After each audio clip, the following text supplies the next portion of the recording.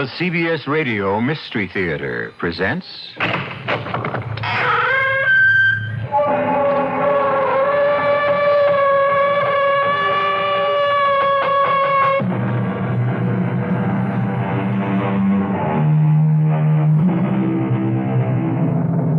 Come in. Welcome. I'm E.G. Marshall.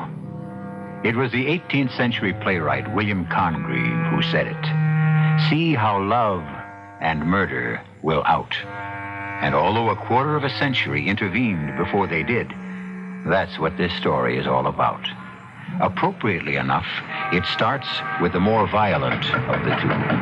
Hold it, you! Freeze! If that's the way you want it, Buster. What's going on? Okay, mister, you started it. Just no more sudden move. And kill that heater. It's all right. Don't let the plainclothes fool you. I'm police. Detective Joe Lombardi, 45th. What is it, Barney? A hold-up? No, nothing like that. He's just a screwy neighborhood kid trying to pull a fast one for kicks. Hey, Joe! What you want to do that for? You killed him.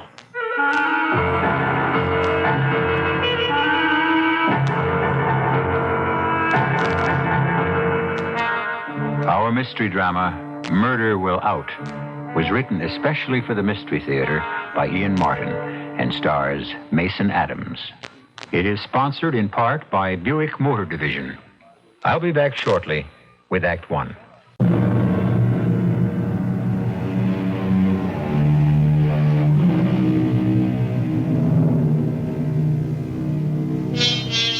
In the city of New York, the police pride themselves on not being a police force, but a police service. Talk to any bedrock cop.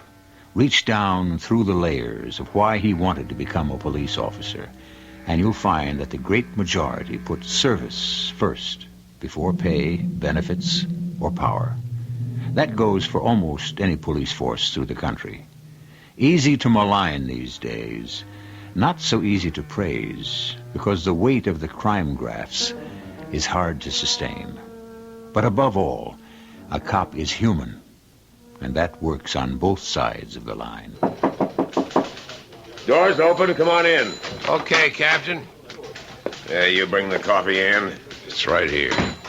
Thought you might want to chew me out first. Yeah, I shouldn't drink coffee. It ginches my ulcer. You get it? I'll chew you out better with an aching gut. Yes, sir. Any news on the Crocker kid? Looks like he's going to make it. No thanks to you. The bullet went right through his chest, but managed to miss anything vital. How, I don't know. You should be as accurate on the range. Yes, Captain. And a hell of a lot less trigger-happy. You know that boy is only 16. He's 6'1", weighs 185, and he squeezed off 2 shots at me. How? He wasn't armed. It was nighttime, the streets badly lighted. Maybe threw it away, but he had something in his hand, and I heard the shots. Maybe you heard a backfire. Oh, damn. Prune Danish again. Why can't I ever get a cheese Danish? You want to know what he had in his hand? Maybe it was a zip gun. He had a bottle of beer. All right, so he heisted it. But his old man was hungover, and he sent him over to Barney's pub, and the kid left it a bottle of suds. So it's against the law. With what we have to handle in this precinct, it's worth making a federal case over? It's kind of looking that way for me, isn't it? A couple of citizens' committees brewing, some pressure from the newsboys, and unfortunately, it's a good story for them if they start digging up old bodies. No, I didn't mean that the way it came out. I know, Captain Stark. Well, you should. Sal was my best friend. We rode a squad car together for 6 years. And when he... Well, I swear, they fry this stuff. They boil the beans first, and then they fry them in dishwater. Call this coffee? You're going to break me? Well, I gotta do something, Joe. I just can't sit still. You fired at him, and he wasn't armed. There were 2 shots. I heard them. A truck backfired. Oh, I know how it looked, Joe. You were tired just coming up out of the subway. You see a guy on the lam. You You tell him to freeze, and he stops, turns, and it looks like he laid two on the line for you. A cop has a right to protect himself. Reflex action. I pulled my gun. But you didn't have to pull the trigger. You weren't hit, Joe. I should wait to be? You were in plain clothes. The bartender says you never even identified yourself as police before you fired. Okay, Captain. You want my badge? I don't. I understand. I don't approve, but I understand. What do you want me to do? Hold back like my pop and get my brains blown out? Oh, that's the whole trouble. That's what I mean when I say I understand. If Sal had moved as fast as you, Same maybe... deal. My pop got it right in front of that same lousy gin mill. Now, wait a minute. You were only 5 years old when it happened. It wasn't that simple. You studied the file. I don't have to. I got it all from my mom all those years growing up, and I know the file like I know my own name. All right. Knock it off. You think if we'd had enough of a case, I wouldn't have nailed that Leslie Peavy? First off, we couldn't find him, and second off, there wasn't enough case against him as it stood to warrant anything beyond an APB. And he got away. Sure. You let this crumb bum kill my pop, one of your own, 25 years ago, and the guy is still running loose. I'm not going to get caught up in this old argument, Joe. Except this far. It's your obsession that poisons you, not only as a police officer, but as a man. It's held you back your whole career. And now it's pretty near ended. You asked if I wanted your badge. No, I don't. But I think you need some time to think over just what you want to be.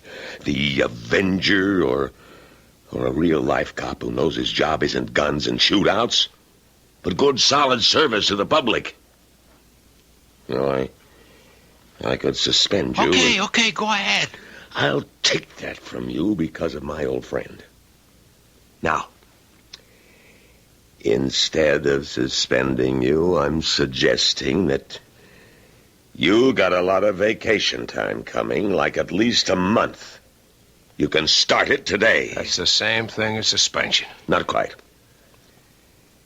And I want one thing in return. What? I want you to forget you're a cop for the next 4 weeks and try to get to know yourself, Joe. Wake up. Wake up, wipe the slate, lock your gun in a drawer. Learn to be a real human being. Okay, that's it. You're off duty as of right now. I left the office choked with bile right up to the back of my tongue. I shouldn't have been mad at the old man, but I was. He said he understood, didn't he? But he didn't. It's my private war. I got as many citations as I have call downs, censures. So maybe I'll never make it beyond detective third grade. Who cares? If I can't get the guy who rubbed out my father, I'll get enough to make up for it. And thinking all this, I'm back at the stop order book, running through its well-thumbed pages, back to that screwball name listed as having a warrant out on him even after 25 years.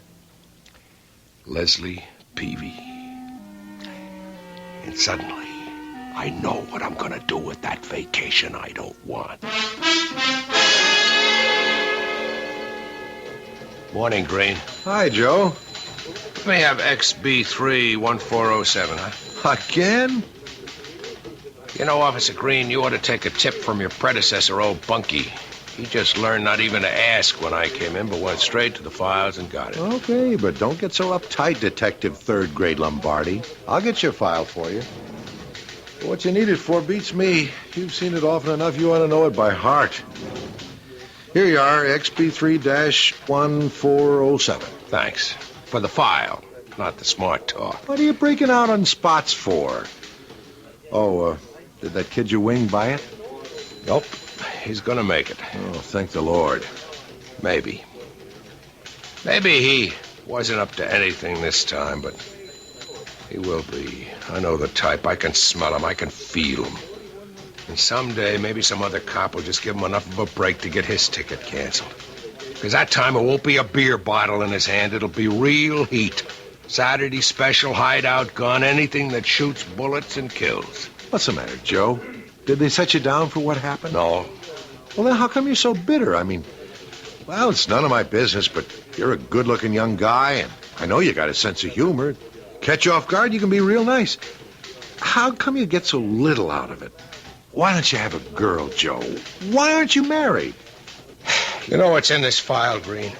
Well, it's 25 years old. I haven't caught up on all my reading yet. Well, I'll fill you in. You see, my pop trusted people. He gave him a break anyways. So one night he's coming home, same as I was last night, out of the same lousy subway by that same lousy gin mill. And he stops in for a beer. And there's nobody else there except Barney Saunders, the same bartender that came out last night. And this Leslie Peavy, see? Peavy has a gun, see? And he's holding up the joint. So my pop, see, he was a uniformed cop, but he was off duty in civvies. He pulls his own gun and he tells the Peavy crumb bum to drop his. The guy turns around, and before my pop gets a chance to do anything more, Peavy kicks a stool into his gut, and he takes out of there on a lamb. And Pop follows and sees him heading for the corner, and he yells at these police to stop. He fires one warning shot in the air, and this heist artist turns and squeezes one off that takes my pop right in the... It's okay, Joe. I understand. Look, why don't you let it go, Joe? You're going to carry a monkey like that on your back all your life? Anyway, how are you going to find him after he's buried himself successfully all these years? I just need a few things out of the file here first. And then I'm betting that I can find him and I can get him identified. How? I have a hunch by now he's safe enough to have surfaced somewhere. And with a name like Leslie Peavy, he shouldn't be that hard to get a fix on.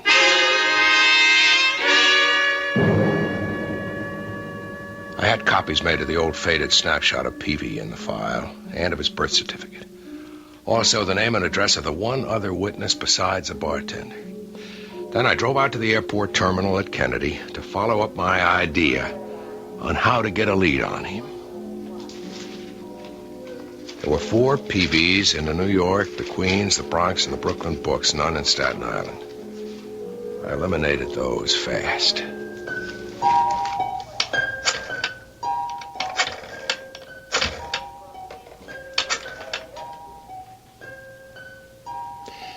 Could I talk to Mr. Peavy, please? He's no longer at this number. Well, do you know where I might reach him? I see. Well, just to make sure, do you happen to recall his first name? I see. Do you recall if he was very tall or short? Very short. Thanks, that wouldn't be the man that I'm looking for. I see. There is no Mr. Peavy. You're a spinster lady. Your name's Peavy. Thank you so much. Beg pardon? Oh, no, sorry. Sorry, ma'am, you're not on radio.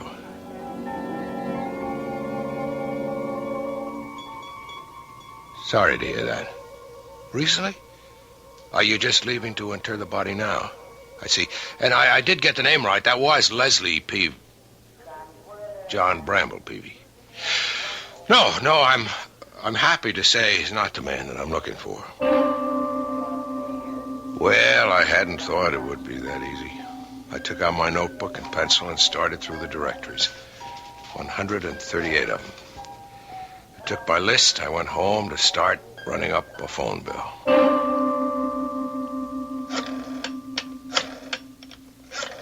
On the 11th, Miami, Florida, I hit pay dirt. This is George. What can I do for you this fine, bright day? Is this Peavy's Auto Repair? It sure is, brother. I wonder if I could talk to your boss. Oh, Leslie ain't here right now. Off visiting at the hospital. Back tomorrow. Try then. Leslie Peavy? Yeah, that's the name. Excuse me, but we're busy.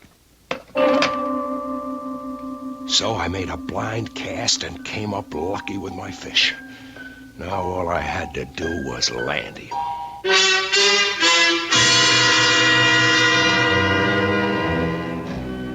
A quarter of a century, and suddenly, with the effort and small expense of a few phone calls, a man buried in anonymity is turned up. It seems almost too easy, Or to bring up another metaphor, first catch your hare, then skin him. This is only the beginning of Joe's compulsive quest for vengeance. I'll return shortly with Act Two.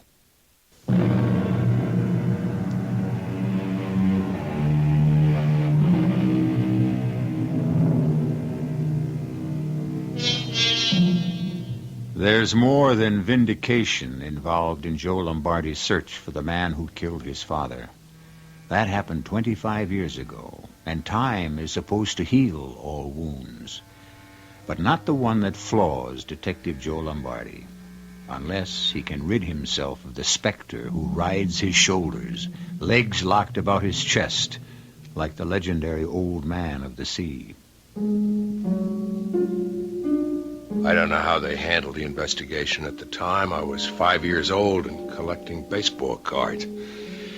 All I knew this time, I was going to prepare a foolproof case before I made my move. I was the fool thinking it was that easy.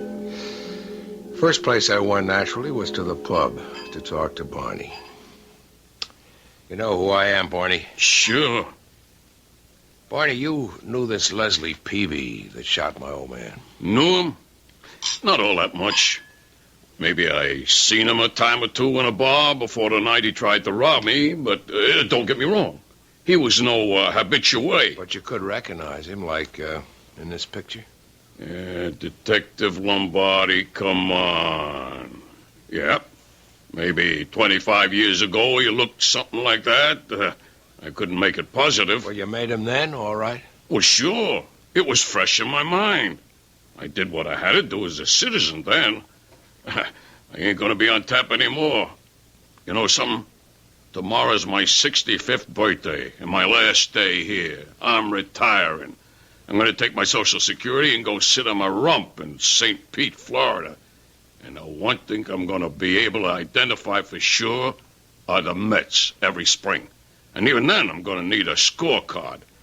I don't recognize nothing so good anymore. Look, all I'm asking is for you to hang around a few days, maybe, till I bring him back and to get an ident on him from you. Oh, sure. And if you do, then you book him. He goes to trial. I either hang around months or you drag me back from Florida. Nah, forget it. Tomorrow night, I do my last trick by 12 midnight, and it's stop the world. I'm getting off. Why can't you let the past be? Don't you think I want to? But first, I've got to nail a guy that cut my pop down. Why don't you let sleeping dogs lie? Because they're not asleep. Well, then count me out. I don't get you, Barney. My mom always told me you were a real friend of my father's. Well, I knew him. He was a good cop. But I didn't owe him nothing. I mean, he was a customer and I was the bartender, like that. How come you suddenly have a stake to retire, Barney? I thought the bookies had you nailed to the wall. Well, you know how it is. You lose a little, you win a little. Not the word I get. You wouldn't be running a little numbers bank out of here. No, nothing like that. Look, I'm 65. I got my Social Security just like any other citizen. Okay, I won't press you, Barney. Well, thanks for the favor. Well, now you can do me one in return. How's that? St. Petersburg. It's not so far from where I think I found my man. I'll pay your fare by limousine if you want it, for you to come over and tell me whether I'm right or wrong. Oh, no. I already told you I wouldn't know him from the next guy, and I ain't getting involved. I got a lot less future than you left, and that's all I care about. Now, come on, get out of my life.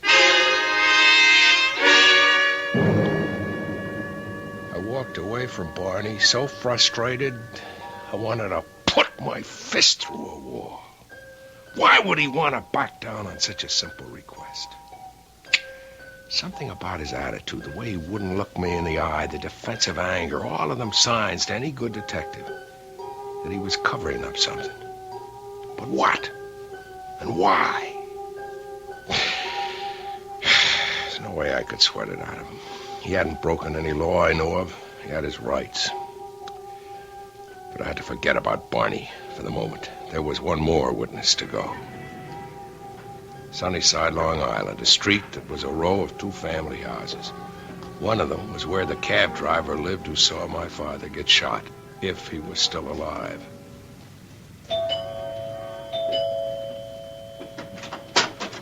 Yeah? I'm Detective Lombardi, 45th Detective? Precinct.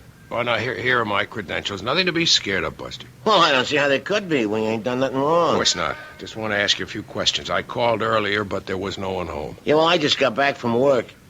If it's about the Schuyler girl getting mugged and raped, we don't know nothing It isn't about it. that. First, is this the home of Mr. Louis Brotman? Yeah, I'm his son. He's a cab driver? Well, he was. He's retired now. I'd like to ask him a few questions. Well, he ain't home. He's out taking a walk. I wish he wouldn't stay out so long. The way things are, I don't feel safe if he isn't home before dark. And then he don't know enough to... What kind of questions? Well, something that happened a long time ago. He saw a man get shot. Oh, you mean the cop? Oh, sure, Pop's told me about that. I was just a kid when it happened, of course. Yeah, me too. And the cop was my father. Oh, well, ain't that a shame? Yeah, but they never found the guy who done it, did they? No, not... Well, I mean, I think we may have turned him up. You see, I wanted your father to help me identify him. I mean, if he can, after all of these years. Well, I'm afraid he couldn't help you out. Well, he may not have changed so much. Well, maybe not, but my father has. Yeah, that's him coming now. What? You mean the man with the cane? Yeah, glaucoma, they call it. Happened 5 years ago. First, they thought they could save one eye, but it didn't work out. He's stone blind. So that left it squarely up to me. I knew the captain wouldn't back me up, not without witnesses to make a case. So it looked like I was going to get that vacation after all. Had to go to Florida, to Miami. But first, there was something else I had to dig out of the files.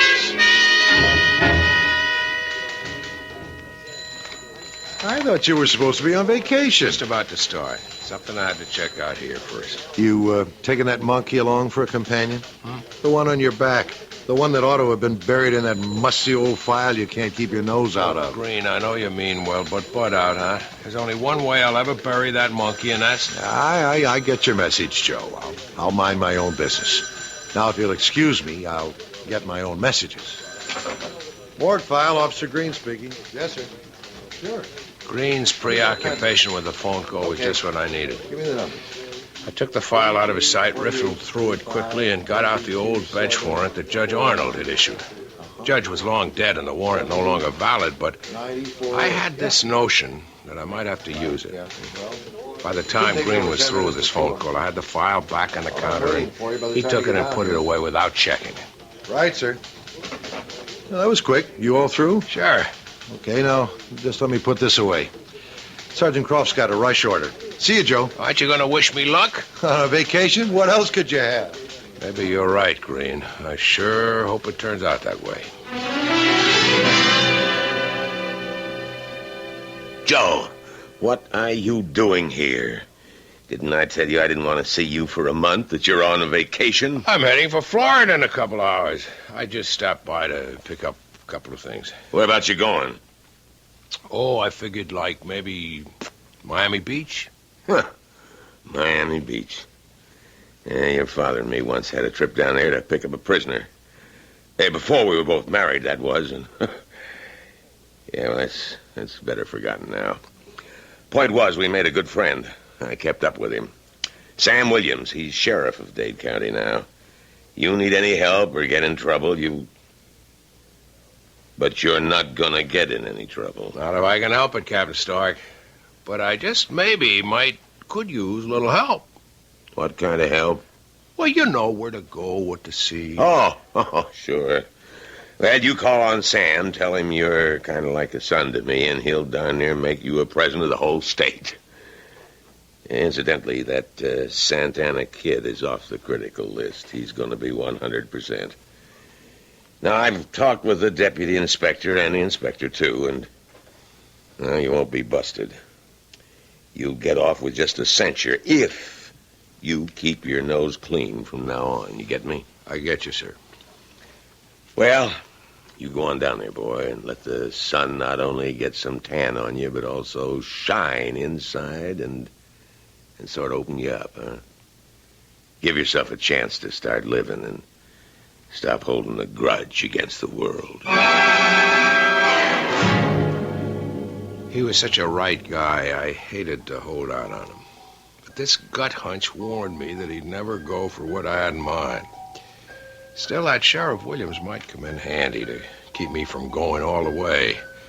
I didn't want to settle it outside the law. But to make up for my father, I was ready to. On the plane, speeding south, I closed my eyes and I tried to imagine what Leslie Peavy would look like now. And just how I'd react when I came face to face with the guy who put a bullet through my father's head. Thinking about it, I was conscious, very conscious of the empty shoulder holster and my gun checked out with the pilot. By the time we landed, it wouldn't be empty anymore. I'd have my gun back with no license to use it in the state of Florida, which didn't mean that I wouldn't. I took a bus that turned on Collins Avenue away from the beach, and I ran a good piece before the driver nodded to me to get off. Peavy's auto repair shop had a gas station with it, and it could have used some paint.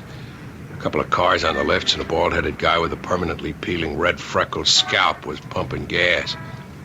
I walked over to him as the car he was servicing pulled away. Yes, sir. Hello and welcome to Miami. What'll it be? Gas, oil, wipe your windshield, or are you looking for the men's room? A comic. Just try to keep the days bright. Call me George. What can I do for you? Want to talk to the boss. Leslie Peavy, right? Right. And I wouldn't blame you for wanting to. You'll find a boss right there in the office. Just march on in. I got me a grease job I gotta finish. The moment was here at last. I could feel a knot in my stomach. The gun under my arm, as hot as if I'd left it out in the sun to bake. I headed on in to meet a name I'd known all my life, as long as I could remember.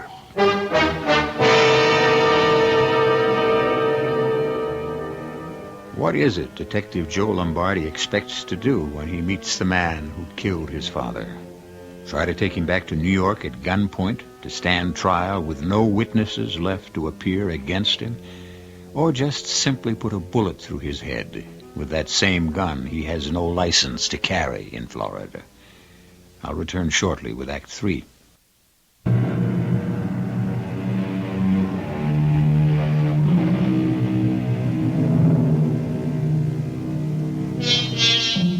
For a moment, Joe Lombardi stops at the glass door, looking into the office. There's a small, trim blonde girl sitting working over some books at a desk. The rest of the office is beyond his sight line round a corner. He hesitates because of the girl.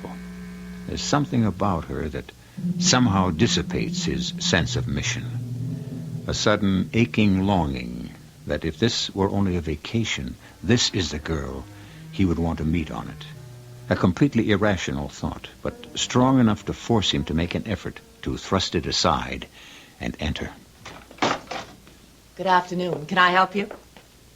Yes, I'm looking for a Leslie Peavy. Not anymore, you aren't. Not... What does that mean? It's like a joke. You're not looking for, you're looking at. Well, you mean you're the boss? If you mean, do I run this little tourist trap, that's me. But you can't be. Haven't you ever heard of woman's lib? Well, that's not what I mean. I mean, I'm looking for a man named Leslie. For some reason, I seem to have caught you clear off base, mister. Joe Lombardi. Mr. Lombardi. But I hate to tell you this. For a pretty good-looking guy, you look kind of funny with your mouth wide open. That's beside the point. You got any proof that you're Leslie Peavy? Sure. Have you got any proof you've a right to question it? These. My credentials. Oh. Badge 703, Detective Joseph Lombardi, Precinct 45, New York City. It's not a very good picture of you. Maybe. I wouldn't say that this is a very good picture of you either. Oh, I quite agree. First of all, it's old enough to be a daguerreotype. And second, it's a man. What? Oh. Well, what are you stopping for? Well, this is an old picture of... Oh. Did you say your name was Lombardi? That's it. Oh, no. Oh, no, not now. Not after all these years. What? Was your father a policeman, too? That's right. I think that maybe you and I better go and talk somewhere. Why not right here? Oh, I can think of plenty of reasons.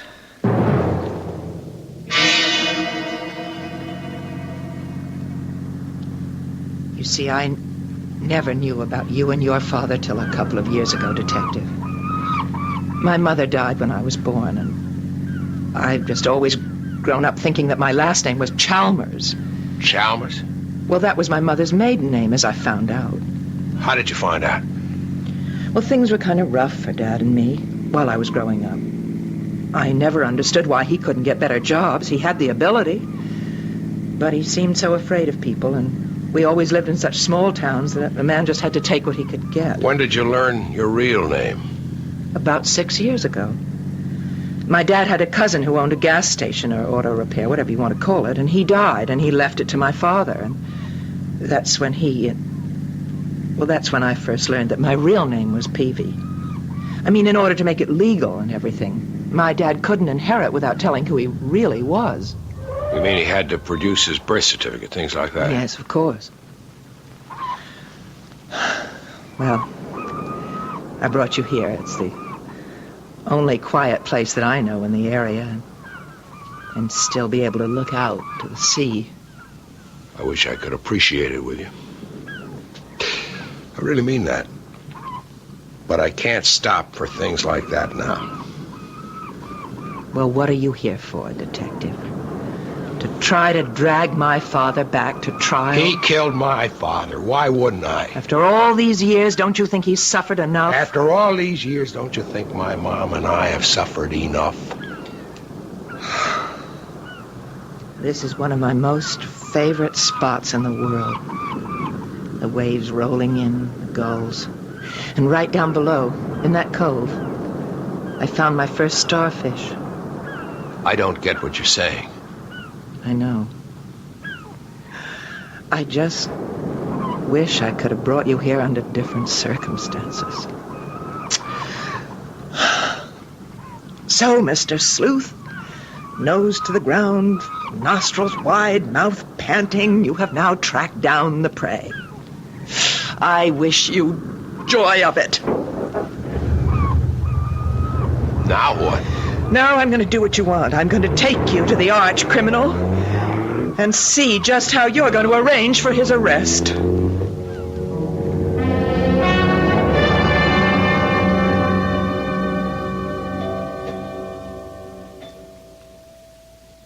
What are we doing here? This is what is known as a hospital for chronic cases. We are going to visit my father in the terminal ward. What's the matter with him? He has cancer. Incurable. Don't be surprised that he doesn't speak in the most dulcet tones. His larynx is affected, too.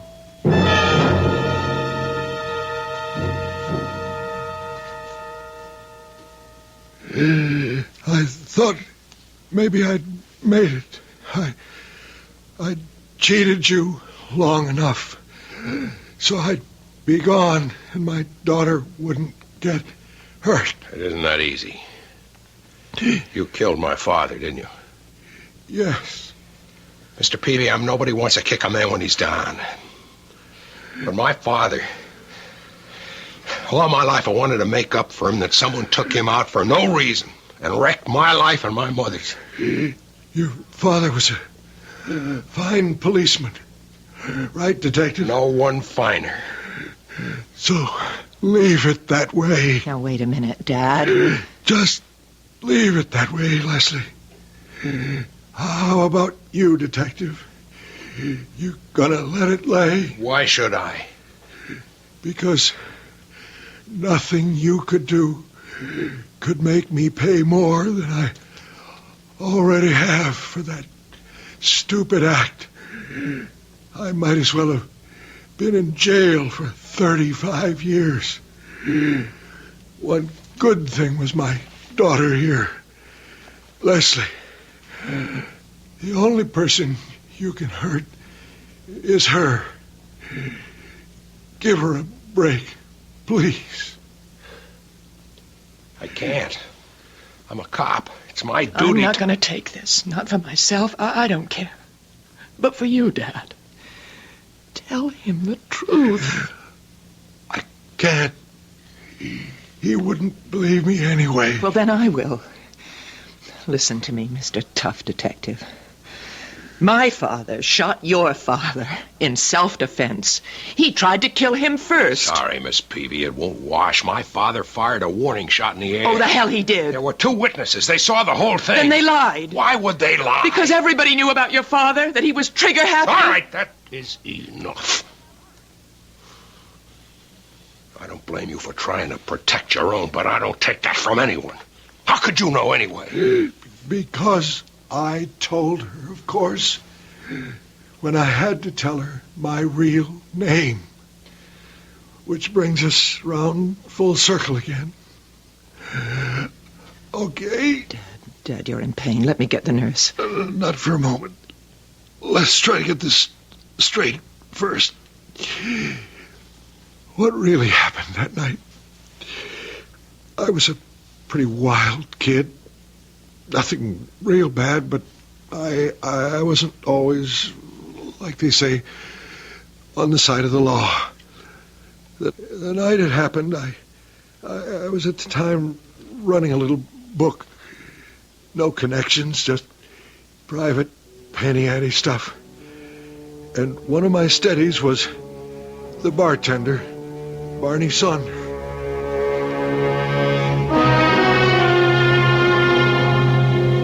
I'll spare you the agony his daughter and I went through listening to that tortured story from a dying man. I can tell it in fewer words with less effort.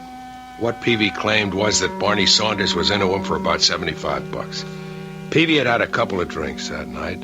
He went in to collect. Barney claimed that he didn't have the dough. He opened the cash register to prove it. And there was a gun, unregistered, in there. And to throw a scare into Barney, Peavy lifted it and threatened if he didn't pay up, he'd have him rubbed out. And that's when my pop came in. Peavy recognized him. Barney pulled the fake hold-up line, and Peavy lost his head and took it on the lam. In his story, when Pop squeezed off the shot, it went right by his ear, and he could hear it hit metal somewhere and ricochet. It was sheer reflex action to turn back, fire in return, knowing, as he claimed, my father's reputation. I wouldn't even have listened to the story except for 2 things. I swear, I never meant it. I never fired a gun in my life. Didn't even know how to aim it. If you were all that innocent, how come you didn't hang around to defend yourself? You kidding? You know what happens to a cop killer? What could I prove? And when I read in the papers that Barney and the cab driver lied, I knew I was cooked. I took it on the lam. But just the same... What do you want to do? Kill him yourself with your questions? Can't you face the truth when you hear it? It isn't all that easy. So, what do you plan to do? First of all, I've got to make a phone call.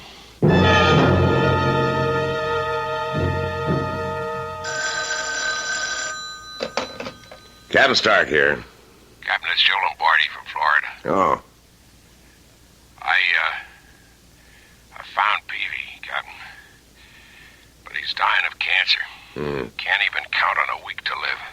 So let sleeping dogs lie, Joe. Maybe, sir. After 2 questions. Was my father as trigger-happy as you think I am? Why do you ask? That's the second question. I always had a notion you dragged your feet some on the case. Was it because that first shot Pop fired wasn't straight in the air? Now, Joe, we all make decisions and, well, we make mistakes. Sal was my friend. I wanted to protect his memory. And remember, I had no sure proof. Just about where Peavy was standing when he fired, there was a lamppost with a fresh scar on the paint right down to the steel. Could have been made by a bullet, but it ricocheted, of course, so... Well, who's to tell? We never found that bullet. Thanks, Captain. Now, Joe, wait a minute. What are you going to do? I don't know. Captain, I just plain don't know.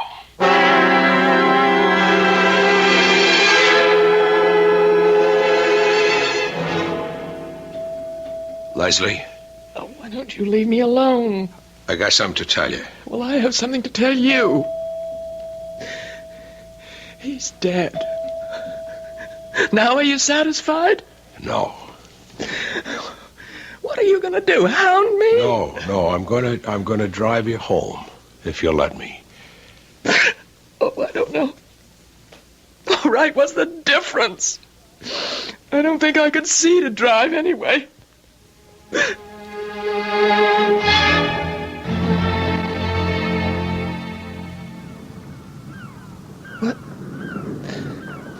What made you drive back here? I don't know. Good place for confession, maybe. Confession? I'm just like my father was. I can see that now. Oh, I had a big excuse to get back at the world, but that wasn't really me. Well, who was it? I was a kid trying to live up to a kind of idol that my mother built and who, heaven help her, wanted revenge and made me the way to get it. Maybe I don't blame her too much. She didn't mean it, but to suddenly find out after all these years that my pop was... All right, Joe. I'm sorry. I don't know what... It's all right. Let it go. We both have to get it out of our systems. I had to, when I first found out about my father. I mean, who he really was and what he'd done. If it hadn't been for the cancer, well, that part of it's all over now. I don't know how to apologize. Grown man acting like that. Oh, you were just trying to get rid of the little boy. Like I had to get rid of the little girl. We both had bad luck with fathers. Does that make us two of a kind? I don't know. What are you going to do now, Joe? Well, I still have over 3 weeks of vacation time coming. Maybe if I stayed down here, could we see each other? I guess we could. I have no one else. Me neither. Leslie Peavy and Joe Lombardi. The last two people I ever figured could make a deal. Wait a minute. Let's not rush things. Who's rushing anything? We've got 3 whole weeks.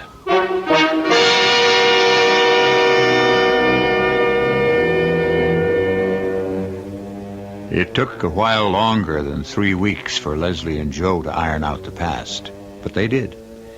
And as we quoted William Congreve in the beginning, not only murder will out, but eventually so did love. I'll be back shortly.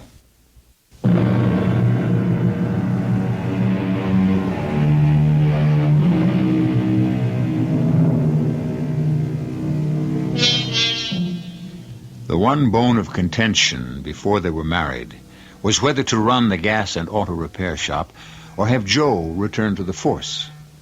It was Leslie who finally convinced him to. A wise woman. She knew the best way to atone for all the past was for Joe to become the kind of police officer he always should have been. Servant of the people, not an avenging force.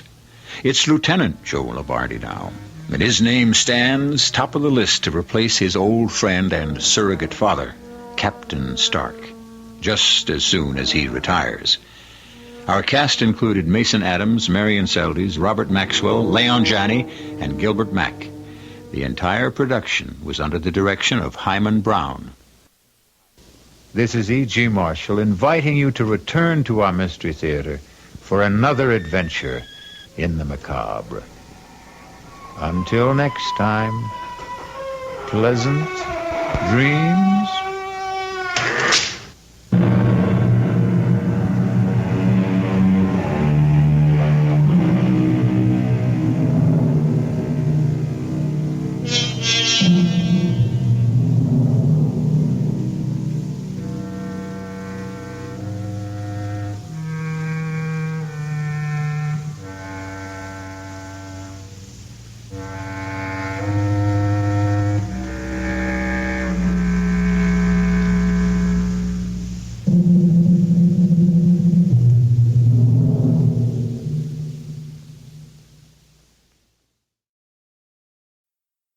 The CBS Radio Mystery Theater presents...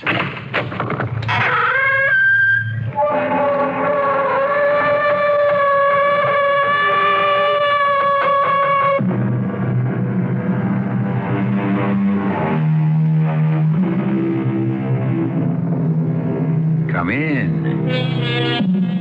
Welcome. I'm E.G. Marshall. Terror is our business, and we're about to take care of business in an unusual way.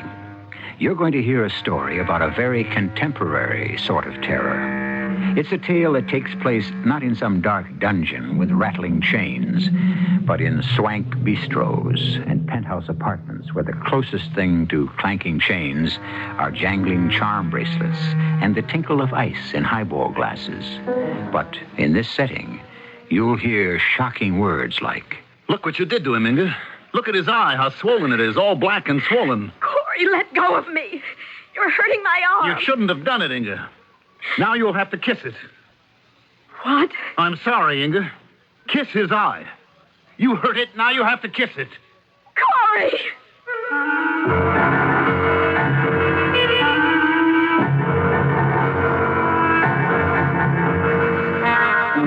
Our mystery drama, The Slave, was written especially for the Mystery Theater by Henry Slessor and stars Mandel Kramer and Fred Gwynne. It is sponsored in part by Buick Motor Division and Anheuser-Busch Incorporated, brewers of Budweiser. I'll be back shortly with Act One. A lot of happy facts have been written down for you. Learn the happy facts and be a happier you. We're the Consumer Information Center of the U.S. General Services Administration, and we have a lot of happy facts, useful facts, over 250 government publications, just filled with facts about nutrition, about simple home repairs, about what records you should keep. You can learn how to remove stains or how to take care of your car. All kinds of facts. For a free catalog, write Consumer Information, Pueblo, Colorado, 81009. Learn the little-known facts of life that can help make your life a little happier. Facts you can keep, facts you can use. Learn the happy facts and be a happier you. Send for your free catalog. Write Consumer Information, Pueblo, Colorado, 81009.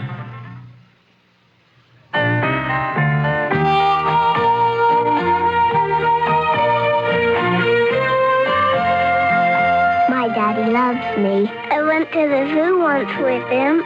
He tickles me a little. It's because it's a long ride and it's fun to go with your dad. I ate our lunch and we had fun and we played some games. When he lies down on the rug, I hop on him and I punch him. Then he'd be silly to me. We went to the park and we ate some french fries and some hamburger. He does nice things and stuff. He's a tickle monster sometimes. It takes so little of you to give so much to them. Give your children everything. Give them your time. He should love you and hug you forever. A thought from the Church of Jesus Christ of Latter-day Saints, the Mormons.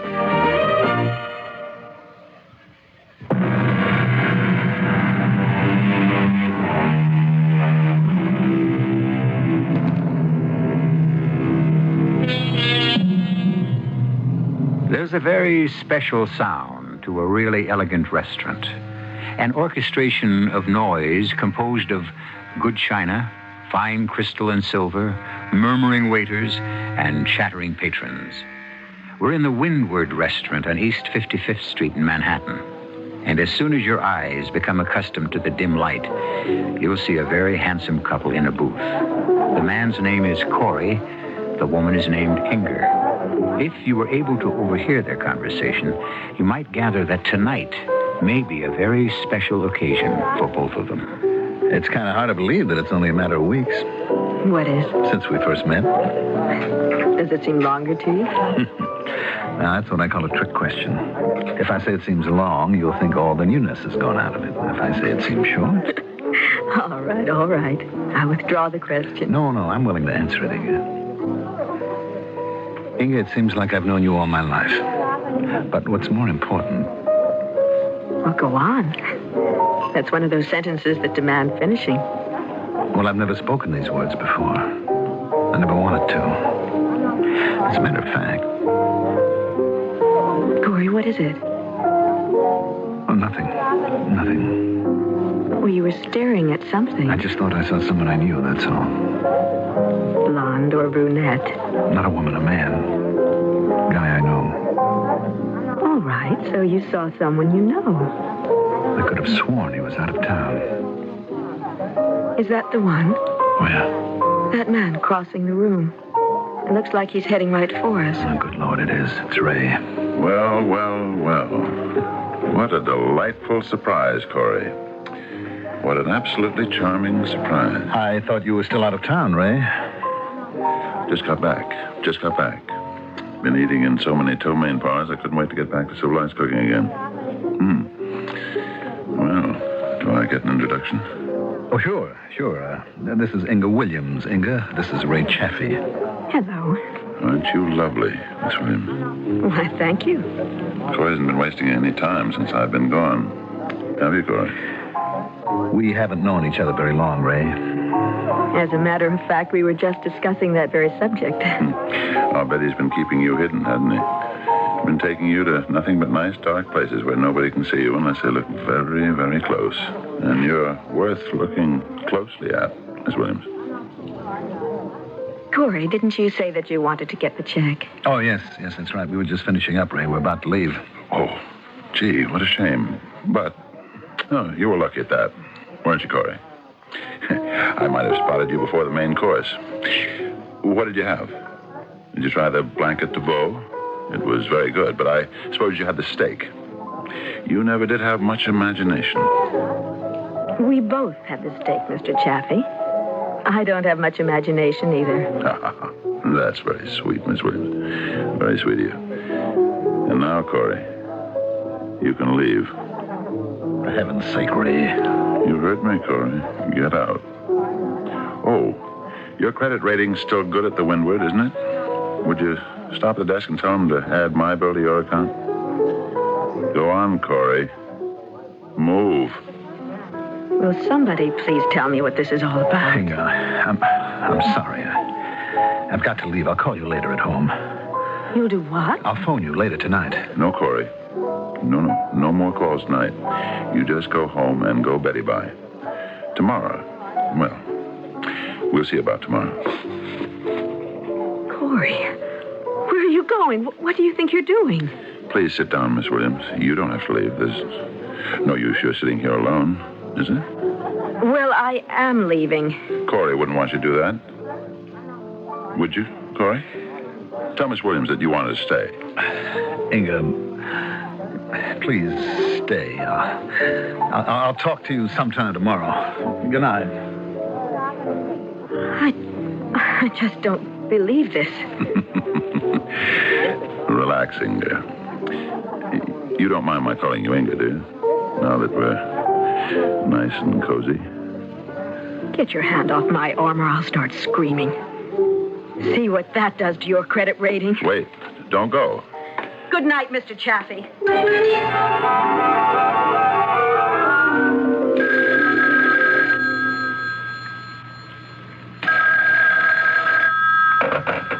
Hello. Inga, it's Corey. Drop dead.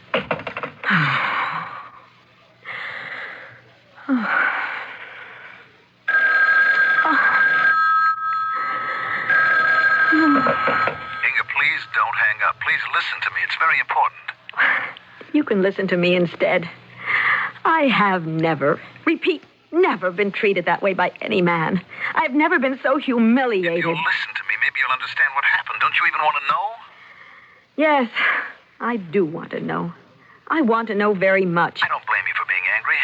Look, I can't tell you all about it just yet, but I will, I promise. I didn't know Chaffee would be there. I didn't even know he was in town. I've been rid of him for 6 weeks. His company sent him on a sales trip. Corey, it's 8 o'clock in the morning. Last night was a very bad joke, but I am not awake enough to listen to any apology. Inga, will you have lunch with me? No. Please, I have to see you. It's important to me. Well, I don't feel like it. We still have some unfinished business from last night. Oh, all right. I'm too sleepy to argue.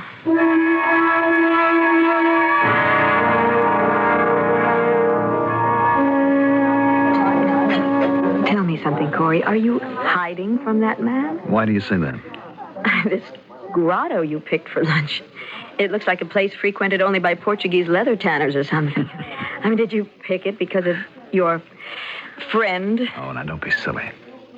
It would be nice if you could explain. It's so stupid that it almost defies explanation. We'll try anyway. Well, it's a kind of bet. A what? A bet. A running joke that I have with Chaffee. Well, who is Chaffee? Do you work for him? Is he your boss? No. He's just a friend. We went to college together. Chaffee, me, a few other guys. We had a poker club, you see. But a couple of marriages broke it up, you know. No, I don't know a thing.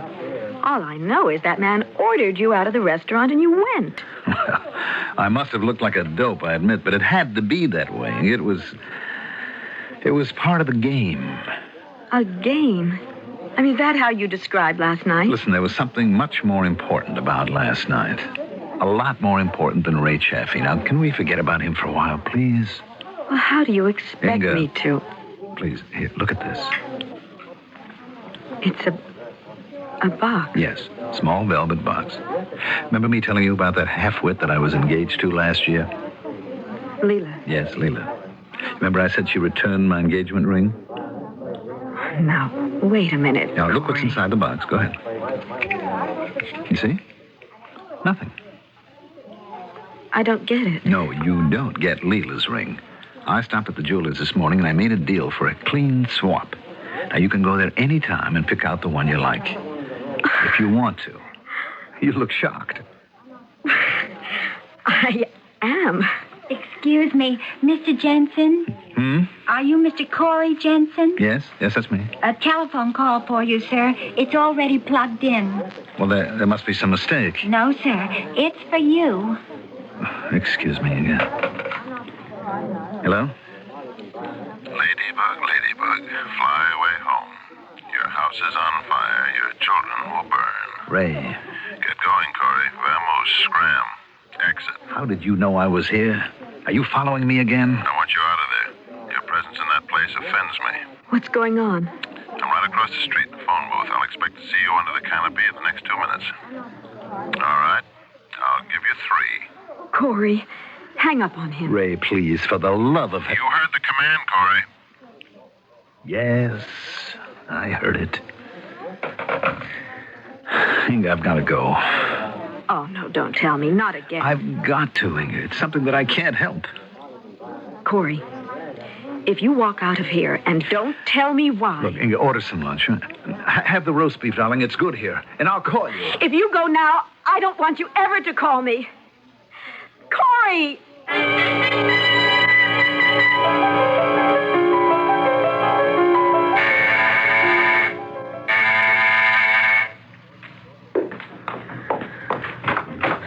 Go ahead, slam the door in my face. I really should do exactly that. And I wouldn't blame you. On the other hand, if you let me in, I'll tell you the whole story. I wanted to tell you the whole thing before, but I couldn't. That was part of the deal. I had to get Ray's approval. So I went to him this afternoon and he okayed it. Well, how nice of Ray. He even liked the idea of your knowing. I'm his slave, Inga. What did you say? No, don't repeat it. I heard it. I just don't believe it. I'm Ray Chaffee's personal slave. Now, I know that sounds wild, but it's not as crazy as you think. I don't mean he bought me on the open market or that we've got some kind of a nutty kind of sex thing going. What I mean is I have to do everything he tells me to do. Well, practically everything anyway. I mean, he can't cause me physical harm. He can't tell me to jump out the window, for instance. That would be against the rules. The rules? I've been his slave for 9-10 months now, and I've got less than 2 months before it's over. And I can tell you these last few weeks have been the roughest because of you. Because of me? I almost decided that I shouldn't keep on seeing you, not until this year was up. But with Chaffee away on that selling trip, I thought I could take a chance. A chance on what?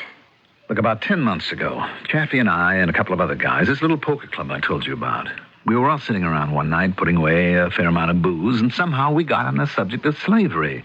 Present-day slavery, I mean. Nice topic for a poker game. Well, slavery still exists, you know. I mean, there's quite a slave trade in the Middle East, you know, places like that. Anyway, we all agreed that slavery was bad. But we also agreed that slavery was bad only for the slave. It was terrific for the master. My, such insight. Well, when you put all the moral considerations aside, what was so bad about having 2 or 3 slaves to do anything you want them to do? Ray Chaffee even found a quotation by Tolstoy about it. I think he looked it up, though, after the bet. The bet? You said something about a bet before. Well, you know about Tolstoy. He was some kind of Russian saint about individual freedom. Only he wrote in his diary that slavery is an evil, but an extremely nice evil. But it is evil. Sure, because it's involuntary. Slaves don't want to be slaves. If it were voluntary, if you close that moral gap. Is that what you did? Volunteered to be a slave? Well, in a way. That's how the evening ended, in a kind of bet that Chaffee and I made with each other. Chaffee bet that I couldn't survive as his personal slave for a solid year.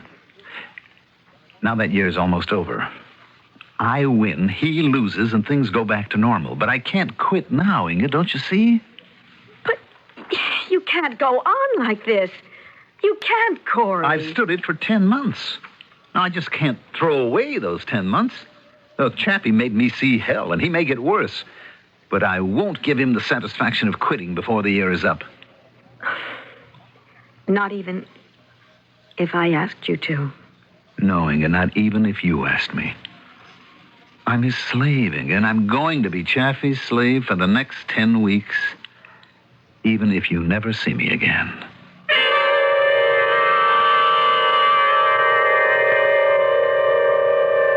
Well, who would have thought that slavery was still alive, right in the heart of New York City?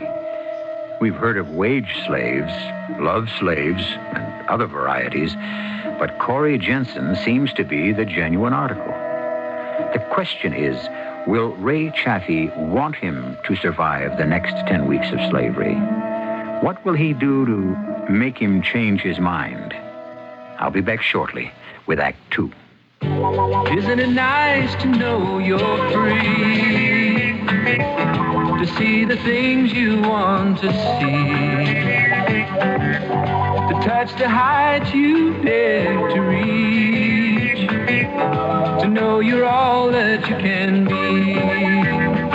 In the Free Spirit Department, Buick's midsize 1976 Century has a lot going for it. Efficient size, lots of room, neat things like that. But Century offers bonuses. It's a Buick, remember, which says one heck of a lot about how nicely it takes care of you. And Century does something for the sake of efficiency that no other American midsize car does. It comes with a V6 engine, and a Buick V6 at that. Century, the spirit will move you. Free spirit, Buick on the wings of the wind. How it's gonna be, your spirit's free. First, the good news about the treatment of cancer. Through chemotherapy, which is the use of anti-cancer drugs to lessen pain and lengthen life for many, great progress has been made. Through chemotherapy, a child with leukemia, a woman with breast cancer, a senior citizen with a tumor, can bring a normal balance to their daily lives. Now the bad news. More research is desperately needed to find newer, even more effective anti-cancer drugs, and more programs to bring those treatments to everyone who needs help. You can be part of that research. You can be part of that help. Send a check today to the Chemotherapy Foundation. That's Chemo, C-H-E-M-O, Therapy Foundation, Box 8, New York, New York, 10028. That's the Chemotherapy Foundation, Box 8, New York, New York, 10028. This is Bess Meyerson with a public service message from the Chemotherapy Foundation.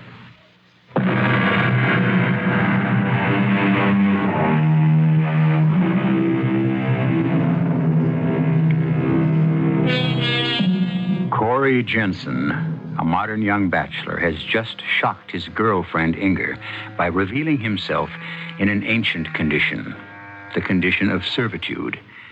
Inger Williams is having a lot of trouble handling this information, but perhaps Corey can make her understand. It didn't start out too badly. Chaffee wasn't used to having a slave.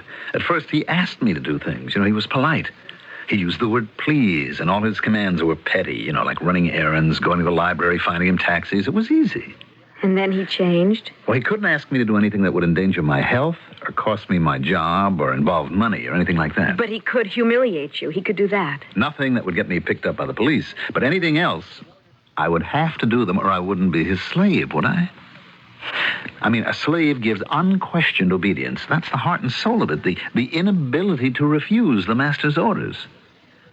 But it took Chaffee a long time, almost half a year, to find the joy in it. The joy? Yes. There is a joy in it, Inga. Almost an ecstasy. It's more than the convenience of someone doing your bidding. It's power. More direct, more satisfying than any other kind. The raw, immediate power of one human being over another. You know what I think? I think you're children, two stupid kids who ought to be spanked. Anyway, after 6 months, his commands started getting tougher and more frequent. That's when we stopped being friends and became what we are now, master and slave. Nothing but that. And that's when he started to really enjoy it. Corey. Yes? Do you love me? Inga, don't ask me to quit. Please. It's not possible. Do you think those restaurant things were bad? There have been worse. I've done every kind of dirty job for Chappie. I've been his valet, his butler, his cleaning woman. He's broken me up with every girl I've dated. He even tried to take them over. He even told one of them what I was to him. I thought the ground rules... They only apply to me, not to him. The master doesn't have to keep secrets. Only the slave. And he told this half-wit girl... Leela? Yes. And maybe Chaffee did me a favor there, but I won't forget the way he walked in on us. And told her that you were his slave? He told her and he proved it. Made me crawl in front of her. And that half-wit laughed. She thought it was funny. Hilarious. She asked Chaffee for a piece of the action. She wanted to play, too. And for the rest of the night, I was her slave as well, because that's part of the bargain. If you've got one master, you're the slave of the whole human race. Oh, Corey, how could you? I would have smashed his face. Sure, slaves revolt. That's part of the fun. But I had too much invested. Oh, no. Who would be calling me this late? I don't know. Should I answer it? Do you think it might be him? Well, he knows I'm here. All right. Hello? Hello, baby. How are you? Is that little boy crying his heart out to you? Hello, Mr. Chaffee. I'm delighted you called. Delighted. It gives me a chance to tell you what I think of you. Save it. Let me talk to Corey. Not until you hear me first. Sweetie, you bug me and I bug him, Dick. Corey, you better take it. Hello? Did you tell her yet? Yes, I told her the whole thing. About the bet. You said I could. That's not what I'm talking about. You know what I mean. No, I haven't told her. Do it then. Right now. Let me hear you do it. All right. Inga. Yes? Ray wants me to leave now, but he doesn't want you to be lonely. He says he'll be glad to come up here and keep you company. He says, Go on, Corey. He says he knows a way to keep you warm and happy. Corey. Yeah, I'd appreciate it if you would. I can't force you, but I'd look on it as a real favor if you'd let Ray come up now. Corey, get out of here. Get out of here right now.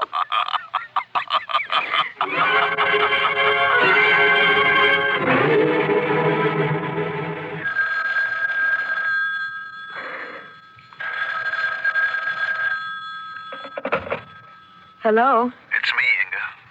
Well, what do you know? I thought your master had sent you to Timbuktu or someplace. It's been more than a week. Inga, can you meet me? I'm in the phone booth at the corner of Madison and 64th, right near the jewelry store I told you about. And where's your master? In the store? Oh, no, this time I turned the tables. I've been spying on him. I saw him pull his car out of the garage 10 minutes ago. It's safe for us to meet. Well, it may be safe, but that doesn't mean I want to. Inga, please. All right. I'll be there.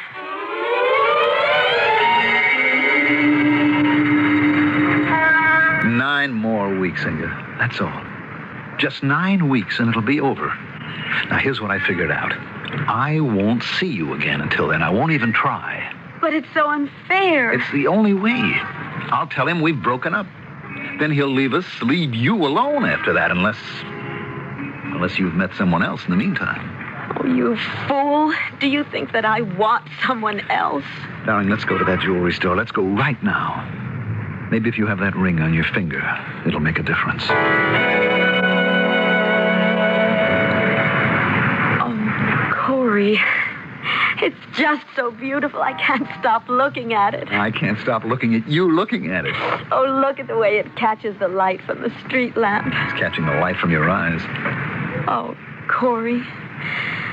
I love you so much. I love you too, darling. Uh-oh. What is it? A car in front of your apartment house. Is it his? Yes. I better go. Please, don't.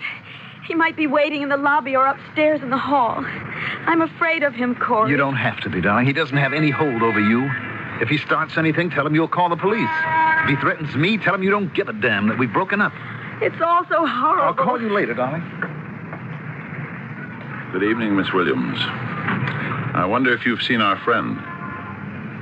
No, I haven't seen your friend. And I don't want to see him.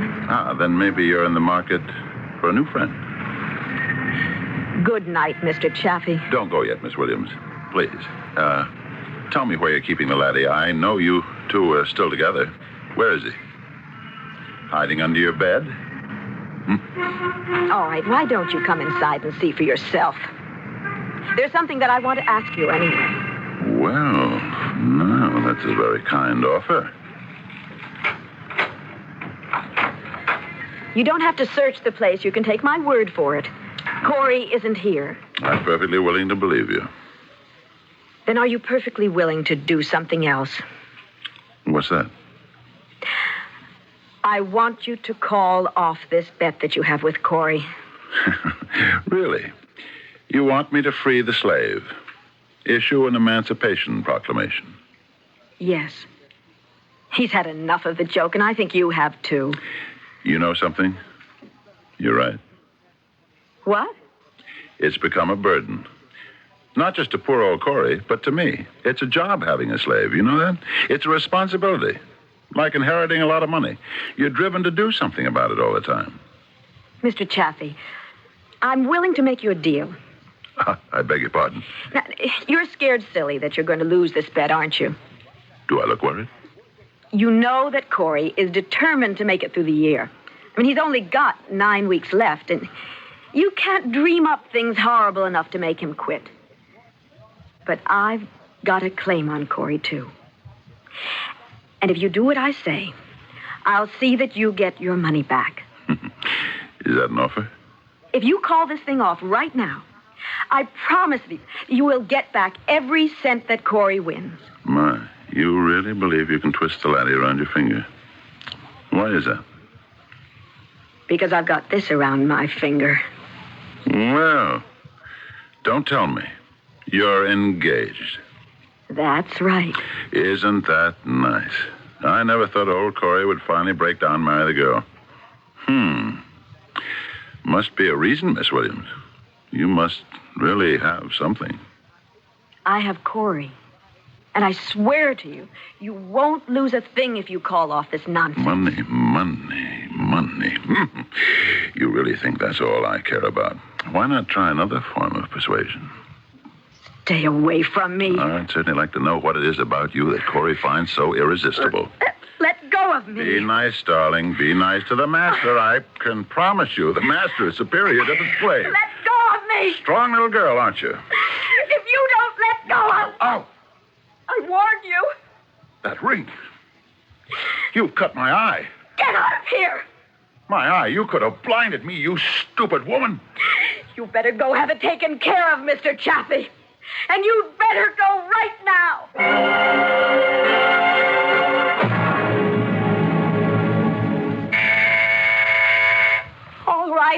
All right, I'm coming.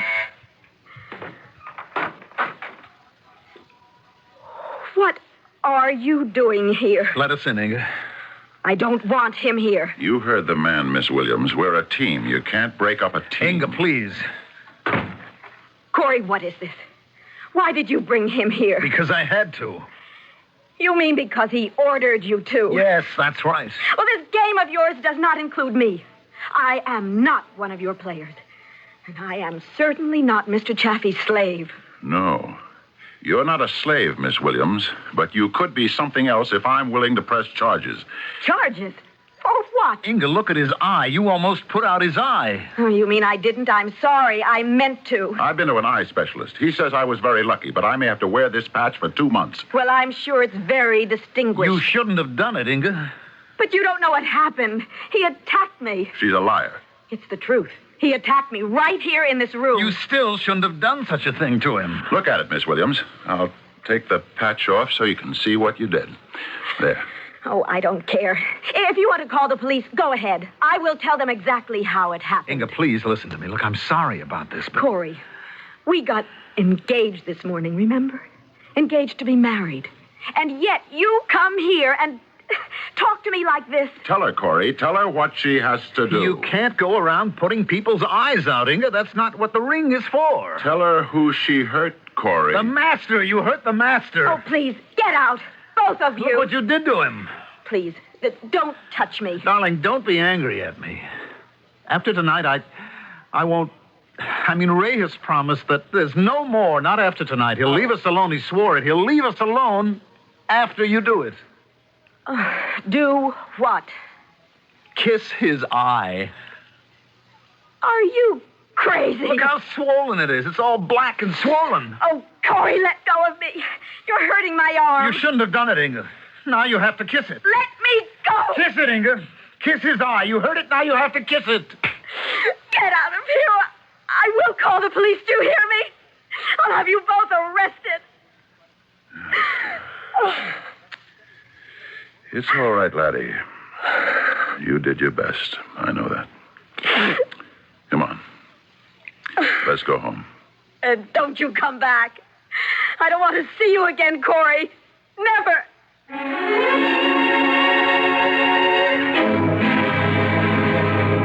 They say one of the most destructive forces in romance is a triangle. But the triangle responsible for this romantic disaster is unusual indeed. One girl, one slave, one master. But are Corey Jensen and Inga Williams really finished? Will love find a way despite the chains of slavery? I'll be back shortly with Act 3.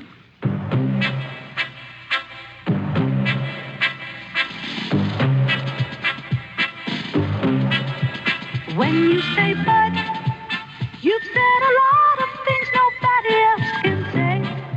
A lot of things, like a taste, a smoothness, and a drinkability you'll find in no other beer at any price. That say this beer, Budweiser, is the king of beers. When you say bud, you've said the word that means you like to do it all. When you say bud, you say you still care enough to only want the king of beers. Budweiser's always been the king of beers, and always will be, for one simple reason. It's quality taste. And that speaks for itself. Hear it talking? When you say Budweiser, you've said it. Anheuser-Busch, St. Louis. This is Beverly Sills. Did you know that of all the arts, music is the only one in which a blind person can participate freely in spite of blindness? However, even in music, the blind need special help in order to stand on an equal footing with the sighted. The Louis Braille Foundation for Blind Musicians works to promote the interests of the blind in the field of music. The foundation, a national nonprofit organization, urgently needs your financial help. The services of the Louis Braille Foundation are available to any blind person and provide auditions, evaluations, and counseling, scholarship aid, paid engagements for qualified musicians, and transcription of music into Braille. The foundation depends solely on the public for its support. Send your tax-deductible gifts to the Louis Braille Foundation, 112 East 19th Street, New York, 10003. If you know a musically gifted blind person who needs help, please contact the Louis Braille Foundation at area code 212-982-7290.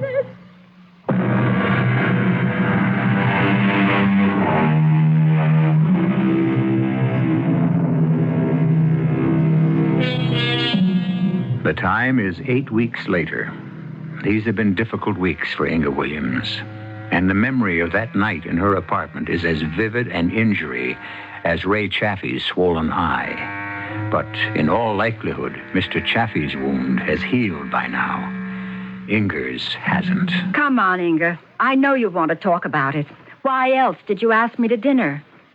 I wanted company, that's why. You usually prefer male companionship. Did you and Corey break up? Yes, weeks ago. And you never said a word to me. I've hardly said a word to anyone on any subject. I've been living the life of a hermit. But why? I mean, was it really rough? Did he throw you over for some other woman? No, not another woman. We just decided to call it quits. If you think that's enough of an explanation. I doubt that you believe the real explanation. He's somebody's slave, Sylvia. What? He made a bet with a friend of his that he could stand being his personal slave for 1 whole year. Go through all the humiliation of it, of jumping through hoops for him, obeying every order no matter how crazy or embarrassing. Good Lord. I mean, I don't know how much money is at stake. A lot, I suppose. And Corey is probably going to win it. I hope he is happy with his prize. Inga, you're not making this up, are you? It's true. I have been living with this nightmare for almost 3 months. No, that isn't quite true. I've been out of it for the past couple of months. I haven't seen Corey all this time. I've only heard from him once. I still carry the letter with me. Do you want to see it? If you want to show it to me. Here, read it. Dear Inger, I know you hate me now. Does it make any sense to say that I love you? The chains come off on Sunday, October 28th. I'll call you then. I won't blame you for anything you say to me. Corey. The chains? That's what I said. Corey's been wearing those chains. That's why I am not wearing his engagement ring anymore. Inga, don't you think that was kind of foolish of you? What do you mean? Breaking up with him over a silly bet. There was nothing silly about it. It was the most disgusting thing I've ever witnessed. You've no idea how horrible it was. All right, so Corey's still a college boy at heart. But he's really cute, Inga. And he's a bachelor. And he earns good money. Yeah, he'll earn even more money on October 28th, but I don't care. October 28th? That's tomorrow. Yes. Then the whole thing will be over. What's to stop you two from getting back together again?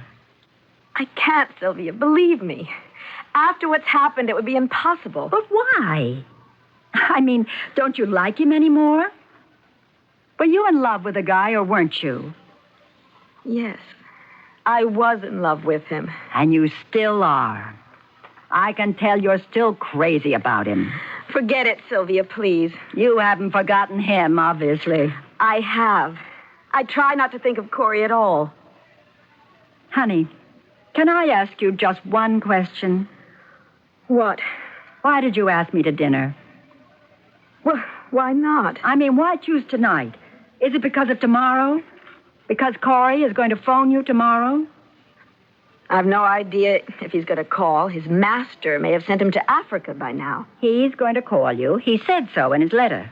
Well, that was written weeks ago. You want to know what to do when he does call. You want somebody to tell you what to do. No, Sylvia, I've already made up my mind about it. You want someone like me to tell you not to be stupid, to tell you that men like Corey Jensen don't grow on trees. Well, listen carefully, honey. Men like Corey Jensen don't grow on trees.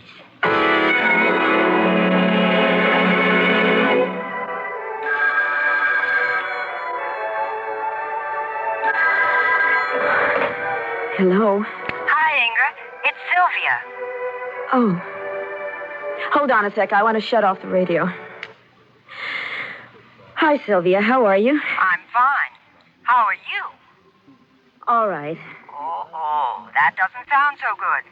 I told you I'm fine. He hasn't called, has he? No, he hasn't. It's almost 3 according to my watch. It's closer to 3:30. I just don't understand it. He said he'd call. Sylvia, I told you that I wasn't going to hold my breath. I mean, nothing Corey Jensen says can be taken seriously. I mean, you can't believe a slave. But he's not a slave anymore. Today's the 28th, isn't it? Yes. Emancipation Day, right? Who knows? Maybe Mr. Chaffee extended the contract. Do you know what I'd do if I were you? I'd call him.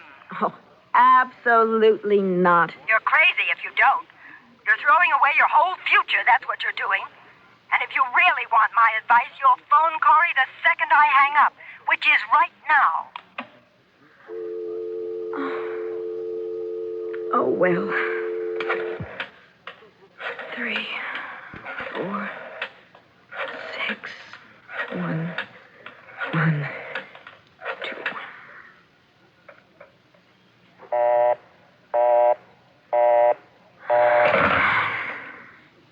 I wonder if he's trying to reach me. No, the phone would have rung by now. 4, 6, 1, 1, 2. Oh, damn.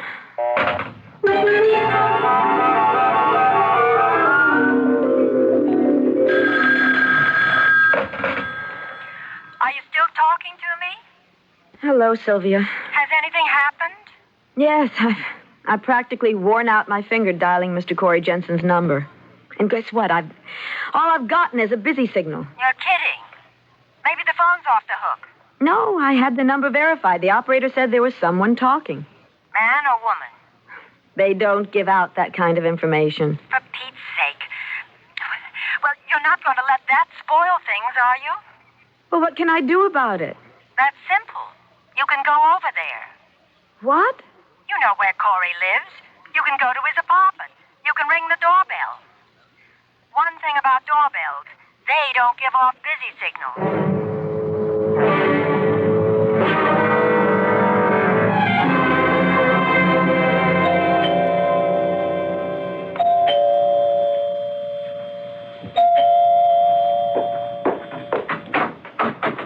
Inga. Hello, Corey. I'm sorry to surprise you this way. No, it's okay. It's okay. It's just I'm on the phone right now. Come in. I just feel like an idiot coming over here, but you did say that you would call me today. Yes, I was going to call you. I was going to call you just as soon as I got some things straightened out. Look, I've been on the phone for hours. I know you have. Please, darling, I can't talk just now. I have to get back to the phone. Go ahead. Don't mind me. Oh, thanks. Hello, are you still there? Damn it, they hung up. Look, I'll have to call them back. Why don't you fix yourself a drink or something? Corey, if you'd rather I left, I will. No, I don't want you to leave. I didn't come over here expecting a big hug and a kiss, Corey. I still have your ring, you know, and I had to find out what you wanted me to do with it. Inga, sit down. Please wait while I make this call. Corey, what is it? You don't look well. Inga, please. It's just that I haven't had a chance to shave today. I know I look a mess, but... Oh, hello. Hello, is this Martha? Martha, it's Corey. Look, this is only a long shot, but have you seen Ray? Well, no, I don't mean anything by that. I just wanted to know if... No, don't bother. If you don't know where Ray is, he sure as hell won't. No, I can't talk now. I'm running late. Goodbye, Martha. Corey, you said one phone call. I didn't say that. Look, if you haven't got 1 minute between phone calls for me, maybe I'd better leave. You don't understand. I'm trying to find him. He's not at his apartment. Even his maid doesn't know where he is. Who? Your master? Ray? He's gone, Inga. I think he may be running away. You mean because of the bet? Because you won it? Yeah. Hello? Yes, I'm Mr. Jensen. I placed the call. Good. Hello, Mr. Valdez. Yes. Yes, it's urgent that I locate Mr. Chaffee. Well, look, I think he's taking a Panagra flight today, but I don't know which one. It's a matter of life or death. It's a member of his family, very ill. I know it's against the rules, but... Yes, just one moment while I pick up a pencil here. Okay, let me have it. Flight 33, leaving at 6:30. Thank you. No, a message at the airport won't do it. He might think it was a mistake. I can get there on time if I leave right away. Thank you very much. It's true. He's cheating me. Did you hear that? He got himself an assignment in South America. South America? You remember that selling trip Ray went on? Well, it was a lie. He was in South America. I got it out of his secretary. He was setting up a job down there, preparing his line of retreat in case he lost the bet. Did he lose that much money? Look, Inga, I've got to go. I've got to get to the airport. But that's insane, Corey. I mean, giving up everything he has because of a stupid bet? Please don't hold me up. But why is he so desperate? Corey, how much money was involved? Who said it was money? But you bet Ray Chaffee. You told me about the bet that you two had. Yes, there was a bet, but I never mentioned money. That was your conclusion. But it wasn't what you're thinking. It was more like a swap. What? A swap, a bargain, an exchange. Oh, good Lord. Oh, now you really think I'm sick, don't you? Well, think what you want, only I'm telling you this, Inga, he's not getting away with it. He's had his year, and now I get mine. A year? You mean he is your slave now for a year? That's right. Chaffee's going to pay his debt. He made me pay, now it's his turn. Now I've got the hoop and the whip, and he's going to jump. Oh, Corey, don't do this. Let him go. You can't do to him what he did to you. It's too awful. It isn't human. Stop it, Inga. It's a long drive to the airport, and I want to beat the traffic. Corey, do you still want to marry me? You know I do. But how could I while you're doing such a thing? I couldn't stand another year like this. But it wouldn't be the same this time, don't you see? This time he's the slave. I'm the master. That wouldn't make any difference. There's no difference between either one. I couldn't marry you like this. And I wouldn't marry you, Corey. All right. All right, Inga, so you don't marry me. Corey. I'm sorry, but I can't help myself. There's nothing I can do now. It's too late. Corey, please, come back. Corey! All right, go on. Go to your precious slave. I hope you'll be very happy with each other. And they will be. That's the worst part of all. They will be happy.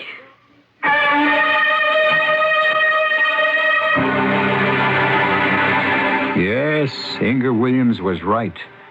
Slavery makes slaves of the masters, too. That's why the system never worked so many years ago. But for Corey Jensen and Ray Chaffee, the system goes on. And they're welcome to it. I'll be back in a moment. Hi, this is Carol Burnett. Adolf Hitler came to power in 1933 and made life miserable for people in Germany. And that's why the International Rescue Committee, the IRC, was formed. It began by helping refugees from Hitler's Germany and went on to help millions more in World War II. But its work didn't end there because war and oppression didn't end there. Remember the brave Hungarians who stood up to the Russians in 1956? Well, IRC helped many who escaped. And since then, IRC has come to the aid of thousands who have escaped from Cuba, China, East Germany, Russia, or wherever freedom is pretty much of a meaningless word. It also does its work in countries ravaged by war. But IRC needs money for food, clothing, and medical care, to reunite families, to find people jobs, and homes for children without homes. So please, help the people who help. Send your money to this address, International Rescue Committee, Box 16, Times Square Station, New York City, New York, 10036.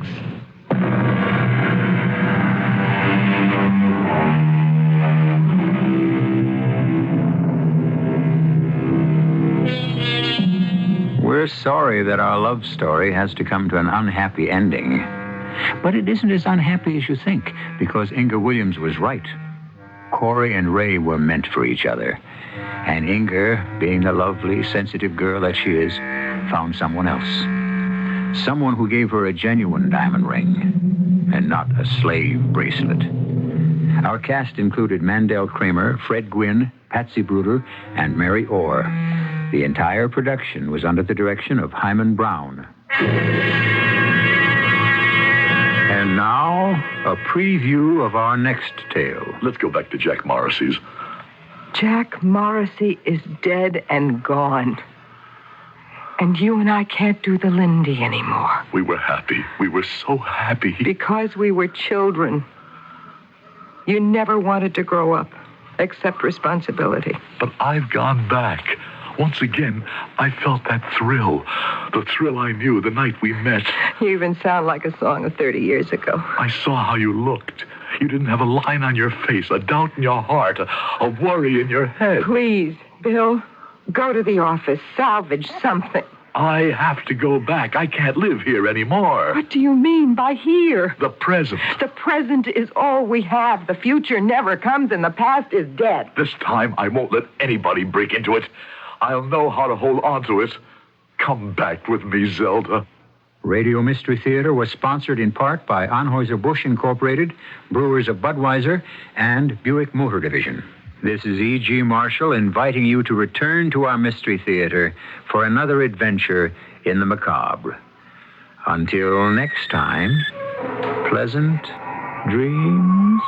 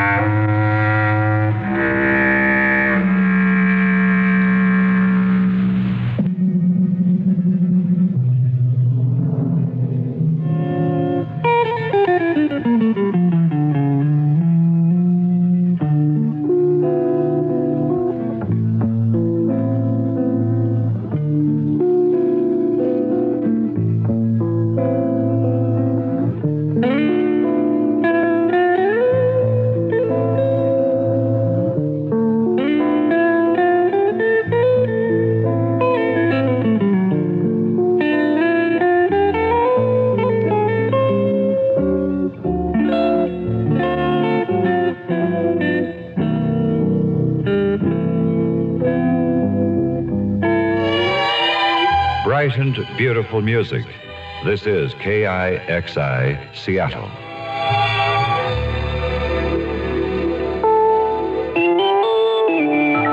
CBS News. The first ship in years to go through the Suez Canal to an Israeli port is on its way, heading south for Eilat.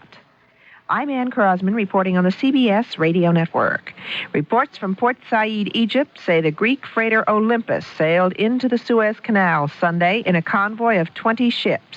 The Olympus is carrying Romanian cement and destined for the port of Eilat. Under the interim Sinai Agreement, Egypt agreed to let non-strategic cargoes go to and from Israel through the canal. Another ship, a smaller one carrying volunteers to work on Israeli kibbutzim, reportedly sailed through the canal to Israel last week. The navigator for the ship says that the ship flying a Maldive Islands flag arrived in Eilat on Friday. According to the navigator, the ship's captain did not tell Egyptian authorities that he was going to Israel. Egypt's President Sadat meets on Sunday with President Ford in Jacksonville, Florida, continuing talks aimed at keeping up efforts to achieve an overall Mideast settlement. Sadat flew to Jacksonville after a day-long visit to Houston, where he saw a rodeo and attended a Texas barbecue. The latest on the CIA after this. As new as this minute, that's Washington Watch. Sundays, right here. I'm Bruce Morton, CBS News. Washington has many power centers: the president, the vice president, senators, representatives, lobbies, committees, subcommittees, the regulating agencies, and many others. I'll try to report on the politics of them all, together and separately, when they're making news on Washington Watch. Sundays, over most of these CBS radio network stations. I'm a bartender. Now, I just put a guy in a cab because he was too drunk to drive. Why me, when his best friend's right here? Drive your friend home, I said. He said, come on, a few beers. Coffee will straighten him out. Well, I straightened him out. Too much beer or wine can get you just as drunk as most mixed drinks, and coffee won't sober you up. Next time his buddy gets a lowdown, we'll see how good a friend he is. Friends don't let friends drive drunk. A public service message on behalf of the U.S. Department of Transportation. Senator Barry Goldwater, a member of the Select Committee investigating the CIA, says he may call for a halt to all congressional probes of the agency. Goldwater says Americans do not need to know everything about the agency's work. CBS News correspondent Daniel Shore reports that the House Intelligence Committee has information that back in 1972, President Nixon pushed the CIA into helping rebels in Iraq wage their guerrilla war against the Iraqi government. Shore says the operation was undertaken after a request from the Shah of Iran. According to informed sources, the Shah asked President Nixon, visiting Tehran in May 1972, to provide arms and ammunition for Barzani's Kurdish rebels in northeastern Iraq to keep them from giving up their fight for autonomy. According to these sources, the CIA and State Department opposed American involvement, but President Nixon, working only with security aide Henry Kissinger, ordered the CIA to carry out the program. John Connolly, former Treasury Secretary, was sent by Mr. Nixon to Tehran in July to tell the Shah the arms were coming. Then, according to sources, tens of millions of dollars worth of Soviet and Chinese rifles and heavy arms and ammunition were delivered to Iran by the CIA to be provided to the Kurdish rebels. They were apparently also given word of American support. Daniel Shaw, CBS News, Washington. The UN Security Council plans another informal meeting on Sunday to consider Spain's request to stop a planned march by Moroccans into the Spanish Sahara. One way of diffusing the issue is to set up a temporary administration of the Sahara until a referendum can be held. There are reports that Spain may use force to stop the march into the territory. Irish Republican Army guerrillas are still holding Dutch industrialist Tita Herema in a house near Dublin, and the Irish government is still refusing to negotiate with the kidnappers. The guerrillas are demanding the release of 3 comrades. On Saturday night, Herema appeared briefly at one of the windows and shouted to police, "Stay away, do not play with my life." The Dutchman was abducted nearly a month ago near his home in Ireland. Now this message. Have you any idea of how to make the world better? We do, and we hope you do too. Or have you any idea of what we're gonna need tomorrow? We know, but knowing just won't do.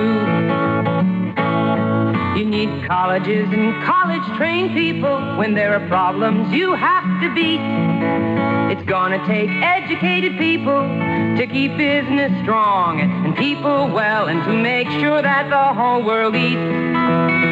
Now you may understand why we are asking you to give to the college of your choice.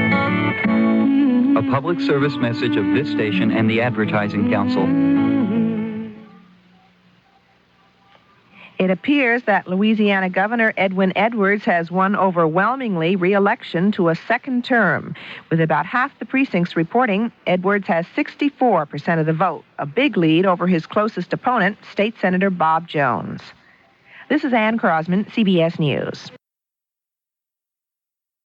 And now, Mystery Theater.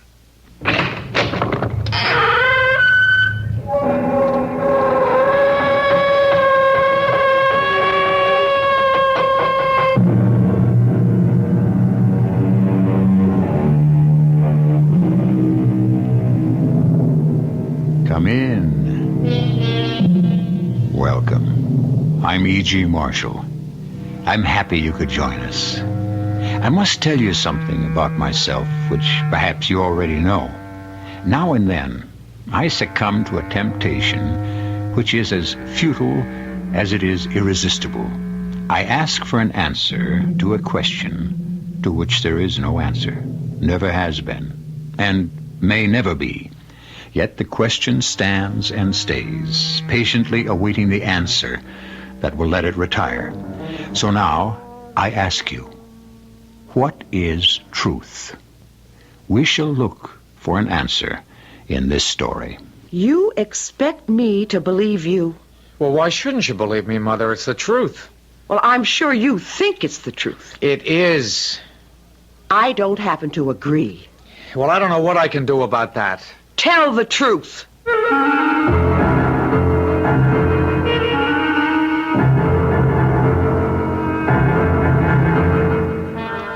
Our mystery drama, Guilty, was written especially for the Mystery Theater by Elspeth Erich and stars Jack Grimes and Ann Petoniak.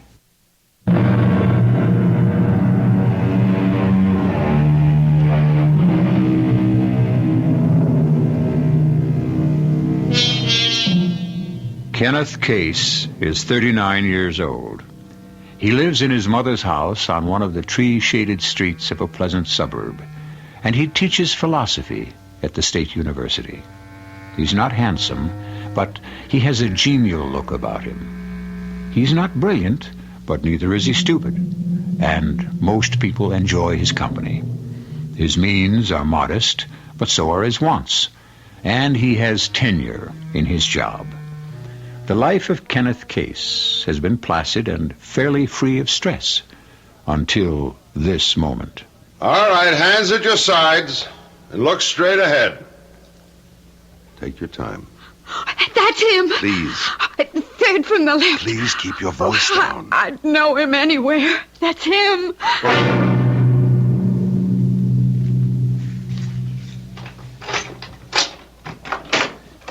Mother? Mother! I'll be right down, Kenny. Oh, okay, take your time. Gonna make myself a drink.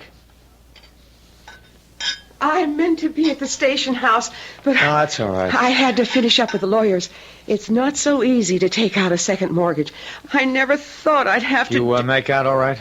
Well, of course. Otherwise, you wouldn't be here. Well, that's right. I don't suppose you made a drink for me. I'm sorry. I didn't know you That's all right. I'll make it myself. I need one as much as you do. I doubt that. Well, almost. Isn't $15,000 kind of a high bail? Oh, I have no idea. Well, it seems awfully high to me. They know you're not going to run off someplace. I've never known how they decide what bail to set. I've never thought too much about it. I never thought it would concern me. Even now, I can't believe it has anything to do with me. You want a little snack or something to go with your drink? No, thanks. It was that woman's identification that did it. Oh, I don't mean the identification. I stopped believing any of it long before they put me in the lineup. By the time I'd gotten that far, I was starting to think the whole thing was a joke. A joke? A comedy of errors. Well, it is. You know, when that detective showed up, I just thought he was, just here to ask questions. Did I know Mrs. Malloy? Had I seen her that day, etc., etc.? When he said, I'm going to have to ask you to come with me, Mr. Case, I think I laughed. I don't remember exactly, but I actually think I laughed. That's when it started to be unreal. Something out of another world, another life. Not my world, not my life. You know, I think when she screamed out, "That's him," I don't think I really laughed out loud, but I wanted to. Well, inside I could feel a little kind of giggle. Oh, I hope you didn't actually laugh. Now, what's the difference? The whole thing is a craziness. This woman, this total stranger, says a man 5'9" with a blonde mustache and a black briefcase knocked at my door. When I opened it, he grabbed me by the neck and he tried to choke me. After that, he knocked me down and raped me. He took my jewelry and he ran. I read it all in the paper. No particular reason, except that I know the house she lives in. I pass it every day on my way to the university and again on my way home. That gave me some kind of special interest, I guess, just knowing the house. But then I forgot about it. Completely forgot till Detective Stein showed up and, well, you know. The woman's crazy. No, she isn't necessarily crazy. She's just mistaken. She's crazy. She said from the start the man was about 40. Blonde mustache, brown suit. Or a liar. Then she sees me. Blonde mustache, brown suit, about 40, and she says, "That's my man." She wasn't necessarily lying. In fact, I'm sure she thinks she was telling the truth. Only she wasn't. She made a mistake. She was wrong. They'll find out she's lying. Not lying. Just wrong. Whatever. I saw her a couple of times. You did? Don't tell them that. Yeah, on my way to work. She was on the porch. I never even spoke to her. There was no reason to. What does she look like? Oh, about your age, I guess. Is she pretty? Yeah, I don't know. Nice looking, near as I remember. Hair cut short. Yeah, I remember that because you just had yours cut short, so I sort of noticed. Well, what I can't figure out is why you? What does she have against you? She made a mistake, that's all. She lied. No, she didn't. Well, she certainly didn't tell the truth. Yeah, she certainly didn't. Only how am I going to prove that? Make her take a lie detector test. A what? A lie detector test. Why not? Well, she believes she's telling the truth, only I know she isn't. Mother, I think you've given me an idea. I have. I'm going down to the station house. I can just make it if I hurry. What for? I want to talk to Lieutenant Stein.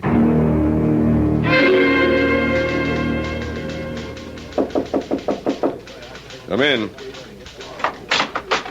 Oh, come in, Mr. Case. Lieutenant?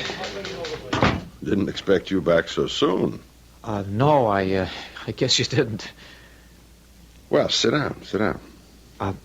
Thanks. Now, what can we do for you?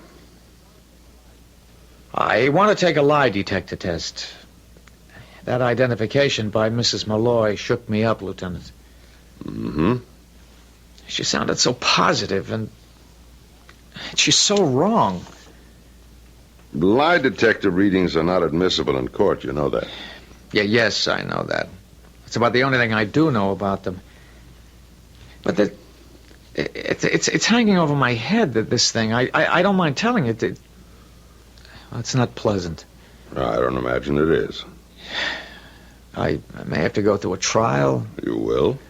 Unless you find out who really did it before then. Well, we're still looking. Well, that's good. But in the meantime, even if it doesn't help me in court, if it comes to that, it would help me to prove my innocence. Who do you think you're proving it to? I don't know exactly. To myself? Well, that's silly. I already know.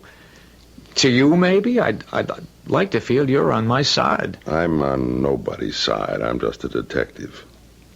Yeah, but... Well, let's just say I'd like to take the test. Well, if you want to. I do. Janet, get me Dr. Knapp at the hospital, will you? Thanks. A doctor, huh? Well, I didn't know doctors ran these things. Well, any qualified person can do it. Dr. Knapp happens to be the polygrapher we use when there's any occasion, which isn't too often. Well, I'm sort of looking forward to it. Yeah. Oh, Dr. Knapp, thank you. This is Lieutenant Stein. Can you run a polygraph for me? Well, anytime, I guess. Now, hold on, please. You in a hurry, Mr. Case? Well, yes. Soon as possible, Doctor. This afternoon, 4:30. Fine. See you, Doc. All set. 4:30? Right. Where do I go? To the hospital or where? How about right here? Well, is that possible? Easiest thing in the world. Well, all right then. Fine, I'll go home and tell my mother, and I'll come back here at 4:30. Gee whiz. What's the matter? Well, nothing's the matter. I just didn't know it'd be so simple. Look, would you be here later when I come back? Oh, sure, I'll be here. I have to give the doctor the list of questions. Oh, you make up the questions, not the doctor. I'm the only one who knows what to ask. Yes, of course, you're right. The doctor doesn't know me at all. Well, thank you, Lieutenant, for everything. Not at all. I'll see you at 4:30. Right. You know, I'm beginning to feel better. It's a question of doing something, I guess, not just sitting and waiting. I'll see you later, Lieutenant.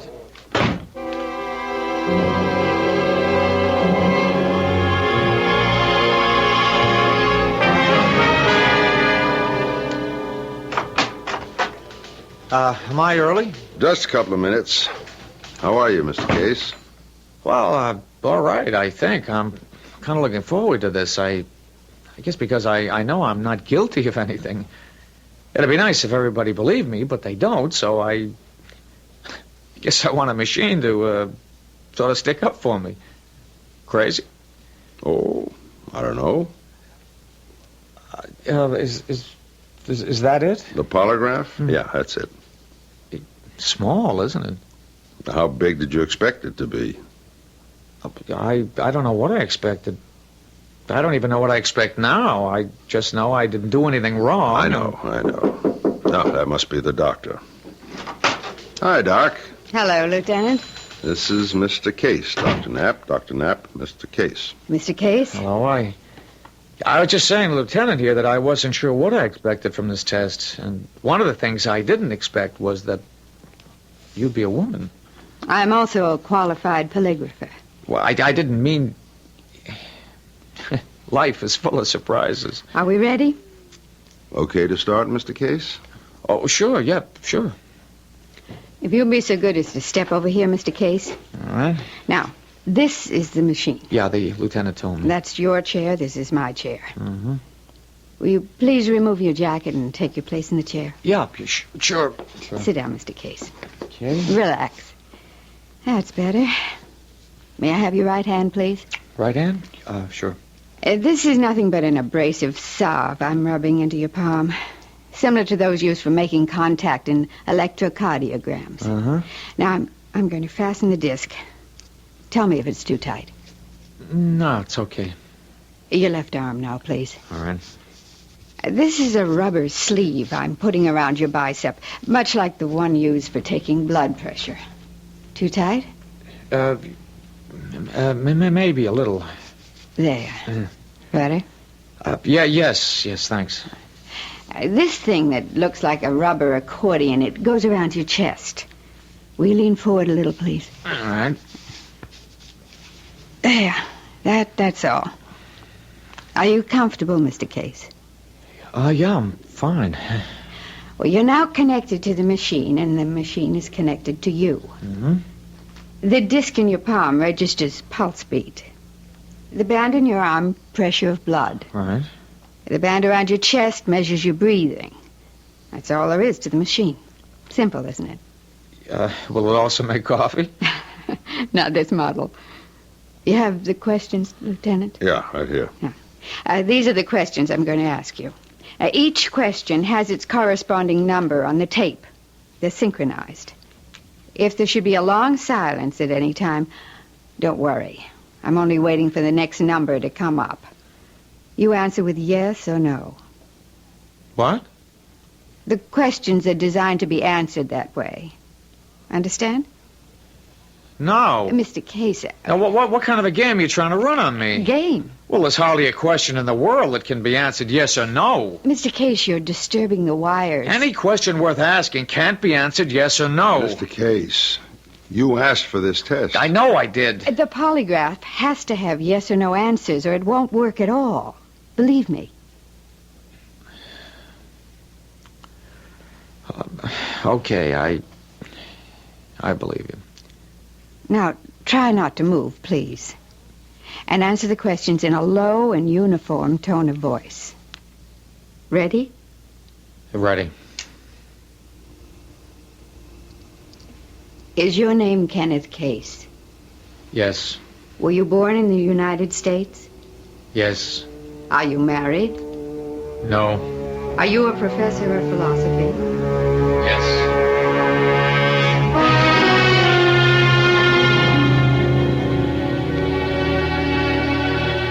Men and machines. Machines and men. If our age is distinguished by anything, it is man's devotion to the machine. There is almost nothing we have not invented a machine to do for us. From washing our clothes to killing our enemies. We worship the machine. It has taken over our lives. The day may come when it will take over us. And in simple self-defense, we will turn ourselves into machines. I'll be back shortly with Act 2.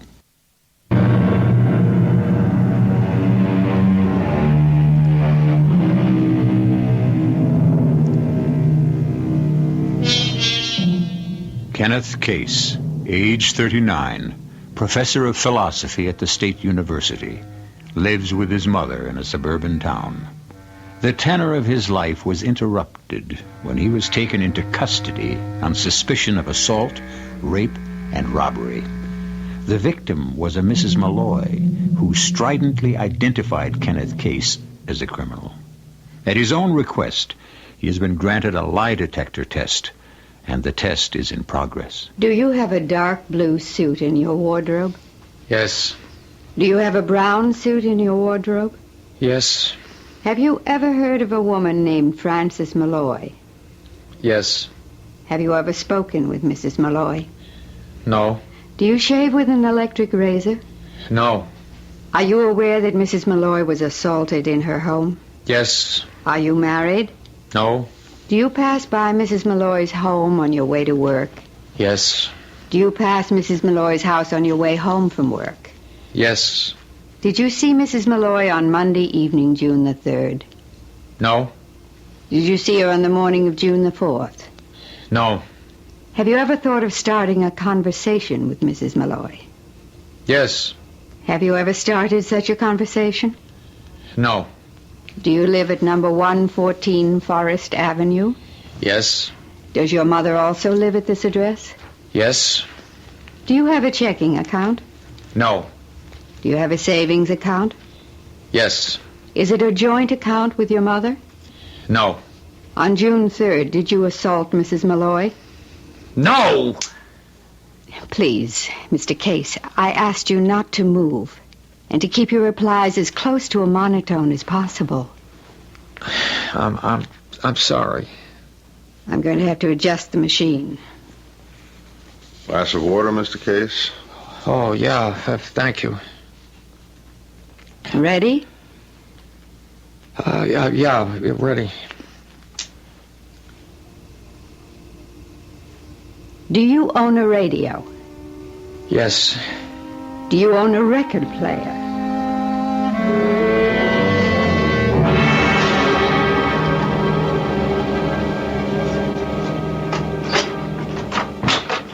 Mother? Mother? I'll be right down, Kenny. I'm going to make myself a drink. You want one? Please. Well, how was it? Not too bad. You mean it?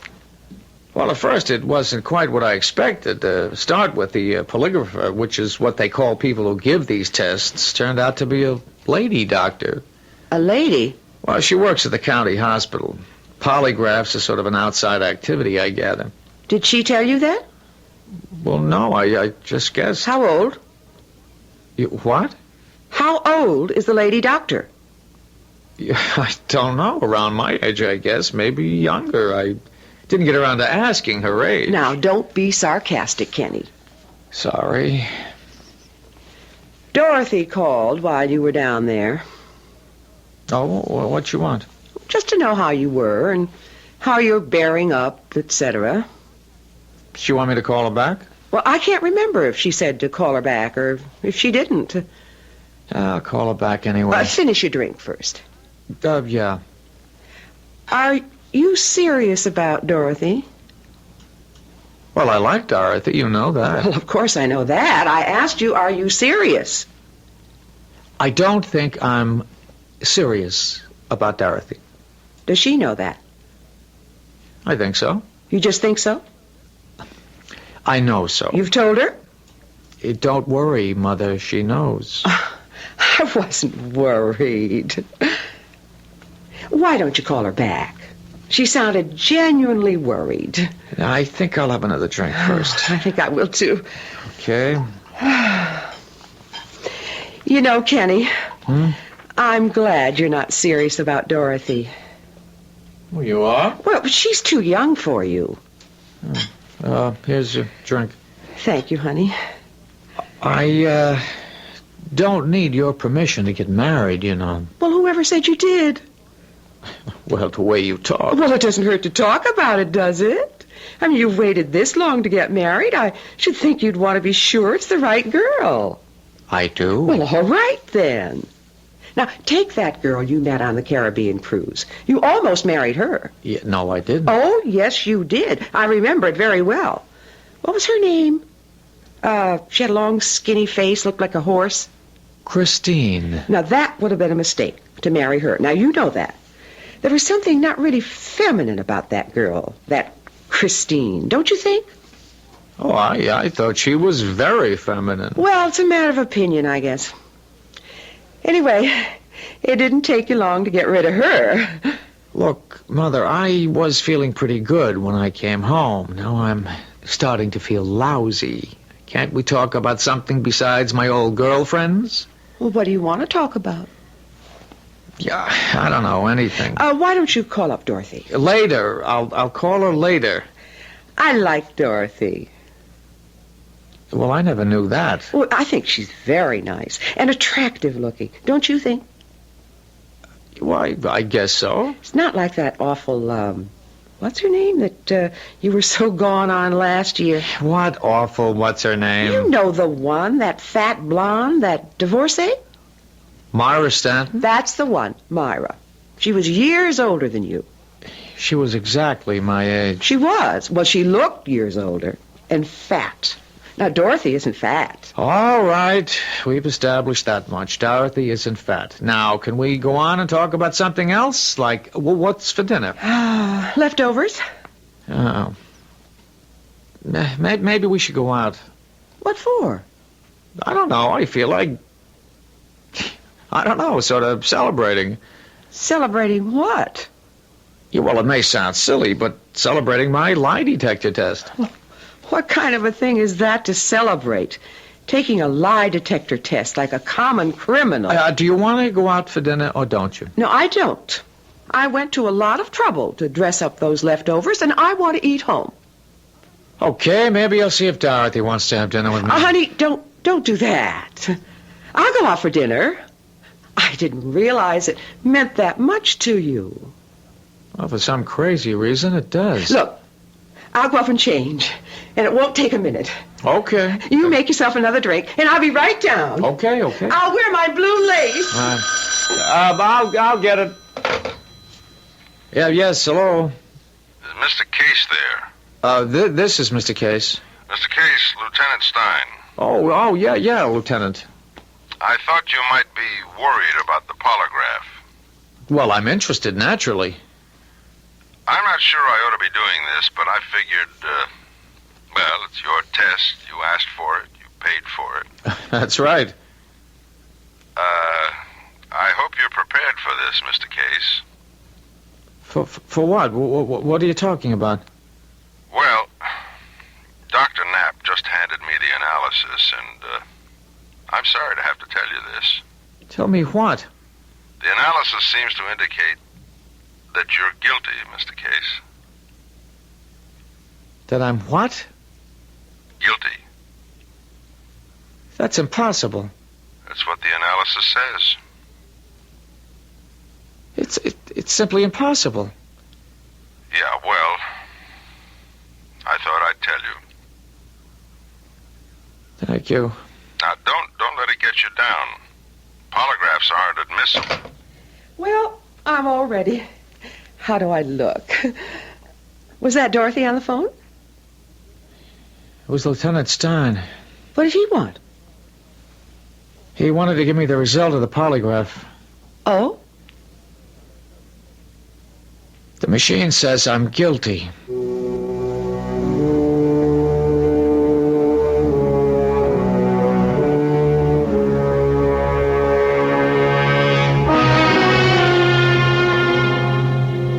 But I didn't do it, the man cries out. Even as a little boy, he must have cried out to his mother or his father, I didn't do it. Parents are ready to be persuaded or convinced. But what can the man expect from the machine? The silent, implacable machine. I'll be back shortly with Act 3.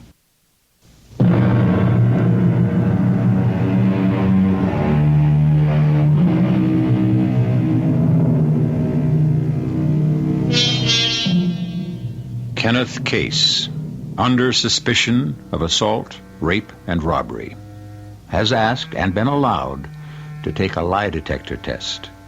Knowing his own innocence, he has returned to the house he shares with his mother, only to receive a phone call from Lieutenant Stein informing him that an analysis of the test results indicate he is guilty.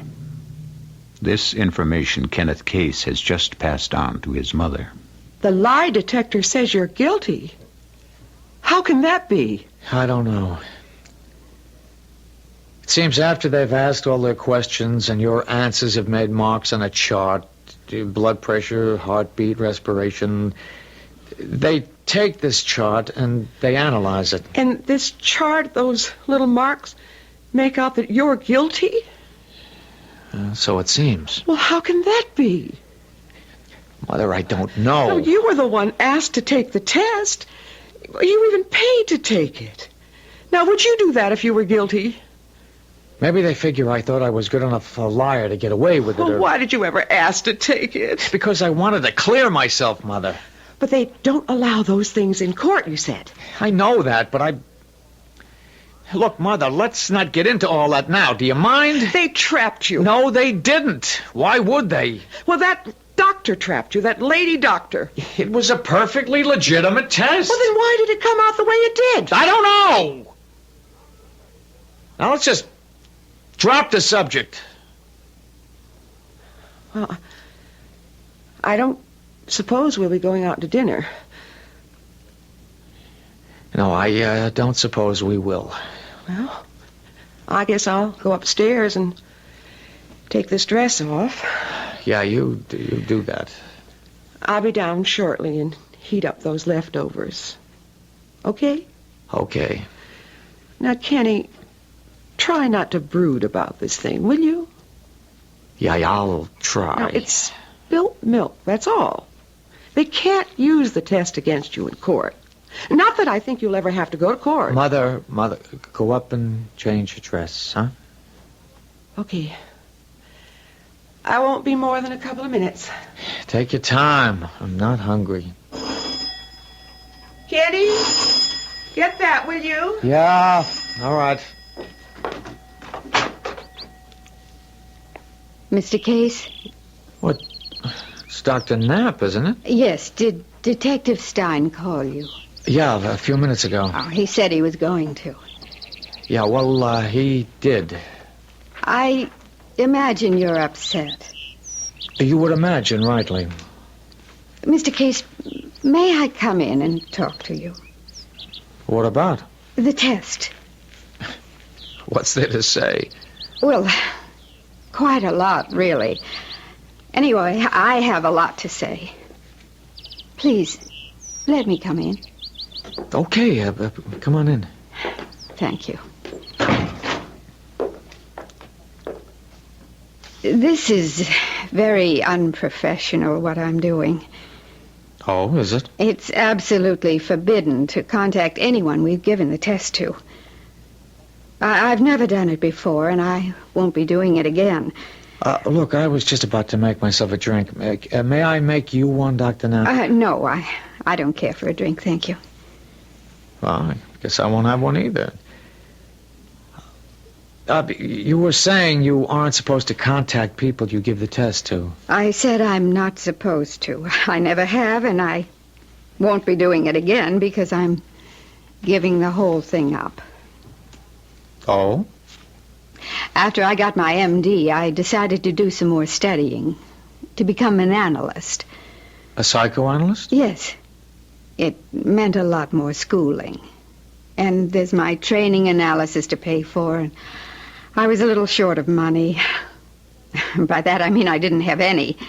So one of the things I did to get my hands on some was to learn how to give lie detector tests. The more I learned through psychoanalysis, the less I liked lie detector tests. Oh, well, why is that? I suppose you know what unconscious guilt is. Or do you? I can't say that I do. I know people are always saying you know something unconsciously. I have heard people say that. I guess that means that you know something, but you don't know that you know it or something. Oh, people do say that. And they are profoundly wrong. Oh? It's not possible to know something unconsciously because knowing is a property of the conscious mind. Yeah, well... It's impossible to know anything unconsciously. As soon as you know it, it's conscious. Are you with me? I can't really say I am. But it's possible to feel unconscious guilt. In fact, most of the guilt we feel is unconscious. What we feel consciously is more like uneasiness. You sure you don't want to drink? No, thank you. Yeah, I think I do. It's a kind of pervasive discomfort.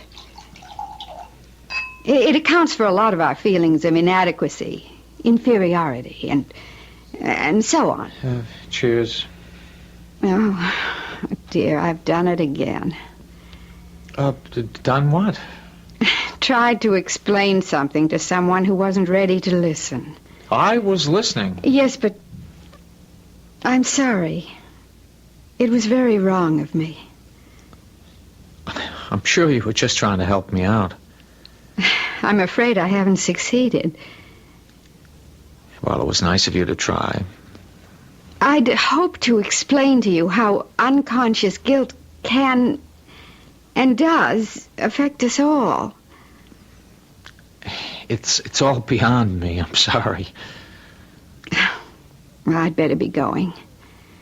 Look, if you're still upset about the polygraph... Oh, I'll get over it. Yes, but if you should want to talk some more about it... I'm hoping they'll catch the real criminal pretty soon. Lieutenant Stein says they're still looking. In the meantime, if you want to talk to me, call me at the county hospital. Anytime. Will you? Oh, I didn't know we had company. Mother, this is Dr. Knapp. Mrs. Case? Dr. Knapp gave me the test. She dropped around. You're responsible for the whole thing. Oh, no. Doctor, you'd better go. Oh, I don't want her to Do you know what you've done to my boy? Come on. Try to explain to her, will you? I will. I will. And call me if you want to talk. I will, and thanks very, very much. You didn't have to be so rude, Mother. Oh, she had some nerve coming here. She was trying to be helpful. She did the damage. Now she wants to help.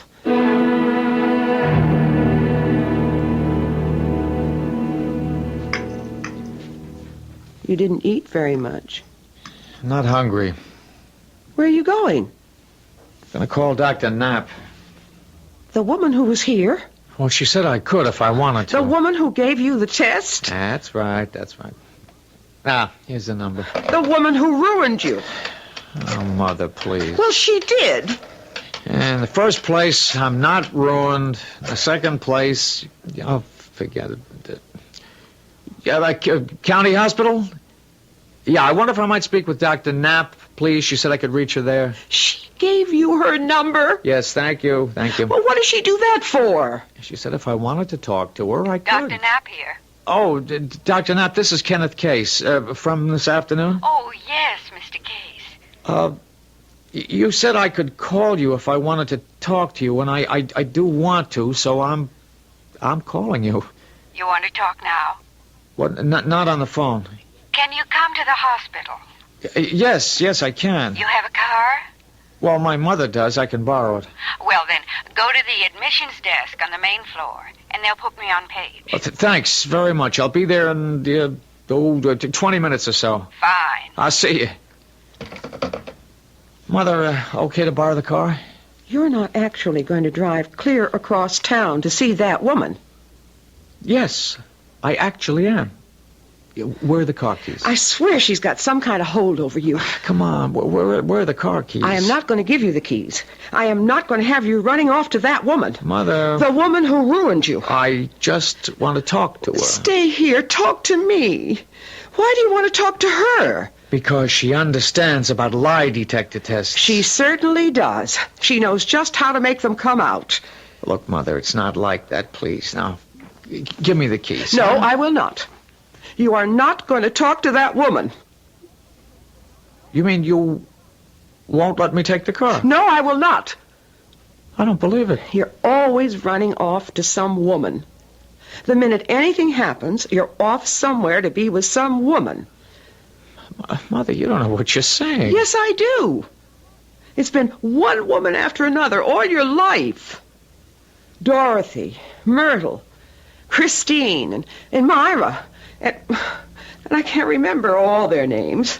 Mother, give me the car keys. Now it's this woman doctor. How long will she last?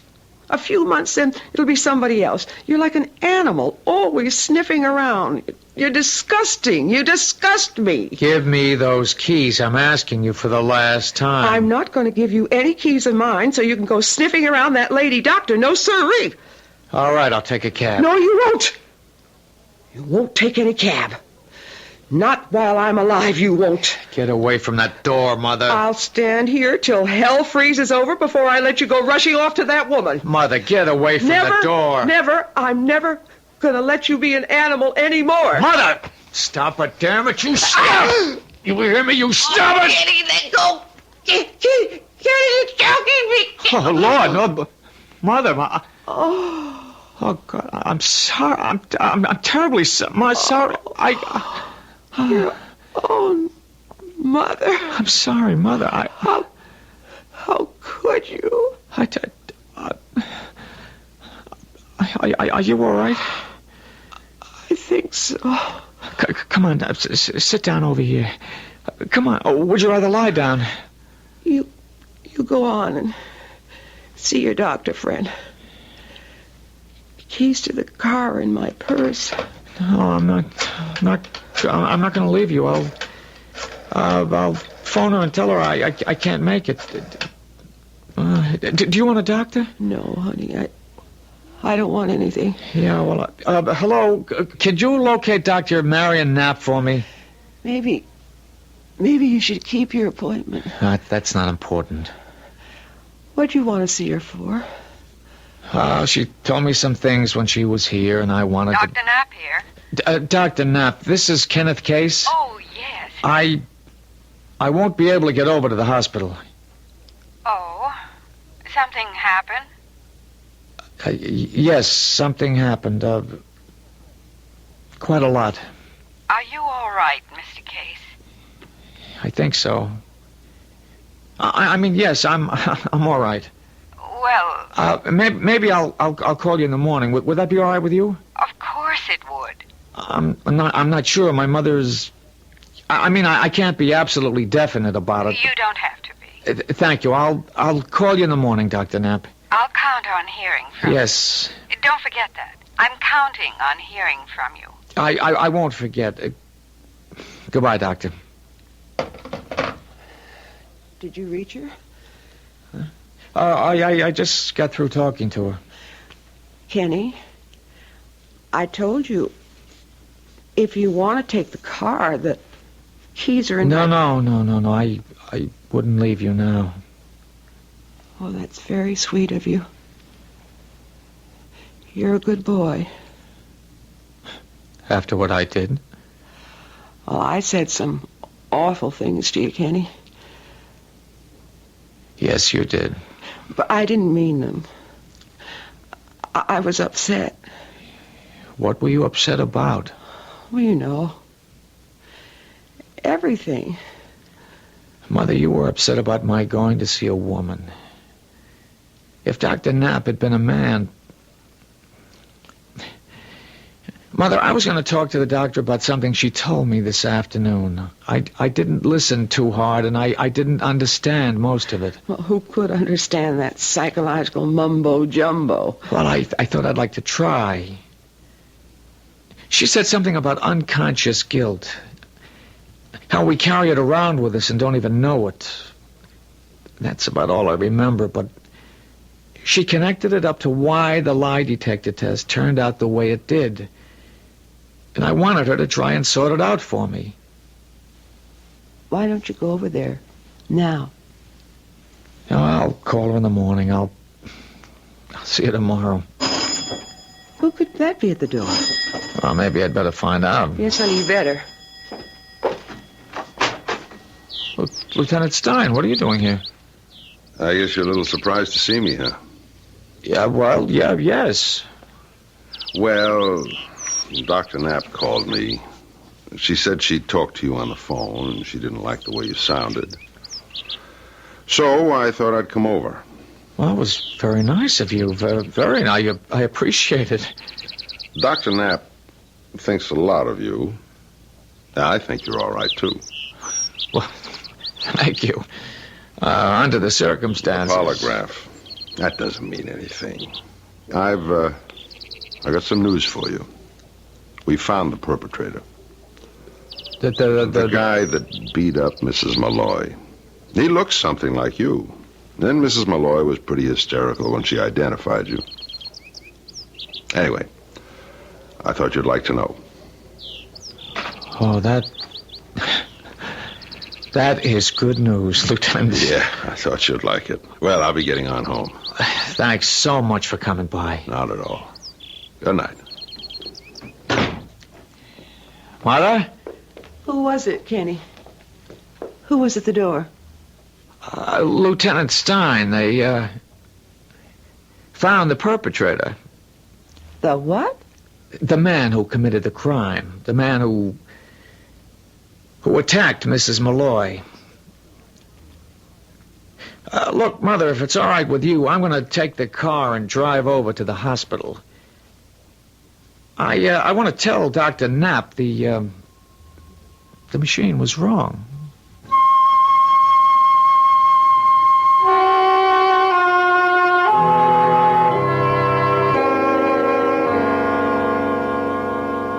Guilty.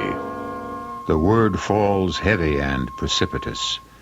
It has a horrid sound, yet a familiar one. As though at the moment of birth, the entire observing world had solemnly pronounced it over the tiny emerging head, and the echo of the word will haunt us to the end of our days.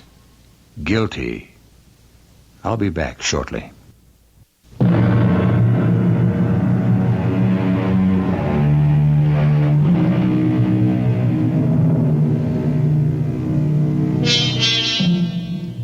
To be pronounced guilty by a machine no bigger than a record player, or for that matter, to be pronounced innocent, It is a measure of our wisdom that such machines have no credit in our courts. It is a measure of our devotion to the mechanical instead of the human that they have credibility anywhere at all. Our cast included Jack Grimes, Ann Petoniak, Nat Polan, and Gene Gillespie. The entire production was under the direction of Hyman Brown. This is E.G. Marshall inviting you to return to our Mystery Theater for another adventure in the macabre. Until next time, pleasant dreams.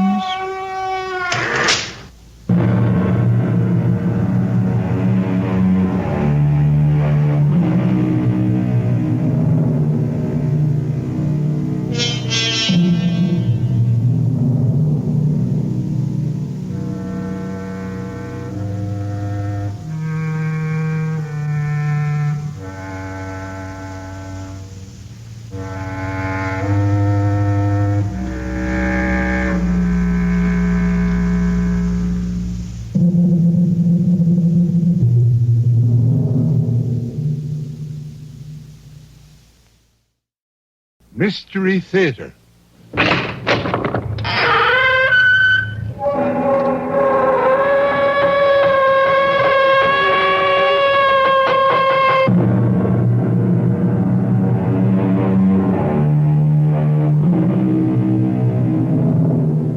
Come in. Welcome. I'm E.G. Marshall. Where do people go when they disappear? We're not talking about those folk who have every good reason and understandable motive to drop from sight. No, we mean people who were on their way somewhere and who never showed up and have never been heard of again. And the people we're talking about were solid, substantial, dependable people. A well-known judge, a famous aviatrix, a United States naval vessel, a patrol of Air Force bombers, a commercial airliner, and others too numerous to mention. What happened to them? Is there an explanation?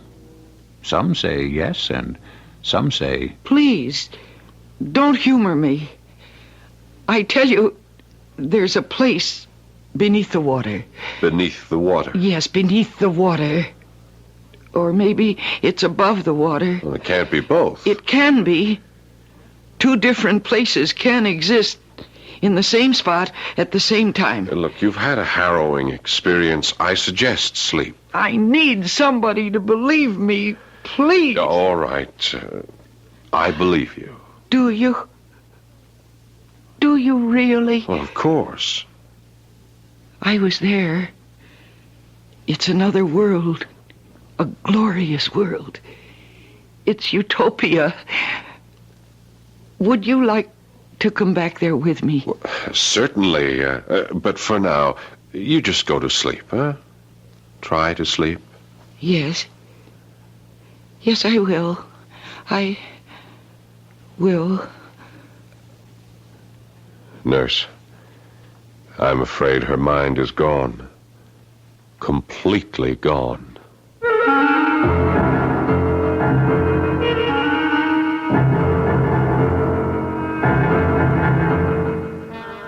Our mystery drama, The Triangle, was written especially for the Mystery Theater by Sam Dan and stars Mercedes McCambridge.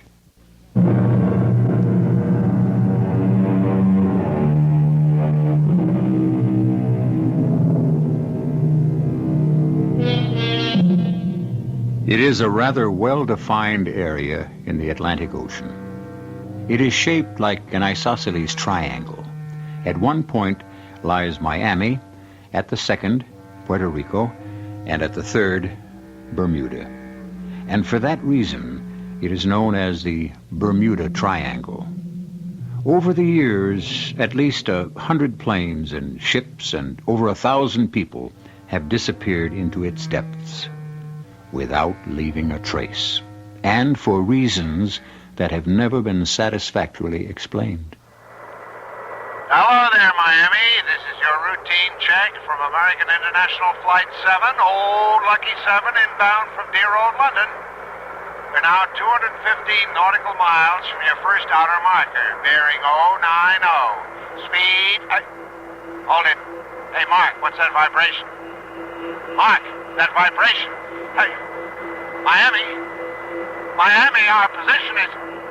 The compass is going crazy. It's spinning like a top. We're going down. Pull up, Mark. Mark, help me pull up. We're going down. Miami! I don't know what's wrong. We're being pulled down. Something is pulling us down. We don't have to hear the tape again, Lieutenant. I'm very much afraid, Pete, that we'll just have to chalk this one up. There were 110 people aboard that plane, and we'll just have to... Oh, excuse me, sir. Admiral Ingram's headquarters, Lieutenant Nelson. One moment, sir. It's Commander Bates. No, you know what he wants, don't you? He wants to know if I'm ready to release the word. Will you talk to him, sir? I'll call him back. Okay. The Admiral will call you back, sir. Are you ready to call off the search, sir? Damn it. 110 people. Yes, sir. We knew his bearing. We could practically pinpoint his location. We combed that area as much as you can hope to comb water for 5 whole days. We organized the greatest peacetime assemblage of ships, planes, and men. Yes, sir. Don't interrupt me, will you, Pete? I have to keep saying these things to square my own conscience. Look, I understand. Oh, don't be so damn understanding, Lieutenant. Fight with me. Argue with me. Convince me there's something else I can do. Another approach, another tack, another plan of action. Admiral, you know those stories in the papers on the air about the Bermuda Triangle? How planes and ships disappear? I know, it's all nonsense. Well, you heard the pilot. The plane was just pulled down from the sky. A sudden electrical disturbance can account for practically anything. That's public relations. I'll talk to them. Lieutenant Nelson. What? Repeat that. Yes. Yes, the Admiral will leave at once. Sir, it's unbelievable. Don't editorialize, Lieutenant. Just report. Yes, sir. They have a survivor. That's impossible. A young woman. No one could survive 5 days in the water. But they've got her, sir. She's aboard the carrier.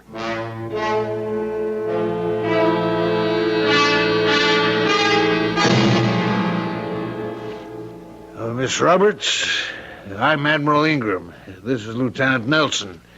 The doctor said you could talk to us. Yes. It must have been a harrowing experience. Well, I'm all right. Yes, I see that. Miss Roberts, you know you're the sole survivor. That's what I've been told. Can you tell us what happened? I don't know what happened. Well, surely you can remember something. I don't remember anything. Yes, well, perhaps this isn't a good time to talk to you. No, that doesn't matter. I just can't tell you anything. Miss Roberts, your plane went down 5 days ago. Yes, according to the calendar. And you were just picked out of the water this morning. Yes. And you claim to be Judy Roberts. I am Judy Roberts. The Judy Roberts who was a passenger aboard American International Flight 7 from London to Miami on June the 15th. Yes. Admiral, may I talk to you a moment? How could she live 5 days in that shark-infested sea? Well, she was lucky. She could survive without food, without water? Obviously. Why doesn't she look it? Why isn't she all shriveled up and dehydrated? Why isn't her skin burned and raw? Why isn't she hysterical or delirious? She looks as if she just stepped out of a heated swimming pool at a country club. Yes, I thought of that, too. We sent her fingerprints for confirmation. We checked out her teeth with a dentist. She's Judy Roberts. Miss Roberts, why won't you tell us what happened? I told you I don't remember. Well, could you tell us everything you do remember? I was sitting in my seat. I'd fallen asleep. Yes? And I was conscious of a loud roaring sound. I don't know if I was still asleep or awake. I had the frightening feeling that I was falling, that the plane was out of control. And then I must have fainted, because the very next thing I knew, I was here in this bed, and I was told that I'd been rescued after 5 days in the water. And I'm now on an aircraft carrier. And that's all you know? That's all I know. You have no memory of the crash? No. You remember how you got out of the plane? No. The life belt you were wearing, do you remember inflating it, putting it on? No. Well, how about the 5 days you spent in the water? I don't remember being in the water. Miss Roberts, look, may I say something? Yes, if you like. We have 3 possibilities here. First, you're not Judy Roberts. I am Judy Roberts. Second, you never got on the plane. I was on the plane. The ticket man at the gate would remember me because I almost missed it, and they held it for me. He put me on board himself. And besides, if I wasn't on that plane, how did I wind up in the water? Well, what's your third possibility? You're lying. About what? You didn't spend 5 days in the water. Well, where did I spend them? You tell me. I told you. I don't remember. Miss Roberts, it is vital for us to know what happened. And were there any strange noises? There was just this roaring sound. What kind of roar? Oh, it sounded like the engines. But look, how did you survive so long in the water? Surely we can learn something from that. I told you I don't remember being in the water. Well, you don't look as if you've been in the water for 5 days. Well, that's where your helicopter pilot found me. Now, Lieutenant, if you have no other questions, I would like to rest for a while. All right, Pete. She didn't spend 5 days swimming in the water. Would the Admiral know how she spent them? She was floating in the water. On what? Her seat was just to the rear of the galley. A portion of it probably broke off and afforded her a kind of raft. The portion may have contained food and canned drinks. She could have had blankets to shield her from the sun. Sir, how does it happen that this so-called raft was never spotted? Well, Lieutenant Miller, who sighted her, says his attention was attracted at first by something shiny that looked like a painted part of a fuselage. Well, why wasn't it there when he arrived? Well, it probably sunk. Yes, sir. It keeps itself and Miss Roberts afloat for 5 days and suddenly sinks just when rescue comes. Pete, it didn't have to sink suddenly. It may have been sinking slowly all those 5 days and finally went under just before Miller got there. Yes, sir. Now, Pete, you had raised an excellent question about her physical condition, and we've just been able to account for it, so why aren't you satisfied? Well, why doesn't she remember any of this? Because, as the doctors explain it was such a terrible experience, she wants to forget it.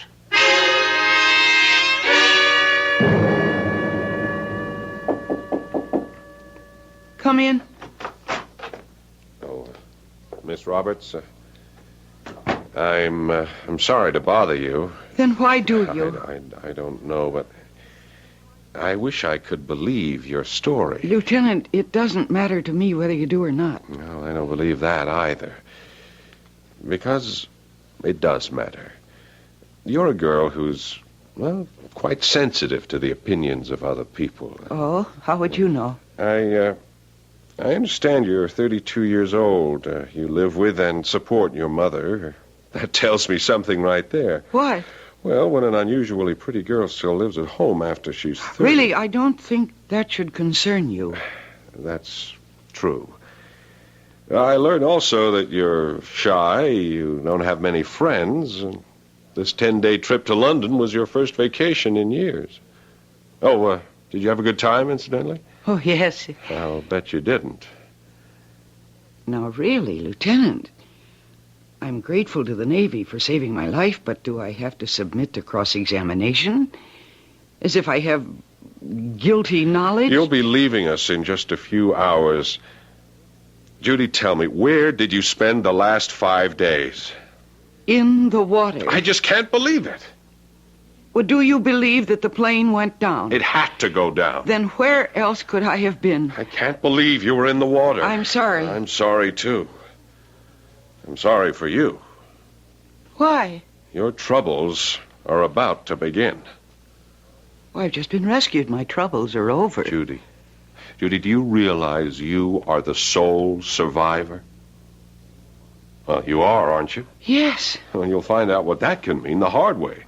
You'll be surrounded, hounded, badgered, not just by the press, so they'll drop you soon enough. After all, tomorrow you'll be just yesterday's news, but by friends, the relatives, the loved ones of the other passengers. Did you see my husband? What happened to my wife? Is my daughter really dead? How did you survive? Well, I won't know the answers to any of those questions. People won't believe you. Well, they'll just have to... For years to come, no one will let you alone. Well, there's nothing I can say to anyone. There were 109 other lives on that plane besides yours. Oh. I didn't think of that. You didn't think of that? Until just now, I thought I'd just... You would just what? Well, that I'd just say nothing. Judy, what do you know? Well, now I realize I can't let those people go on grieving. I'll simply have to tell them, because at least they'll be comforted. Why didn't you tell us the truth in the first place? Because I was afraid no one would believe me. But that doesn't matter now. Because I have no choice. I've got to tell the world exactly what happened. It began when we'd just flown high over Bermuda.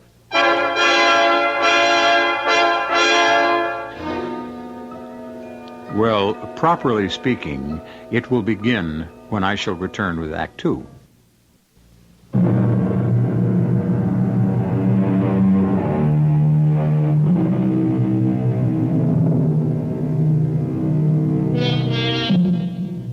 It isn't easy to be a survivor, especially a lone survivor. The only one left alive, where 109 others have perished. Or have they perished? Has Judy Roberts successfully survived a disaster which took the lives of everyone else on the plane? Well, obviously she has, because she's here. How could she have kept alive for 5 days in shark-infested waters? At first, Judy says she can't remember. But now, miraculously, she can. We had just flown high over Bermuda, and the pilot's voice came over the PA system. This is Captain Moss again. We're now flying over the Bermuda Triangle. For more than 100 years, a graveyard for hundreds of ships and planes. Why did they disappear here? Who knows? Are the reasons supernatural, extraterrestrial? Your guess is as good as mine. I've flown this patch of ocean 1,000 times, and I think it's all just an old wives' tale. I just mention it because folks talk about it, and the next time somebody does, you can say, I actually flew over it and nothing happened to me. He went on and on, Now, among the ships just talking about it, and I must have fallen asleep again. And then well, I wasn't sure. You know how it is in a dream sometimes? You have visions of falling, and it's also real. But I knew that I was falling. And then I woke up, and there was this terrible roar. And I looked out the window, and we were on the water. We were on the water. We must have come down and crashed. But nothing was broken. Nobody was hurt. Everybody seemed paralyzed. And then there was a voice, a woman's voice. It was very soft, very sweet. And it said, "Welcome home. Welcome home again to all of you." I didn't know what to think. Were we dead? Were we all killed in the crash? Was this heaven? And then the voice said, "My name is Aura. I'm your guide. Please don't be frightened. Everything is fine. In just a moment or two, you will adjust. You will resume your natural, normal lives as citizens of the city. Everything you think you feel now, all the ties that bind you to the illusory world you've just left, will disappear. You are coming home. Home where you belong. I looked out the window. A bright sun was shining in a deep blue sky. We were somewhere. I didn't know where. It seemed to be a large, lovely park. And there were beautiful pastel-colored buildings. Oh, what a city. What a glorious city. The trip is over. The fantasy ride is over. Then all around me, people were getting up. They were laughing and smiling and talking. I sat in my seat. I didn't know what to do, what to think. Was it all a dream? Finally, everyone had left the plane. I was all alone. What should I do? Why are you still sitting here, my dear? I don't know. The fantasy trip is over. Where am I? Who are you? You're home. Oh, no, please, I'm not home. My name is Judy Roberts. I live in Miami, Florida. The flight must have had a very traumatic effect on you. What happened to us? We were just an hour out of Miami, and the plane went down. Oh, the plane, as you call it, has come home, my dear. Why did everybody just get up and leave? What else are they supposed to do? It's over. But the plane crashed. It fell into the sea. I know. No, my dear, calm yourself. No, I'm not crazy. I know what happened. Everybody else is crazy. You're very upset. Here, drink this. You'll feel better.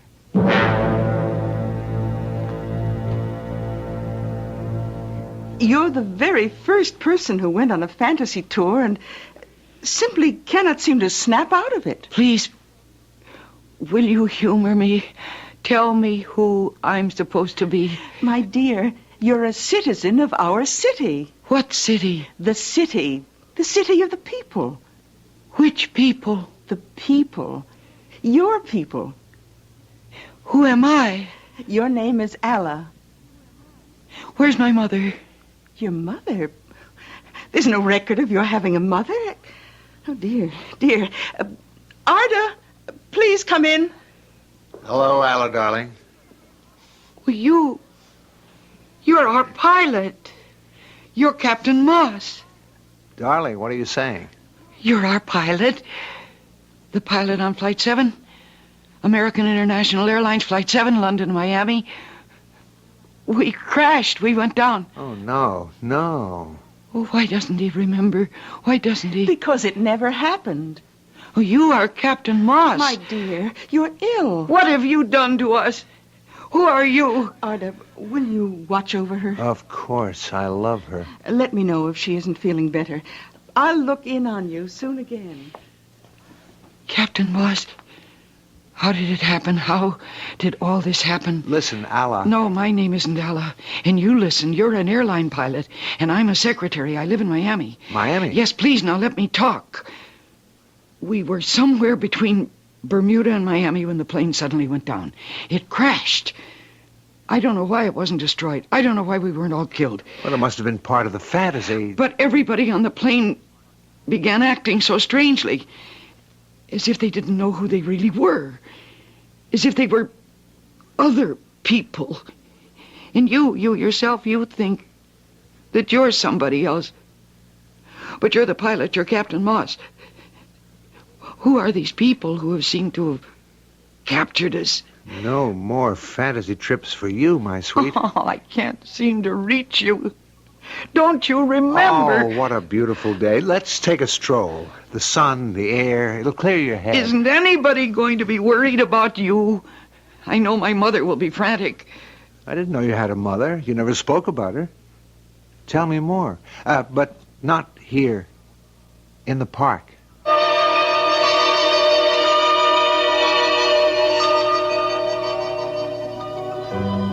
Isn't it wonderful? Isn't it lovely how happy everybody is? In all of the universe, is there a city like ours? I wish somehow I could get through to you. Oh, look, see the people. Every face here is happy, except yours. I must know what has happened to me. We're so fortunate. We have no hunger, no poverty, no disease.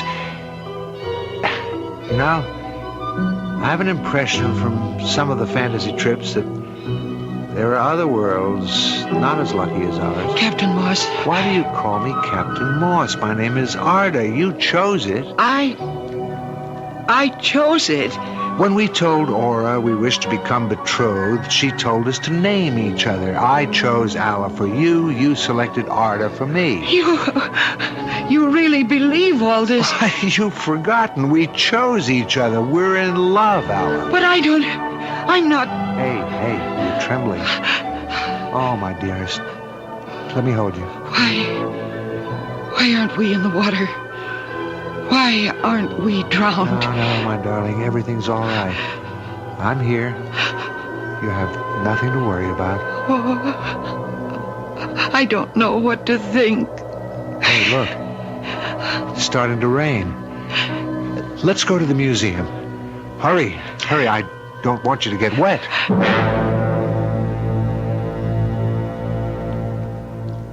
Isn't this museum a wonderful place?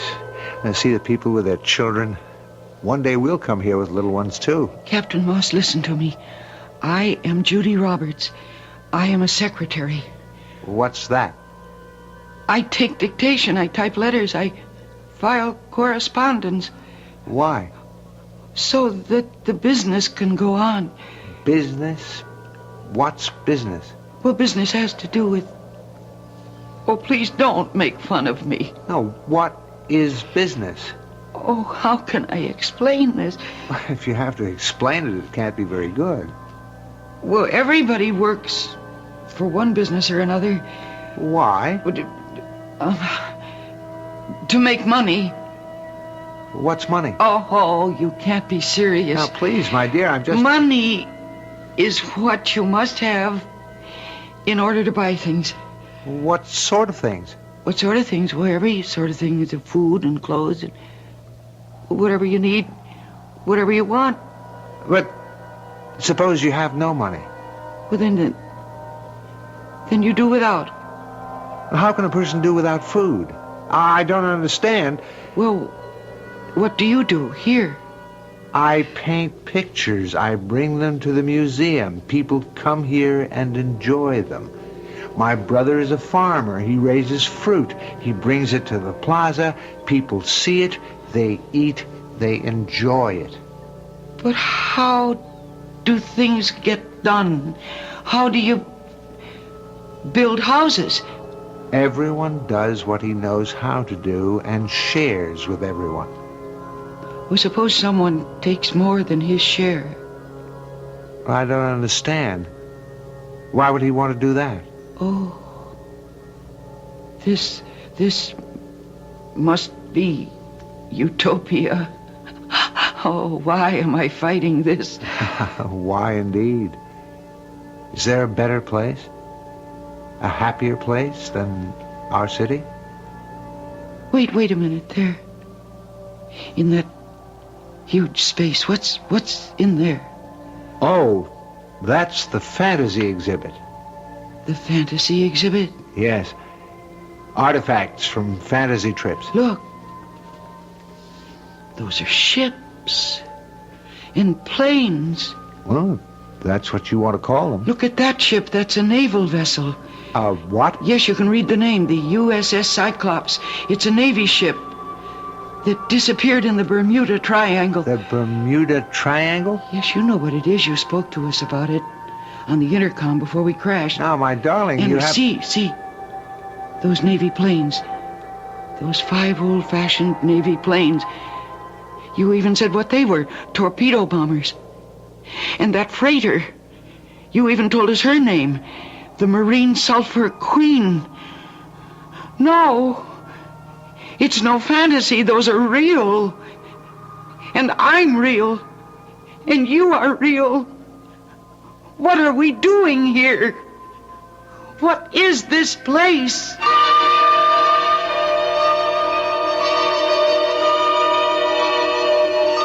No, Aura, no, don't tell me that again. I don't believe it. I'm not a native of this place who happens to be having hallucinations. Very well, my dear. Suppose you tell me who you are. There's a place in the Atlantic called the Bermuda Triangle. Ships and planes disappear into it. I see. But the ships and the planes are not destroyed. Somehow they pass into another world, this world. And when they do, everybody on board changes somehow. Something happens to their minds. Or you do something to their minds, which makes them believe that they belong here and they forget who they were back on Earth. Is that true? You're telling the story. That's what happened to the passengers and the crew of Flight Number 7. To all of them. All of them except me. My mind didn't undergo any changes. Oh, yes, I see that now. Oh, then you admit it. Oh, yes. We wish you no harm, only good. And now that you're here, I'm afraid you must stay.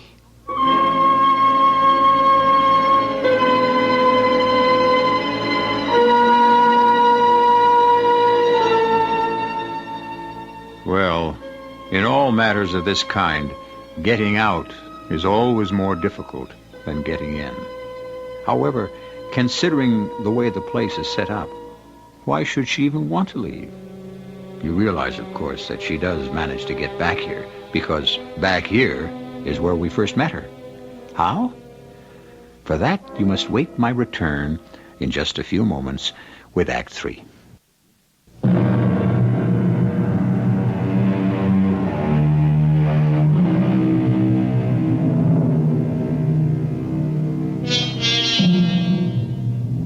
There's an area in the Atlantic known as the Bermuda Triangle. And why ships and planes disappear there is anyone's guess. What you're listening to now is the story being told by Judy Roberts, sole survivor of a plane that disappeared over the triangle. And she insists that it's a gateway to another world, a world she has become desperate to leave. Please, I must go back. I'm sorry. It can't be done. Well, you brought me here. Why can't you send me back? Well, we've never tried it before. No one has ever asked to leave. I must go back. Why? Look at what you have here. Peace, plenty. It's a paradise. Yes. And most important, love. Who loves you? What man loves you back in your other world? No one. Here, Arda. Very well, I shall call him Captain Moss.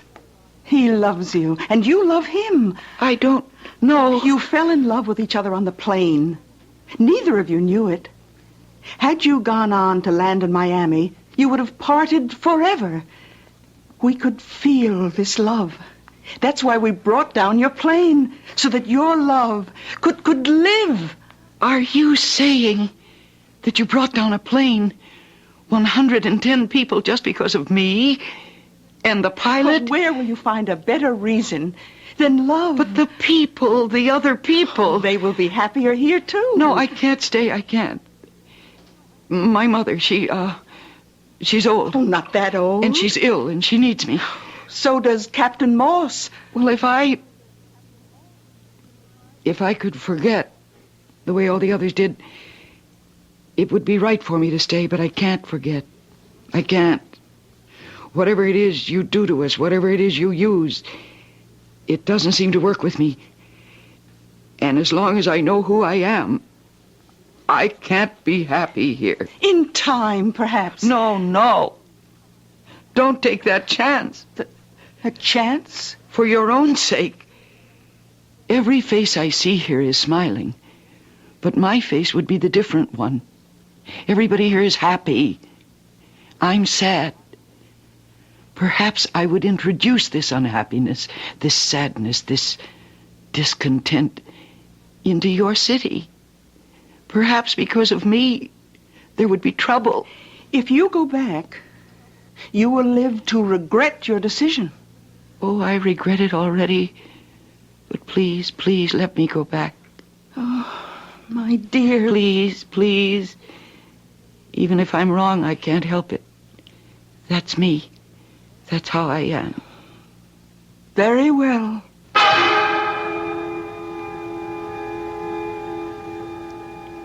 You see, Lieutenant, there's some kind of thing, a space, a tunnel, whatever, I can't say, between the worlds. And they took me to it. And then when they saw a helicopter off in the distance, they knew that I'd be safe. So they just sent me back. And that is what happened.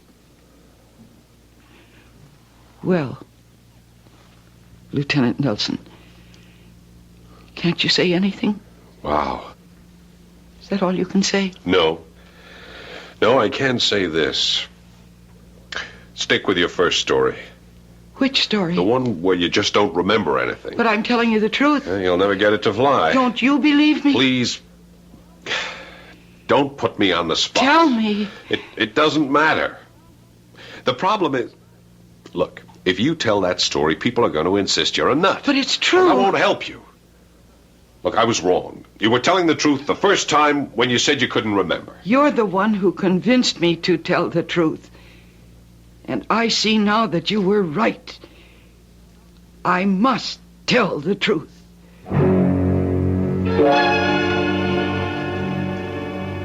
Admiral, we have to do something. Yes, well, what can we do, Pete? Remember, she's not a prisoner. But look, Admiral... We've got to bring her to shore. And she's free to go. You heard her story. Yes. Would you know what will happen when she tells it? Yes. People will say, poor girl, she's undergone such a terrible ordeal. No wonder it affected her mind.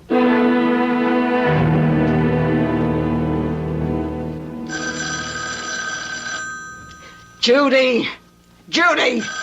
Yes, Mama. Do something about that confounded phone. I can't, Mama. It'll just keep ringing. Well, take the receiver off the hook or something.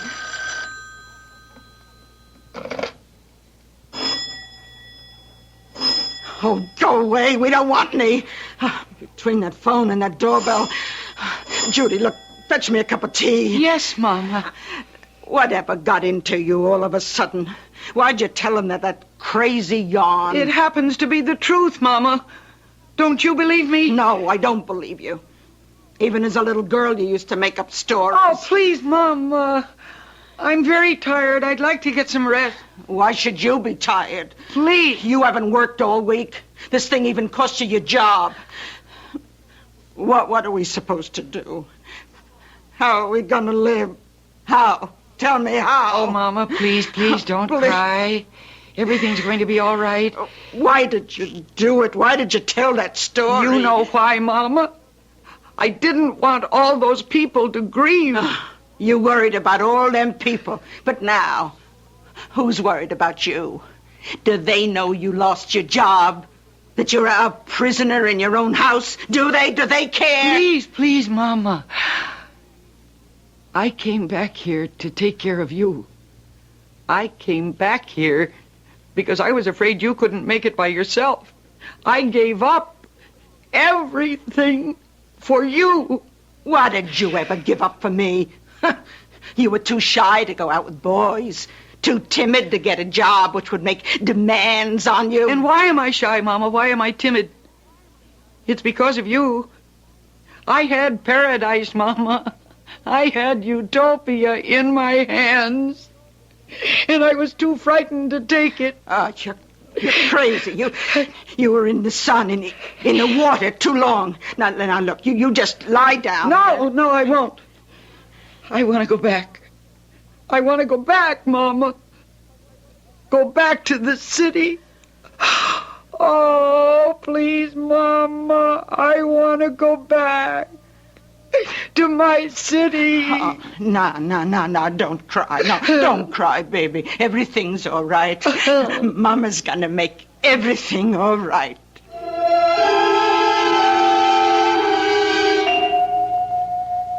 There's nothing further on Judy Roberts' disappearance. She left from the rest home in which she was staying early this evening. Admiral, I think the police could find her if they checked out the local boatyards. Is that so, Lieutenant? Yes. Look, I would say she rented herself a boat, and she's gone out to look for her city again. Yeah, there's a possibility. Is there any way the Navy could be interested? No, not officially, Lieutenant. You see, we can't search for anyone until after it's assumed they're on the water, or in it. And then we have to be asked or ordered. Yes, I was afraid of that. Are you qualified in torpedo boats? What? No, sir. Well, if you want to log in some time... Oh, yes, I understand, sir. As a matter of fact, I might just come along for the ride.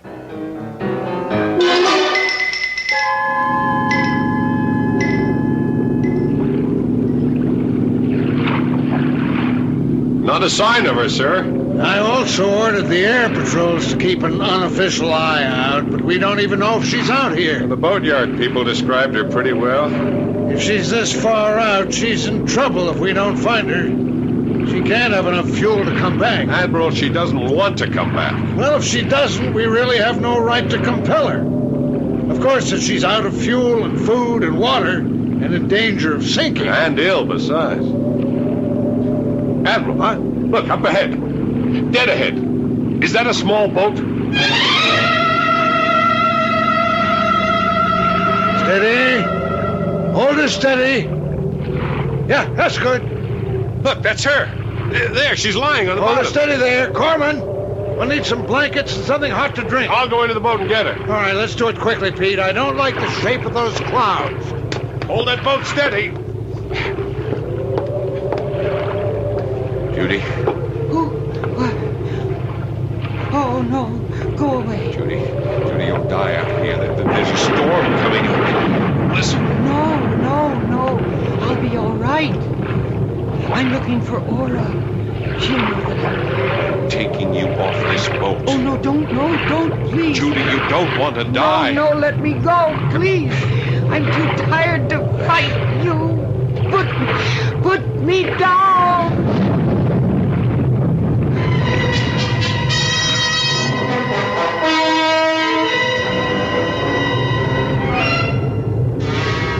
You're all right now, Judy. You'll be all right. No, please let me go. Go where? You're a couple of 100 miles from land. We're in the middle of a storm. I'll jump overboard. Oh, that's crazy. Listen. Can you hear that? Do you hear it? That roar.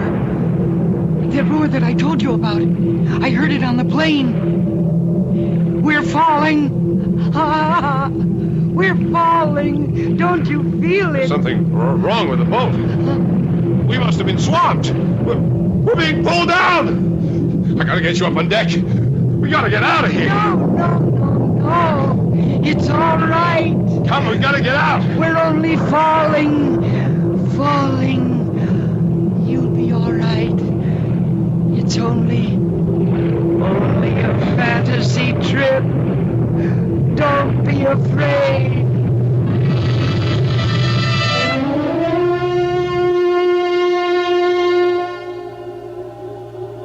Welcome home. Welcome home again to all of you.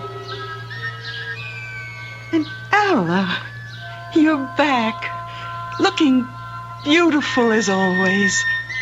Yes, Aura. I'm back. I'm really back.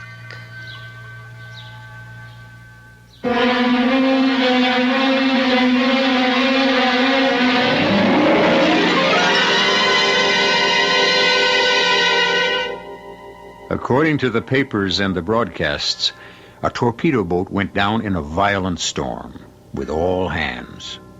It's true the storm raged in the area of the Bermuda Triangle, but, well, what does that mean? Ships and planes have a habit of disappearing. So do I, but only for a few moments. I, at least, shall return shortly.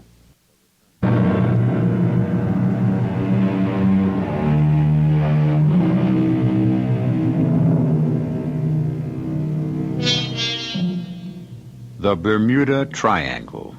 Fact or fiction? Myth or reality? Everything you've heard on our show, every way of accounting for it, or not accounting for it, has been the subject of lengthy debate. Is it the passage to another world? Some insist it is. Is it the playground of a superior race of men who amuse themselves with us mere mortals? There are those who believe it. Our cast included Mercedes McCambridge, Paul Hecht, Bryna Rayburn, and Robert Dryden. The entire production was under the direction of Hyman Brown. This is E.G. Marshall inviting you to return to our Mystery Theater for another adventure in the macabre. Until next time, pleasant dreams.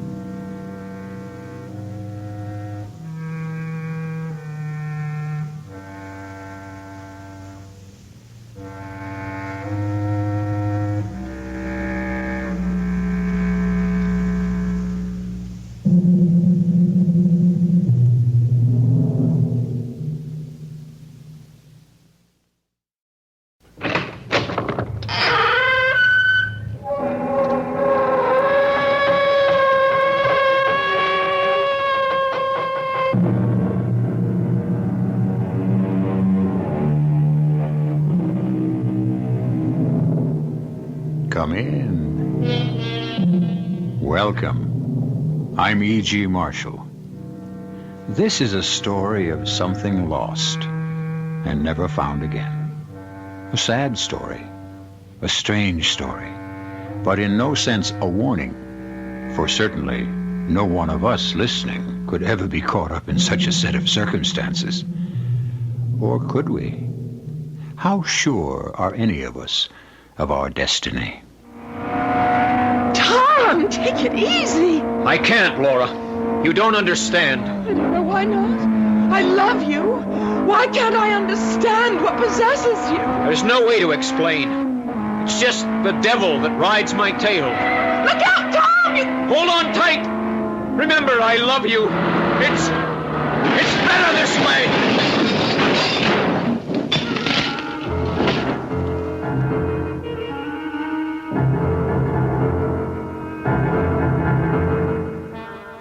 Our mystery drama, The Ghostly Rival, was written especially for the Mystery Theater by Ian Martin and stars Will Mackenzie.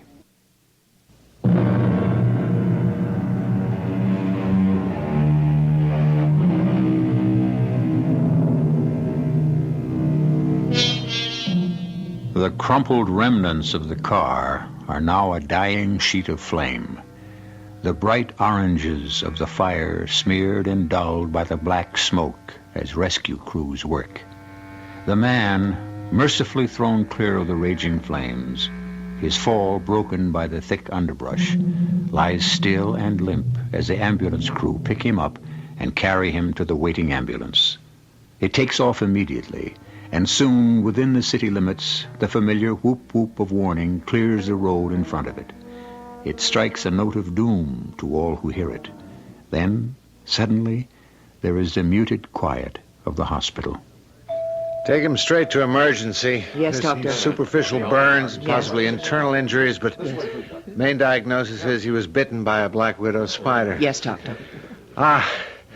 Whoever's on duty can handle the surface stuff. Alert the neuro resident, whoever's on the psych side for the rest. Can do, Dr. Peters. Did you sign him in? Yeah, here are the papers. There was a woman with him, wife, I guess. She got caught in the car and burned to a crisp. His name is Cartwright. I guess kid glove treatment. He's one of them. We treat them all the same. That's a spirit, baby. Just the same, his family and in-laws did build a wing for dear old Central Hospital. All right, I'll see you in the snake pit later.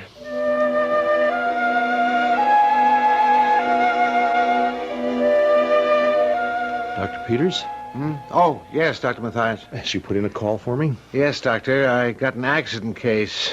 No sweat, minor contusions and burns, but there are complications. Involving a psychiatrist? This one may involve half the staff. First off, the guy was apparently bitten by a black widow spider. What? How do you know? He was conscious when we brought him in. Told us himself. He got thrown clear of the car. He was the lucky one. Well, there was someone else with him? Yes, Doctor. His wife totaled with the car. Oh, how awful. They hit the guy pretty hard. Although he wasn't all that with it when we brought him in. Because apparently his wife was going to have a baby. Oh, how hard can you get hit? Tell me, how bad is the spider bite? Well, that's kind of out of my backyard, but according to Doc Stearns in toxicology, there isn't much to do but wait and see. Well, as I remember, it's seldom fatal, but it takes a long time for the poison to attack the system, and the pain is excruciating if and when it does. Well, this poor guy's ready to flip his lid. Mm-hmm. I mean, he goes through the guardrail 200 feet into the valley, kills his wife and unborn child, and turns up without a scratch. Yes, except the spider bite. Yeah, that. Well, what's that next to losing your wife, your kid, and maybe your future? You're not asking me, Dr. Peters. You're telling me. And that is my job to discover and to heal, if I can.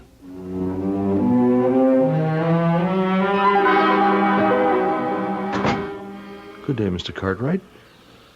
Well, what's your specialty? If you're a doctor. I am. I'm a psychiatrist.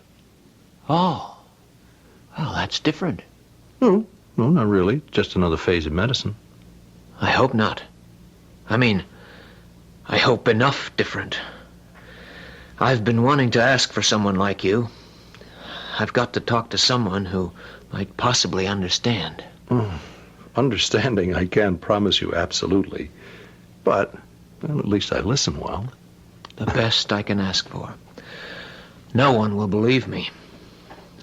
I am trapped as thoroughly as that horrible thing in the bottle I let escape. But I have to keep hoping that somehow I can find escape too. Well, let's see if we can't begin by making a start at it, at least.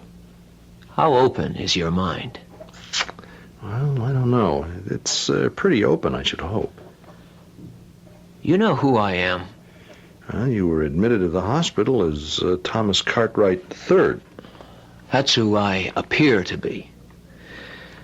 Have you ever heard of a Terry Connolly who is buried in the graveyard behind St. Stephen's and whose headstone reads, born 4/29/51, died 8/16/73? Well, should I have? Yes. Because that's who I really am. How do I answer that? I mean, you consider yourself already dead? Condemned. Why? Because I sold my soul. Oh, that's rather a wild statement. You mean like Dr. Faustus to the devil? I mean like that. Well, and I hope by all means you're going to tell me about it. You still think I'm Thomas Cartwright III? Well, to all intents and purposes, plus your public identity and all the private contents of your wallet, and also your wife's identification, of course you are. I couldn't possibly be Terence Conley, could I? No, I don't even know him. Then may I introduce myself? Not my outward appearance, but what lives within the outer shell? Suppose I accept that claim. Can you prove it?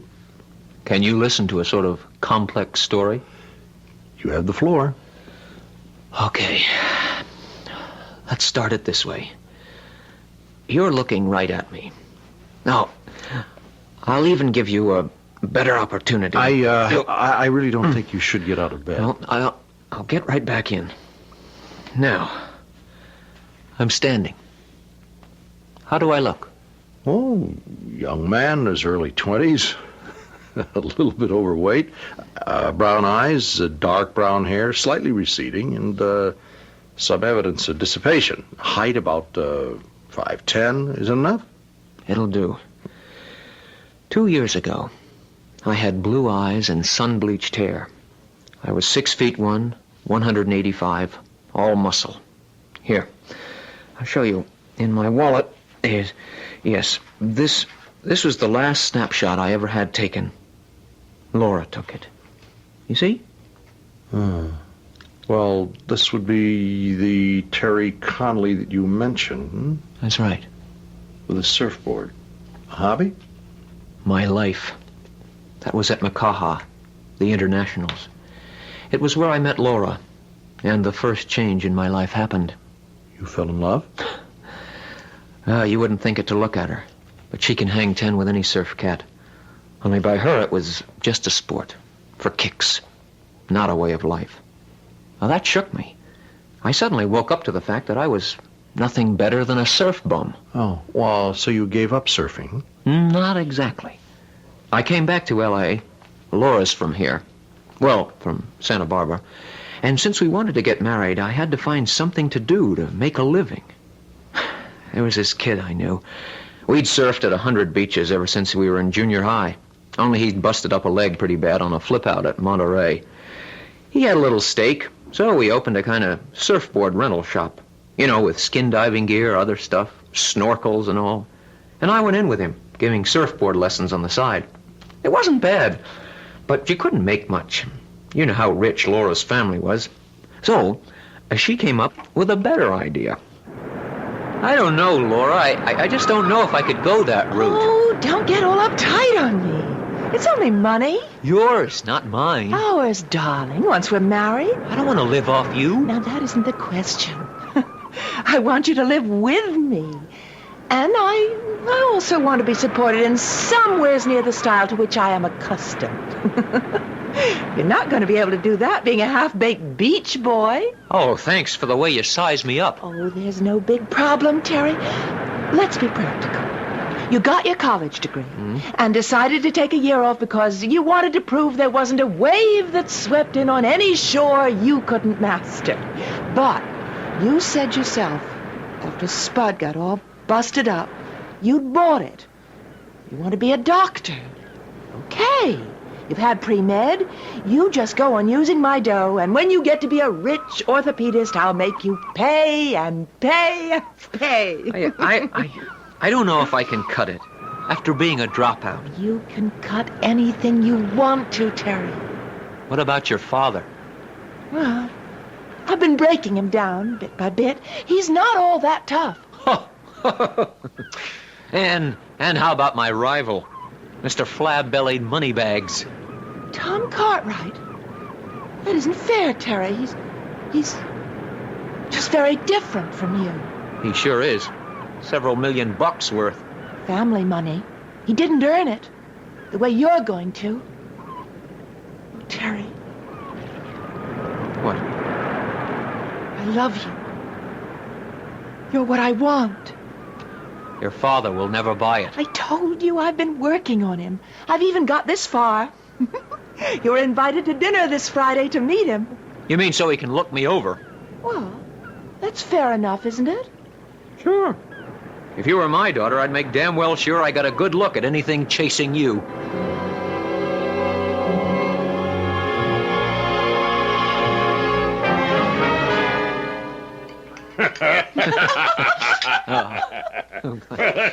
That's good one, young fella. No. I'll have to remember it to liven up one of our board meetings. Well, you can put the brandy and 2 glasses on the table, George. And, Laura. Yes, Daddy? Why don't we have coffee out in the solarium? There's still plenty of light to admire the view. All right, I'll have George set us up there. And, all right, now, you go along, Superintendent, will you, dear? Mm-hmm. I think Terry and I have a couple of words to exchange. Okay, Dad, but you won't be long, will you? Oh, no. I'm the only lady for the gentleman to join. No time at all. Well, you'll have some brandy, Terry? Oh, I'm not much of a drinker, sir. How much? Beg pardon, sir? Well, you heard me. How much to what? To get out of my daughter's life. Leave her alone. Marry the kind of man I think she should. Someone with plenty of money. Well, it should be one of the requirements. One that you don't have. I've got a better one. She loves me. I don't know. Out of sight, out of mind. Now, how much, Mr. Beach Boy, to take your bedroll and go follow the waves instead of the most precious possession I have? How about a nickel? I don't understand you. It's obvious how cheap you consider me. I thought I'd just keep the price in line. Okay.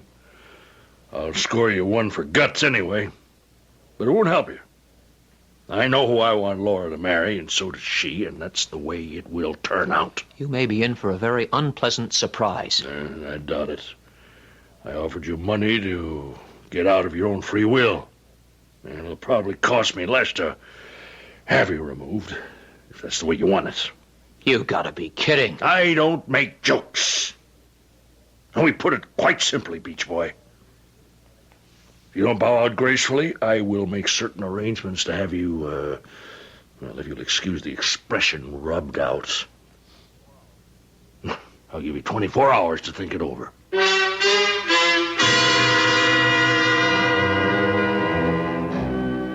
John Sherman Blake, chairman of more boards than we have time to list. Inherited money and accrued money, position, power.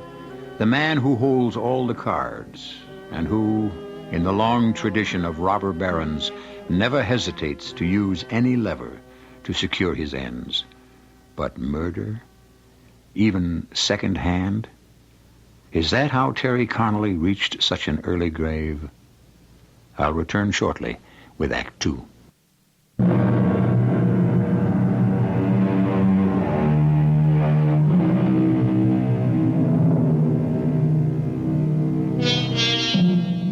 For a moment, as though exhausted, the pale young man in the hospital bed has shut his eyes, leaning back against the pillows. Dr. Matthias, the psychiatrist, eyes him carefully and then speaks quietly. Perhaps, Mr. Cartwright, we should let you rest for a little while before you continue. Rest, Doctor? I haven't known any rest since... Oh, since the night you were telling me about? Yes. I didn't go out to the solarium to have coffee.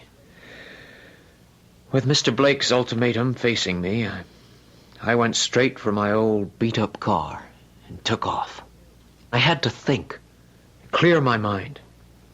Best place for me to do that is riding a wave. So, I headed for the beach. I always keep my gear in the back of my bus. The nearest beach was Old Deep Six. Unless you had an attack of the crazies, nobody rode the junk that came in there. Rocky bottom, narrow reefs on both sides, and a crisscross that really chopped up the rides. Well, that suited me just fine. I wanted to risk my neck. It might be the answer. I took a heavy board because the wind was high, paddled myself out over the breakers, and waited for the big one. I saw a Hummer coming. I waited, then I raced to stay ahead of the crest. She broke pretty. Then it happened. Kick back. A rip current broke her wide open. She collapsed on me, driving my board the Lord knows how high in the air and grinding me down and under, rolling and tumbling until I hit my head and went out like the light above me over the sea, under which I was buried. Oh, let me out! Stranger, whose fate has led to this spot with me. Can you hear me? What? What is it? Who? Oh. Who is it? Oh. Only release me from my prison, and I can grant you anything you want. Anything? You have only to name it, and it is yours. I was bruised and battered, half conscious. By luck, the tide had been going out, and I had been left lying stranded, face down in the rough sand, above the tide's edge. It was almost dark. Beside my head lay a dark green bottle washed up by the waves. And from it, the voice I heard. Or did I really hear it? Was it just some sounding in my half-conscious head? It seemed to be coming muffled from the bottle. Who are you? Who I am matters little. What I can effect if you free me is another matter. You're inside the bottle? Yes. Trapped, I have no power. Freed, my power is limitless. For my freedom, ask what you want. Power, honor, fame, knowledge, riches. On what condition? I ask none. Are you sure? Or are we just kicking around the old Faust dream? Your freedom for mine. I said there were no conditions. Open this bottle and let me out, and I grant you whatever one wish you desire. Okay. You got it. It's only a dream. Oh, there is no way I can dig this cork out. Break the bottle. Okay. Scrooch up in the bottom and look out for flying glass. Here goes! The moment the bottle broke, a great, hairy, black spider with a red hourglass mark on its belly burst from the sharded remains of the neck.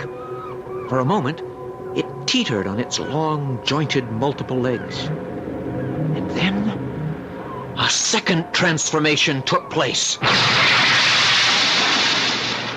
Almost as though it had exploded, the spider blew up into a giant of a man, with a bald head bristling dark blue from chafing, and a body covered with tangled black hair, dressed conventionally enough in blue jeans, just like I wear normally. I am your servant, sir. Who are you? I am whoever you want me to be. But that is of little importance for the moment. You kept your part of the bargain. Now, I keep mine. Ask anything you want of me. One request. No strings. Choose. All right. I'm too tired and chopped up to debate the point. You ask me what I want, I'll make it within reason. More wealth than the father of the girl I want to make my own. Enough more so that he cannot keep us apart. Granted. You've made your choice.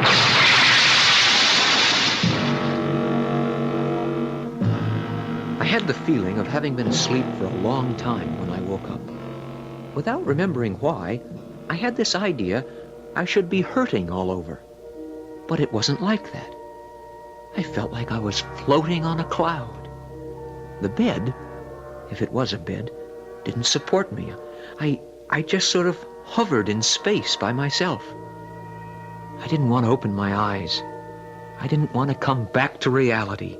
This was too plush, too out of this world. Very slowly, I opened my eyes. Good morning, sir. Would you like to breakfast or bathe first? Who are you? Oh, dear. Mr. Cartwright had a big party last night. I've got a headache, like someone hit me with a sandbag. That's right. You have a bruise on your forehead. Would you want ice? No. I just want to know where I am. At home. In your own bed. That's crazy. I don't feel that way. I don't belong here. Now you do. Huh? You made one request, to be richer than the father of the girl. Now you are. Wait a minute. My first question was right. Who are you? We met last night. You made a request. It has been granted. A few hours ago, it was recorded in the book that Thomas Cartwright III died of a sudden, massive, unexpected heart attack. At the same time, a young man whose main interest was surfing was the victim of a drowning accident on a nearby beach. Your body lies there among the debris of the tide. In this bed is the body of Tom Cartwright, miraculously recovered from a vascular and cardiac accident. And within the shell of the body, within its cocoon, not Tom, but Terry, lives on. Thus, I kept my promise. How can I be what I'm not? Who is to know the difference? Oh, to begin with, I never saw this Cartwright guy. Rise, master, and look at yourself in the dressing room mirror, or even the full-length glass, here, on the closet door. I don't think I want to look. Sooner or later. Better now, when we're alone. I'm on my feet. Oh, Lord. Everything has changed. Is that really me? That is what you asked to be. Richer than the father of the girl you wished to own. But I didn't ask to be someone else. I don't even know the man. How can I take his place? Let me arrange that, master. But you can't be with me every moment. Don't I have a business? Go to work? Most fortunately, you're now on vacation. Most of it you plan to spend on your boat. You have few social engagements, except, of course, tonight. Tonight? Yes. Tonight, you're dining with Mr. Sherman Blake and his daughter. I was ripped apart at the thought. To sit at dinner again with Laura and her father. This time, what would you call me? A half-man or a double imposter? How could I carry it off? And yet I knew I couldn't refuse the invitation. Laura, I know it's not an easy evening, but life must go on. George, I think some more wine. No, not for me, thanks. I'll skip it, too. Dear me. Well, what can I say? The least, the better, Daddy. As you wish. A terrible accident. Yes, it was so wasteful, a fine young man. Why would he take a chance as he did in that riptide with such broken surf? Maybe you could answer that, Daddy. Me? When you shooed me out to set up coffee, what did you say to Terry? You touted him off. You made it impossible for him to even think we could ever be... Excuse me, I've got... I'm sorry about that, Tom. Oh, nothing to be sorry about. I understand. You do? Yes, sir. With your permission, sir, I'd like to talk to Laura alone. Well, yes, by all means. I hope you can bring her back to her senses. You know you have my blessing. Yes, sir. I know.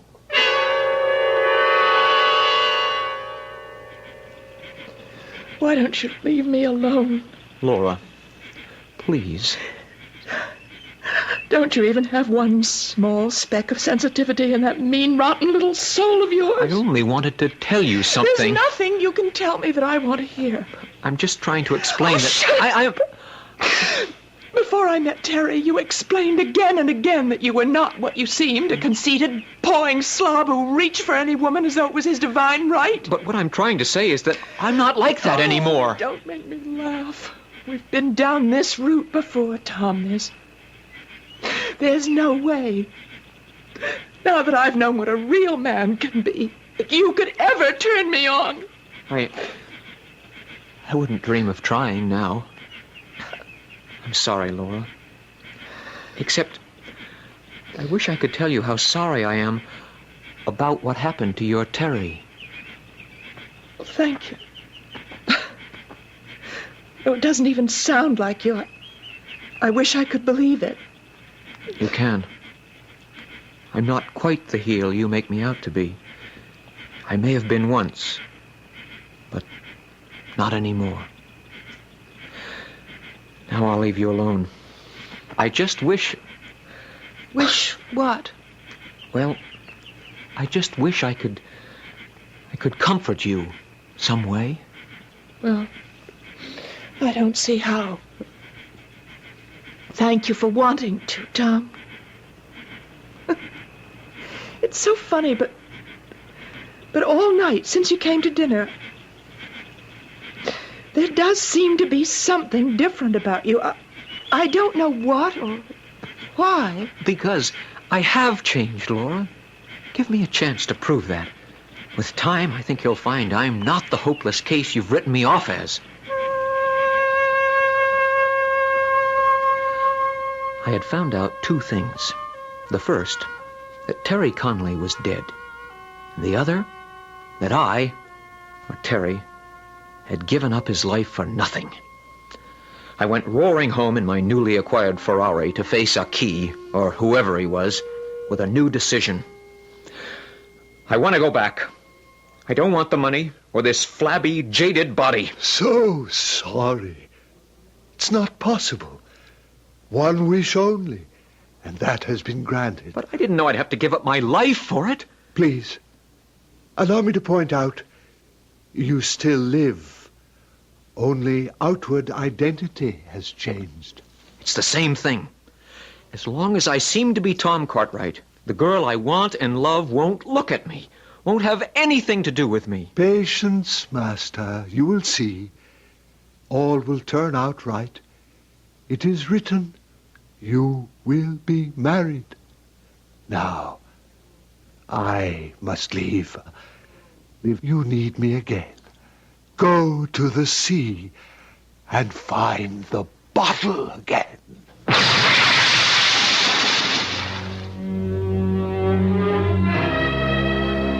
Impassive Oriental's head, a great jagged streak of fire exploded and disappeared.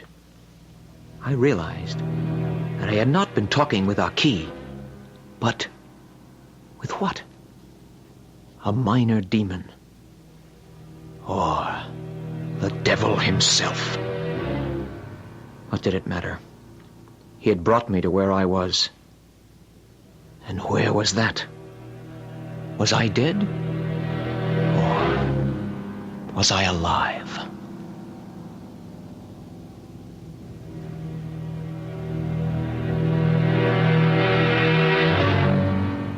For a moment, the pale, tortured young man in the hospital bed stops his story to shut his eyes as if against a wave of excruciating pain. The psychiatrist, listening to him, is tempted to react compassionately. But for the moment he waits. The pain may be less physical than mental. And the harrowing story is not yet ended. I'll return shortly with Act 3.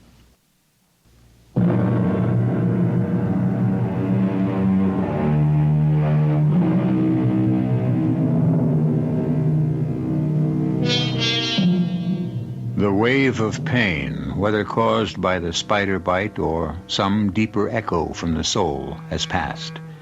But the young man in the bed still lies with his eyes closed. The nurse coming into the room is quickly pantomimed to silence by the psychiatrist. She stops with the tray containing the hypodermic and the phial of morphine. Quietly, Dr. Mathias goes to her. Dr. Peters ordered a hypo for him, Dr. Mathias. Well, I don't think he needs it yet. Now, if it becomes necessary, I'll give it to him. Yes, Doctor. Mr. Cartwright? Yes. Are you all right? Yes. Do you have any pain? Pain. Oh. I'll never be without it. I can give you a needle if you want. No drug will reach the pain that really haunts me. I want to finish my story. Yes, very well. Let's continue. It was her father who dragged me back into the whole mess. He came to see me at my house, and he didn't mince words. Now, you can't leave me hanging like this. I have a deadline to meet. Yes, I know. Well, are you coming in with me, or aren't you? I haven't made up my mind yet. Oh, good Lord, man, you can't put me off. I'm on the edge of the precipice. I foolishly overextended. I have no cash flow, and if the banks ever get wind of that, the whole thing would collapse like a house of cards. And how much is it you want to borrow? It's got to be a couple of million, at least. Now, we have been over this before. And the security. We've discussed that before, too. You mean Laura? Yes. Except that she happens to be a security that you can't deliver. That's where you're wrong. I have only to tell her the truth about my business problems, and she would she would agree to marry you. A lamb to the slaughter. What'd you say? Doesn't matter. All right, Sherman. Or perhaps I should say, Dad. You've got a deal. Laura, for whatever you need, up to what I've got. You'll never regret this, son. And so, you were married? Yes, not quite 2 years ago. It was a bad marriage? No, not for the most of it. At the beginning, for the best part of the first year, it was uneasy and difficult. But slowly things began to change. I wanted to tell Laura the truth, what really had happened. But how could I? She would have thought me absolutely mad, out of my skull. Then, as the months passed, I began to see it looked as though I'd never have to. I remember one night, after a party, going to bed. How many people do you suppose were at that party tonight? I don't know. A couple of hundred, maybe. And how many men? You think I count them? No, I'm serious, darling. Darling? That's what I said. Oh. Men? I don't know. I guess when Stanton throws the ball, there are more men than dames. What's the difference? I just wanted to tell you something. No matter how many there were, I'd have taken my man over any guy there. Laura. Yes. That's the way it's gotten to be with me now.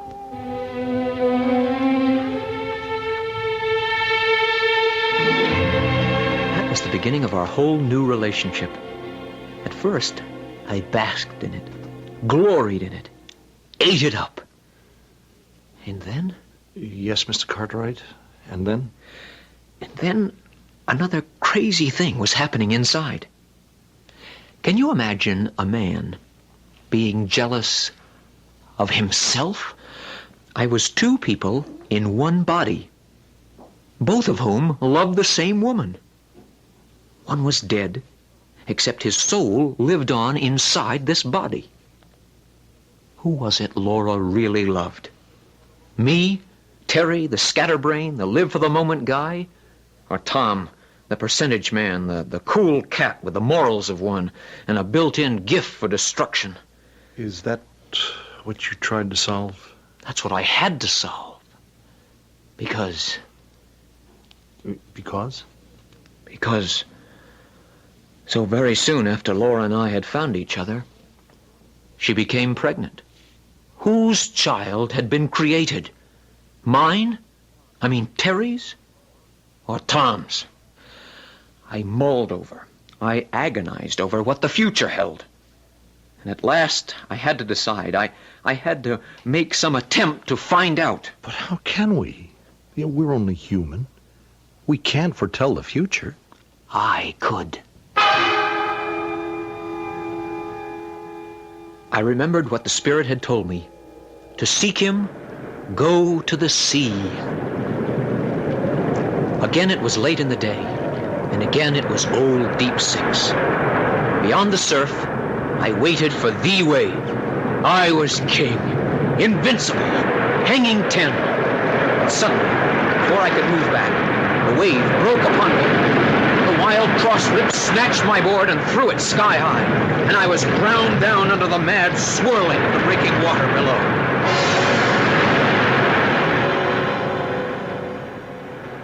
I came to again, lying on the tide's edge, just as I had done so many months ago. Why did you search for me? The child. The child. What of the child? I suddenly realized what a fool I was. You asked nothing from me for what I wanted. But what about my children? What did you imagine? The world on a silver plate without any return? But you promised it was not the old Dr. Faustus gag. Naturally. We progress. Things change. Your soul had no interest for me. Only your offshoot. Your children from here on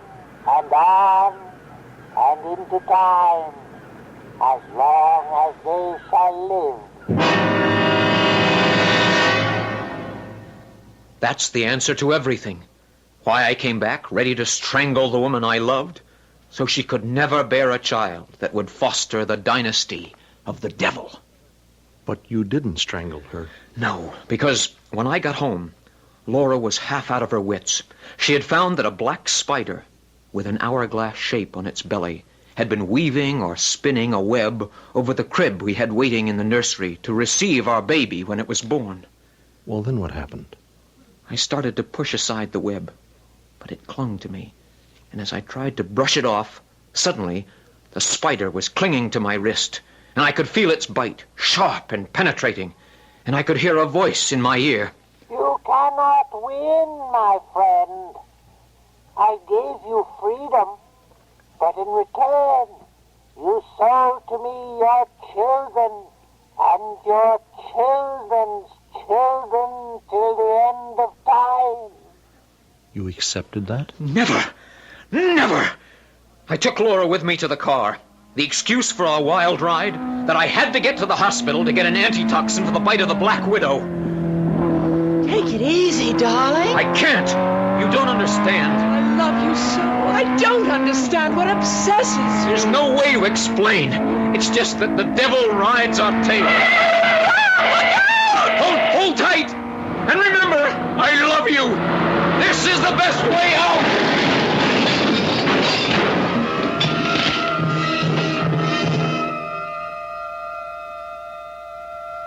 So, you remember. You know that Laura is dead. Why not me? What was I saved for? It's a question that can't be answered. Oh, yes. I see now. It's all clear. You. What? In another form. The Antichrist. The enemy. I can do nothing else. Mr. Kike. I can kill you! Yes, I can. Why me? I want to help you. Dr. Peters! Okay. I don't need any medical degree to handle this.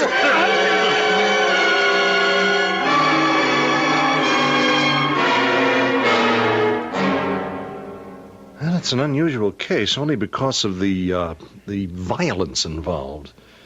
There's not much to say about it, Dr. Peters. Well, except I'd like to try to understand it. Well, that would take volumes. A classic world of delusions. Everything? There's very little missing. There was love broken off. There was a child that might have been born. There was a man already beyond the norm of society who thought he was doing the right thing in destroying himself, his wife, and his unborn child. And we just write him off, Doctor? No. We write no one off. We probe as much as we can. We try to resolve what we can. There's still cases beyond all our knowledge, and someday, we may solve them.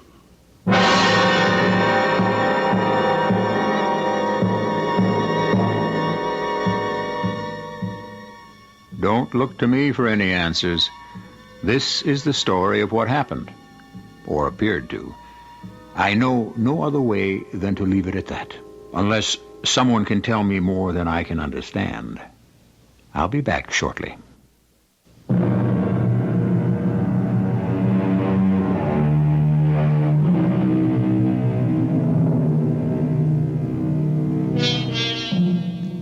There isn't much to say about this particular tale, except that he who traffics with the devil must be prepared to pay the price. A sad and terrible price for all who were involved, except John Sheldon Blake, who was really the most to blame. He was the only one to survive, since Tom Cartwright, or whoever he truly is long since committed to an institution. John Sheldon Blake is also committed to an institution, except that he remains free. Funny how the establishment has a habit of winning. When come right down to it, they are the ones who are really mad. Our cast included Will Mackenzie, Marion Seldes, Robert Dryden, and Earl Hammond. The entire production was under the direction of Hyman Brown. This is E.G. Marshall inviting you to return to our Mystery Theater for another adventure in the macabre. Until next time, pleasant dreams.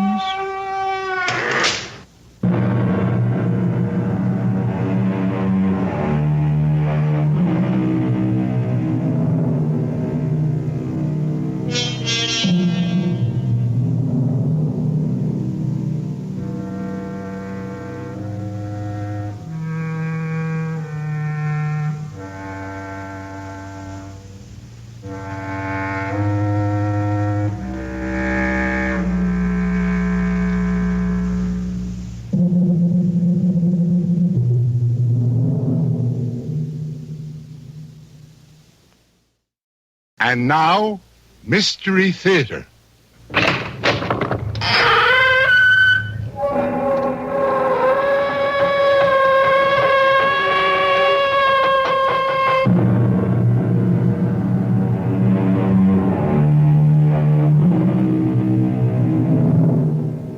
Come in. Welcome. I'm E.G. Marshall. As a teller of mysterious tales, I'm often asked, how much is fact and how much fiction? Almost as often, the answer is another question. Who really knows? And if I'm going to be asked about the story you're going to hear now, let the asker be forewarned. The answer will be that question. Who really knows? You may believe it's all fiction if you choose to, but I'd like to see you prove it. Has your husband definitely decided to join the executive club? Oh, has he ever? If he's accepted, wild horses couldn't keep him out. Oh, he'll be accepted, no question about that. And you don't look like a wild horse to me. I beg your pardon? Julie, I came here this morning to advise you as strongly as I can. If you have it in your power, by any means whatever, keep your husband out of the executive club. I see. No, you don't see. It's not the snobbish kind of thing you're thinking. It's for his own good, Julie. His and yours. You'll be sorry for the rest of your life if you let him join that club.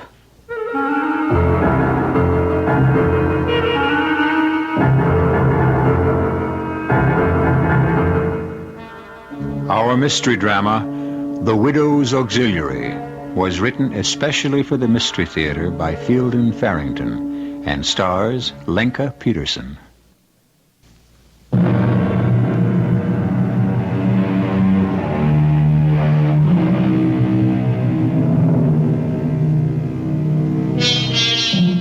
There are special days in everyone's life. Sad days, days of elation, ordeal, decision. In short, pivotal days. Karl Sims has awakened to such a day. His perfectly good breakfast scarcely tasted. He's pacing the floor, waiting until it's time to leave to catch his train into the city. Julie, the lovely wife who prepared the uneaten breakfast, thinks he's overdoing it. Honestly, Karl, I've never seen you so jumpy. But the executive club, Julie, don't you know what that means? Well, I know that the meeting isn't until 8:30 tonight. If you carry on like this all day, you'll be a litter case by then. So I'm nervous. I'll be all right. But I can't understand what makes you so nervous. Mr. Lathrop asked you to join the club, didn't he? He asked me if he might put my name up for membership. Well, then. Oh, can't you see this isn't just another club, Julie? Every member of the executive club is an important man. And if he isn't important when he joins, he gets important. I like you just the way you are. My boss, J.D. Mason, the president of Gotham Engineering, in case you've forgotten, is a member of the executive club. Can't you see what that means, Julie? What I can see is that you're going to miss your train if you don't take off. What? Oh, yes, I better go. I'll be home as early as I can.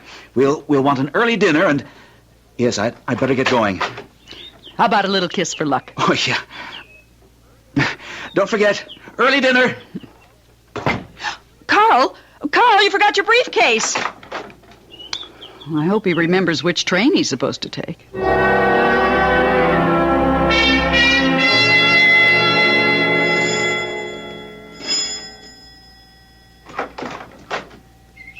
Good morning. You're Julie Sims, aren't you? Yes. I'm Rose Lathrop. I hope you don't mind my barging in like this without any notice or anything. Oh, of course not. Come in. Thank you.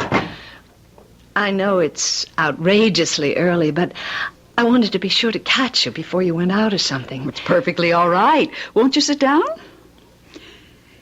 Are you Mrs. Alfred Lathrop? Your husband's the executive club man? That's right. Mrs. Sims, would you mind if I called you Julie? Of course not. And I'm Rose. Mm-hmm. Julie, how do you feel about your husband joining the executive club? Well, frankly, Rose, it doesn't make much difference to me one way or the other. If Karl wants it, I guess I'm glad. Well, I came here this morning to advise you as strongly as I can. Keep your husband out of the executive club. I see. No, you don't see at all. It's not the snobbish kind of thing you're thinking. It's for his own good. His and yours. You'll be sorry for the rest of your life if you let him join that club. And yet apparently you let your husband join. And I'm sorry. Well, why? I can't tell you why. At this point, I'm afraid to. Afraid? Yes. Oh, and please don't mention any of this to your husband. I mean that I've been here, what I've said, any of it. We don't have many secrets from each other, Karl and I. Well, please keep this one. I can't tell you why just yet, but it's very important to me. All right, if you say so. Thank you. Does the executive club have anything like a woman's auxiliary? Oh, no, nothing at all of that kind. I wouldn't call it the woman's auxiliary, even if there was one. I think it might be better named the widow's auxiliary. Widows? Oh, you mean like golf widows, that kind of thing? No, my dear. I'm afraid I don't mean that at all. I mean exactly what I say.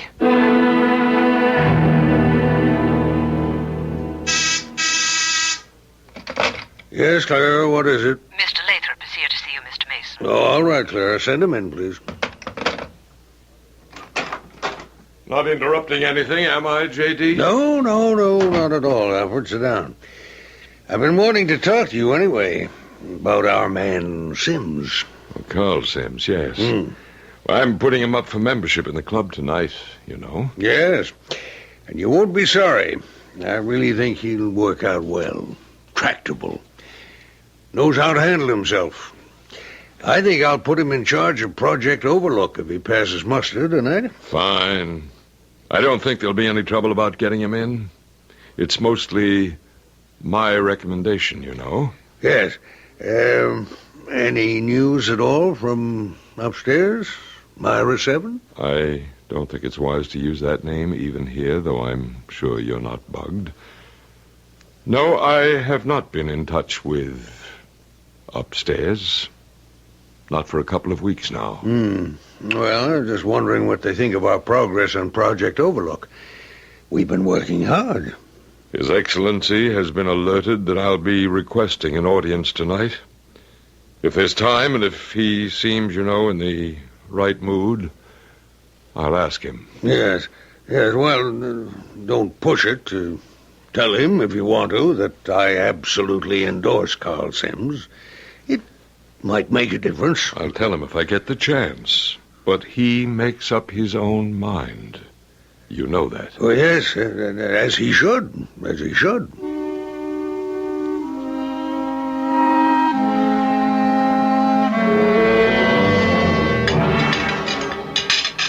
Karl, eat it. It's steak. I almost had to take out a second mortgage. Yeah, very good, too. Done just right. Well, then eat it. Sure. Karl, if you're accepted tonight in the club, that doesn't mean you absolutely have to join, does it? Have to? Why on earth wouldn't I want to? Oh, I don't know. I've just been thinking about it, that's all. Doesn't it seem to you that anything that offers so many advantages as you think this club does, well, mightn't there be some disadvantages, too? Name me one. Well, I can't, of course. It's just that nothing is perfect. I'm looking for the catch, that's all. How would it be, Julie, if you just left that to me? I think I'm perfectly capable. Always the phone at dinner time. Want me to get it? No, I'll go. If it's Alfred Lathrop, tell him I'm ready anytime he is. Hello? Julie, this is Rose Lathrop. Oh, hi. Alfred says Karl's going to stop by and pick him up so they can go to the meeting together. Oh, Karl didn't mention it. So why don't you come with him? The two of us can sit here together and wait out the decision. Oh, that's very sweet of you. Yes, I'd like to. Good. Is Karl still... Determined? Yes. Yes, that's the way it goes. Okay, see you later. Was that Lathrop? Is he ready to go? No, it was his wife. She suggested that I drive over with you, and the two of us wait at her house till the meeting's over. Hey, that's terrific. Yes, that was very thoughtful of her. Well, I don't mean that. What I mean is, if she did that, then Lathrop must be pretty sure I'm going to get in. He wouldn't go out on a limb like that if he weren't pretty sure.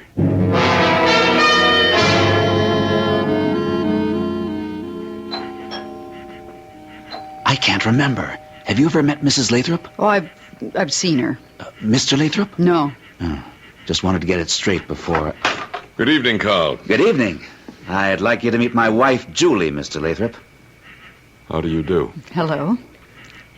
Won't you step inside? Rose. Hello. I'm Rose Lathrop. Mr. and Mrs. Sims, Rose. How nice to meet you. Karl, how would you like to walk over to the club? It's only a few blocks. Sure, fine with me. It's a big thing with us at the club. Keep the body fit. It has a brain to serve. We won't be late, Rose. See you later, Julie. I'll call you as soon as I know anything. Okay. Good luck. Good luck. Not a chance, Julie. He'll be accepted. If you're going to keep on saying things like that, I think you ought to explain. Yes, you're right. And I will explain just as soon as we're absolutely sure Karl's joining the club.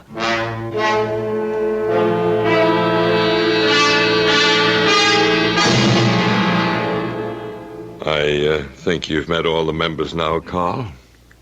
What do you think of us? I am impressed. Very distinguished and yet very friendly. A fine group of men, Karl. Mr. Lathrop. I think it's about time you started calling me Alfred, don't you? All right. What I was going to ask you, are they all here? I expected a much larger group. Oh, we're a very exclusive club, Karl. Yes, they're all here. All, that is, except your boss, J.D. Mason. Yeah, I was wondering about that. Oh, he had to go to Chicago tonight. He called me around 7:30, gave me his proxy for tonight's meeting, and that's 2 you can count on. I'll need more than that. Now, don't fret, Karl. You're the sort of man we want. Getting close to time, Alfred. Be right with you. That's Jim Corning. He's the club secretary. Now, this won't take long, I promise you, Karl. You just relax. Have a drink. The bar is all yours. I think I'd fall flat on my face if I did. Well, then don't. I'll see you later.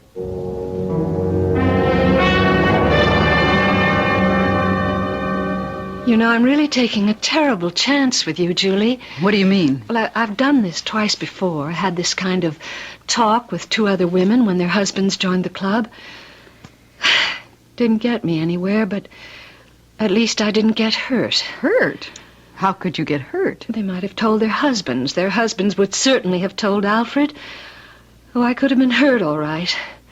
Honestly, you're frightening me. I'm sorry. As soon as we hear from Alfred or Karl, I'll tell you the whole thing. Not that you'll be any less frightened when you hear it.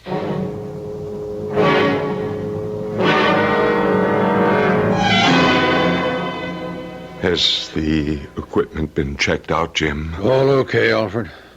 Isn't it about time for contact? Yeah, just. Sol 3, calling Myra 7. Sol 3, calling Myra 7.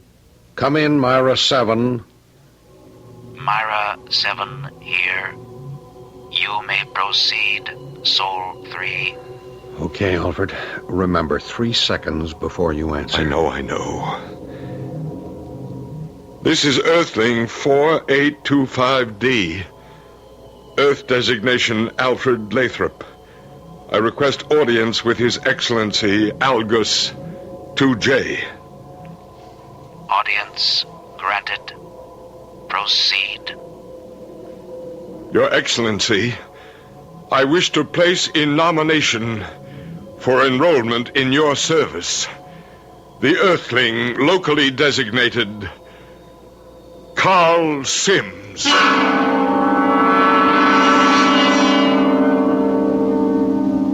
Communication with another planet? Another planetary system altogether? From a scientific standpoint, it's not impossible. We can bounce messages off satellites and send them halfway round the Earth without distortion. What if we didn't bounce them off a satellite, just sent them on out? Wouldn't they simply continue on through space until they found a receiver? I shall return shortly with Act 2.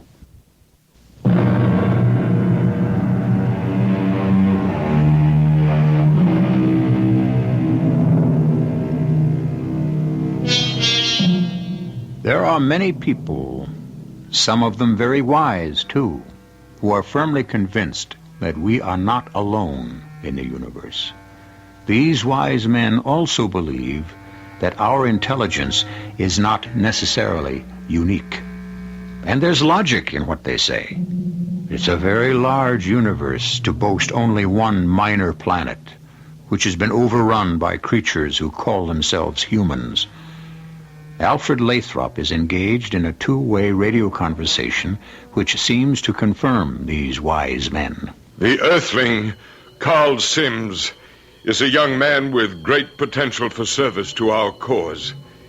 He will be, if he receives your approval, groomed for the presidency of the Gotham Engineering Corporation, which is dedicated to our purposes.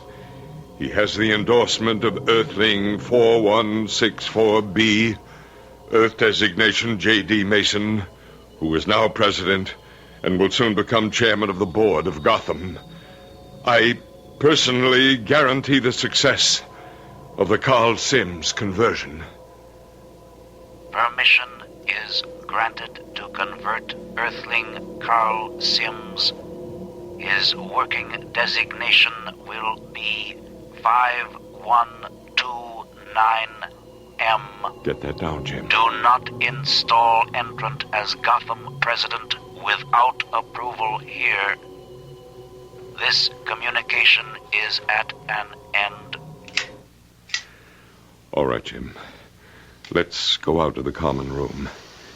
You give me a minute alone with Karl, and then we'll have a customary drink to celebrate and adjourn the meeting. First, don't you think we ought to set the time for the initiation? Oh, yes, you're quite right. I think tomorrow evening. Right. I have a feeling about this one, and I don't want to waste any time. Right. Tomorrow evening at 8:30. Congratulations, Karl. You're in. No kidding. I've been accepted? Unanimously, my boy. Let me shake your hand. You're one of us now. Wow. When, there's an initiation, isn't there? Oh, yes, of course. It'll be soon. Now, you hold yourself ready at any time. Well, now, come on in and have a drink with your new fellow members. Will it be all right if I just make a fast phone call to Julie first? I promised I would.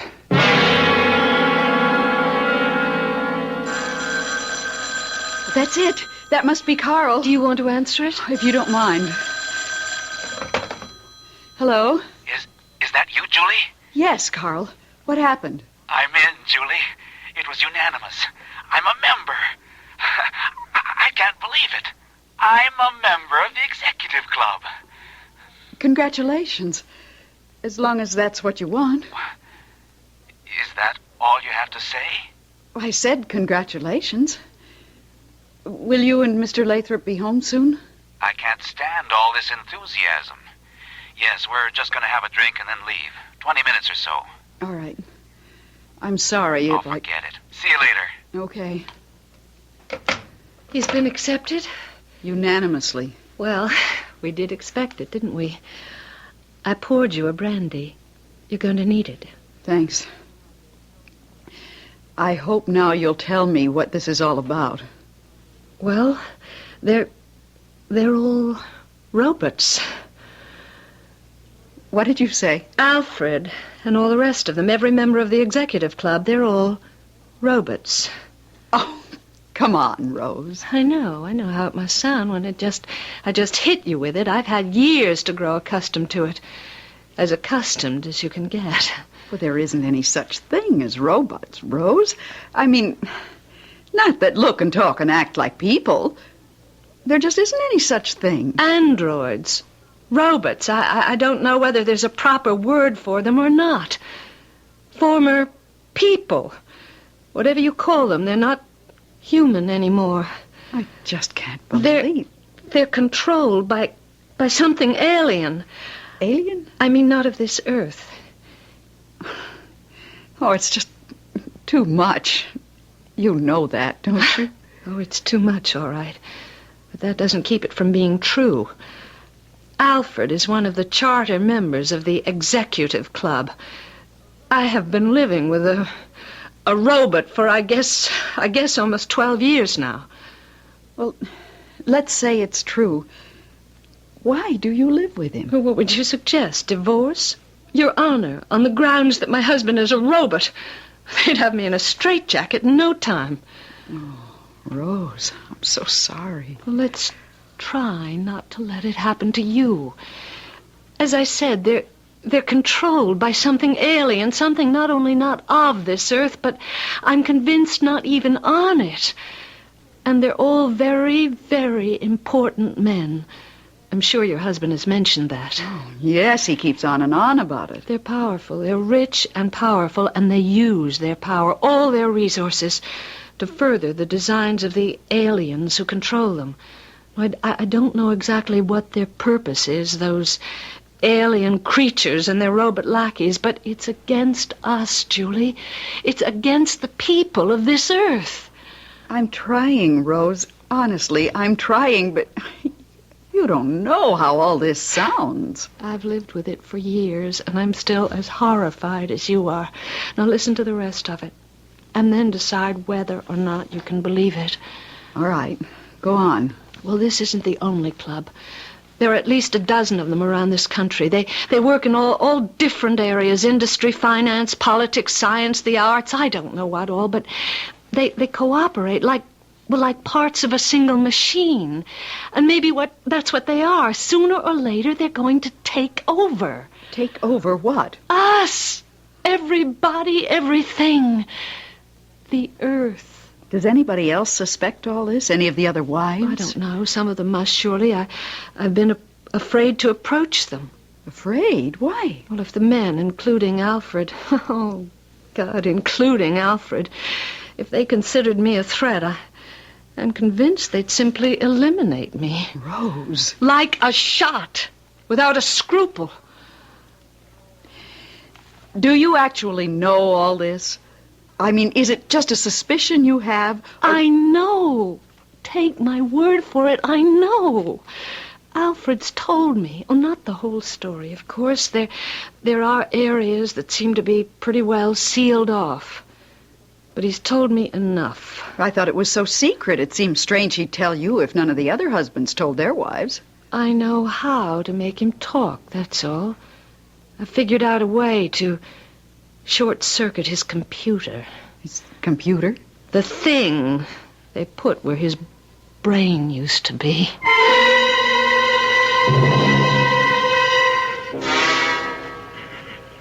Beautiful evening. I'm glad we decided to walk. I feel... you can't imagine how good I feel. Oh, sure I can. It's a wonderful thing for a young man becoming a member of the executive club. More wonderful even than you know, Karl. Oh, I do know. I really think I do. You won't really know until after the initiation. Do you have any idea when the initiation will be? Well, I know exactly, but you won't know until the day comes.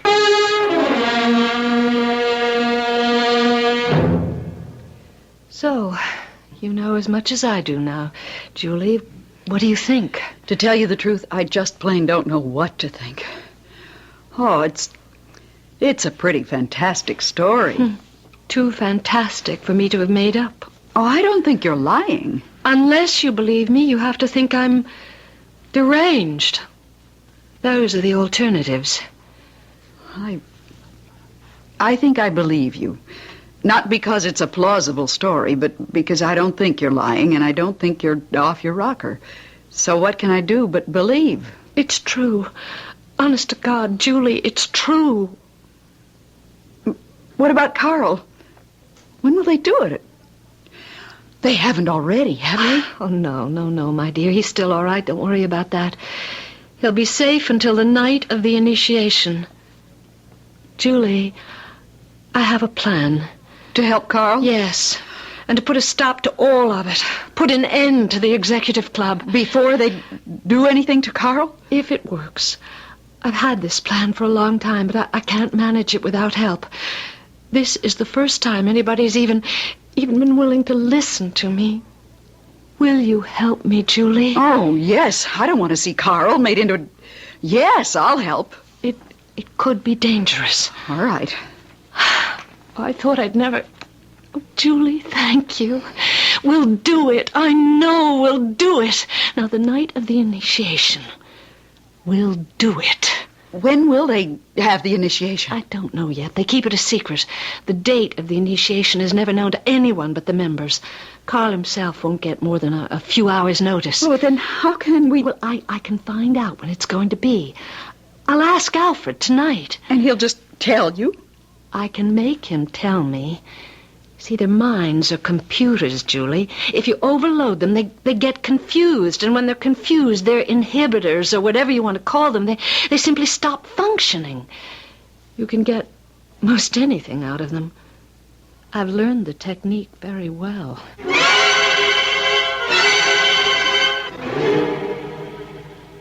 Alfred? Alfred? What? Are you awake?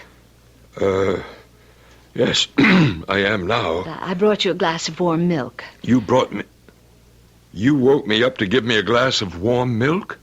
Well, what for? To help me sleep? Well, that's crazy. Well, you were tossing and turning and muttering and talking. Talking? In my sleep? Yes. Well, what did I say? Oh, nothing anybody could understand, just mumbling and moaning and groaning. I just thought maybe a glass of warm milk would help you get some decent sleep. Well... And me, too. Here, come on now, drink the milk before it gets cold. All right, thank you. Talking in my sleep. Muttering. Alfred, who all was at the meeting tonight? Well, you know, Carl Sims and the members, all but J.D. Mason. He couldn't... Did you remember to call the plumber about the kitchen drain today? The plumber? Why, I thought you were going... Oh, well, those kids next door have been running through our yard, Alfred, and my zinnias are just a mess. I think you ought to go over and have a talk with Mr. Torrance about it. Well, Mr. Torrance can hardly be expected to do anything about our kitchen drain after... But the kids... Oh, Alfred, have you heard from that cousin of yours out in Wyoming who was going to have the operation? Alice? Well, she doesn't have any kids, and even if she did, they wouldn't be running through our yard messing up your... Alfred, are you going to write that check to the cancer fund, or did you want me to do it? Cancer? No. Alice's operation was for gallstones. I think it was gallstones. Alfred, I saw the most beautiful pantsuit at Randall's today. Would you mind if I bought it? Wait a minute. Wait a minute. Alice doesn't wear... And if she did... Did you remember to have your driver's license renewed? Now, I know it runs out either this month or next. You shouldn't neglect things like that. Listen, Alice, I mean Rose, and... If she wants to wear a pantsuit, I don't see what business that is. Alfred, when is Karl Sims going to be initiated And into the club? Torrance children are too young to drive anyway, so why should I go over there? When is Karl Sims going to be initiated And into as the far club? as the kitchen sink is concerned, Alice, When I mean, is Rose... Karl Sims going to be initiated into the club? Tomorrow night. Meeting 8:30. Finish your milk, Alfred. You must be sleepy.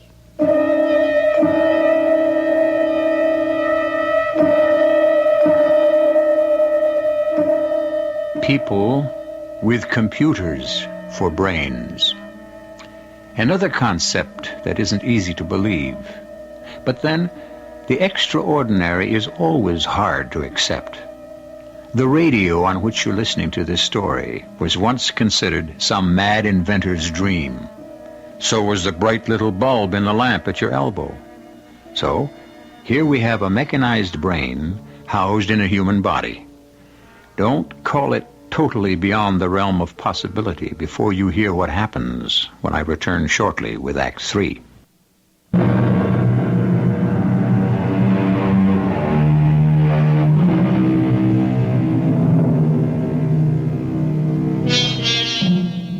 Aggression is not unusual in this world. It's characteristic of the individual, the tribe, the clan, the community, and perhaps especially the nation. And since it is so widespread among mankind, I don't believe we ought to be too surprised when at last we contact alien intelligence to find it present there as well. According to Rose Lathrop, there is such an intelligence which has taken over the executive club and is controlling its members in such a way as to further its own selfish and aggressive ends. Karl Sims has been approved for membership in the club. Julie doesn't like it, and they've quarreled. Your toast is ready, Karl. I don't want any breakfast. All right. Pout. I'll get that. Go ahead. Hello? Alfred Lathrop here. Are you alone? Well... All right, answer non-committally. You understand? Yeah, sure. The initiation is set for tonight. Already? Well, Just yes or no. The meeting's for 8:30 at the clubhouse. You and I will have dinner together at the Red Barn and go straight to the meeting from there. You won't be home for dinner. Well, all right, That's but... the way it's been arranged. Okay. I guess I can manage. And not a word to anyone about the initiation. That's important. I understand. See you then. And remember, not a word. Right. Well, that was pretty cryptic. I better go if I don't want to miss my train. I'll be late tonight. Don't wait dinner for me. I'll pick up a bite in the city. You have to work late? Yes. They've run into a snag on a special project I've been working on, and if we don't get it straightened out tonight, we'll fall behind schedule. Was that the office calling? Yes. Yes, that was Mr. Mason himself. It wasn't Alfred Lathrop? I told you who it was. What are you doing, calling me a liar now? All right.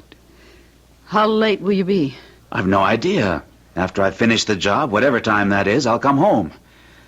I've got to run, Julie. Maybe that's exactly what you should do. Run.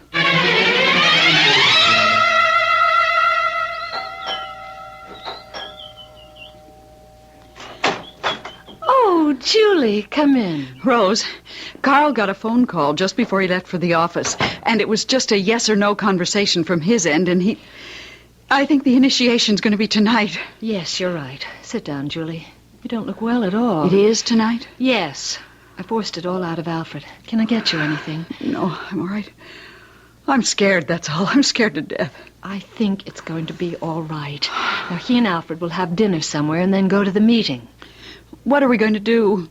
I told you. I have a plan. For tonight? Will it work tonight? As well as any other night.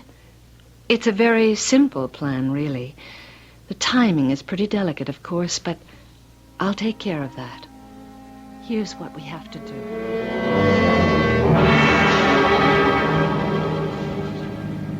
It's almost 8:30. Shouldn't we hurry? No, we're just about right. They won't go into the inner room until a few minutes past 8:30. We don't want to get there until after that. The inner room? Is that where the initiation... Is that where they do it? Yes, but they won't this time. Not if we can help it. I don't see how you can... Trust me. I really do know what I'm doing.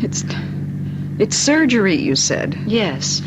There's a Dr. Lane who's a member of the club, and I assume he performs the surgery, although I've never quite been able to get it out of Alfred. That part seems to be pretty thoroughly locked in. Dr. Lane? You've heard of him, probably.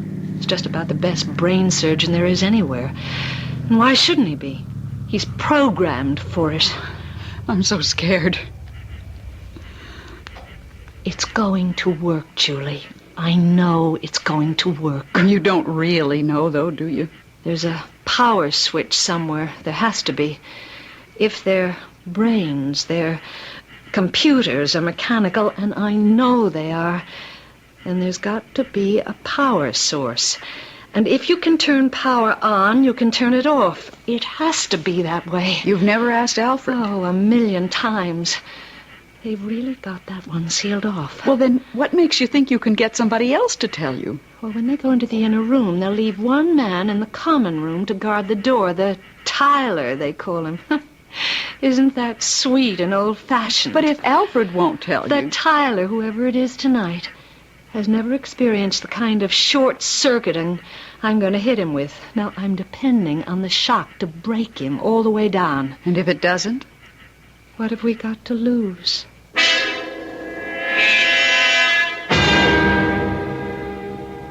Now, Karl, we're almost ready to go into the inner room where the initiation will take place. Takes me back to my college days. Except that there's nothing frivolous about this. Will one of you men hang up his shirt and jacket, please? All right, Karl.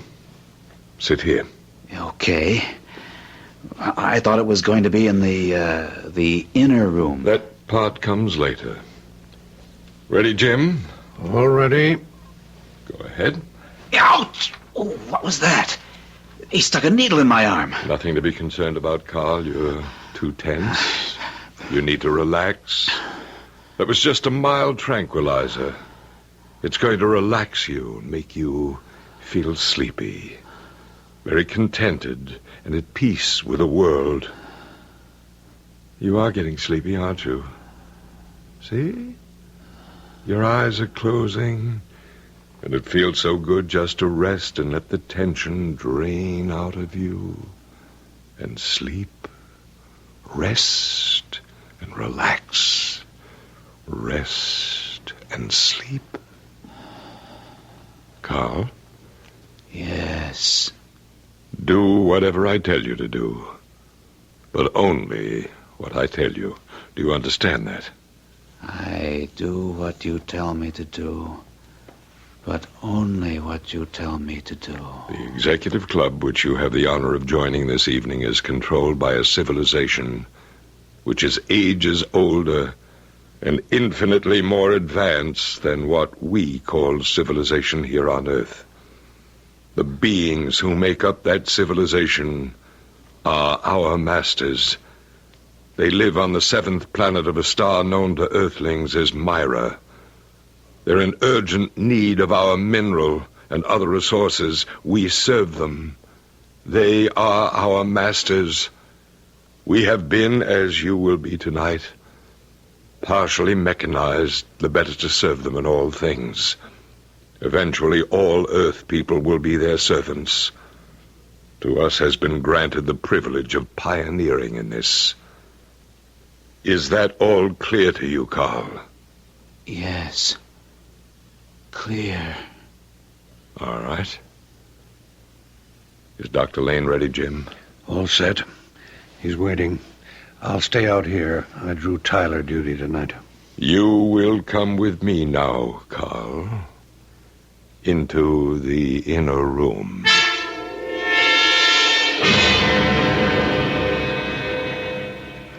All right, Julie. Let's go inside. I thought you said there was going to be a doorman or whatever you called him. Tyler. No, this door goes into the common room. He'll be guarding the door between the common and the inner room. Are you ready? Ready as I can get. Who's that? Oh, just us, Mr. It's Jim Corning, isn't it? Mrs. Lathrop? Well, you're not supposed to be in here, you know.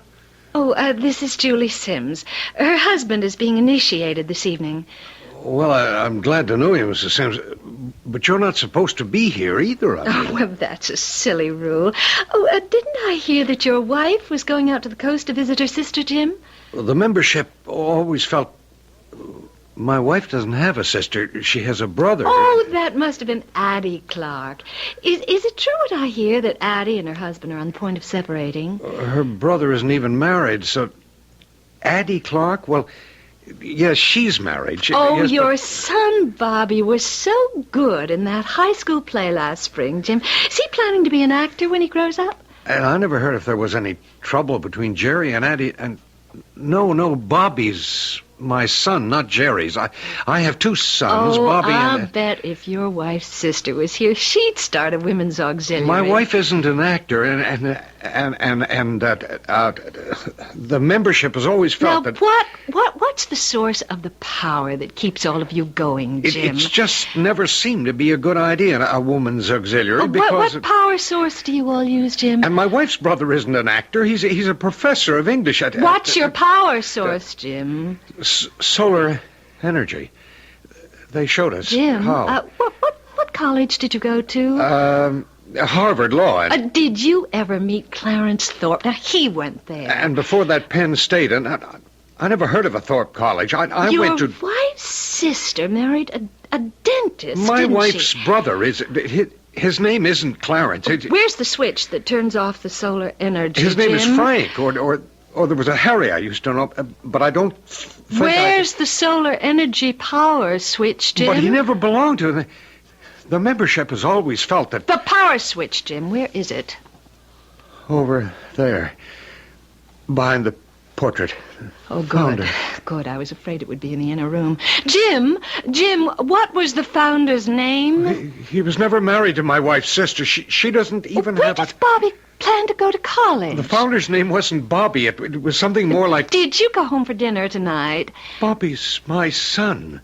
He wouldn't be the founder because he's I'm only... I'm going to get the combination, Julie. Now take it down. I think the founder was older, and anyway, the membership has always felt... What's the combination to the safe, Jim? And besides, Bobby's too young to join the club. You have What's to be... the combination, Jim? And my wife doesn't have a brother. I mean, a sister. Give me the combination, Jim. 36 right, 7 left, 18 right, 30 left. Got it, Julie. Yes. Open it. I've got it. I've got such a headache. I'm sorry, Jim. How's it going, Julie? 18 right, 30 left. Oh, I've got it. It's open. You ladies shouldn't be in here at all because... Do you see the switch? It's in here. The side wall of the safe. Pull it. But Rose, your husband... My husband's been dead for years. Cut the switch. I keep telling you ladies that... He's done for. Let's get inside. Damn them. They've locked the door. Rose, it's opening. Karl! They were going to... My head... They were going to... Catch him! They gave me a shot. It was... I'll be all right now. They're all finished. All of them. Alfred, too? Years ago. I've already done my grieving. Are they dead? They're turned off. Like a vacuum when you've finished with it. Did they... They didn't do anything to you, did they, Karl? No, but they were going to. They were going to. All right. This is cleaned up. All we have to worry about now is the dozen or so other clubs scattered around the country. I hope my list is complete.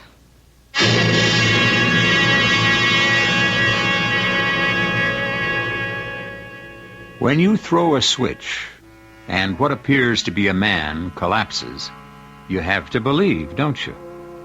The executive club is defunct due to a sudden shortage of members. But what about those other clubs? The one in Washington, for example. Wall Street. The Kremlin. Not a thing you like to dwell on, is it? I'll be back shortly.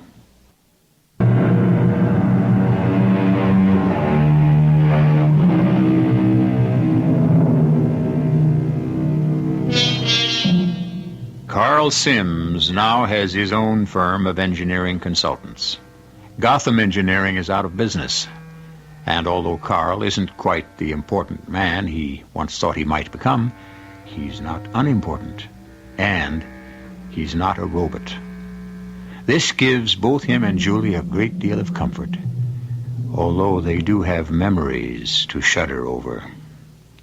Our cast included Lenka Peterson, Gordon Gould, Carl Teitel, Arnold Moss, and Court Benson.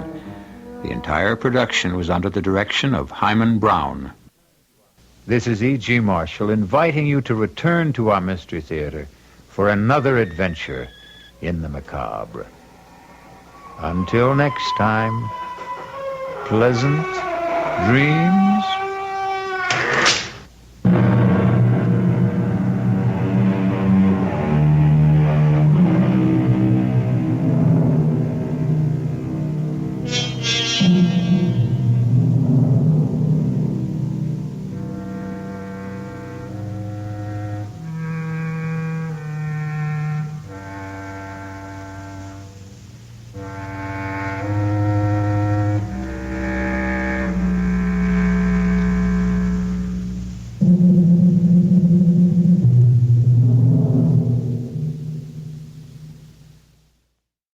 And now, Mystery Theater.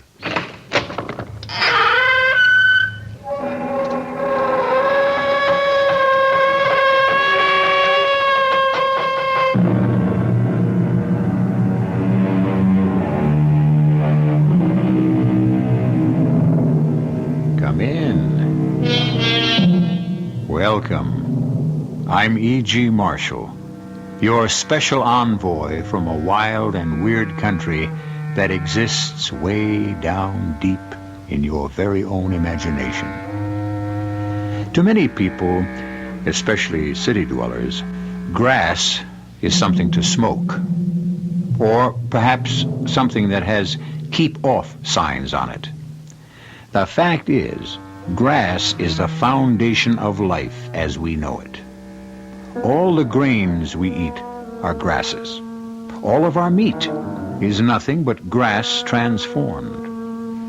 In many ways, the quality of our existence depends on the quality of our grass, which means that those who can change that quality for better or worse literally hold our lives in their hands. All we need is your confession. I didn't kill him. You swore you were going there to shoot him. I know, but... You did go there. Yes. You confronted him. I did. The gun. Now, this is the gun that fired the bullet. Can you identify it? I already have. It's mine. I don't deny it. I tell you, I didn't kill him. Just look at all the evidence. I don't care about the evidence. I know I didn't kill him.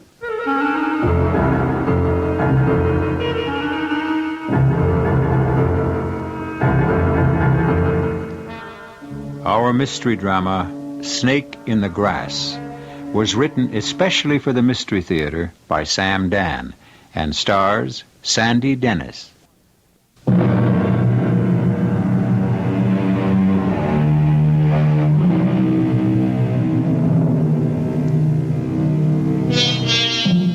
Her name is Augusta Sanderson. She's 36 years old. And while there are those who say she's never been kissed, we cannot vouch for the complete accuracy of that statement. What does she do? She's an agriculturalist. An unusual occupation for a woman? Don't say that. We live in liberated times. You'd be surprised at the things women can do. You might venture to inquire why they want to do them, but that's another story. Our story begins in a quiet university town in the Northwest. Evening, ma'am. I'll thank you not to patronize me. Well, all I said was... I'll thank you not to call me ma'am. Ma'am is short for madam, and I am neither the mistress of a household nor the keeper of a brothel. Well, I only wanted to say hello and welcome to Pete's for 25 years, an oasis for the thirsty. I have a B.A., an M.A., and a Ph.D. I hold the rank of full professor at the School of Agriculture. I don't have to be addressed as ma'am, as if I were some fragile Victorian lady. Well, how's Doc? Or, Prof? Now, I intend to become extremely inebriated. Oh? And it's just as well that I don't make a spectacle of myself. Let me have a... A what? I don't know. Tell me, what's best to make you forget? Well, nothing can ever really make you forget. Very well. What is good for building courage? Again, nothing. That's not what I hear. Well, it's true. You get maybe the illusion of courage, but not the real thing. Well, dispenser of illusions, pour one for me. Oh, you must be the lady prof at the ag school, huh? The lady prof at the ag school. You know Dr. Howells? Do I know Dr. Howells? Yeah, I was reading about him in the papers. Let me tell you how well I know Dr. Howells. Wasn't that a terrific thing he discovered? I know Eugene Everett Howells well enough to kill him. His new feed grass will mean that millions of starving people... What'd you say? I said I intend to kill him. Yeah, well... All I need is the courage, or the illusion of it. And I'm feeling bolder every minute. Yeah, look, don't you think you better... Don't I think I'd better what, go home? Stop talking foolishly. But I have every right to talk foolishly. You know why? Because I've been a fool all my life. Yeah, well, I'll get somebody to take you home. The article in the paper said that Dr. Howells created the new feed grass. He didn't do it. He didn't? No, I did. You did. Okay. I mean it. I really mean it. It's mine. Oh, sure. You see, you don't believe it. Well, In the Himalayan regions in Asia, the terrain, the climate, is almost like what we have here. Yeah, well, look, No, you have to follow this. They have an economy, an agricultural economy that's based on goats. Goats, yeah. Goats. The goats are actually sacred. The soil is calcareous like ours, and a red clover grows there. But it's deficient in proteins and nitrogens. You know what you need? A nice cup of Now, coffee. I have been developing a species highly nutritious of purple clover. It would practically double the output of milk. Is that a fact? Think of how many lives this will save. That's really great, you know? It could have been the supreme achievement of my career. It could have meant a Nobel Prize, perhaps. Now there's talk of Dr. Howells winning it. It isn't fair. It's mine. Don't you understand? It's my grass. I created it. It's mine. Tell me, for doing that to me, for taking it from me, isn't that enough to justify my killing him? I tell you what you ought to do, Prof. You ought to go home and sleep on it. You don't believe me. You believe because I'm a woman I'm incapable of scientific achievement. Oh, that's not so. There's a whole lot of lady scientists. Thank you, Pete. Is that your name, Pete? Thank you What for? for listening to me. Oh, it was my pleasure. And I see now, how clearly I see it now. If my life is to have any meaning at all, I must kill him. Yeah, well, it's really getting late. You'll see. You'll feel better in the morning. I feel better already. I'm strangely at peace with myself. I'm quite contented. You've made me see it. His death will rid me of all my demons. Now, you really don't want to kill anyone. You're a lady. Good night, Pete. You're a gentleman. Yeah, well, look,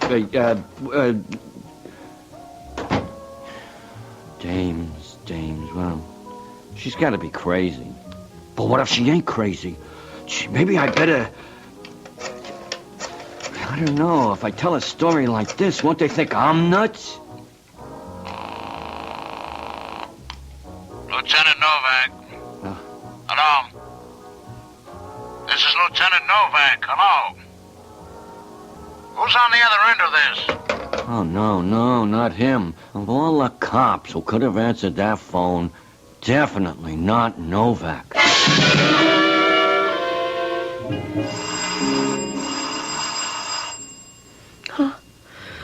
Oh, whoa. Who? Someone's at the door. Someone. Just a minute! Oh, who could be ringing the bell at this hour? It's noon. How could I have slept till noon? Just a minute! I'll get on my... Just a minute! How could I have slept so late? Who is it? Police. Police? Why would...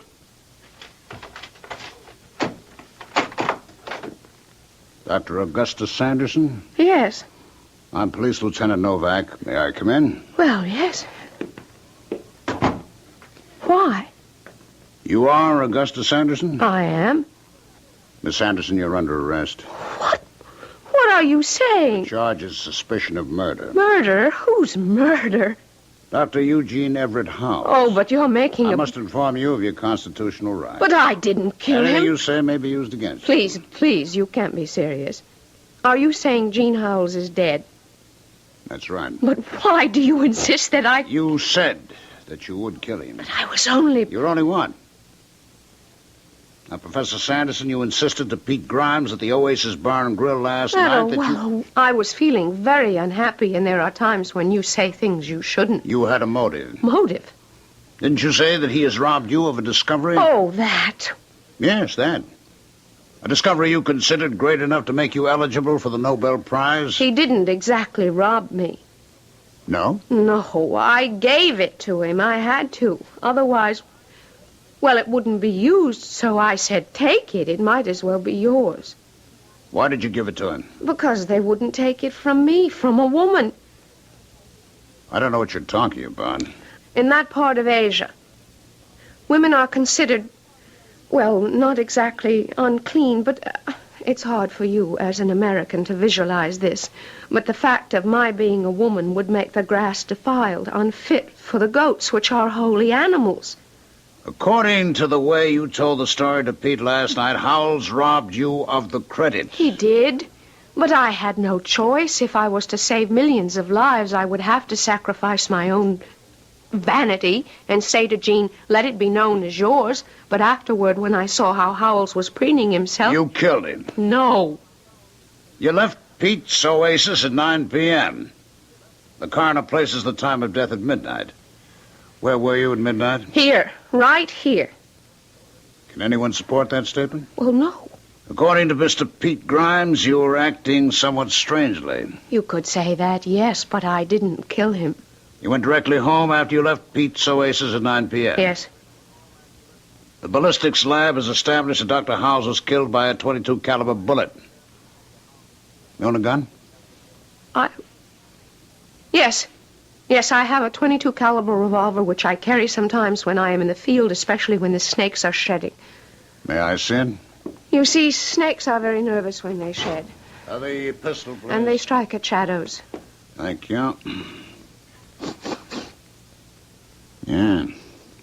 This gun's been fired recently. Oh, no, not in months. Well, you can smell it. You can see the fouling. Here. 5 live cartridges and 1 empty shell. But I haven't used... The gun should be empty. The lab will determine whether or not this is the gun, but... But what? I put the gun away. I didn't even have any bullets. I was supposed to buy... I see the shoes you were wearing last night. Why? May I? What will my shoes show you? Dr. Howells is having a sidewalk repaired. There's dirt and mud in front of his doorstep. We have a mold of shoe prints. I'm sure these shoes will fit them. But There's dried mud on these shoes, too, Professor. I can explain that. Can you? I was angry, so I went to his house after I left the Oasis. But you said you went directly home. I know I did. I know. I just thought that it might be embarrassing if I admitted nothing happened. I just saw him briefly, and I left and came here. Professor, there are people who get themselves into a highly agitated state. Then they commit a crime. A serious crime like murder.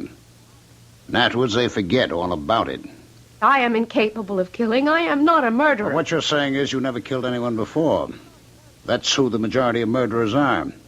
But I know who I am and what I believe. Well, that's why you made sure you'd be caught and punished, because you were brought up to believe no one should get away with murder. But I didn't. Now, first you were sure to make a public announcement. I wasn't making any.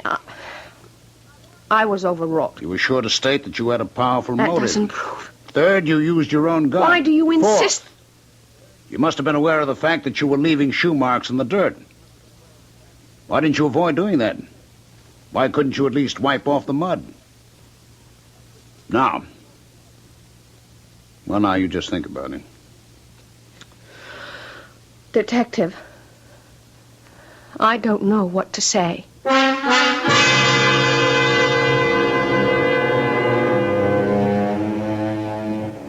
Well, did she or didn't she? Even she doesn't know for sure. The blocking out of unpleasant memories is by no means a rare occurrence in our culture.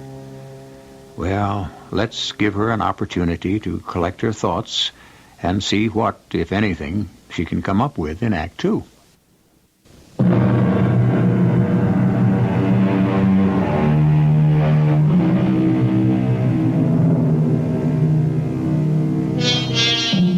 They say the wish is the father of the deed, which is why we have inhibitions, no?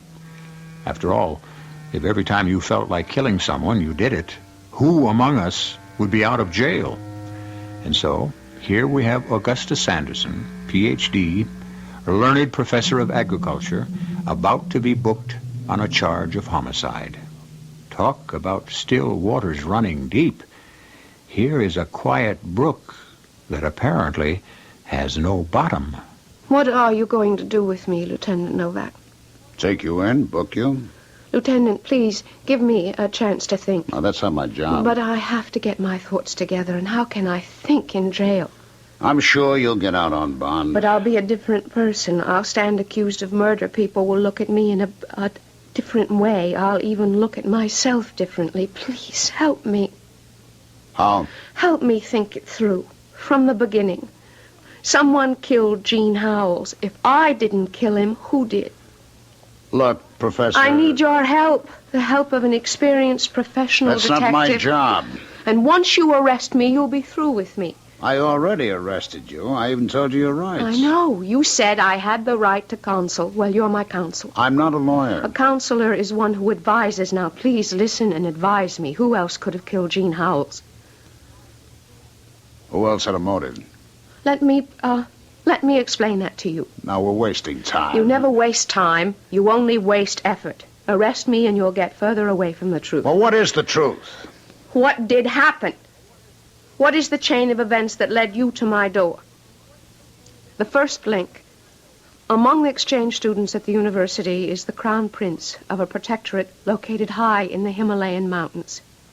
In Asia. I know where the Himalayan mountains are. And it occurred to me that I could help the prince to help his countrymen, who are mostly poverty-stricken herdsmen. And so, you see, Prince Lutov... Oh, you must call me Shorty. Ah, Shorty. It is a fabulous joke. You see, I am 6 feet tall. None of my countrymen grow that high. You see, my brother Ali here is barely 5 feet. That is average for our country. Small people with small bones. That's why I'm here, Prince, because your countrymen do not grow. Fabulous! You hear that, Ali? A lady professor, a Shahiba, visits us because our country people are small. There is great wisdom in this country, magnificent one, which is why we are... Ali, in public, even you must call me Shorty. The staple food of your people is milk, goat's milk. The sacred goats of Kandar. But the milk is scanty and significantly low in protein. The milk is sacred. What the Sahiba says is blasphemy. The problem can be solved by introducing a new kind of pasturage, a new clover which I have developed, one that contains more nutrients, one that will double the output of milk. Fabulous! We would have to arrange for proper plowing and seeding. His Magnificence wishes to thank you. You will be informed of his decision in due time. Yeah, but Ali, what Just is there because to... you are not at home, Magnificent Shorty, does not mean you may act without meditation or counsel. He's right, Professor. He's always right. He may be my younger brother, but he has the brains in our family. We will communicate with you in due time.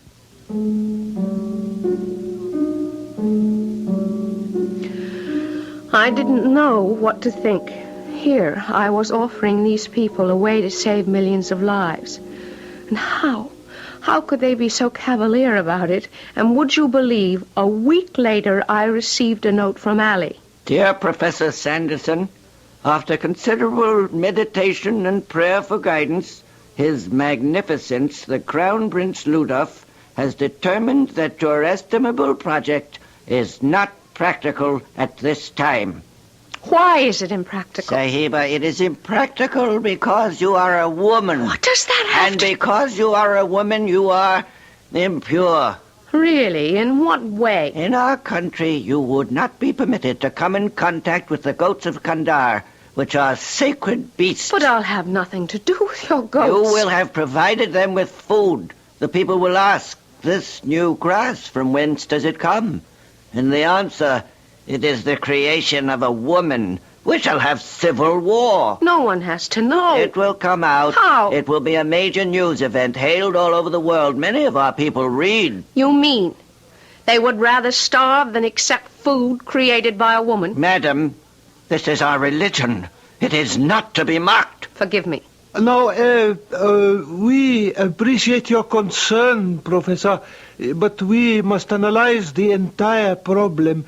Your new grass may save thousands from hunger, but cause just as many to die in riots.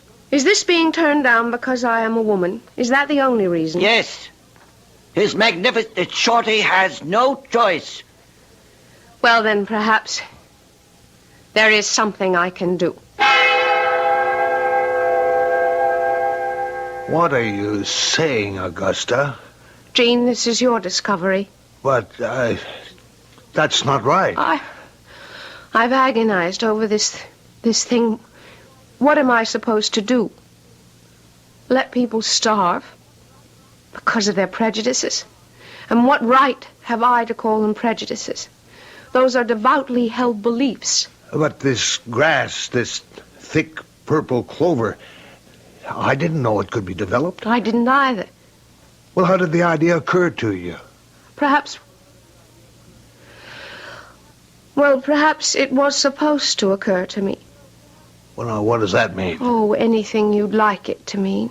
Augusta, I'm afraid to take the credit. Afraid? Yeah, I'm afraid of what it might do to me.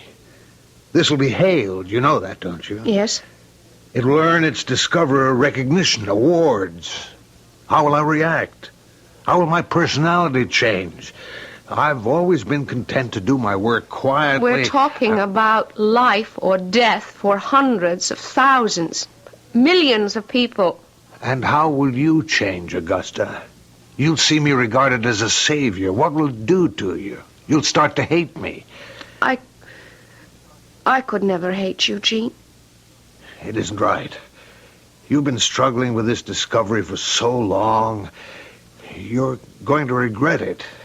I'll think of all the children who'll have a chance to live. I'll regret nothing. I'll regret it.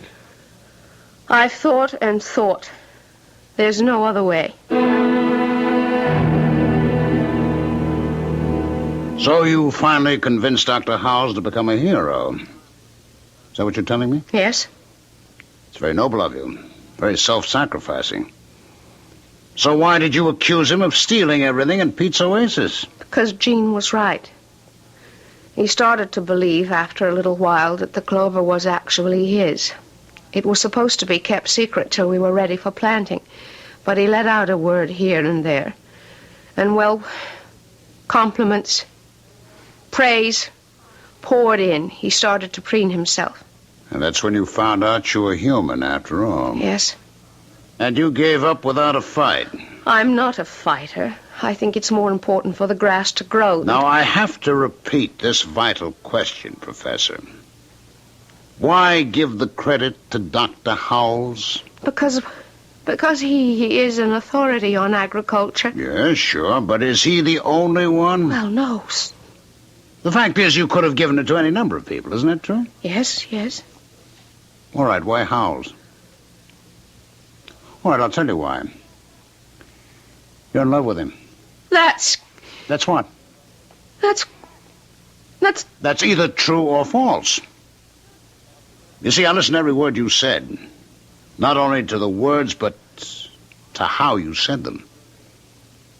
I could never hate you, Gene.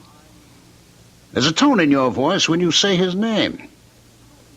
That's funny, you call him Gene, he calls you Augusta. It's kind of formal, isn't it? Everyone calls me Augusta. But as far as you're concerned, Dr. Howells wasn't everyone. I admit, I confess, perhaps, why shouldn't I have felt that I was in love with him? We certainly had similar interests. And so you gave him this grass discovery, hoping somehow that he might respond to you. That's not true. It isn't, huh? I gave him the credit because of the starving people. Sure, and also because he might feel he owed you something. Like a proposal of marriage. That's a lie. Only you know that for sure. All right, maybe it wasn't so cut and dried. Few things are, but there was an element of give and take, wasn't there? Yes. But your generosity didn't change the nature of your relationship with Howells, did it? No. It was still friendship, at best, wasn't it? Yes. And that's what really infuriated you, wasn't it? No. You were, as they say in the books, the woman spurned. Please believe me, I didn't kill him. I'm afraid we have to go. Where? To police headquarters. But I'm innocent. Professor Sanderson, I admire you. You're a woman who worked hard against a lot of odds to get where you are. On the way, you must have missed out on many things. Please, I am telling you I am innocent. There was something between you and Howells. No. Well, what did happen? You're giving me a story about some purple grass, some Asiatic prince. Some deal you made to give Howells the credit for something. Now, how do I know any of it is true? What are you saying? This business about the grass, all I've got is your word for it. I tell you it's true. Well, all right. There's only one way to find out. Isn't there?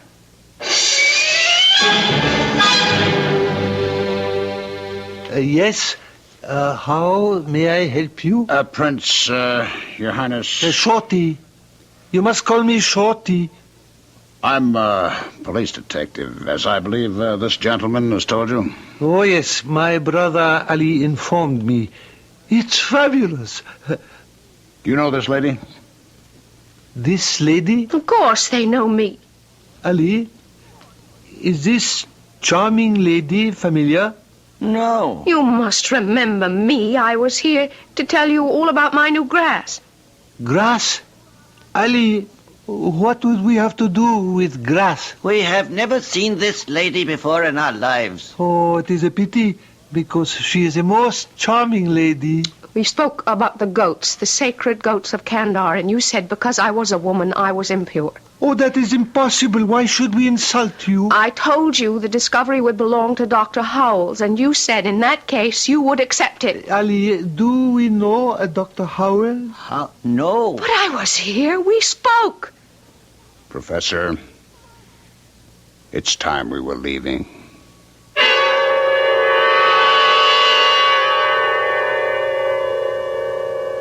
Ever get the feeling that everybody around you is crazy and you're the only sane, sensible person in the room or even in the world?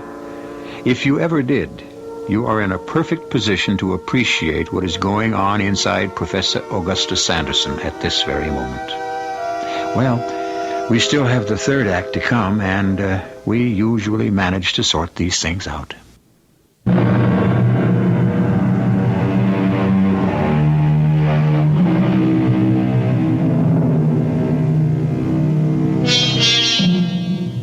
What do you do when you're accused of murder?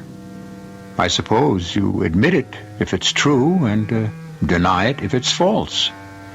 But suppose you're not sure of the answer. Suppose the charge could be true or false. Suppose you reach that point where you just don't know. Is such a state of affairs possible? But I was here. I spoke to you both. Oh, would we forget so delightful a lady as you? The Sahiba is mistaken. I can't be. Gentlemen, I'm sorry we bothered you. Oh, it was no bother. Just think, Ali. When we return home, we can say we had a visit from a real American detective. Oh, fabulous. Professor, I'm sorry, Professor Sanderson. The train has come to the end of the line. Last stop, all out.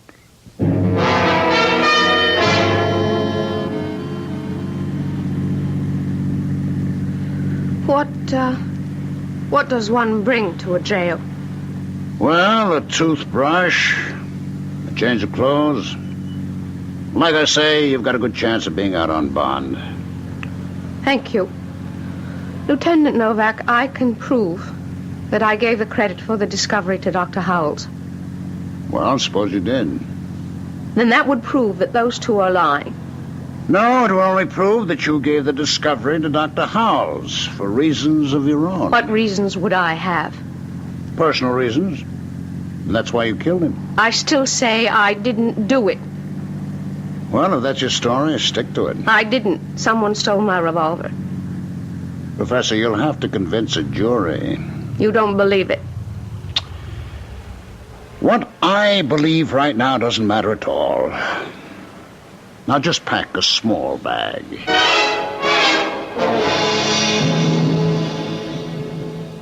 Ali? Yes, Magnificence. Tell me, little brother, why did we have to engage in that charade with the police detective? I thought it would be instructive. Instructive? Why have we come to this most democratic of all countries? You were the one who insisted. I know. I wanted to live like an ordinary common member of the people. A desire I could never understand. Well, the common people, whether they be ignorant shepherds or sophisticated Americans, act alike as far as the police are concerned. Is that true? When questioned by police, the common people in America do exactly as our people do. But they have a most picturesque phrase for it. They clam up. Clam up. How beautifully descriptive. In both countries, one simply does not become involved with the police. And so, when I heard there was an officer at the door, I decided to act in our best interests. Who knows where a thing like this could lead? Clam up. It is, after all, my duty to advise you. Fabulous. Are you ready, Professor? As I said, you don't have to pack too much. Lieutenant, Lutov and his brother Ali were lying. It's all in the hands of the jury now. Don't say that. Well, what do you want me to say? Look, I want you to know something. I like you. Please don't. Don't what? Don't say meaningless words in an attempt to make me feel better. I like you. Because you're a woman who's smart. Who's good looking. If you really liked me, you'd listen to my story. Because I like you, I'm advising you to change it. You want to beat this, don't you? Tell the truth. The truth is always the best defense, no matter how bleak it looks. The jury responds to the truth. They feel it. They respect you for it. But I am telling the truth. No. It was a lover's quarrel. Now have your lawyer get women on the jury. They eat that up. If you're going to arrest me, get it over with. Okay, I just wish you'd listen. The truth is, someone came here, stole my gun. My gun, you have it. I want a receipt for it. You'll get it. It'll be an exhibit at the trial. .122 caliber revolver. 5 cartridges, 1 empty shell. I don't care about those. They don't belong to me. I wouldn't keep a loaded gun in the house. I don't even have any bullets, I told you. Why can't you believe me? Because if I believed you, I'd have to believe in Santa Claus. And furthermore... Hey, maybe I do. What? Shh. These cartridges, they're not American-made. Look at what it says on the rim of each cartridge. Here. Where the manufacturer has his name. That's not American writing. Those letters, it's a different alphabet. They could be Hindi. Foreign shells. Made in India. Nobody sells them around here. It was the younger brother, Ali. Hold it. I know why it was Ali. Let me tell you, from the very beginning, he was the one who was opposed to the... Now, hold it a minute. This is Lieutenant Novak. I need something in a hurry. You got that Crown Prince going to the college and his brother? All right, get the phone number. Call him. Say it's a routine annual inquiry about guns. Ask if he has one, and what kind. All right, call me right back at this number. 227-8308. Yeah. The bullets have to belong to Ali. Only if he has a .22 of his own. It was Ali, I know it. How can you be so sure? He came here, he stole my gun, but it was empty. It was nighttime, the stores are closed. Where can he buy bullets? He can't, so he goes home, he gets his own. He would only have those bullets if he owns a .22. He has to. He must. It's the only thing that makes sense. All right. Even if we can prove these are his cartridges, you know what he can say? He can say you stole them. Why would I... Because you're trying to construct the case against him. And you are. I just know he killed Jean Howells. Let's examine your whole story.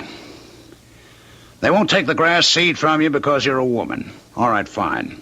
You give it to Dr. Howells.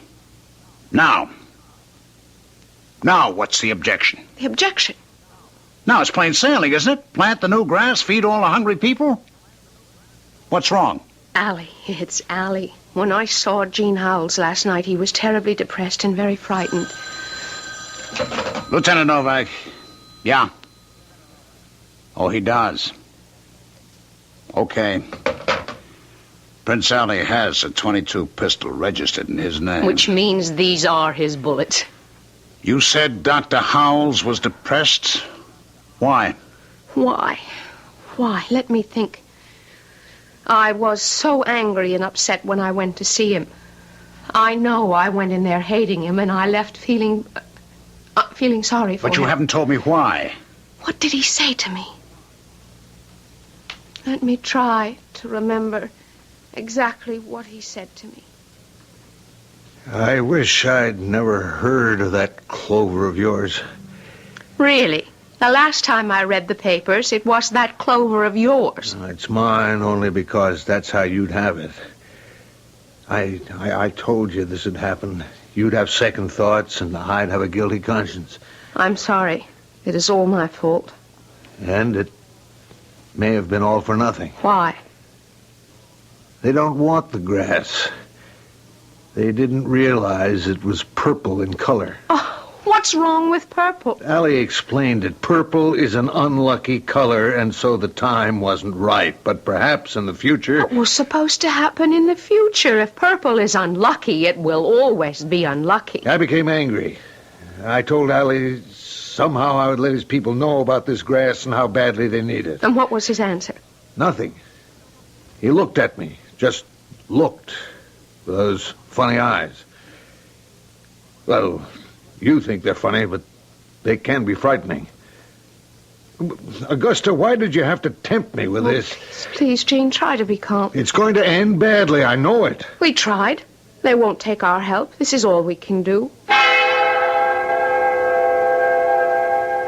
Prince Lutov was willing to go along. And it was Ali who raised the objection, and when that objection was removed, it was Ali who found a new one, the color. Well, why would Ali want his people to go on starving? Because... Wait. Jean said Ali had told him that the time wasn't ripe. Perhaps in the future. when it could do Ali himself some good. Are you saying Ali has ideas of his own? If Prince Lutov is overthrown, and he could be, if the people get hungry enough... Does Ali get the top spot then? And then, as the new ruler, Ali can claim heaven showed him a new grass, and henceforth purple will be the color favored by the gods. But there's one thing. Where would he get the grass, with Jean dead? Well, he could come to you with a brand new story. No, the woman thing is too deeply rooted. Well, as it stands right now, well, what is the grass? Where does it exist? The grass is a box full of seeds, plus volumes of notes detailing hundreds of experiments, how it's formed, how it should be planted. Well, where is all this stuff? I turned it over to Jean. It should all be in his files at home. And I'll bet it's gone. I delivered the seeds and the notes to him myself. The only place he could keep them would be in these files. Are you sure they wouldn't be anywhere else? I'm positive. Besides, look at the notation on this drawer. PC, purple clover. And the drawer is empty. Well, that's that. What does that mean? We have a very good hypothesis, but no evidence. So far, you are still the best suspect. But you know I am innocent. There must be some way we can prove that Ali is... I have an idea. I'll go to see Prince Ali, and I'll confront him with what we know. That will force him to threaten me, perhaps to try to kill me. You can save me at the last minute. It's not going to work. Why? Because this is a country of laws. What you're suggesting is illegal. Why is it illegal? Because it's considered entrapment. But you see it all the time in the movies. And those movies all end up before the judge throws the evidence out of court. But you did give me an idea. What idea? It's a very simple routine idea. Now you go home, wait there. What are you going to do? Just police business. Just go home and wait. But I can't wait. You'll just have to.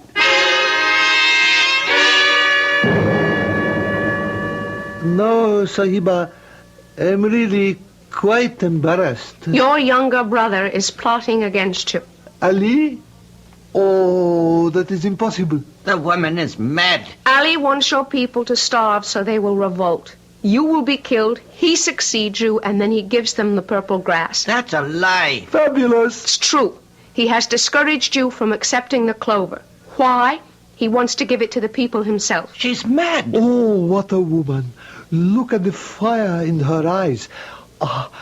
You may think I'm young for you, Professor, but I value an older woman. Don't you understand the implications of what I am saying to you? Be my first wife. The others don't matter. They're only concubines. You will rule, and with fabulous wisdom. I'm telling you about your brother.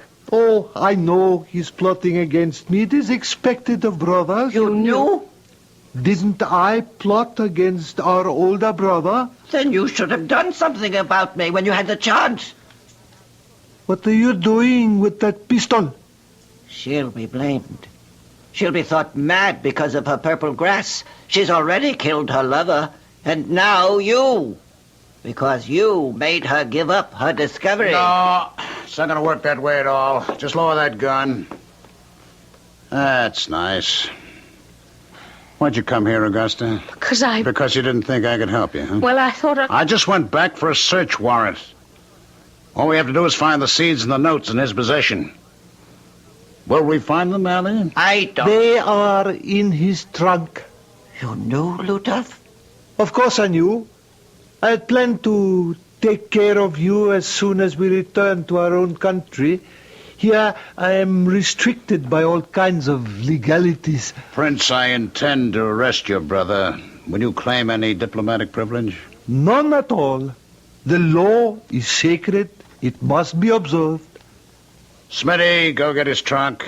Wilson, take him to the station house. Well, Professor Sanderson, shall you consider my proposal? She can't do that. She has to come along with me.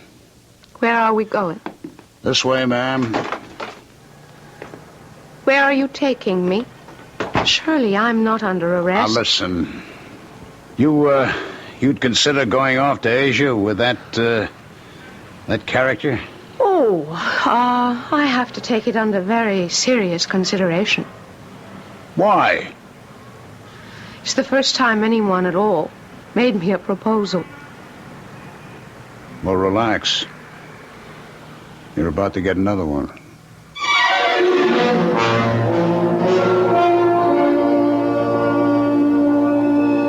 And she did. Maybe he wasn't the man of her dreams, or she of his, but you don't marry dreams. You marry reality. And reality can be much more satisfying. We'll have more reality when I return in just a few moments.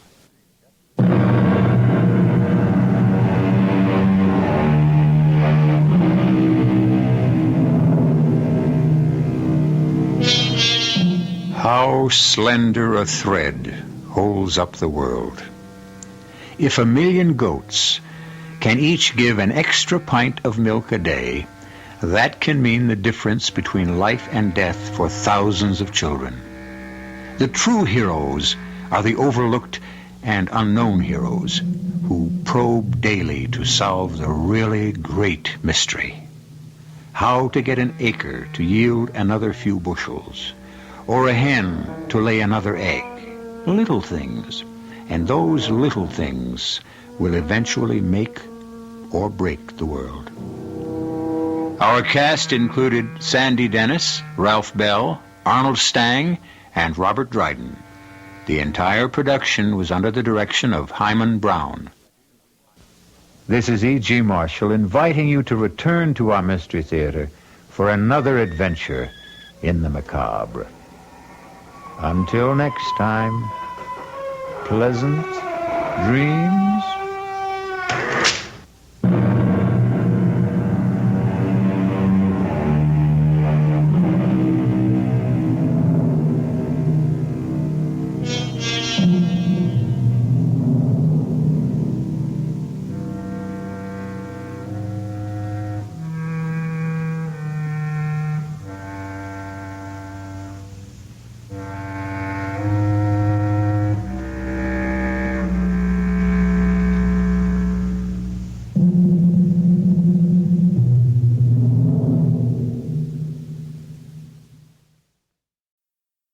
The CBS Radio Mystery Theater presents...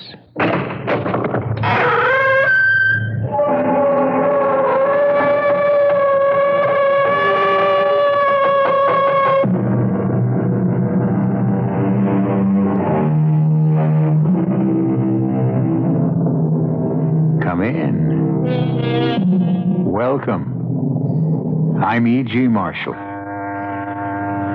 I'd treat with the devil, give promise or pact, to make all my fantasies turn into fact. Thus spoke the poet. Look at the world you live in today. If we are worried, troubled, it is because the megalomaniacal fantasies of 3 men became actual, hideous reality. Consider a certain half-mad Austrian house painter, a bombastic Italian journalist, a sleepy-eyed Russian bank robber. Karen, what is the matter with you? Karen, are you all right? Yes, Heinrich, I'm all right. Something's wrong. Your cheeks are flushed. Let me feel your pulse. You mean you want to touch me? Karen, it's me, Heinrich. Oh, no. I know now who you are. You're God.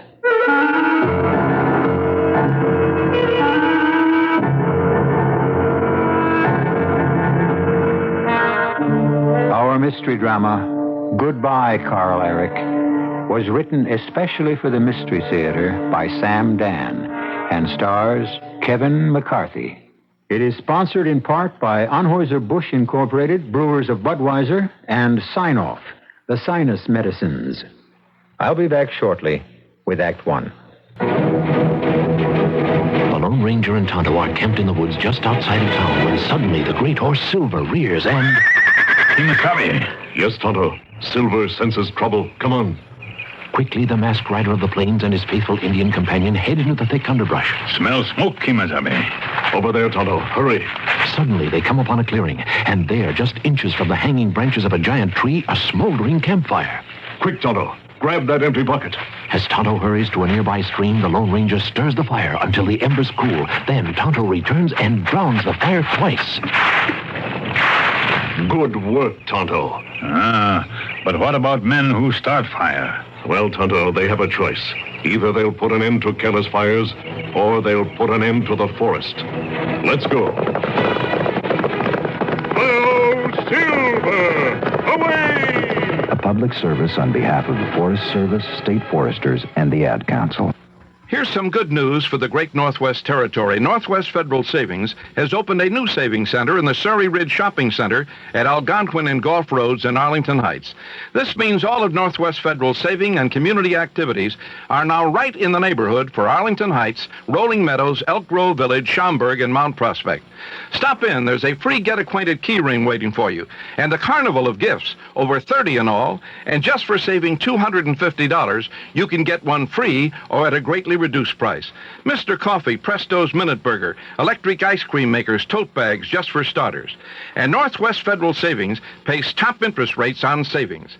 Like all 4 Northwest Federal locations, the new Algonquin Golf Savings Center will be open 63 hours a week, Monday through Friday, 10 a.m. to 9 p.m., Saturdays 9 to 5. Meet your new neighbors at Northwest Federal Savings, and remember, it's Northwest Federal Savings time, 63 hours a week.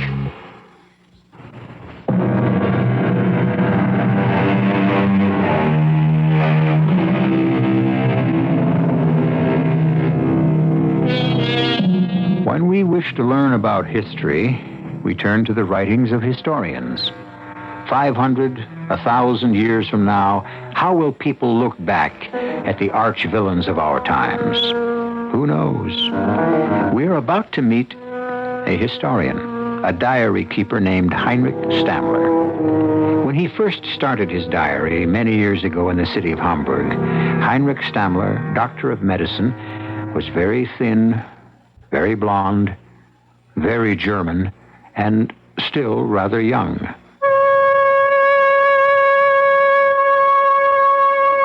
January 2nd, 1927, Grandfather presented me with this beautiful leather-bound book and directed me to fill its empty pages with the day-by-day story of my life. My promise to keep a journal would not have survived had it not been for Frau Müller. And who is Frau Müller, you ask? In the 2 years that I've been resident in the hospital, Frau Müller has been a wispy, white-haired wraith of a woman, constantly on her knees in the corridor, scrubbing brush clenched in both fists, as she performed her ceaseless ritual to some goddess of cleanliness. We never spoke. We never even exchanged casual greetings. Indeed, I never even knew her name was Frau Müller until yesterday. Yes? Come in. I said come in. Yes? Oh, you're the cleaning woman. Yes. Is it that time of day already? Yes, it is. All right. I'm through here. You can tidy up. Herr Doctor. Yes. Well? My name is Müller. Irma Müller. Well, Happy New Year to you, Frau Müller. And now I shall get out of the way. Herr Doctor, you... What is it? What is it? Well, speak up. You must help me. What do you want? What do I want? I realize I have no right to want anything, to ask anything.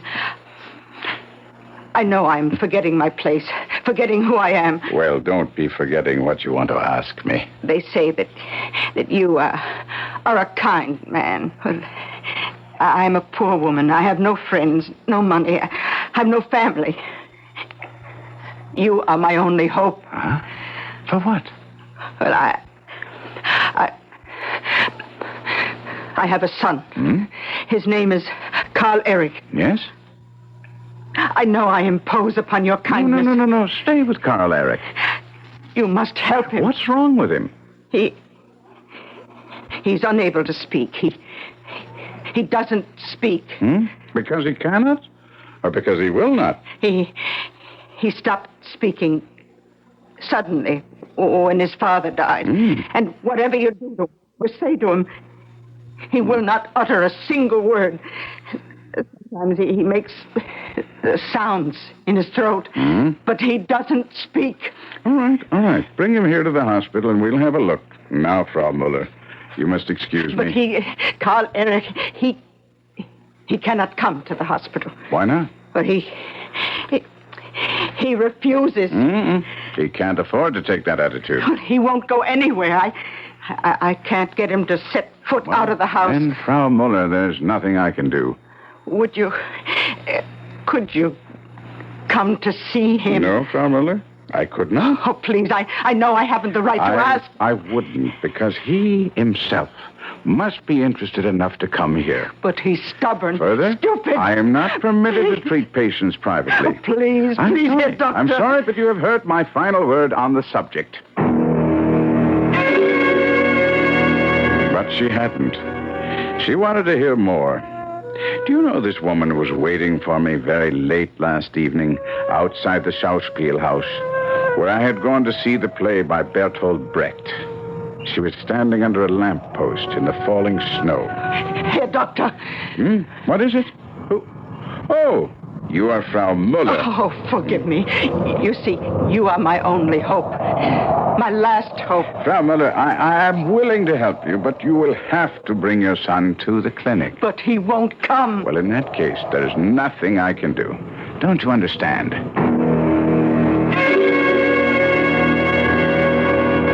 No, she doesn't understand.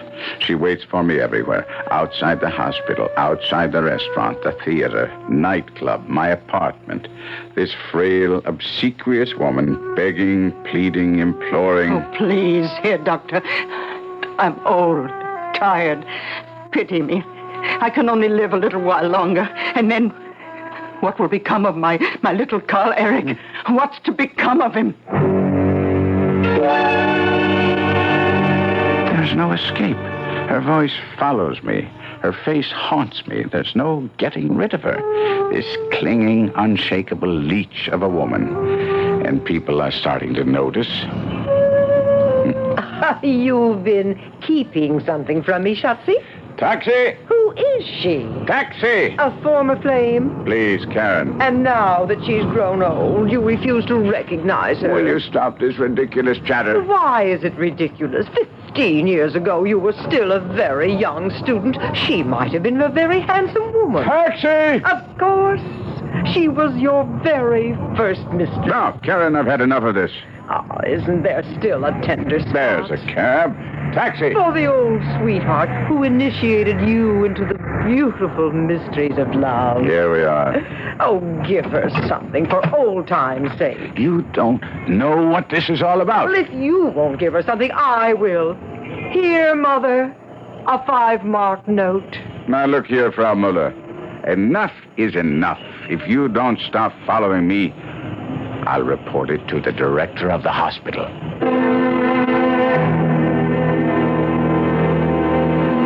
January 19th. Last night, I went to see Karl Erich. Yes, like the rains that erode the rocks, Frau Muller finally wore me down. She lives in a miserable flat not far from the docks. The smells, the dirt, the vermin. All this was predictable. But the surprise was Karl Erich. After the way she talked about her little boy, I'd anticipated a skinny brat of 7 or 8. I was not prepared for a broad-shouldered giant, perhaps a few years younger than myself, blonde-haired, blue-eyed, naturally handsome. His face was distorted, made ugly by a terrible grimace of hatred, and a look of madness in his eyes. And yet this bruiser, who could have broken me in half with one hand, cowered in the corner like some terrified animal. Say hello to the doctor, Karl Erich. The nice doctor has come all the way to help you. Say something. Well, Up to your old tricks? Won't open your mouth? The doctor is with the city hospital. He's an official of the government. You want him to arrest you? Animal, open your mouth. You can speak.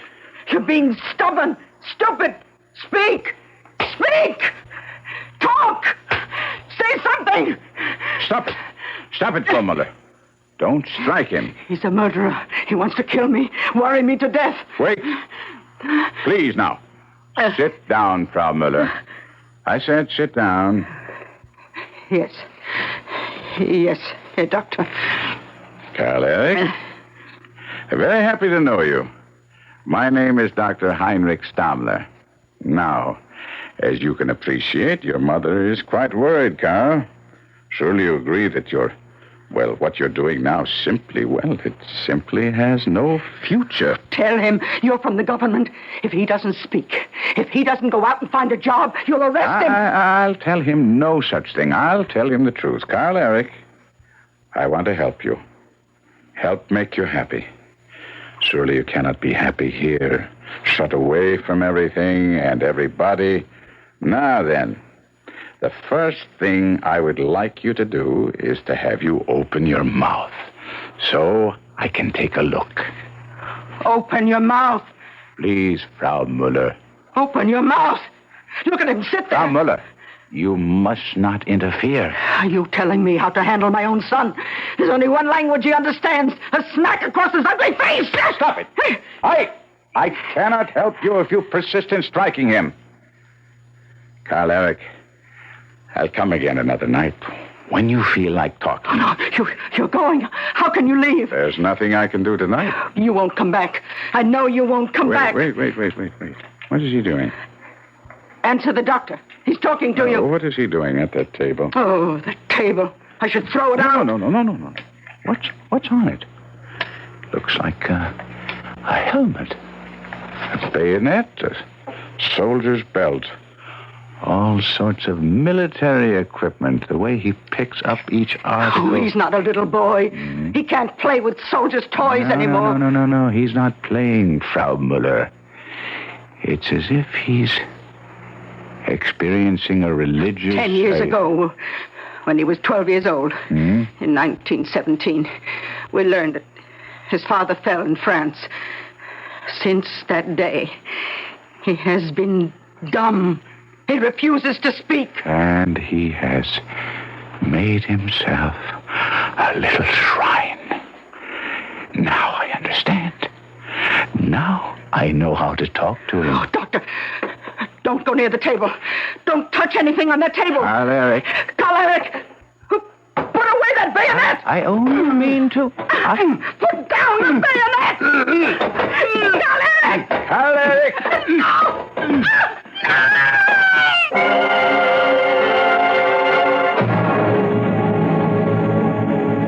Well, the therapy of Dr. Heinrich Stammler may be rather short-lived. A furious Karl Erich is stabbing away at his tormentors with a World War I German army bayonet. Some of you are probably saying, there's really nothing to worry about since we would never kill off a central character in the first act. Well, there's a great deal to that philosophy, but remember, like everyone else, we hate to be taken for granted. We may just surprise you in a very few moments.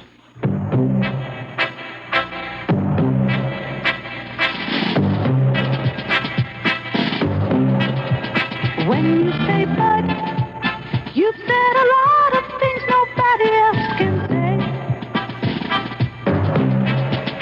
When you say bud, you've gone as far as you can go to get the very best. When you say bud, you've said the word that means you like to do it all. When you say bud, you say you care enough to only want the king of beers. There is no other one, there's only something less, because the king of beers is leading all the rest. When you say Budweiser, you've said it all. Anheuser-Busch, St. Louis. Some people go to extremes to tell you how good their shock absorbers are. Tina the elephant has been standing on our new shocks for 3 days. After thousands of miles of driving on the back roads of Morocco, our new shock absorbers still hold up. At Midas, we tell you how good our new Lifeguard shock absorbers are with a piece of paper. It's called a guarantee. It says if anything goes wrong with our new Midas Lifeguard shocks, we'll replace them free for as long as you own your American or foreign car or light truck. There are 228 different Lifeguard shocks. One of them is right for the car you drive, the way you drive. The new Lifeguard shock absorber from Midas, guaranteed whether you drive through the Baja or the back roads of Morocco. When it comes to what's under your car, at Midas, we're specialists. We have to do a better job. Now there are 41 Midas shops in the greater Chicago area celebrating Midas' 20th anniversary. Check the white pages for the one nearest you.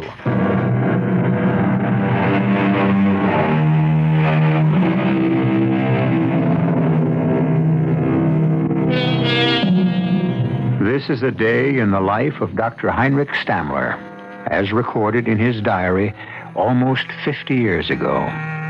It describes the night of January 19th, 1927. He is in a dismal flat in a dingy tenement in the city of Hamburg. There is a tear in his coat where a wild thrust of a souvenir bayonet has narrowly missed doing him serious damage. The bayonet is in the hand of a wild-eyed blonde giant of about 22 who has just undergone a fit of uncontrollable rage. He has been subdued by his frail and wizened mother, who is now beating him without mercy. How dare you! Frau Müller, let him alone. Hold on! Frau Müller, I order you to be quiet. Stop it. Oh, yes. Yes, Doctor. Now you will be silent. But... or leave the room. He's only being stubborn, willful.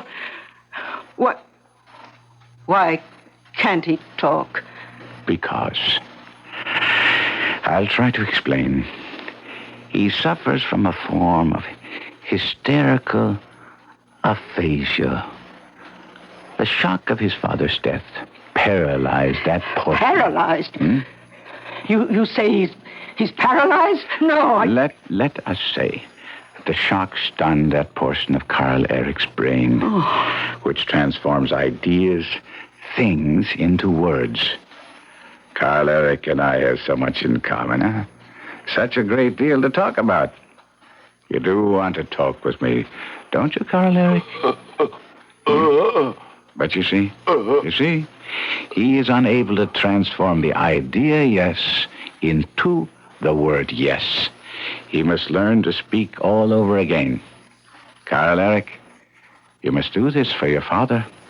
Can he rest in peace if his death has made you dumb? Did he die for the fatherland only to destroy his son? Tomorrow, we begin. You'll come to the clinic. Don't be frightened. Don't be frightened. No one will hurt you. January 27. It proceeds slowly.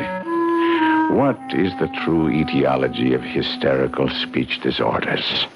Each case is a world of its very own. A dark and brooding place filled with fear and terror.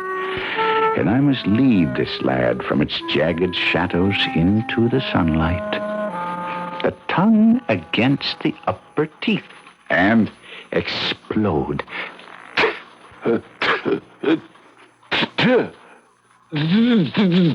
Now? All of them? Stay.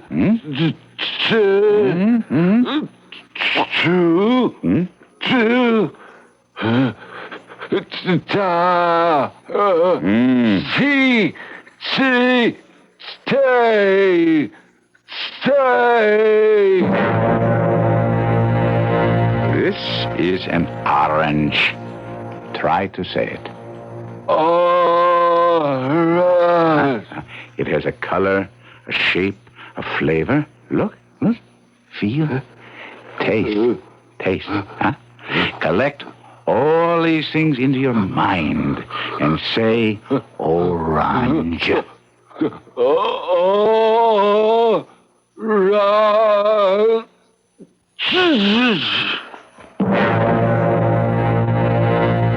This is a cup.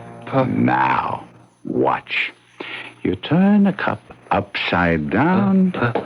The outline of the cup is like the shape of the top of your head. Head. The key is the word head. Now, the word cap sounds like the word cup. And a cap fits on your head. And a captain. Captain. Where do you find a captain? At the head of forward. March. Soldiers. Captain. Captain. A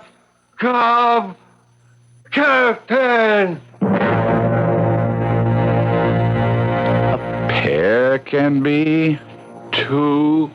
A pair can be fruit. Two pair is to cut.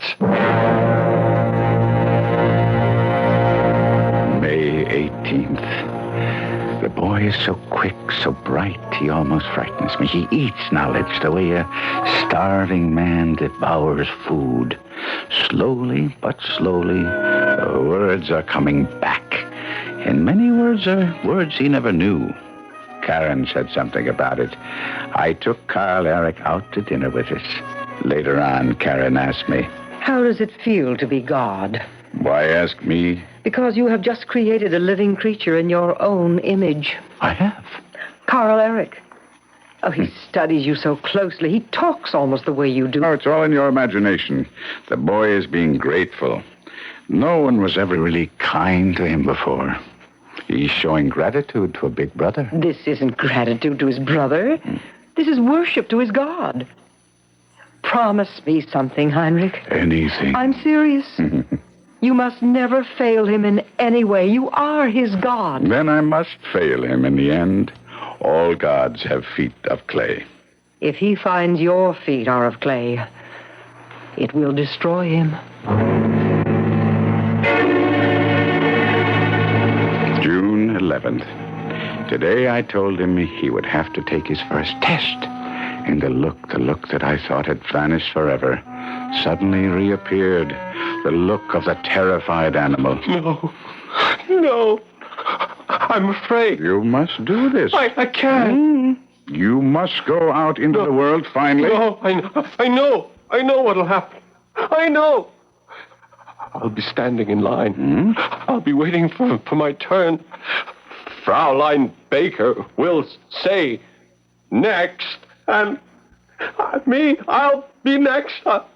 I'll just stand there, and she'll say, well, speak up. What'll it be? And I'll just stand there. A lump, a stone. No, you won't. I will. I'll forget the word for bread. You'll remember. I won't. It's happened before. I can't go out there. I would like for us to have a loaf of bread for our dinner. No. Do me a favor. I can't. Please go around the corner to the bake shop. No. If you forget the word for bread. See, even you're saying I'll forget it. If you forget, just stand there and think. They'll laugh at me. If anyone laughs, turn to them, look at them, say to them slowly, distinctly, calmly, why are you laughing? What's so funny about a human being in distress? Now go. Please, Dr. Heinrich. Please. His please was a cry that almost broke my heart, but the time comes when the cord must be cut. I followed him downstairs, up the street, around the corner. I saw him enter the bake shop. His face had the look of agony, of a man being led to the scaffold. I stood just outside the door. I peered into the shop. One by one, the customers in front of him were served, and then... All right, right. Who's next? I guess it's you, young man. Well, what do you want? Are you deaf? What do you want? You've been standing there 5 minutes waiting your turn. Couldn't you decide? So, say something.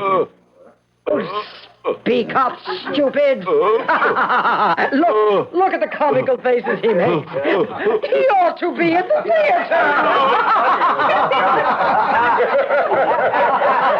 Why are you laughing?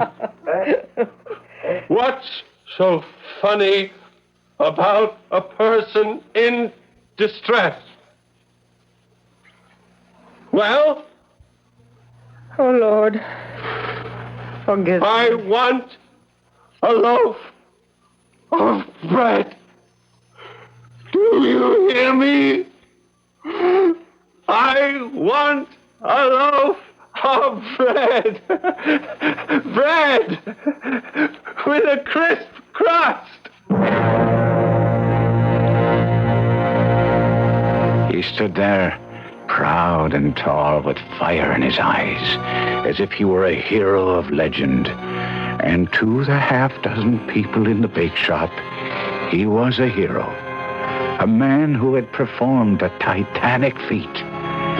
And I knew then that he could stand alone. My work was finished. I could let go. I could say goodbye.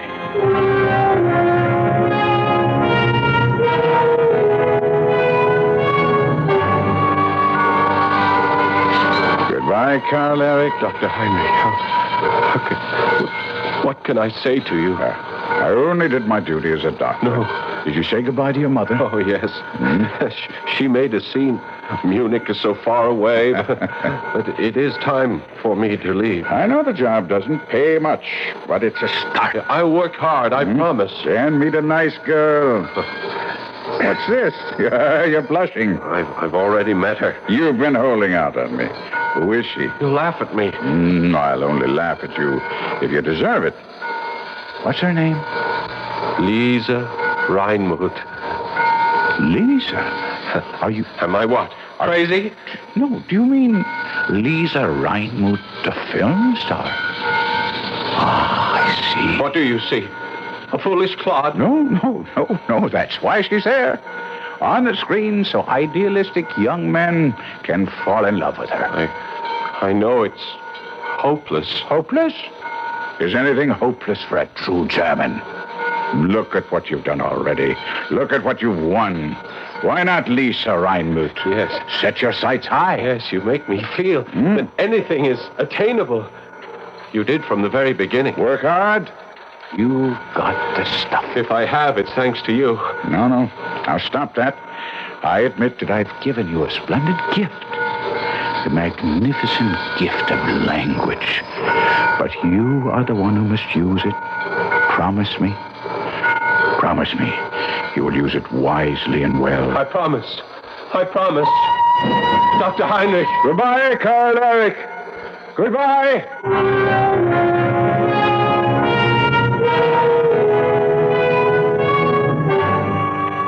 February 23rd, 1929. Karl Erich's regular weekly letter arrived again this morning. I think my boy is feeling his oats. Dear Dr. Heinrich, I lost my job, but I have found my future. We were sitting around at the loading dock during lunch hour, and the talk turned to what talk often does, women. And the foreman, a man I really don't like, was sounding off about a certain person. You take these movie actresses. How do you think they get their jobs in this corrupt society? It's not how good they look on the screen. It's how good they perform with the producer. Would you say all actresses are like that? I would say they have to be. Even Lisa Reinmuth? Lisa Reinmuth is the mistress of... Shut up! Why, you punk!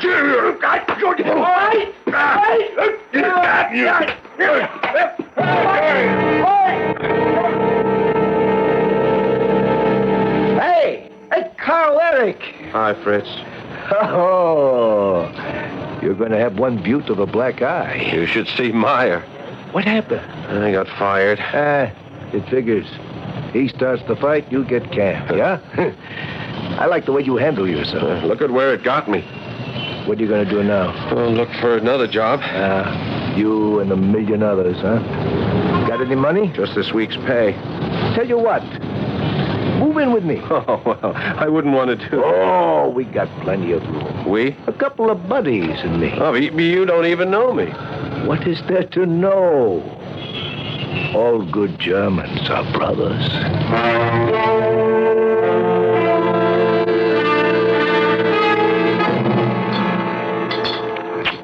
Here, have some more screws. Oh, no, I feel guilty. Oh, look.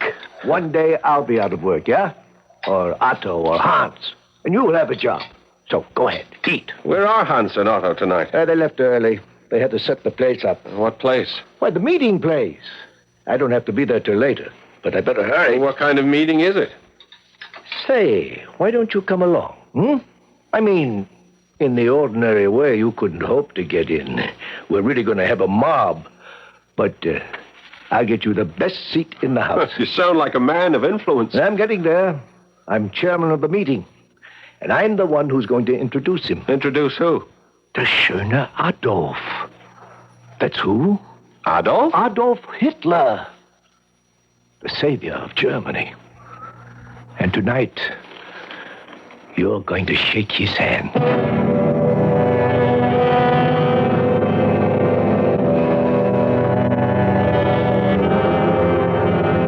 Let's see. That was part of a letter written by Karl Erich Müller to Dr. Heinrich Stammler from Munich in the year 1929.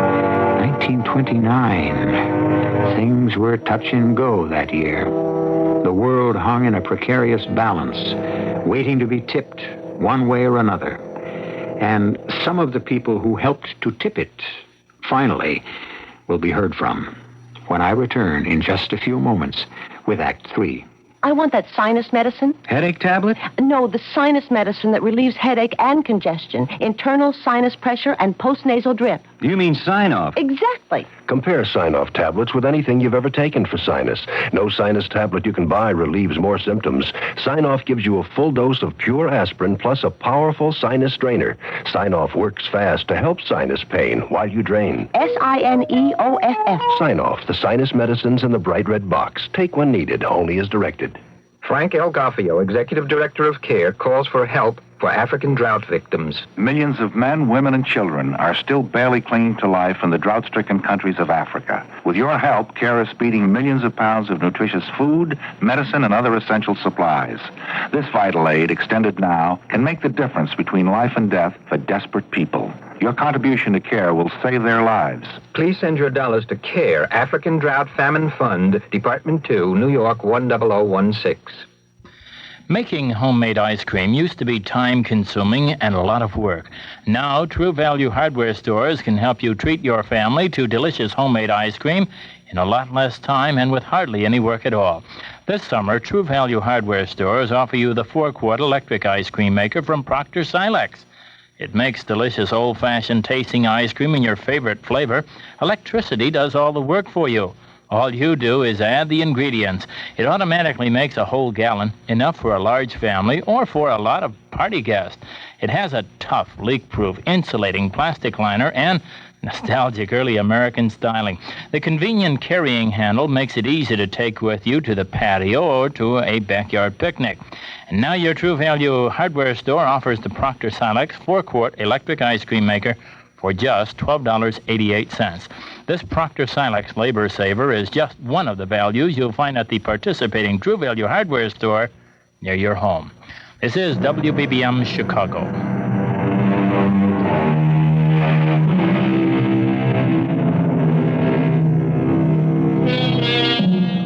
What was it like in the past? Well, historians list the events and enumerate the dates and describe the scenes. But how did it look? And how did it smell? And how did it feel? You had to live it to know it. Early in 1929, Adolf Hitler addressed a National Socialist rally in Munich in Bavaria, and Karl Erich Müller was introduced to him. And now, Karl Erich tries to capture this fateful moment as he writes to his adored Dr. Heinrich Stammler. He takes your hand in both of his. He looks deep into your eyes. And at that moment, you expose your soul. At that moment, the world holds still. At that moment, nothing exists except for his eyes. And then he smiles. And he says, Karl, Erich, Müller, I am happy to be your comrade. Oh, my Dr. Stammler, I have been born 3 times. Once when my mother gave me birth, once when you raised me from the darkness, and once when I looked into my Führer's eyes. June the 15th, 1931. Dear Dr. Stammler, I can't explain how busy things are, but regardless, I shall write you my letter each week, religiously. I must share all this with you. After all, if it weren't for you, I know how uncomfortable I make you with my thanks. Your prediction came true. I met her. Yes, I met her. I finally met Lisa Reinmuth. Karl, good news. You've been assigned to the film and theater section. What do I know about theater? Oh, with your mouth, how honey drips from your tongue. What am I supposed to do? Convince people in the cultural world to join the party.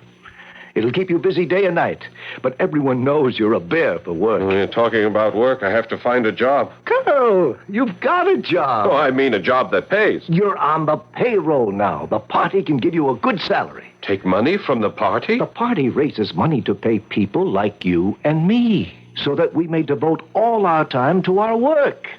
Now, start calling the names on this list. Oh, by the way, the one on top is interesting. Lisa Reinmuth? Yeah. How can I call her? Simple. Pick up the phone. She's a great star. Why would she talk to me? Our party is the wave of the future. And you and I are riding the wave.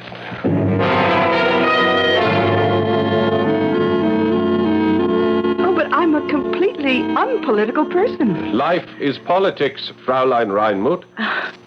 You have such a masculine smile. Our country has a rendezvous with fate. Fate? Yes, I believe in fate. It's fate that brings a man and a woman together. Every year, the National Socialist Party grows stronger, more numerous. Join us now. Stand with us now. Now, when we need you. I need you, too. You, Karl Erich. I need a man of strength, a man of ideals, a man of spirit. Oh, how hard it is for me to meet a man. What are you saying? Millions of men would throw themselves at your feet. Oh, what real woman wants a man who would kneel to her? Karl Erich. Yes? How I have waited for you, longed for you. January 3rd, 1932. Sometimes I wonder if I even bothered to keep this diary. Oh, well. I suppose it's become a habit. Not that it wasn't an interesting day and evening. But how could they fire you, Schatzi? They need doctors. They didn't fire me. They simply didn't reappoint me. For what reason? I'm not a member of the party. Is that the way the wind blows? That's the way the wind blows. I see your boy is doing all right for himself. He'll come to his senses sooner Good or evening later. to all true German comrades. This is Fritz Stauber with the program National Socialist Headlines. Suppose we turn him off, huh? Tonight, our guest is a German hero who is also my closest, dearest friend, Karl Erich Müller. Do we listen? Oh, why not? He's still my Karl Erich. Karl Erich Müller, together with his beautiful fiancée, and we all know who she is, the lovely Lisa Reinmuth, and also an honored guest, a woman who is a credit to true German motherhood, Frau Irma Müller. Let us hear from Lisa Reinmuth first. I could only give myself to a true Aryan, to a man of the purest German blood. Our children will be supermen. The best advice. And now, the hero himself, Karl Erich Müller. Thank you, friends. My heart is full. The dreams of my lifetime are coming true. What can a man want? An honored old age for his blessed parents, a true German woman to bear his children, honor and glory for his beloved fatherland. None of this would have happened for me had it not been for one man, one great man. He knows who he is, and he knows I can never forget him. All right, that's enough. Where will you go, Heinrich? Oh, there are other jobs, other hospitals. But the Nazis are gaining power every day. It might be better The to... Nazis. Just scum that has been roiled up from the bottom of the stream by the political storms. This is a civilized country. But I've heard the people scream Heil for Hitler. Hitler? How can any intelligent German take Hitler seriously? Why, the man's an Austrian.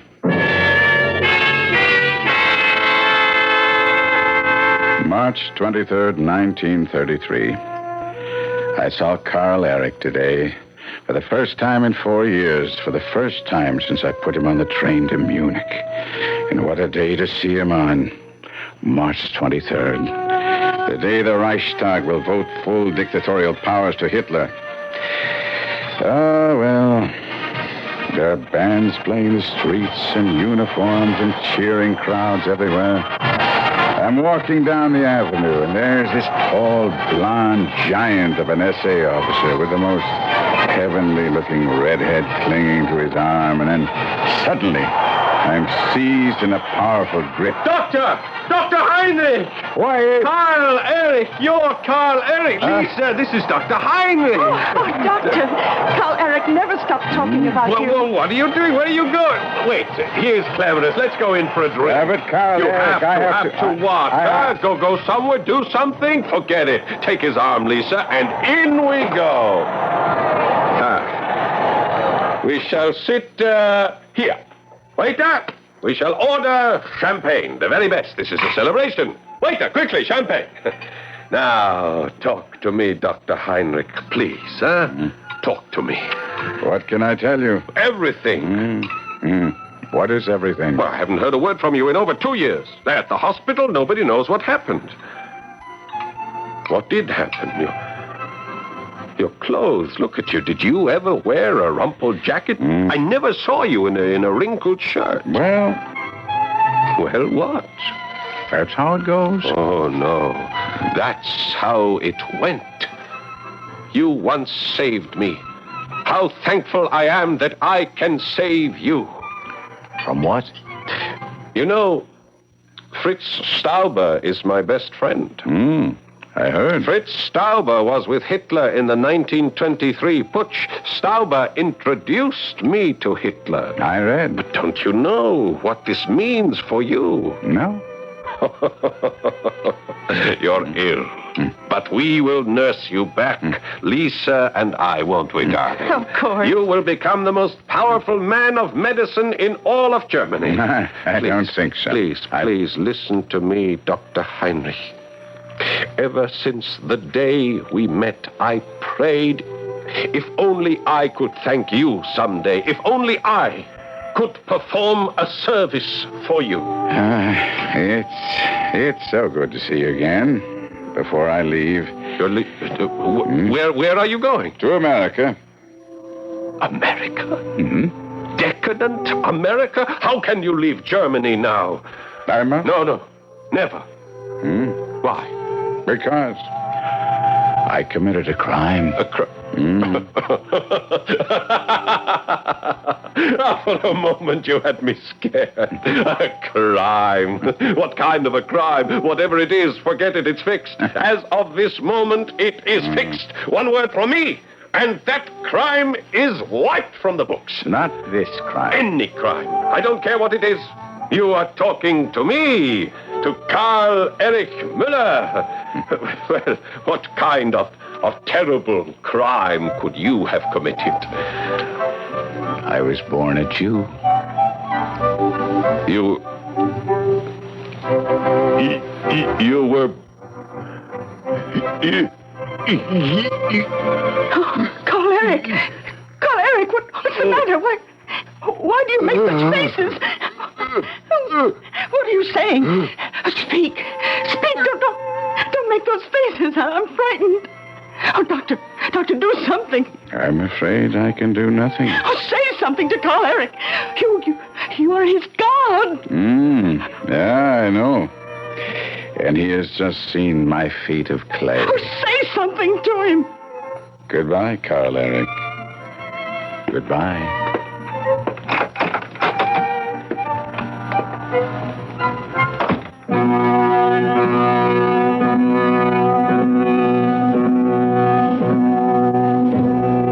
From the diary of Dr. Heinrich Stammler.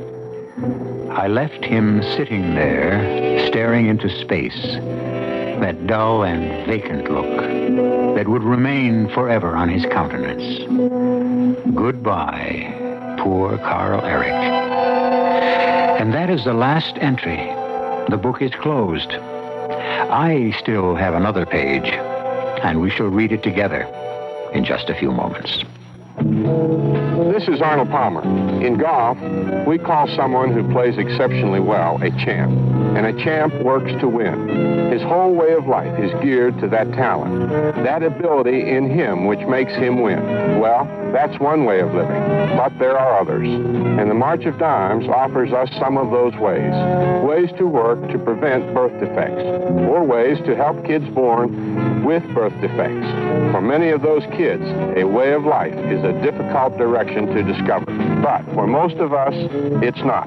By us, I mean young people, middle-aged people, senior citizens, everyone. As honorary national chairman for the March of Dimes, I can tell you that the greatest gift you can give any handicapped child is a little understanding, a little encouragement, and a chance to appreciate life. Won't you help? Join the March of Dimes today and find a way of life.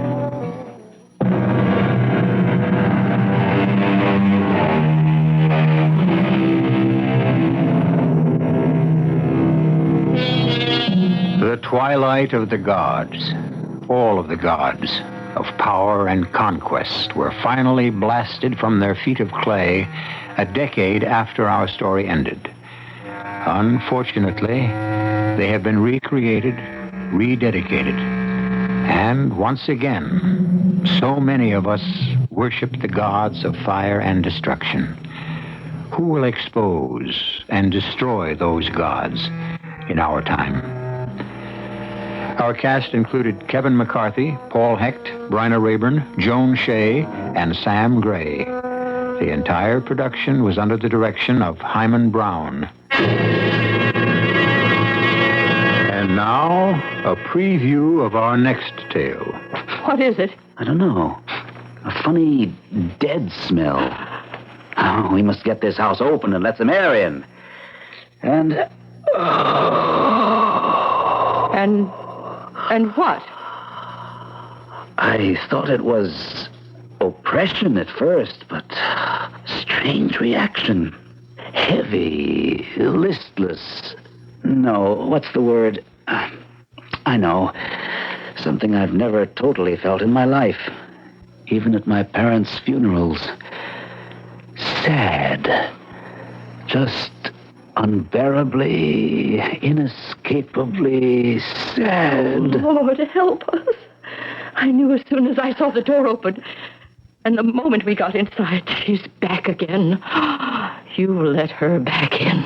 Radio Mystery Theater was sponsored in part by Sign-Off, the Sinus Medicines, and Anheuser-Busch Incorporated, Brewers of Budweiser. This is E.G. Marshall inviting you to return to our Mystery Theater for another adventure in the macabre. Until next time, pleasant dreams.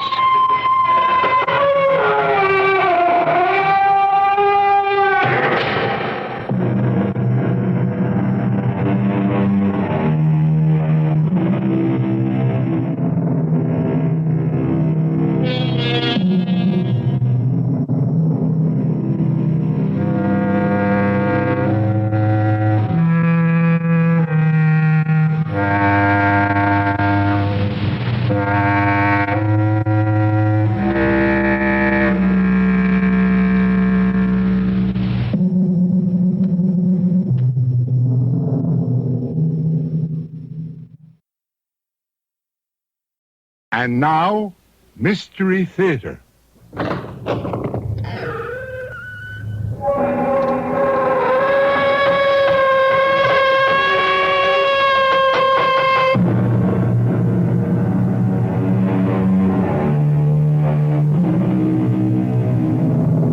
Come in.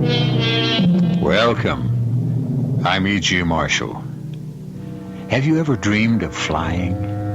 Of course you have. Everyone has. It's as natural as thirst or hunger.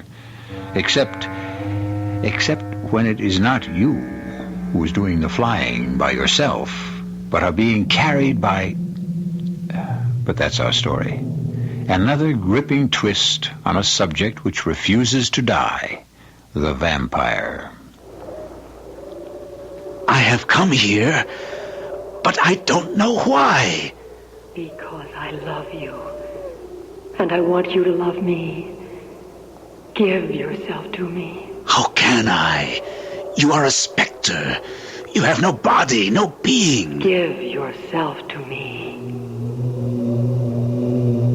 I was no sooner in her arms than I felt myself lifted off the ground, carried by her, mounting far above the ground, with her lips pressed to mine, kissed as I had never been kissed before.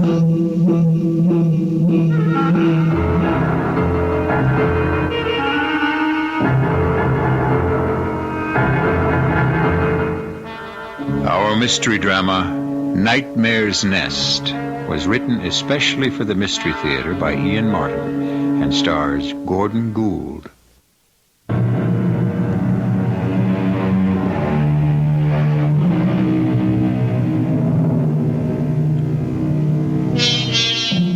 Most of us, I imagine, accept the concept that certain things have been left out of our general makeup.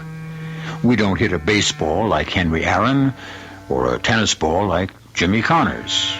We cannot play the piano or paint or develop the business acumen to become a millionaire. But most of us certainly expect that we will have equal emotions. How many of us could even imagine not being able to love someone? To be a person in whose personality that emotion had just been completely left out. This is the story of such a man, John Findlay Masters.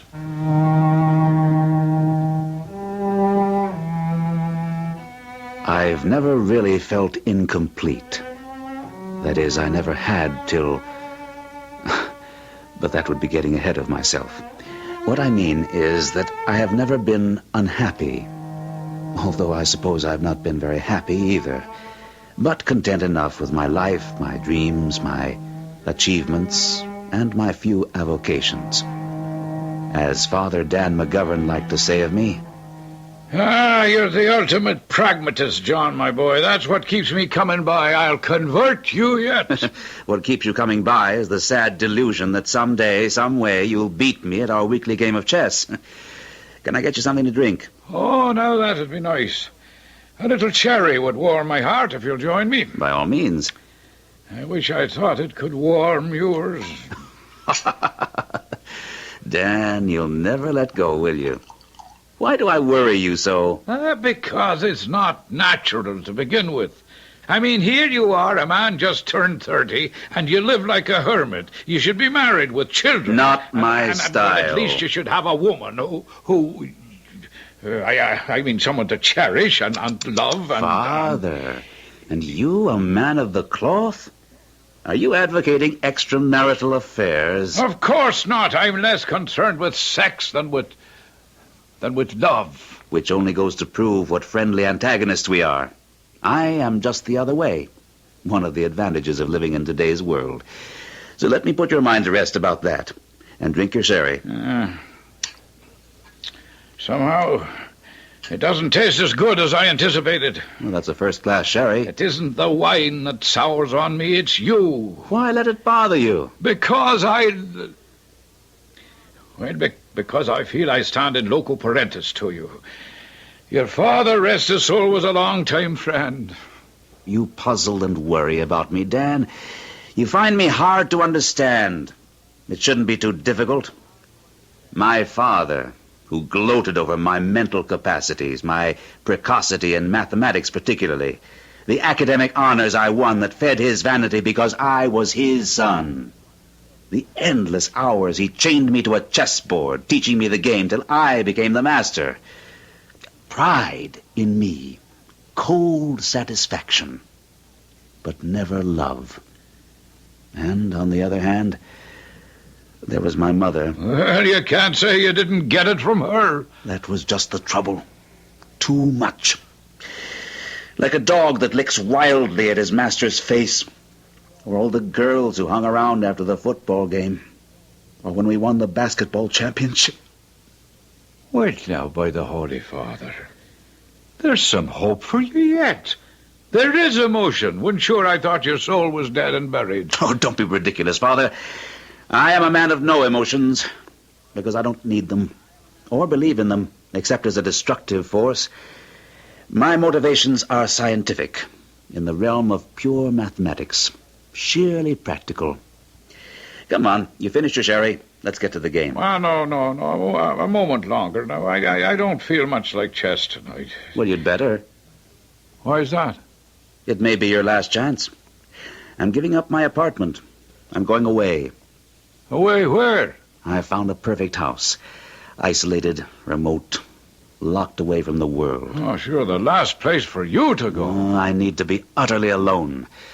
I'm coming near the verge of a breakthrough in pure mathematical theory that could upend the world. Oh, dear God, would you listen to the man? Hasn't the world been upended enough already?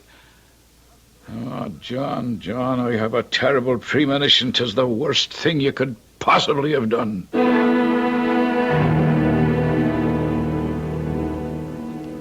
And so I came to live at Mayor's Nest, named for the man Mayor who built it. It should have been called Nightmare's Nest. But I had no idea of that, of course, that first afternoon, as Mrs. Denton took me on a tour of my new home. I'm sorry, Mr. Masters, for the condition of the third floor. Most of the rooms here are small, old-fashioned servants' rooms with little light. And the others are storage, filled with old lumber, a lot of leftover trash that Mr. Mayor has instructed me to throw away. Family papers, old clothes, and the like. What's that door at the end of the hall? Why, that's Miss Stella's old playroom. Is it large? Oh, yes. Well, let's have a look at it. Nothing's been done here. After she died, her things were all taken away, too. It looks perfect for me. That big gable window overlooks the garden? Yes, it does. Is it fully wired here? Oh, yes, it's heated electrically. Mr. Mayor had 220-volt current brought up. Well, then it's perfect. I may want to put in a computer. Quite a view, too. I didn't get a chance to really look at the gardens. It's beginning to get a little dark. What's that sort of walled-in area beyond the trees there? That's the maze, sir. The what? Mr. Mayor was a very rich man. He had strange fancies. He was visiting in London at Hampton Court, is it? Where Henry VIII lived? That's right. Well, there's a thing called the maze there. You know, a place... I know, a labyrinth of yew hedges full of dead ends till you find just the right path to the center. That's right. Well, anyway, Mr. Mayor built one just like it for Miss Stella. For her and her friends to play in was the idea. Fascinating. I'd like to go down and have a look at it. Oh, it's getting a bit dark, sir, and besides, when the wall was built around the maze, the gate was padlocked, and I don't know where the key has gotten to. Well, never mind. I can see it tomorrow. Let's go down to the second floor and decide on a bedroom suite for me, and then we can start thinking about dinner. Very well, sir. Oh, Mr. Masters. Yes? I just hope you'll be very happy here. I don't even ask that much. Content and undisturbed will suit me fine.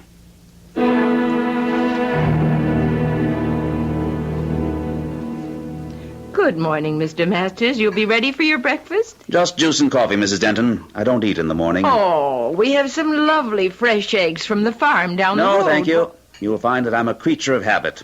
Too late to change anything in my life. Well, I heard you moving about, so I have the orange juice right here and the coffee nice and warm.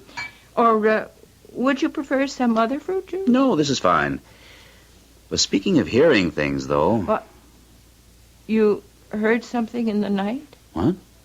No. I slept like a top. Now, I was talking about the hall. There's an echo there. Oh, well, it's the tiles, sir. See, there used to be a big round rug there, but Mr. Mayor liked the tiles so much he had it taken up. Well, let's get it put down again. The place is as cold as a grave and sounds like walking through a crypt.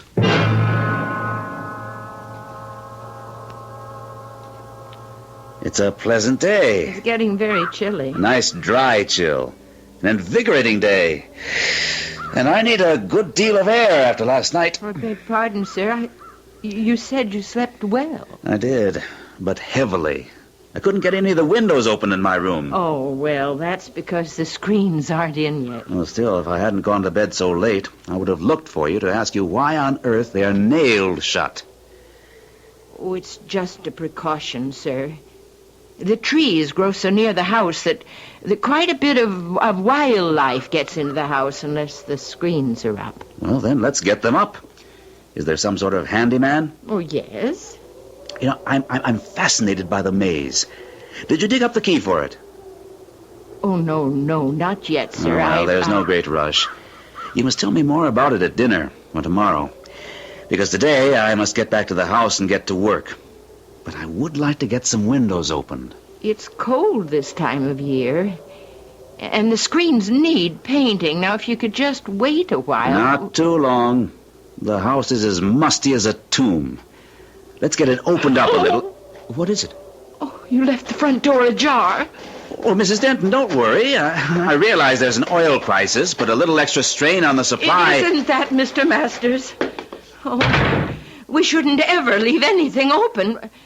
There are things that can enter. Things? Oh, you mean mosquitoes, flies, insects? And there are other things. Woodcocks, opossums, raccoons. We're that far out in the woods? We're all alone here. Isolated like. Well, as long as it isn't bears or anything we can't handle. What is it? I don't know. A funny dead smell. Oh, we must get this house open and let some air in. And... And what?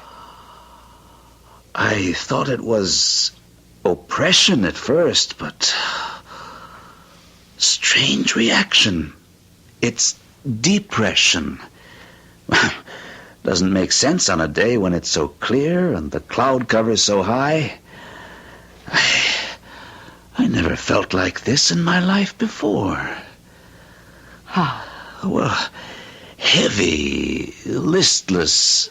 No, what's the word? I know. Something I've never totally felt in my life. Even at my parents' funerals.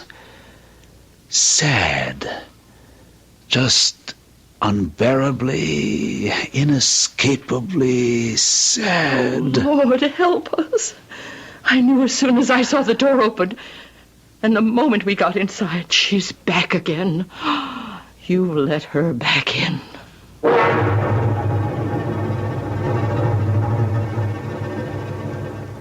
The ultimate pragmatist suddenly in the grip of an unbearable emotion.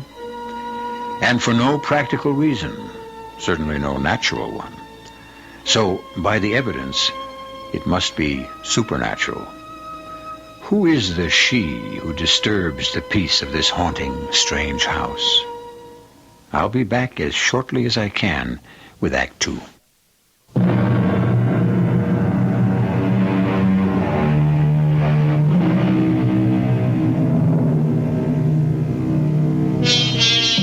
In the dark and gloomy hall, the huge, ornate staircase curving up behind his head like a giant question mark, John Masters, shaking off the depression that shrouds him, turns to the frightened, cringing little woman. Mrs. Denton leans against the heavy front door, whether for support or as if to bar its opening at the insistence of some outside force.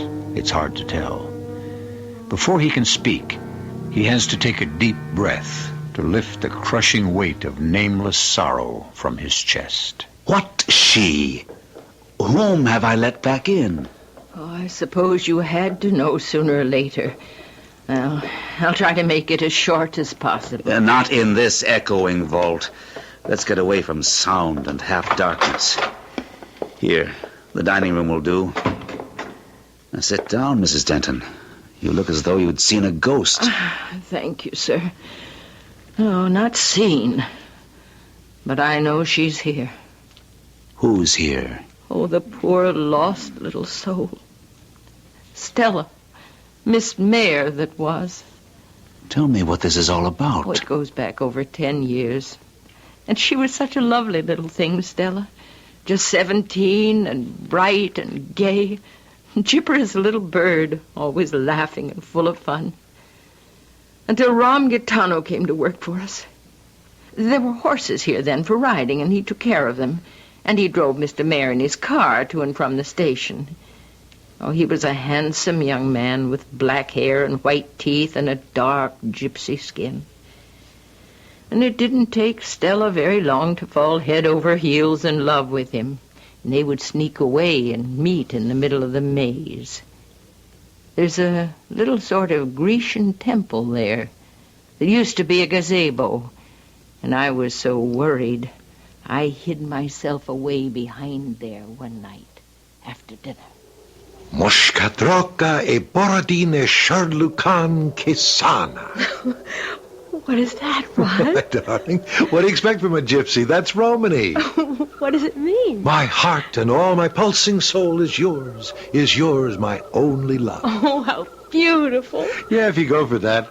Oh, Stella, baby, what difference is it how I say it? I'm crazy about you. And you know I love you. Well, you know I buy it, but will your old man? I don't know. Have you talked to him about us yet? No. What's the matter? Afraid he'll think I'm not good enough for his little chick? I'll handle that. I don't think so. Oh. All right, Stella, you can go. I heard enough on my way into the maze to know where we stand. I'll handle this from now on. Crouched in my hiding place, I blame myself bitterly for not having been at the house so that I could have stopped this meeting. I could see, hear, how hurt my little Stella was, and I wanted to come out and help her. I knew how wrong this man was for her, but I also knew Stella. I knew how deeply she could be hurt and how easily broken, so I froze, helpless. Doesn't matter what you do or say, Daddy. I love him. And if he wants me, I'll have him. Any way he wants me. Sorry it had to be like this, sir.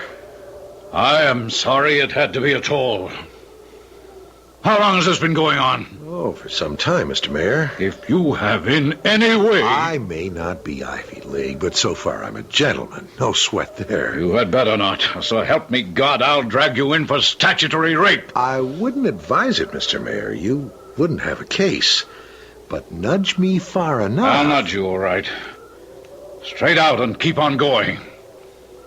You're fired. You're making a mistake, Mr. Mayor. My mistake was in hiring you. Never letting you get near my daughter. But from here on in, I'll make sure you don't have another chance. You know I could tie you into a pretzel, old loudmouth. Try it and I'll put you in jail where you really belong. On second thought, maybe I'll just lay a nice fat gypsy curse on you. That's what you really object to, isn't it? My race. I don't give a damn about your race. Or your color. Or up to a certain point, your creed. Simply that I can recognize a no-good, hands-out bum just as well as you can. I came up from nothing myself. Only I made my own way. I didn't climb over other people's backs to get there. Now get out and stay out.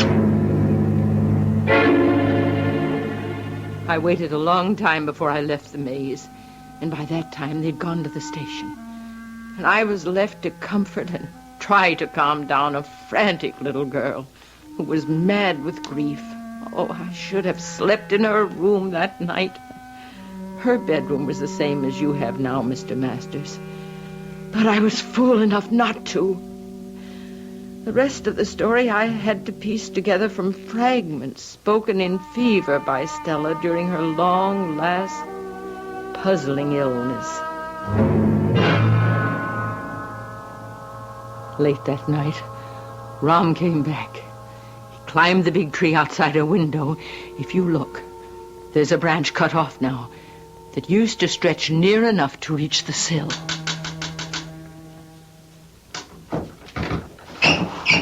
Ram! Shh! Help me in. Wait here. Give me your hand. Grab hold of the window frame. Okay. Don't let go, just for a moment. And keep out of my way. I'm going to jump now. I'll close the window quick. Are you all right, darling? Fine. Did you come back to take me away? Yes, but all in good time. Everyone asleep? Oh, I think. Shall I get dressed? Not yet. Now, look, the safe downstairs. Your father still keep all that dough in it? Well, yes. Well, there's nearly 10,000 there. I put away some for him this morning. Why? You know the combination? Well, of course, but... Look, darling, let me hold you in my arms. And listen to me. If I'd gone away, if I hadn't jumped off that train when it slowed down for Traverse Crossing, I'd be gone out of your life, you know that? Why? Why? Because it's written in the stars. Or if you don't like my gypsy second sight, because by the time I ever made enough money to be able to afford you, old Moneybags Mayor would have talked you into marrying someone else. No, Rom. I never would have. Well, this way we're taking no chances. You're going down now to sneak open that safe for me and give me that dough. You mean steal it? Honey, when we're married, how much bread you think your old man is going to sling around like confetti? This is a drop in a bucket, but it's enough for you and me to get started. Oh. All right. But then I'm going with you. You can't, baby. Not for another couple of months, till you're 18 and your own woman. I'm going to cut out with this stake, get myself set, send you my address, and as soon as you're 18, you come a-running to me and we get married. Once that happens, you know he won't touch us. Honey, it's the only way we can make it. Oh, Rom, I don't know. I thought you loved me. I do. But okay, then. Prove it.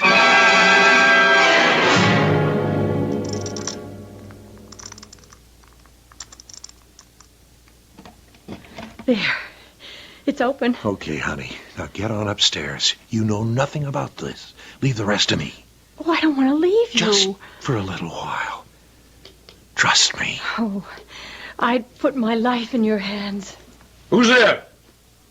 Don't move till I get the light. You kidding? Look out or I'll... Oh, what? You damn... goat. You killed me. You? I thought I'd seen the last of you. Come here. Look, Seth, that's what you bought. Daddy, what happened? Oh, you killed him. Still, I was only protecting my house. I didn't know who he was. Remember, you killed me. Drak Volbineister in Dermot Stark the Vampire. What? An old gypsy curse on you. I will not die till I replace my soul and one of you become a Vagram Sylphide Vagram. And this all happened 10 years ago? It would have been 10 years, nearly 2 months ago. And Stella, by that time, was under psychiatric care. Oh, the poor child. She just went to pieces. Do you think her father knew that he was shooting her... well, that he knew who the man was? I don't know. I know that Miss Stella thought he did. She never spoke to her father again.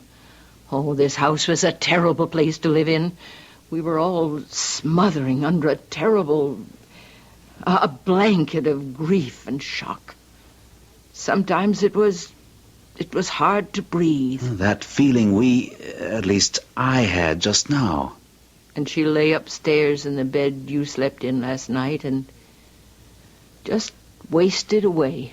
No, Mrs. Denton, that's silly. In this modern age, with all our medical know-how, nobody just wastes away. Life can be maintained by mechanical means almost indefinitely, particularly a young life. They couldn't keep her alive. They said it was anemia, pernicious anemia. They kept giving her transfusion after transfusion, but the doctors were helpless. The blood just seemed to break down and disappear.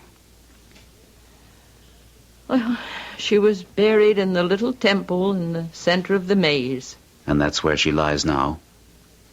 No. You mean she was reburied somewhere else? Her body was moved? Her body was moved, but not by any earthly means. It just disappeared.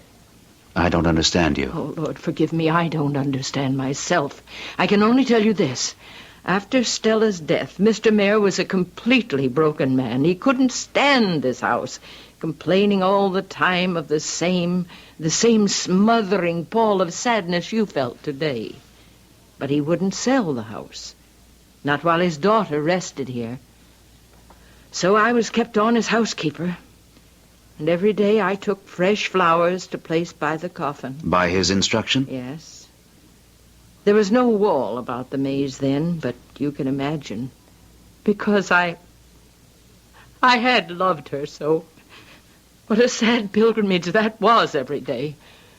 She might have been the daughter I never had. So I would kneel there and pray.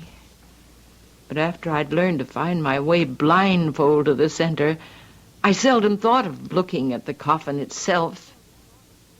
Until one day, I did. And Mrs. Denton, are you all right? I'm as right as I shall ever be again. Are you up to finishing your story? Oh, I'd rather show you as well as I can. You wanted to see the maze. Well, now's the time to see it. You found the key? I've always had it. I never let it out of my sight. Shall we go? I followed her to the maze. The lock, rusty and old, but apparently well-oiled, opened easily, and we threaded our way to the little Grecian temple at the center, Mrs. Denton leading. Inside the temple was a dais, and on it lay a carved, frescoed bronze catafalque. She brought me to it. The lid is very heavy. It takes a strong man to open it. One day after she died, I came here with my flowers. The lid was standing open. I was appalled, and I stepped forward to look in. Open it yourself, Mr. Masters, and you will see what I saw.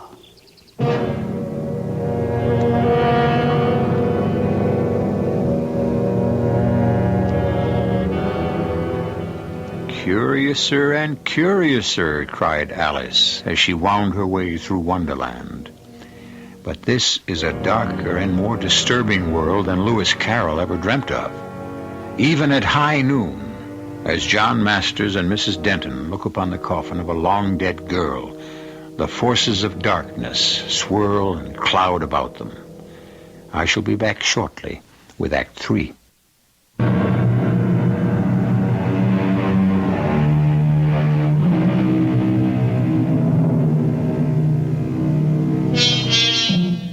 The little Grecian temple in the center of the maze is very simple. 4 ionic columns, perhaps 12 feet high, bearing a cupola roof. It is open on all sides, save for a low marble circular series of slabs at sitting height, supported like benches. In the center is a dais about 3 feet high, on the surface of which rests a bronze coffin, obviously maintained with loving care. There are no flowers. Lift the lid. You need have no fear of disturbing the dead. Very well. It won't be so hard, because I'm a foolish woman. The hinges are kept oiled. There's nothing there. Exactly. That's what I found all those years ago. a month after she had died and been buried. I was annoyed. I had bought this house from the Mayor estate with a built-in housekeeper to guarantee my isolation and quiet for my mathematical experimentation. I realized now I should have questioned more closely the bargain I had thought it to be. But that die was cast. The problem now was to put all this nonsense out of my mind, and at the same time try to banish the stifling feeling of profound grief that kept sweeping over me from time to time. But within a day or two, with the weather warming and the screens up so we could open windows, that had passed, and I could get on with my work. Then suddenly, it returned more strongly than before, and on an impulse, I called Father Dan and invited him down for a weekend.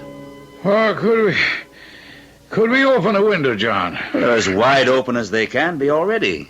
Why, it isn't that warm. Well, then, could we take a little walk in the garden, do you think? I was waiting till tomorrow to show it to you, but maybe it's light enough. Why not? There'll be a gibbous moon. It's a little over the half. And I'd like to see this maze of yours.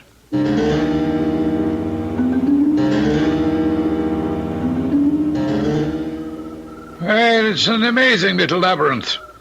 I wouldn't have believed you could find your way in here so easily. Well, it isn't so difficult. There are a whole series of little markers to lead you right, when you know where to find them. Oh, even in this half-light? You must have come this way quite often. Yes, I'm fascinated, naturally, by Mrs. Denton's foolish, well, you might say, legend that she's been building up. Yes, of course, of course. And I see there are fresh flowers by the coffin. I thought that had been stopped a long time ago. Oh, I put some there yesterday morning before I picked you up at the train. A gesture. I don't know why. To an empty coffin, huh? And it is still empty. Well, naturally. But I have seen a picture of the young lady who should lie in it. I'll show you later. And she was a lovely child. I suppose that gypsy lover's relatives stole the body. No. Now, why would they do a thing like that? Well, how the devil would I... She was wearing jewels, rings, when she was buried. I can only surmise they robbed her for those. Or some kind of vengeance. Did he have relatives? Oh, Father Dan, I don't know. I told you it was a surmise. Let's get back to the house. I was in no mood for discussion when we returned to the house, which was unreasonable of me, since it was the main reason I had invited Father Dan down. But the mood of depression hung too heavily on me, and I wanted to be alone, to sleep, to just forget.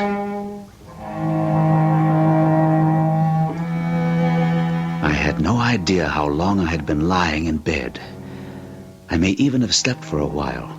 But all of a sudden, I came awake, or consciously in control of thought. The moon, low in the heavens, cast a glow on the floor between me and my bed. And slowly, the moon glow misted between the window and me, twisted and swirled gently, and rose and formed into the figure of a woman, transparent as the mist, standing before me and moving towards me.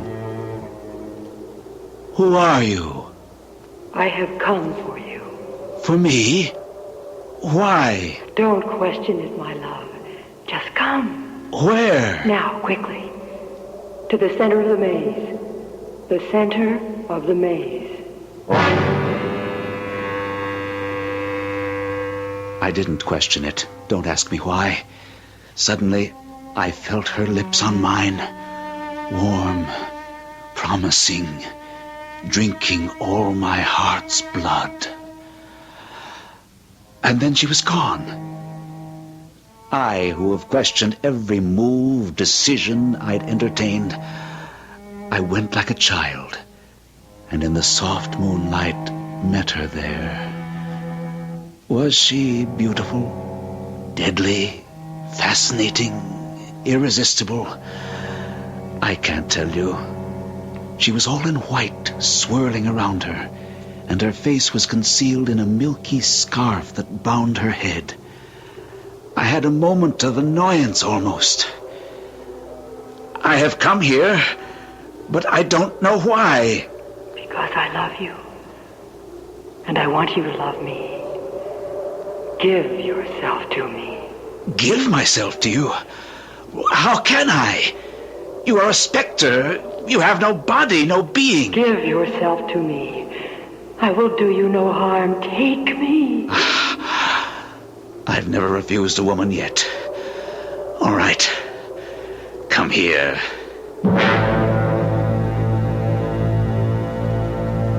We were no sooner in each other's arms than I felt myself lifted off the ground, carried by her, high up over the trees, mounting, sailing effortlessly, while in the moonlight I could see the country spread out below. And every so often, her lips pressed to mine, as I have never been kissed before, drinking from me, drawing me to her, lifting me with her to glide on the wind currents until... Until what? Until... I don't know what. I don't remember. Till I woke up in my bed this morning. Well, feeding how? Well, all my depression gone. Relaxed. Oh, with a strange lassitude for me, but also a kind of peace. So you see, I can send you back to town as relaxed as I am. I suppose I shouldn't have dragged you up here in the first place. Very well, John. You may call me whenever you need me. Well, I just needed a little contact with good common sense and human kindness to banish all the foolish dreams. I'm myself again. You don't think, John, that maybe the things that are happening to you should make you question just a little what it's all about? I mean, us being here... No, you don't trap me in that old argument again. I thank you for coming here, and I don't know what came over me. Maybe Mrs. Denton's graphic history. But I'm myself again.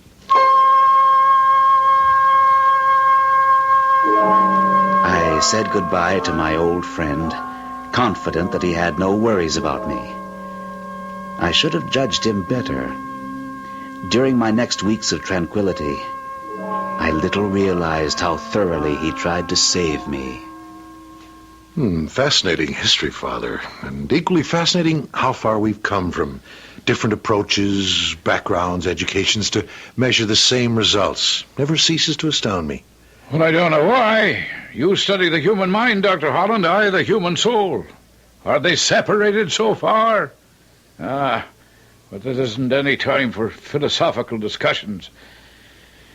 I've had some letters and a couple of phone calls in the last few days that have exacerbated all my fears and brought me back to you. Yes, after a period of relief, the massive depression started to reinvade the house, and the dreams of flying have returned with this unknown wraith. How sick is he, Doctor? There's a word. Let's say, is he schizophrenic? Possible. I can give you some other words and gobbledygook, which means something to me.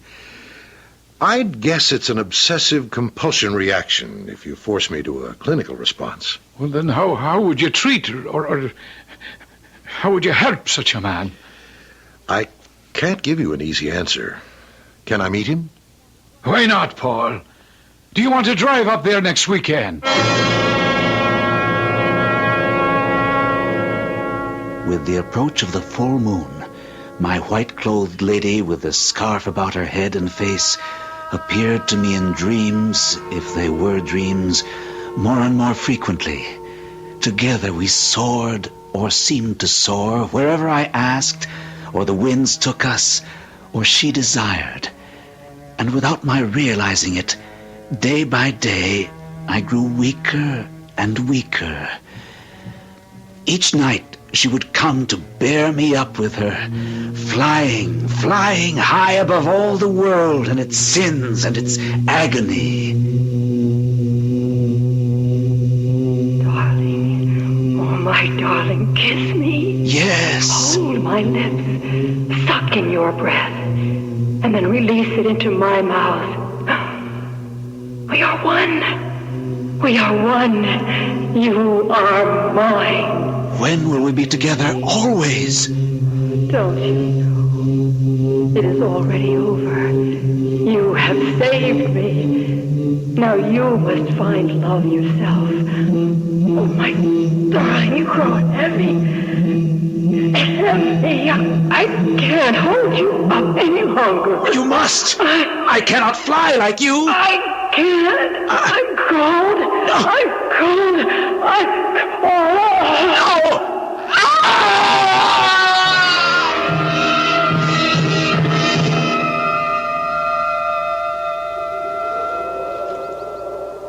Well, thank you, Mrs. Denton, for bringing us here to the center of the maze. If you don't know your way, it's hard to find. So this is the tomb from which the body mysteriously disappeared?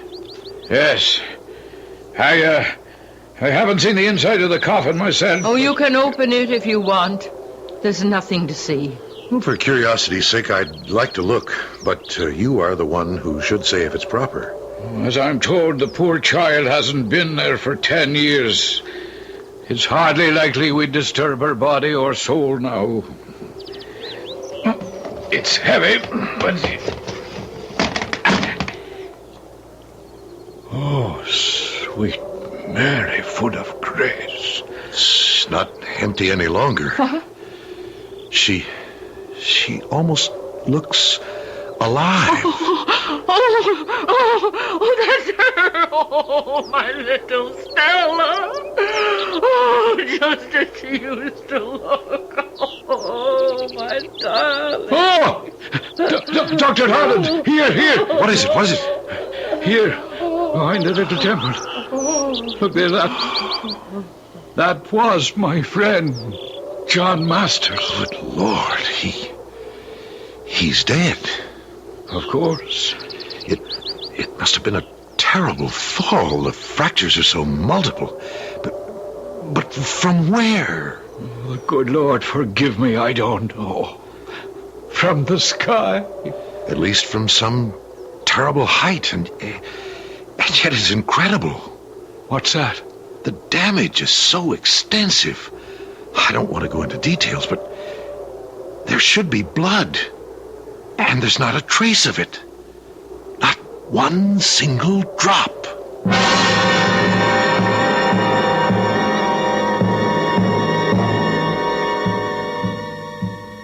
They say the corpse of one who has become a vampire will always be found as fresh and full of blood as if it had arteries and veins that sustained life. I'll be back shortly.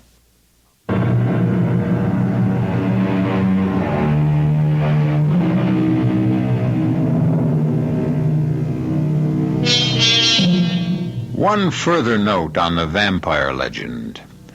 The vagrom, the wanderer who seeks blood, having found it, joins the dead in peace.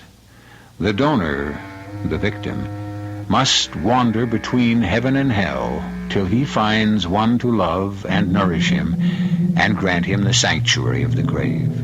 An endless chain which always leaves one spirit unsatisfied and searching for rest. Look out for him or her, whoever you are.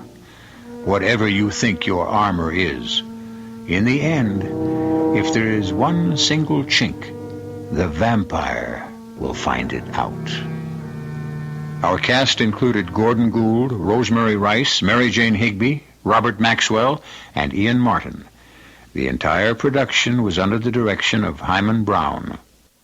G. Marshall inviting you to return to our Mystery Theater for another adventure in the macabre. Until next time, pleasant dreams.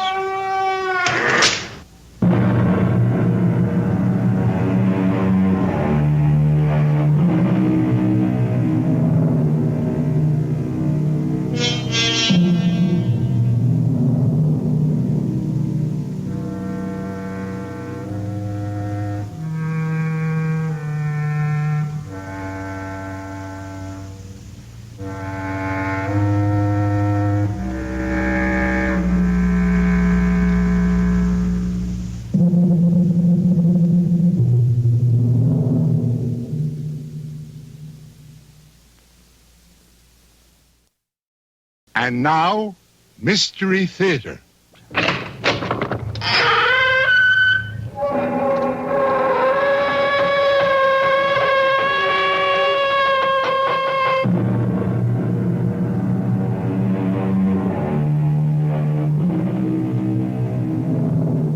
Come in.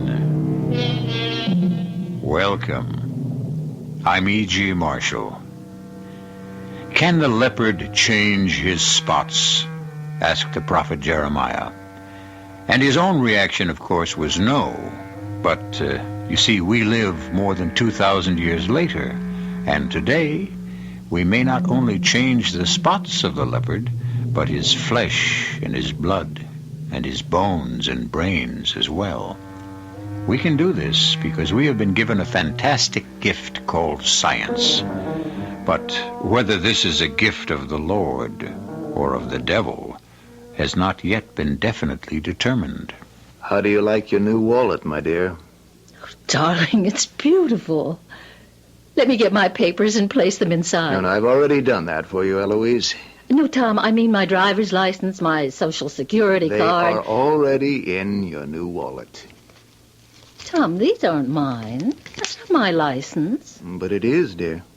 Well, look for yourself. The name on this is Mary Ann Williams. Of course. It's your new name, Mary Ann Williams. And my new name is Walter Williams. What do we need new names for? Because we died. Who died? You and I. We were killed in a car crash. Do you know what you're talking about? Tom and Eloise Rutledge are dead. They have been changed into Walter and Mary Ann Williams.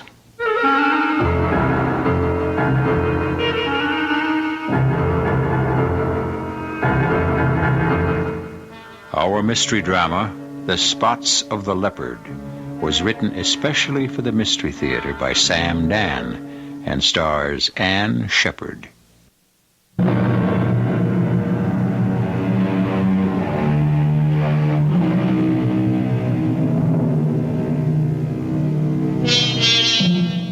When young Leonard Foster won the leading role in the Shakespearean play to be given by the local community theater, he was, of course, overjoyed. How could he know that this triumph would be the indirect cause of his death? Well, it's the way these things sometimes work out. You see, ordinarily, Leonard would spend his lunch hour out walking with a girl, or in a corner of the parking lot playing softball with the rest of the fellows from the mailroom. However, lately he's been spending the hour between 12 and 1 sitting in the office and memorizing Cardinal Wolsey's famous speech to Cromwell, which is what he's doing right now, less than 3 minutes before he's to be murdered. Cromwell, I charge thee, fling away ambition. By that sin fell the angels. Love thyself last. Cherish those hearts that hate thee. Corruption wins not more than honesty. Still, in the right hand carry gentle peace to silence envious tongues. Oh, hello. Hello. Who is this? Oh, this is Leonard Foster. This is Mrs. Rutledge. Is Mr. Rutledge about? No, ma'am. Mr. Rutledge and the plant manager have gone off to lunch. Oh, have they? Now, Leonard, look, this is vital. Did they drive off in Mr. Rutledge's station wagon?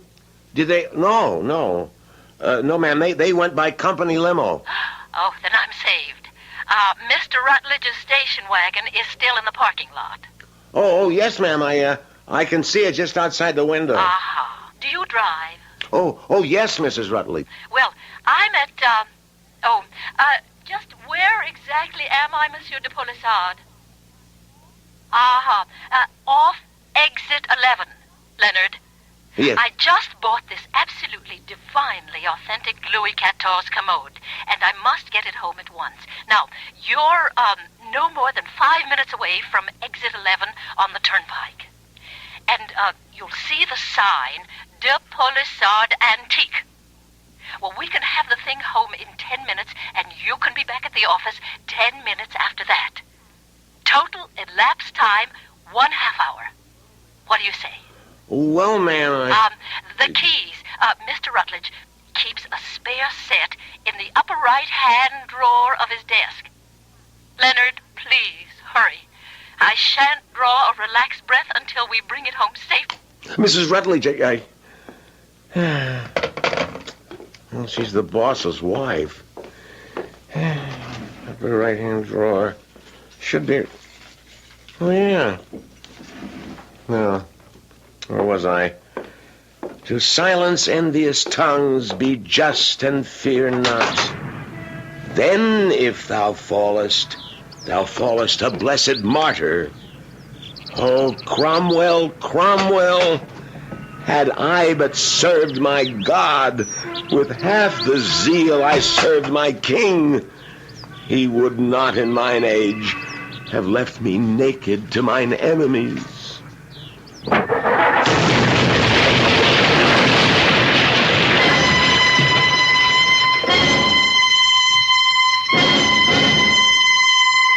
That bomb was meant for me, Mr. Atkins. There can't be any doubt about it. Well, why? Why did you allow such a thing to happen? Look, we can't be everywhere all the time, Mr. Rutledge. You came to me. You said, you, Tom Rutledge, you have a duty as a citizen. The underworld has been trying to move in on your industry. You have certain facts. I understand all that, Mr. Rutledge. Now, wait. Your testimony, Tom Rutledge, can place all these hoodlums behind bars forever. I said to you, I have been informed by certain letters, phone calls, even a visit to my office, that it would be suicide for me to testify. We know all this, Mr. Rutledge. And when I told you about all those threats, how can I describe your reaction? It was as if this whole thing were an opera, and you burst forth into a glorious aria about how the full force of the assembled resources of the U.S. government would always be on hand to shield and protect me. Well, where were you when a bomb went off in my car this new? We're doing the very best we can. Your best isn't good enough. I believed you. I came forward. I testified. And now... This young fellow, this Leonard Foster, why was he about to drive your car? I haven't the faintest idea. Would he have any reason for being in your car? None that I know of. Where would he get the key to the ignition? I couldn't tell you. Mr. Atkins, this has been a very... I wonder if you'd excuse me. After all, there's really nothing I could tell you. In just a moment, Mrs. Rutledge, I have a question I'd like to ask you. To ask me? Yes. Just let me finish with your husband. Mr. Rutledge. Yes, sir. Did you keep a key to the car in your office? Yes, in my desk drawer. Did Leonard Foster know about it? Well, I don't see how. But obviously he must have gone to your desk drawer and taken the key. Why? Well, I don't know. Couldn't even guess. Mrs. Rutledge, the switchboard operator at the plant says you phoned at about 12:15. Oh? Oh, yes, I did. May I ask why? But to see if Tom might be free for lunch. I know, dear. You had told me before you left that you had this date, but I was sitting around the house. I was so lonesome. I forgot. I just picked up the phone. The girl at the board put the call through to your husband's office. You spoke to Leonard Foster because she heard him come on. Oh, yes. Yes, I did speak to the poor boy. And as far as we know, you were the last person to ever speak to him. Yes, I suppose I was. How did he sound to you? How?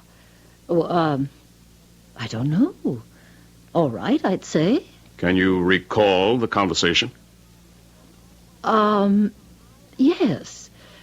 I asked if Tom were there, and he said no, Tom had already gone to lunch, and that was all. And aside from telling you that Mr. Rutledge had gone to lunch, he said nothing else to you? Well, what would he possibly have to say to me?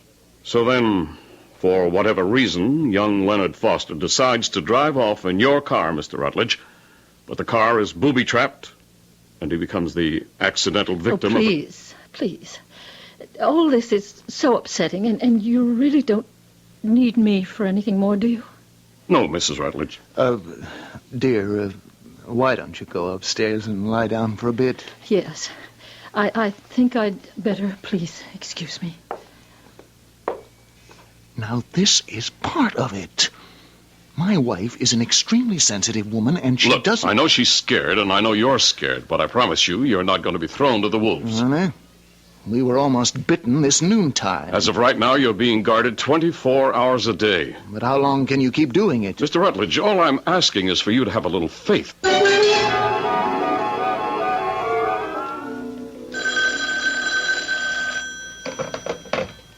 Yeah. Sparrow speaking. I know what you did. I also know what you didn't do. I read the newspapers. No. We'll just have to let it rest a while. We'll get him. Maybe not now, but we will get Mr. Tom Rutledge. They cannot afford to guard him forever, and we are very patient people. I'll let you know what I want you to do, when I want you to do it. Right.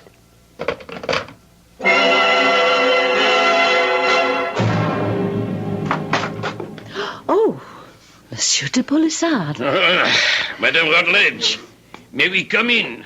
I thought you would want your commode. Oh, of course. Gentlemen, inside. Okay. And where shall you have it, madame? Oh, where do you suggest?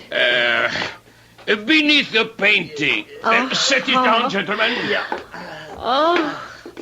Oh, it's beautiful. It was foredordained to occupy that precise place. Thank you, gentlemen. Okay, boss. I must say, it was difficult to approach your house, Madame Rutledge. The police, they stop everyone. Oh, well, my poor husband, his life is in danger. Could you do me a favor, Monsieur de Polissard? Madame, there is no other reason for my existence. I would like to give you a check. But certainly. For half the amount we agreed on, and cash for the balance. Whatever is convenient. Well, I would just as soon my husband didn't know how much I pay. Have no fear, madame. This shall be our little secret. Oh, thank you. Thank you, Monsieur de Polissard. Our second little secret. I beg your pardon? Yes, it is our second little secret. Our first little secret is concerned with that most unfortunate occurrence yesterday noon.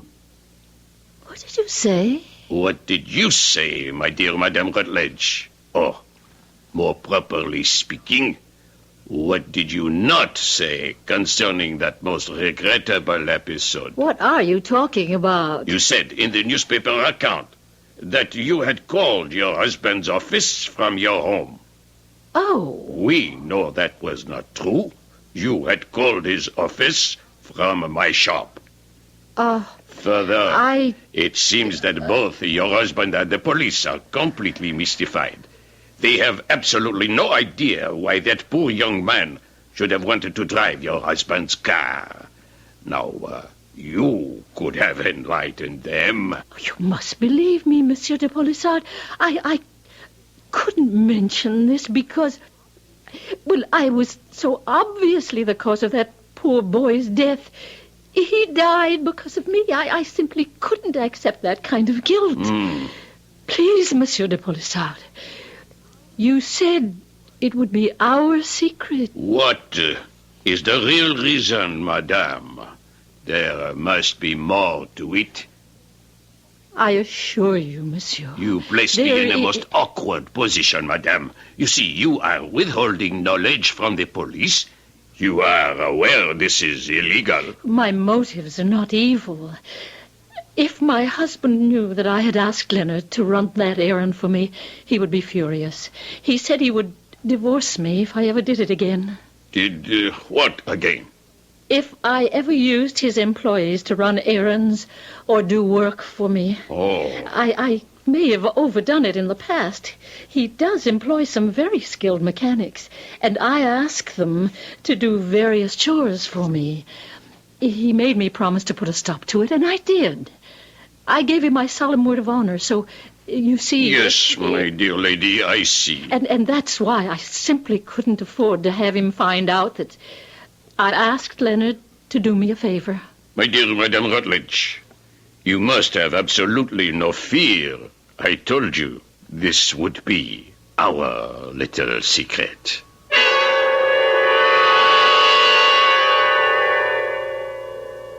Bread eaten in secret is sweet, says the proverb. But even the sweetest bread must one day grow stale. And secrets tend to grow heavy with age. And sometimes they require additional people to carry them, in which case they usually don't remain secrets. As you can see, we have a lot of work to do, and we'll get a good part of it done when I return shortly with Act Two.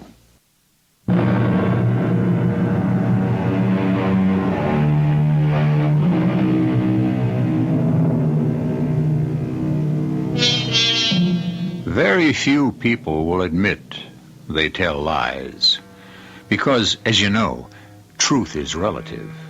And also, truth rarely gets you anywhere. After all, a politician who tells the truth seldom gets elected. And a lover who tells the truth usually spends his night alone. Eloise Rutledge takes the view that the important thing in this life is to get along, be happy, and not create any unnecessary problems. And so, if a bad peace is preferable to a good war, then certainly a good lie is better than a bad truth. Monsieur de Polissard, what do you want? What do I want, Madame Rutledge? Yes. Let's remove this mask of continental gallantry and... What makes you think I wear a mask? Well, I wish, Madame, only to be your friend, your ally. Well, thank you, Monsieur de Polissard. Thank you. These words may sound strange to you, my dear Madame Rutledge, but my dearest desire is to serve you. And if you wish to keep a certain secret, then I shall serve you by silence.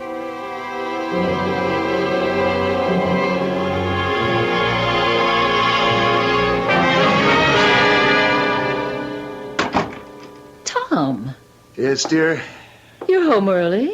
Well, we'd better have a long talk, Eloise. A long talk? About what? About our future. Well, that sounds serious. Yes. It's extremely serious. I just spent several hours with Mr. Atkins. The government man? Yes. We found out something about that bombing. These are clever and tenacious killers. They want me dead.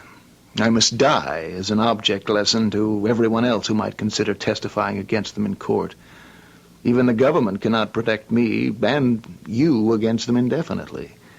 Oh. Well, then, what did Mr. Atkins say? That eventually you'll have to be murdered?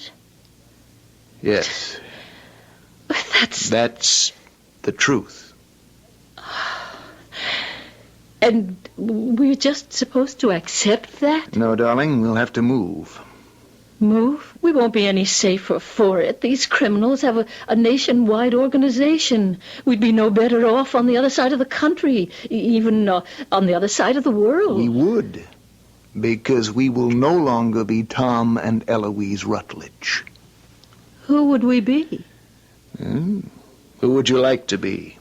Any ideas for a new name? Tom. Yeah, what the government can do for us is what it has done for people like us before. They'll help us establish a new identity. What will we do? What will you do? A job is waiting for me. What kind of job? Where? Well, teaching mathematics at a state college in the Northwest.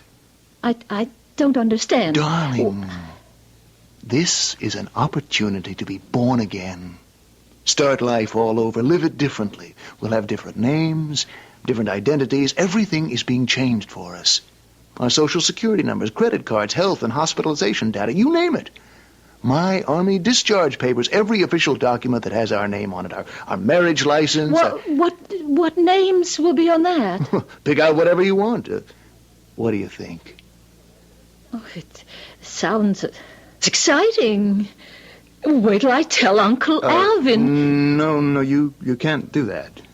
Well, Uncle Alvin is my only... You can't tell anyone. Why? Well, it's the way it has to be. But we can't just simply disappear. Why not? We have relatives. We have friends. What are they going to think? Well, they're not really going to think anything.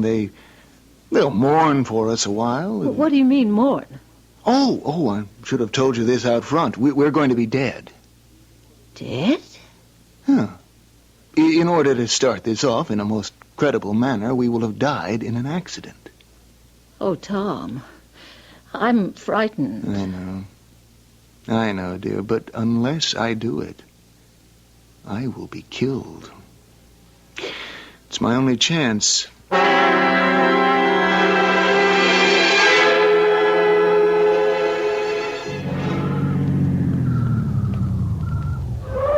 Sorry to be a few minutes late. It's all right.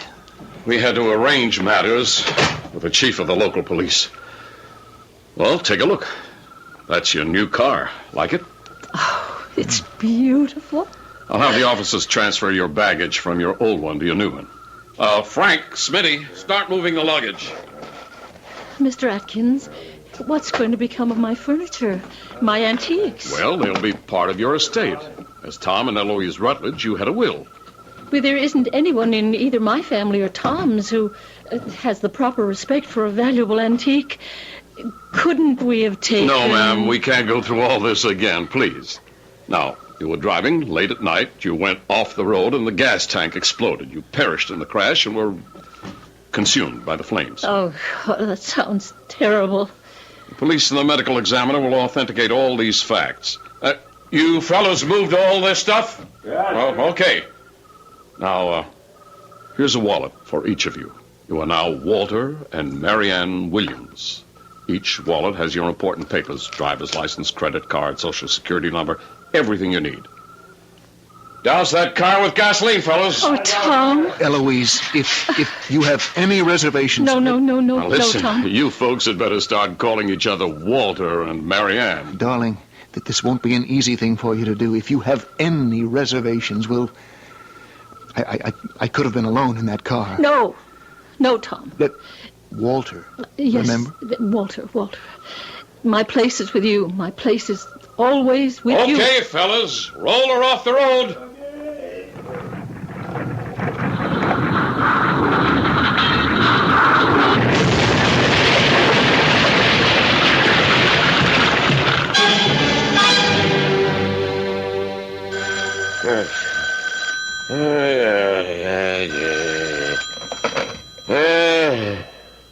Sparrow, you know what time it is.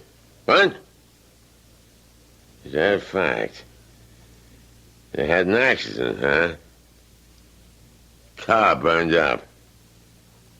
Both of them dead. Somebody seen the bodies? Not enough left to identify.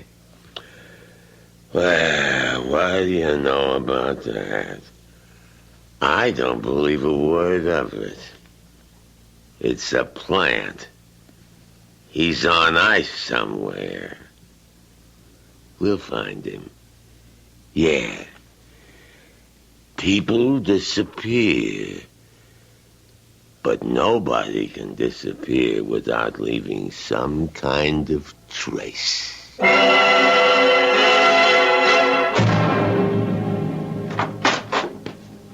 Oh, I didn't know you were home. Well, where would I be, Tom? Honey, my name is Walter. In the privacy of our own home, I can call you Tom. But I'm not Tom anymore, and unless you call me Walter all the time, you'll forget and call me Tom when we're out. When do we ever go out? We could go out every night in the week. We could have a full social life. Some social life. Darling, there's some very fine people up here. Do you know the sole topic of conversation here? You have exactly two. It depends on the season. Now, you're being unfair. In the summer, it's horses. In the winter, it's skiing. And there isn't an antique shop within 200 miles. Well, now, that's not true. There are plenty of shops. Oh, sure. If you're interested in old branding irons, I'm talking about antiques. Well, it's not the East, I admit that. Look at my home. There isn't a decent piece of furniture. No, I should have known better. I should have realized that this would mean no life for you. Oh, Tom. Walter, I'm sorry. The important thing is we're together.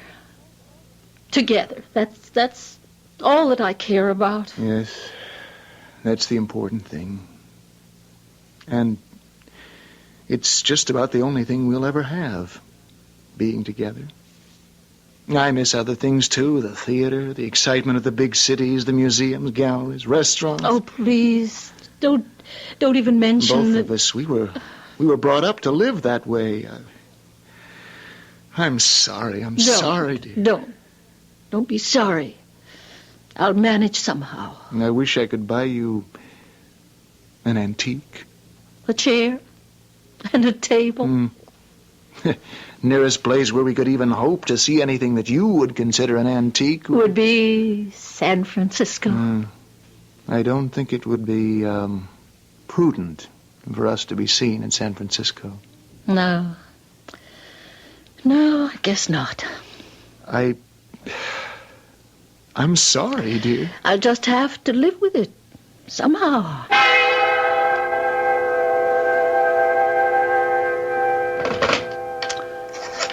Oh, what am I thinking about? I can't. I shouldn't. I mustn't. Oh, it's crazy. Why is it crazy? Because something could happen. What? What could happen? I know what I'll do. When he answers, I'll hang up.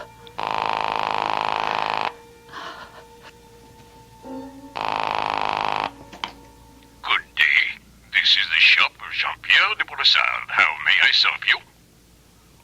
Hello? Hello? Is anyone on the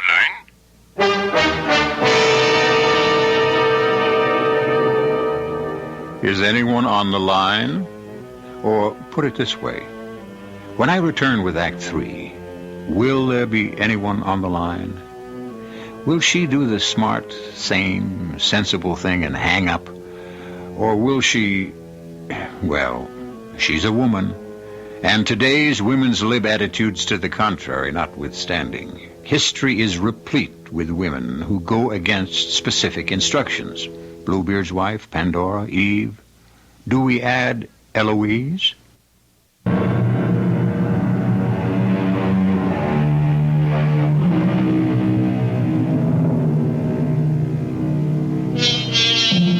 Let us say your name is Jean-Pierre de Polissard, and you are a respected dealer in antiques. About, a year ago, one of your very good customers and her husband were killed in the flaming wreckage of an automobile accident. Now, today, you're sitting in your shop, and the phone rings. And you answer it. Hello? Hello? Is anyone on the line? Hello? Who is this, please? Monsieur de Polissard. Wait, I know that voice. But, no, how can it be?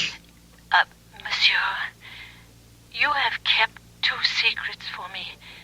Can you keep a third? Madame Rutledge. Don't say that name. Never say that name. You are alive.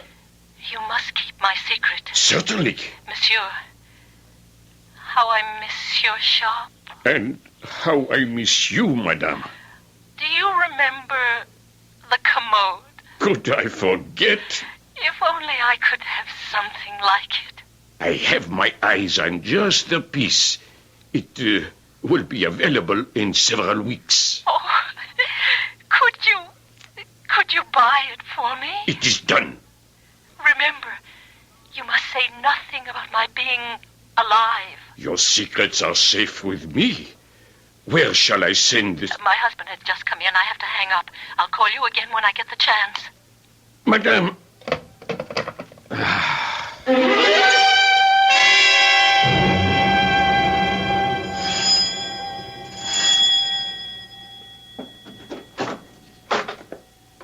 Yes? I'm looking for Tom Rutledge. We were in Korea together, and he said, if you ever find yourself in or around New York, come see me. So I've come to see him. You were a friend of Tom. Oh, I was better than a friend, a buddy. Yeah. Won't you come in, Mr. Sparrow. Thank you. Hey, look, I hope nothing's wrong. Well, I'm sorry I must tell you this, but Tom's dead. What? Yeah. Dead in an automobile crash. Oh. Yeah, Tom and Eloise, his wife. I'm Eloise's Uncle Alvin. I inherited their estate. Tom dead. I can't believe it. I can't either. Old man like me, outliving Tom and Eloise. I'm sorry I intruded, sir. Yeah. Say, this is quite a layout here. Practically every piece of furniture is an antique. It seems to have a lot of class. Yeah, suppose the antique dealers around here were hit pretty hard when poor Eloise was killed. You can see what a valuable customer she must have been. Yeah, I can see that. Well, thank you for your hospitality, sir. Yeah, I'm sorry you had to come all this way out here for nothing. Well, maybe it wasn't for nothing after all.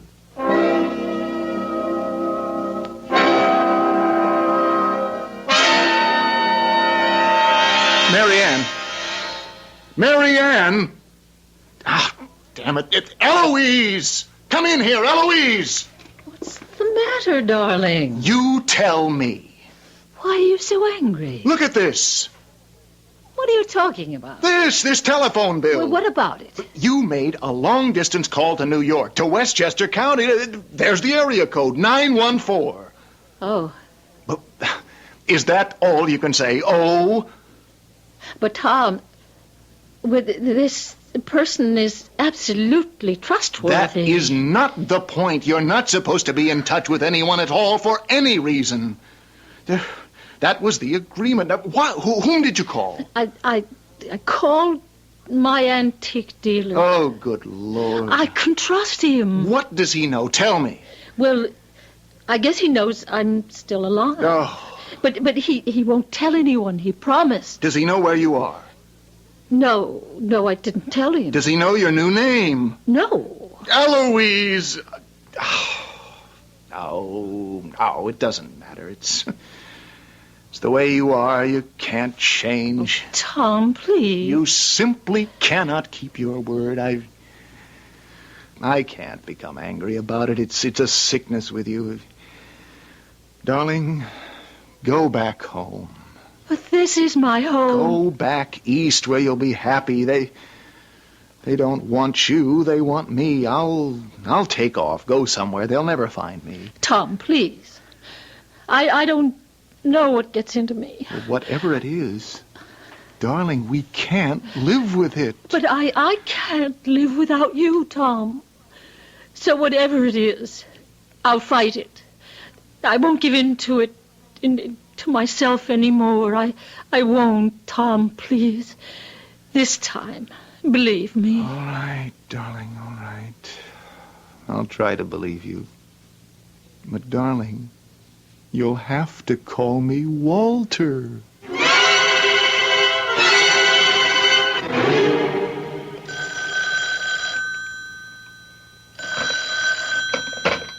Hello? Monsieur Polissard. Madame. I don't have too long to talk with you.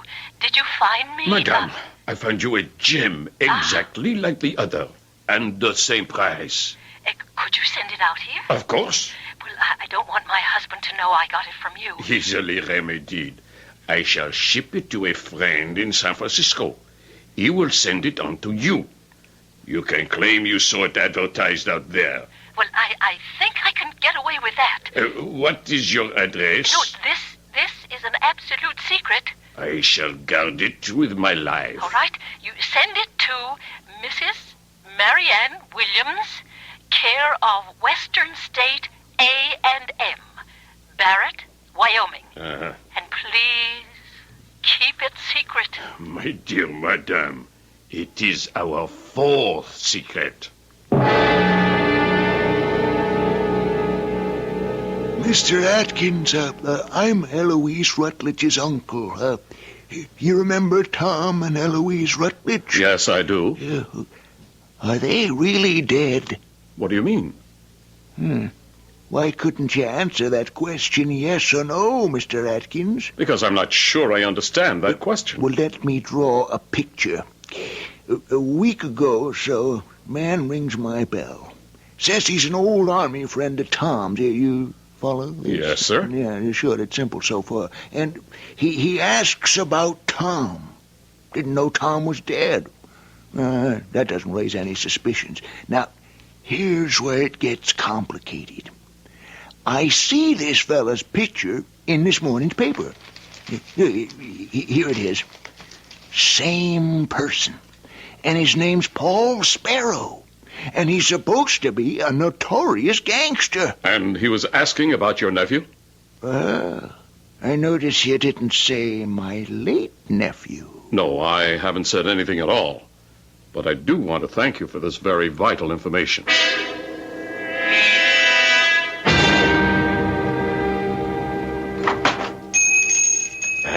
Good day to you, sir. Welcome to the establishment of Jean-Pierre Polissard.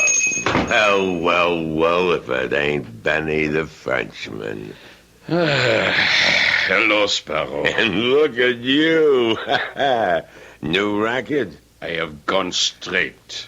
Is this stuff on the level?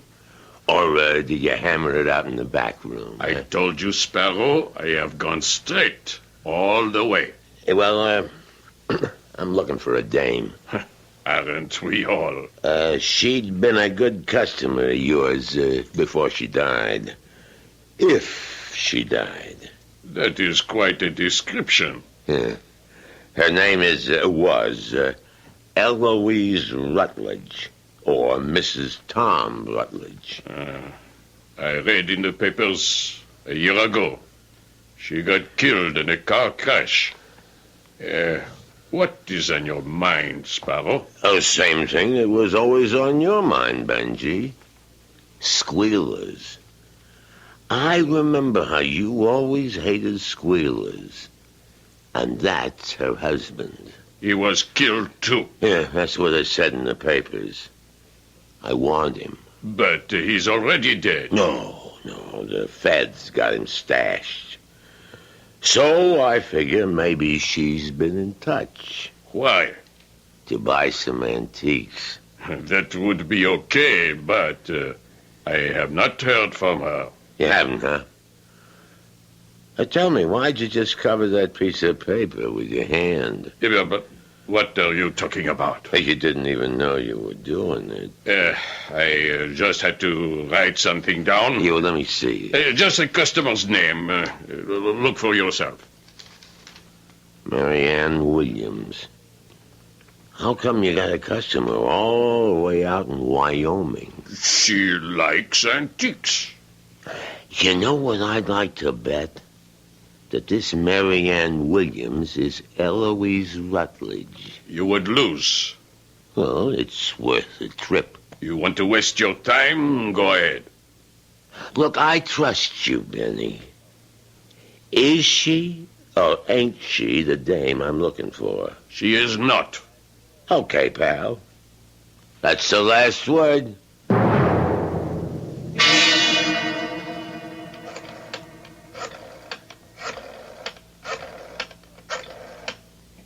Hold it, Benny. What? Put that phone down. Why did you come back? You're getting careless. I come back to see if you was going to phone her to tip her off. This is a business call. Hand over the phone, Benji.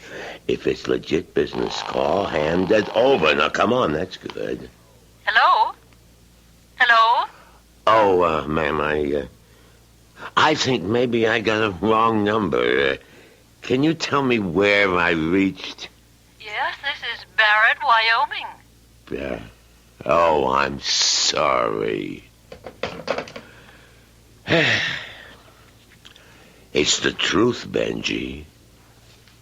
I'm really sorry.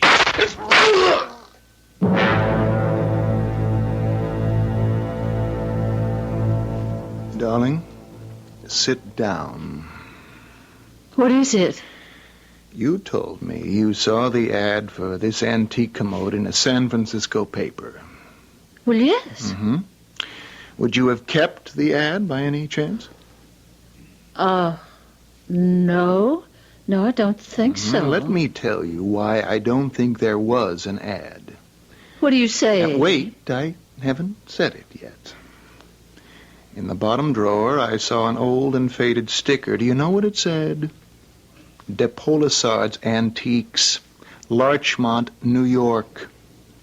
Well, maybe he did own the antique originally, and then he sold it to this dealer. About a month ago, you called him. I did? Mm-hmm, and at that time, you swore to me that you didn't give him our new address. Well, I didn't. Did you call him since? Did you call him since to tell him where we were living? Oh, darling. Did you? Well, you're making it sound like an Did you call him? Yes. Oh. You know what we have to do now, don't you? No. We have to get out of here as quickly as we can. Why? Suppose Polisard does know. You can trust him. That's right. There was a guy that was aces. Who are you? Don't move. Oh, Tommy's got a gun. Well, nobody can say your wife don't know this thing. What are you going to do? What do you think he's going to do? Oh, no. Oh, please. Now, don't feel bad about Monsieur Polisard, as you called him. Wasn't his fault. Besides, he's dead. Hey, look, if you shoot us, people are all around on campus, and they'll hear the shots. Well, not with this. It's a silencer. He'll just be a couple of little pop-pops, that's all. You're covered, Sparrow. My suggestion is for you to drop the pistol and walk out the front door. Well, that sounds about right. Drop it. Oh, Mr. Atkins. Oh, Tom. I'm so sorry. You folks will just have to do it again.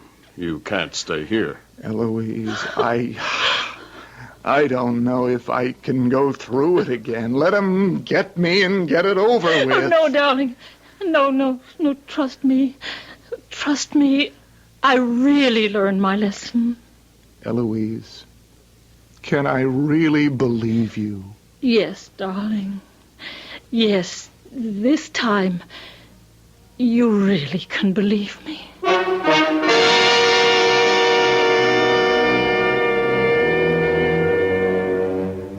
Well, we'll never know if he can or not. When our stories are over, they're over. What happens after our third act curtain descends has to be another story. And I shall have another story for you when I return in just a few moments.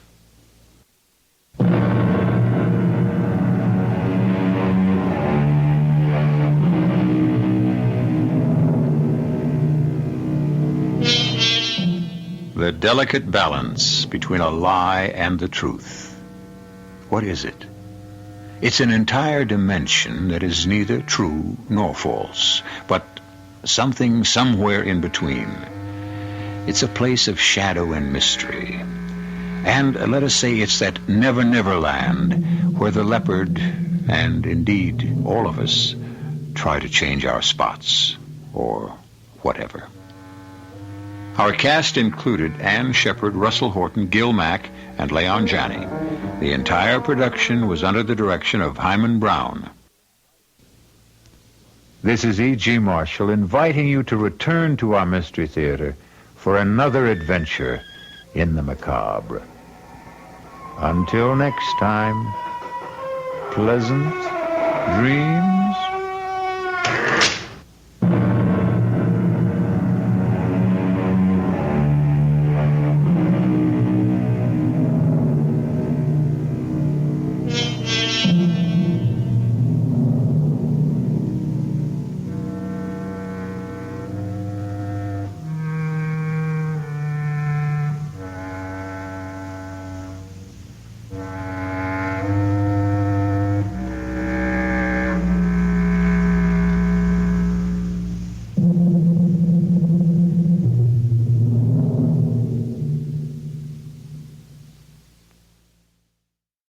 Mystery Theater.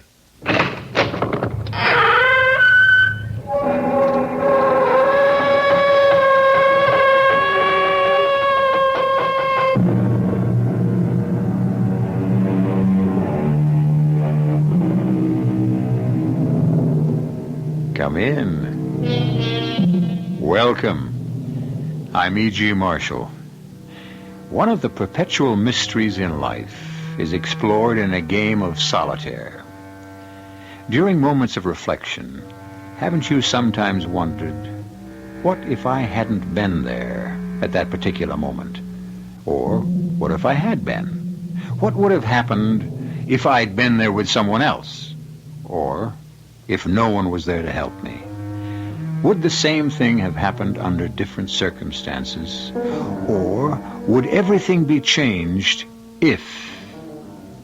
This is the game that is played in our mystery drama. Goodbye, Dave. Boy, am I glad to see you open your eyes. You mean hello, don't you? No. I heard what they said. What? Who said? I don't know. Those voices. They said I didn't have a prayer. You dreamed it, my friend. You've been unconscious for hours. Where are we? In the base hospital. I'm going to die. Sure. We're all going to die someday. But not this time around. You just lie still, old buddy. You can tell me later how it feels to have my blood in your veins.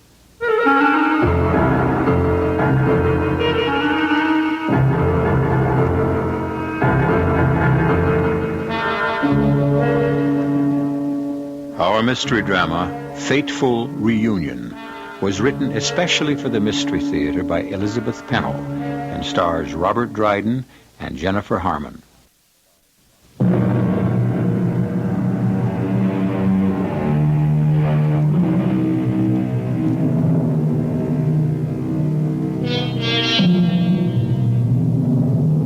Our opening scene took place more than 30 years ago, when two very young draftees, as members of the Allied Expeditionary Forces, were forcibly thrown together in the landing on that beach at Normandy. Since then, their bonds of friendship have never been broken. Now, middle-aged men, they have gone their separate ways. But over the years, one solemn promise has always been kept. No matter what's going on in their lives or where they are, they meet for a reunion on June 6th, D-Day. I thought I was a goner that time for sure. You saved my life, David. Blood saved your life. If it hadn't been mine, it would have been someone else's. Oh, but you were my buddy. Damn right I was. After you'd saved my life. Hanging upside down with my parachute all tangled up in that tree. I must have looked pretty funny. You did. I thought you'd never find your pocket knife. Well, raise the glass. Happy 31st reunion. Ah, good Lord, Dave, what's happened to time? Can you believe that many years have gone by? In some ways, I can. An awful lot has happened. How things been going with you in this past year, Gary? Oh, can't complain. Lucy's a jewel, as always. Although I realize I won't have her much longer. Nonsense. She and Doug will be living here in New York, won't they? Oh, speaking of New York, it was darn nice of you to make the trip here this year. Great for me, too. Chance to visit the big city, see my son. Hi, gentlemen. And your charming daughter. Uncle David. How good to see you. Oh, don't I get one, too? Of course, Dad. Guess I'm supposed to say Happy D-Day, but I'm not going to. What's wrong with a couple of old Army pals getting together? Everything. Now, don't knock it, Lucy. Without our yearly get-togethers, you, my dear daughter, would never have met a certain young man who happens to be my best friend's son. I give up. Incidentally, where is my son? Oh, I meant to tell you. He's working late. I'm going to meet him at the office, and while you two are having your own party, we're going to one. But not in honor of D-Day. Well, I suppose other things did happen on this date. Like last year when Doug and I got engaged. But please stay right where you are while I get dressed. Before you take off, I want to use you as guinea pigs.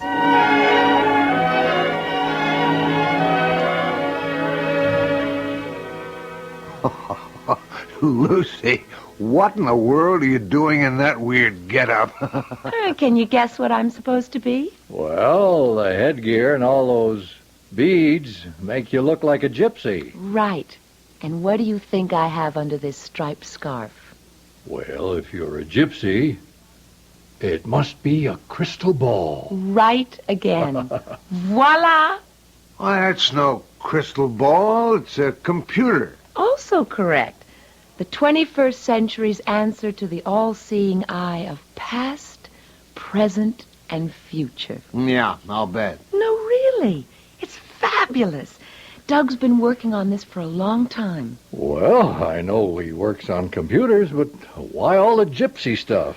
Well, we're going to a fundraising thing where I'm supposed to tell fortunes. And believe me, our booth is going to bring in $1 million. Well, I'll admit your costume is startling, but... Not the costume, Dad. This gadget. You've never seen anything like it. Looks like most calculators are small computers to me. Oh, but it's not. This is a truth machine. Oh, I see it has a tape. That's handy. Shows how it works. Well, I'll have to put on the big act. Ah, mighty computer, it is Madame Lucy who calls you. Reach into your fabulous brain and tell us true whatever we want to know. Get a load of that phony act. Yeah. The gentleman to my right, tell us his first name, color of his eyes, and the color of his hair. Take a look at that. Name, David. Eyes blue-green. Color of hair, gray. Why, that's amazing. Let's see that tape. The gentleman to my left, first name, color of eyes, and color of hair, if you please. I'll be darned. Name, Gary. Color of eyes, hazel. Hair, question mark? I'll ask that again. Color of his hair, if you please. It's got your number, Gary. The tape says, the man is bald. Oh, that's very funny. The whole thing's a frame-up. Obviously, Lucy's fed data into this machine. Honestly, Dad, I have no idea how it works. It just always comes up with the right answer. All right. Ask it where my home is, what I do for a living. Oh, I know. My wife's name. I'll bet it can't answer that. The gentleman named David.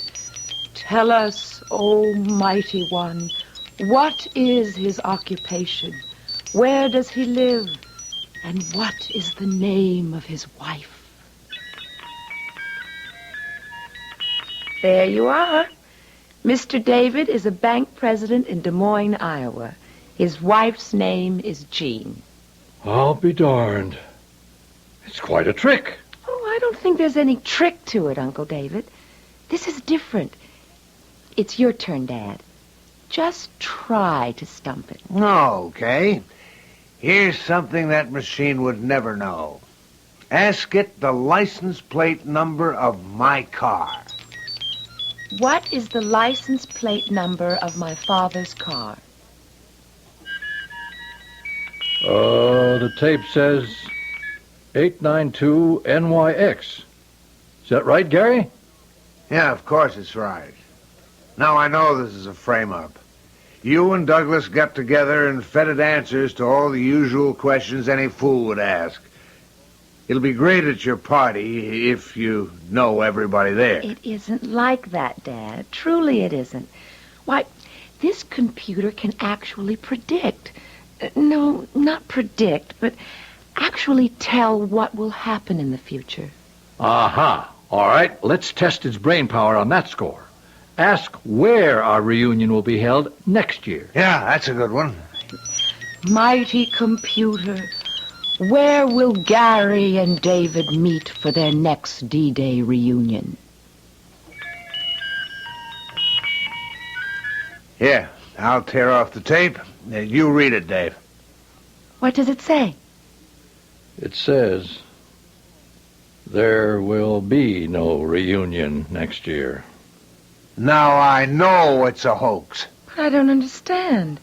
How can you say that? Well, I'm beginning to agree with you, Gary. Lucy, if you and Doug really didn't feed that computer bank, ask it why there'll be no reunion next year. I will.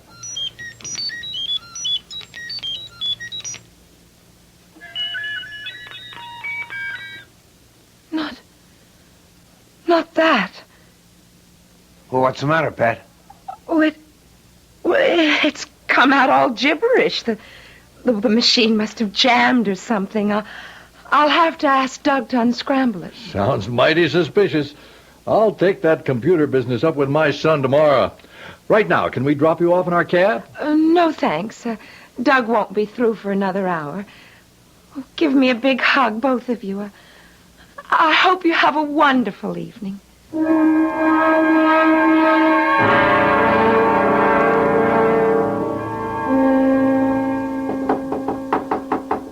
Coming.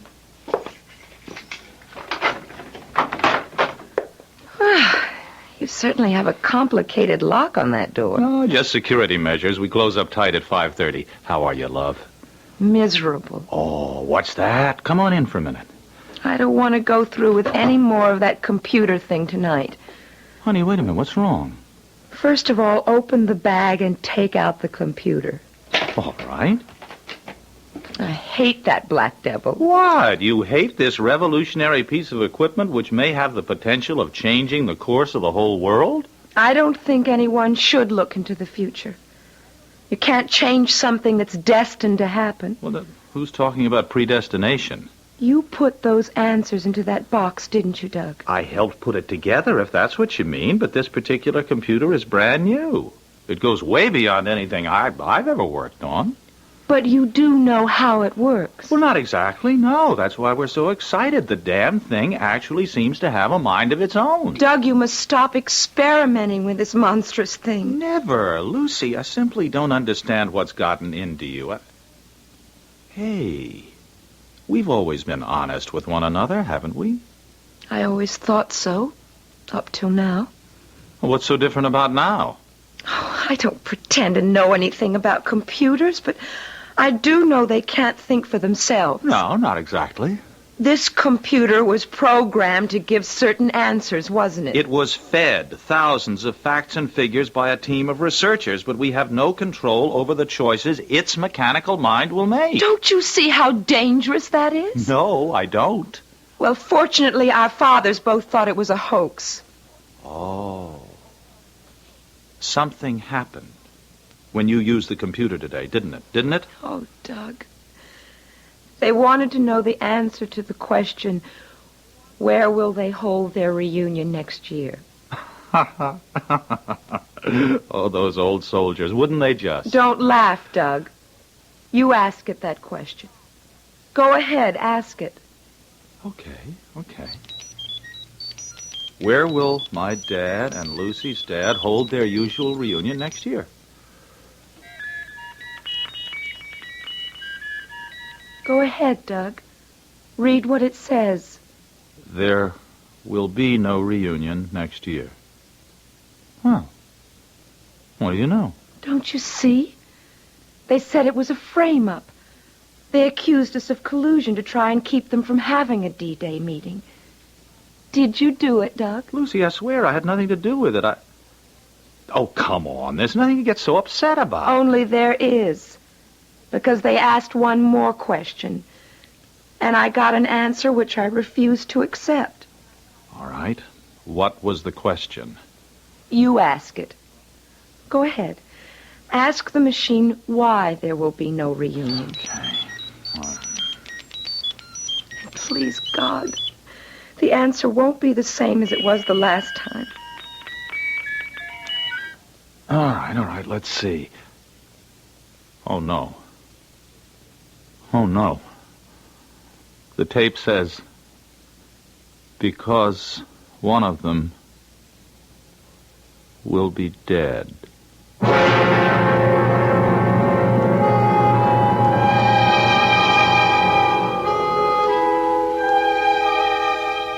So now you know why Lucy was so upset when she crumpled the tape and pretended it was nothing but gibberish. Well, perhaps that's all it really was. Computers have been known to get things mixed up, just the way people do. On the other hand, this computer may be right. One big difference between computers and people is the psychological effect an idea can have when it is implanted in the human brain. We'll learn more about that when I come back very soon with Act 2.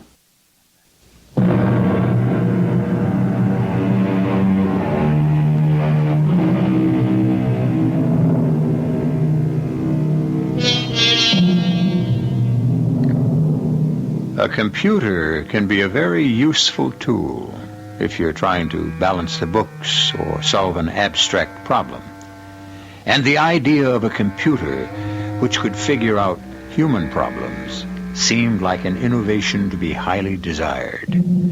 But right now, a young technologist is confronted with a whole new aspect of the mechanical brain. It is unsettling to be told by a doctor, a fortune teller, or even by a robot that someone dear to you is going to die. You don't believe that, do you, Doug? I don't want to believe it. Well, somebody must want to frighten us. Somebody who fed data into that machine. Honey, I keep telling you, this computer doesn't work like that. It has freedom of choice. So do I. And I will not accept the word of a thinking machine. Our fathers are still young. It isn't as though one of them were ill or is in any kind of danger. Wait a minute. You're sure that neither your dad or mine saw what was on that tape? They saw the tape about no reunion. But I tore up the other one. The tape that said one of them would be dead. And pretended that there was no answer. But there was an answer. And that means now we have to ask another question. I don't want to hear anymore. Lucy, we have to. We must find out so maybe we can prevent it from happening. What question do you propose to ask? I have to ask the computer to tell us which one will die. I don't want to know. Well, I do. And I'm going to find out. Don't tell me. Please don't tell me. Well, look at that, will you? He's never done this before. Honey, please take your hands away from your ears and listen. It was all a mistake, wasn't it? I don't know. The tape says, I cannot tell you. There, you see? It is a hoax. No. This computer is programmed to respond. I'll make it tell me. Come on. Which one will it be? Which one? It sounds angry. No, I'm the one who's angry, and it better tell me this time. I guess you better tell me what it says. At least it apologized. Come on, Doug. Computers don't... The tape says, sorry, but I cannot answer your question. Well, then. If it can't answer that one, it can't answer anything. That's not so. It's always given straight answers before. You know it has. Sure, when it was fun and games. All right, maybe we're taking this too seriously. I could be wrong, about what a computer can do. Oh, good Lord, look how late it is. We promised to raise some money for a good cause. Do you think I can still go through with it? Sure. Just sidestep any serious questions. You know what I mean? Pretend it is just a trick if you have to. There may be a lot more to this machine than anyone has dreamed of.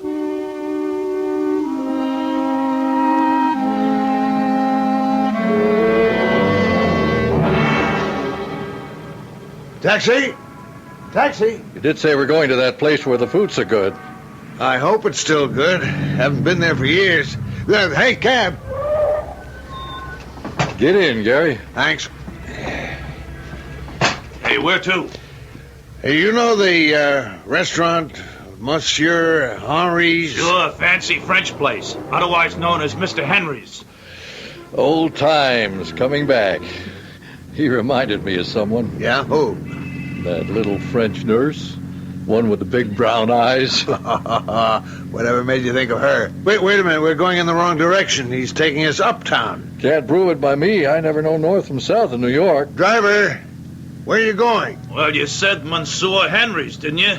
Yes, it's on 52nd Street.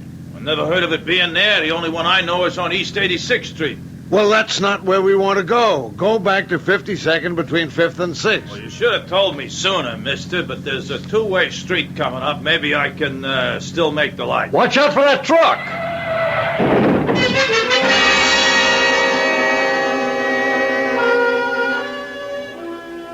Well, we lived through another close one. Cheers. Cheers, I think. If that trailer truck had been going any faster... Well, you were sitting on the bad side. Could have been me, could have been you, or both of us. Yeah. You know, I got to thinking about that computer thing. So'd I. Could have been telling us there'd be no reunion this year. Well, here we are, though. So let's eat and count our blessings before this lucky day is over.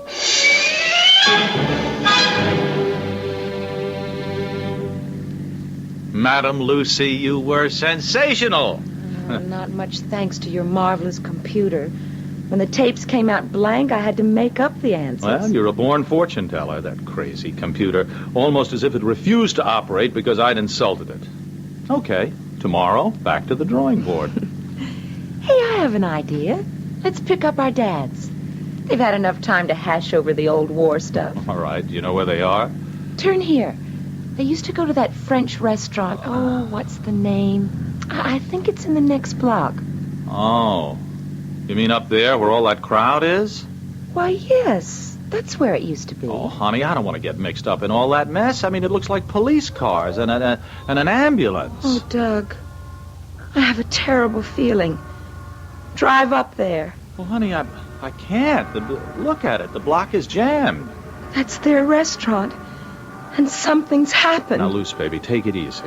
Can't you get any closer? With all those cars in front of us? The ambulance is pulling away. And there go the police cars. Look, Lucy, I think you picked the wrong block. That's no French restaurant. Why, no, it says Club Shenandoah. Well, then, let's go on to your apartment, okay? No, Doug, we've got to find them. But if you don't remember where that restaurant is... I do remember. It was right here. The name's been changed, but this is the same place. We've got to go in and see if they're in there. It's all right, folks. Excitement's over. Enjoy your supper. Have a round of drinks on the house. Music for dancing until 3. Yes, sir. Table for 2? Actually, we were just looking for some people. Lucy, I don't think they'd be in a place like this. Well, it's not the way it used to be, but you know how they are for going back to their old haunts. Okay. There's another room out this way. And if you find your friends, we'll be glad to give you a big table. All right, thanks. This doesn't look like their kind of crowd, but What if... Honey, look, let's get out of here, all right? Wait. That ambulance. What if it had something to do with them? Your imagination is running wild. Now, come on, let's go. Not yet. Maybe you folks would like to stop at the bar? No, thank you. But if you haven't been to the Club Shenandoah before, What happened here before we came in? Oh, don't worry, lady. We run a nice place here. It was just an unfortunate accident. Could have happened anywhere. Well, there was an ambulance. Someone must have been sick or had an accident. It was just his tough luck. Whose tough luck? A man got hurt. Wait a minute. Who are you, lady? Somebody from the press? No, but I have to know who was hurt and where they've taken him. Well, how should I know? Come on, Lucy, let's go. No, it's important. We just want to make sure it had nothing to do with our friends, you know? Well, there were these two young fellas at a table over there. And to tell you the truth, I didn't like the looks of them from the time they come in. Well, see, now you can relax. Lucy, they were young fellas. Now let's go over to the bar. Not till I find out some more. Lady, you must be an ambulance chaser. What a dreadful thing to say. I hate violence. Well, these two characters got violent. You mean they had a fight? They got in an argument. None of my business to know what it was about, but one of them picked up a steak knife. I guess I don't want to hear any more. Of course, I'm not sure he would have used it. That is, if the old guy hadn't interfered. What old guy?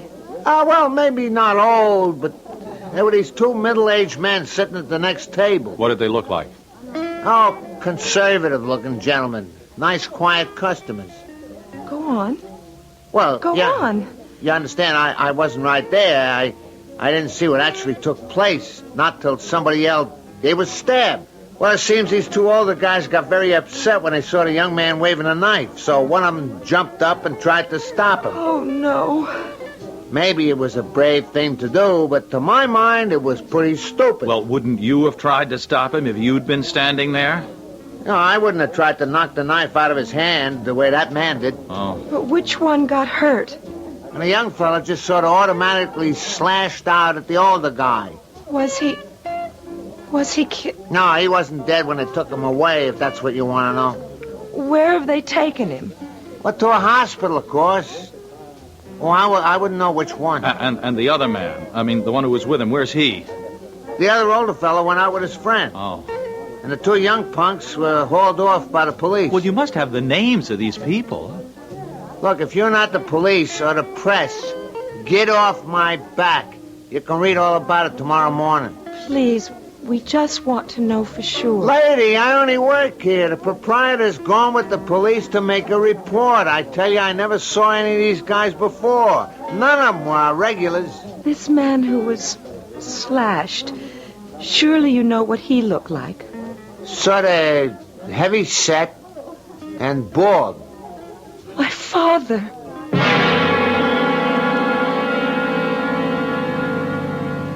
We have to drive straight to the hospital. Honey, how can we? We don't know which hospital. Well, where's the nearest one? I haven't the slightest idea. Besides, that doesn't mean anything in New York. In emergencies, they go anywhere. Well, then drive to the police station. I don't know where that is.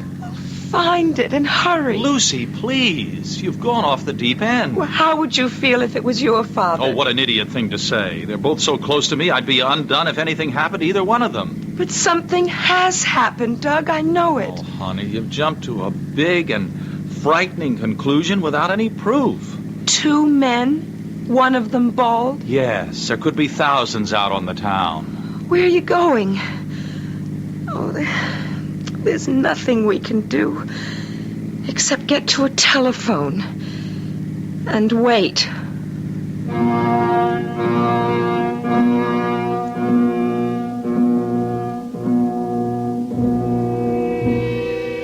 Lucy seems so certain that something has happened to her father. Of course, she's been influenced by a suggestion of disaster, further enhanced by an evening of fortune-telling. It is true, as Doug said, that Lucy was jumping to a hasty conclusion. But when two old soldiers are commemorating D-Day, might they not be the first to come to the defense of someone who appeared about to become a victim of battle? We have another premonition to be shared with you presently when I return with Act 3.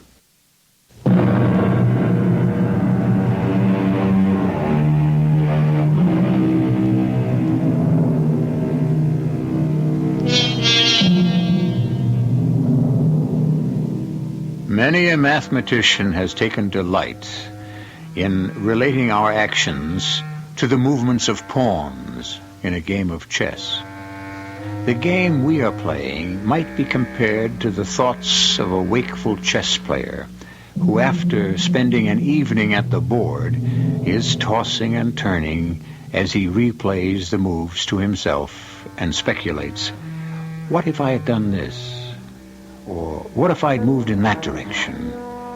And right now, it's our turn to make the next move into the final act of our mystery drama. Oh, Doug, I hope we're doing the right thing.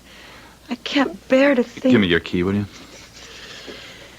Look, you will call the police right away, won't Just you? take it easy, Lucy. The way I see it, it was just a technical maneuver. Hey! Not at all. If you have a piece of paper, I'll draw a map and I'll show you. Dad! Uncle David! Well, good heavens, who'd you expect? Hi, Dad, Uncle Gary. Wow, are we glad to see you. Your enthusiasm is overwhelming. Well, you're all right, aren't you, both of you?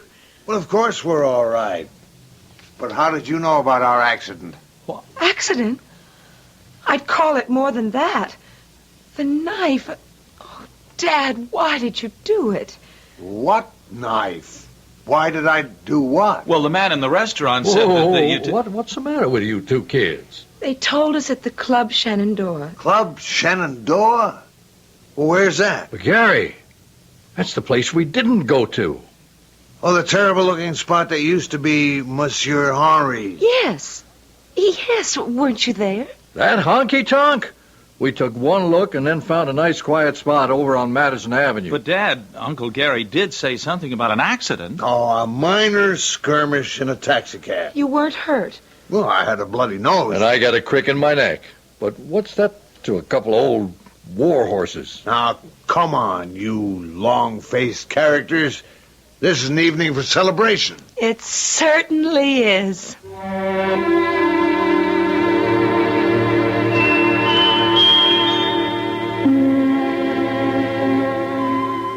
I think I'll hang these bells on that branch up there.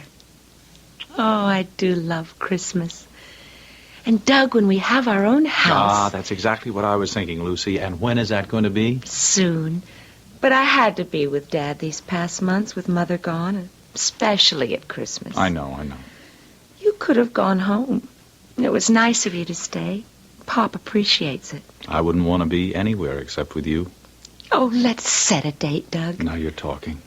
Got any specific date in mind? What else but June 6th? How can we have a wedding on the one day our dads go off for their private reunion? Well, who said anything about a wedding? You mean you'll do it my way? No fanfare, just a justice of the peace? Exactly. We'll make it our day, not theirs. Oh, honey, you are terrific. Hello? Yes? Yes? Oh, no, where? But why shouldn't I be worried? Of course, I'll be right there. Hey, what was that all about? It's Dad. He's in the hospital. But who were you talking to? What happened? Well, that was Dr. Daniels. He said not to worry, but Dad, he's had a heart attack and he's in St. John's Hospital. Oh, honey. He's going to die, Doug. I know he's going to die. Now, Lucy, stop that. I'm taking you to the hospital. Let's go.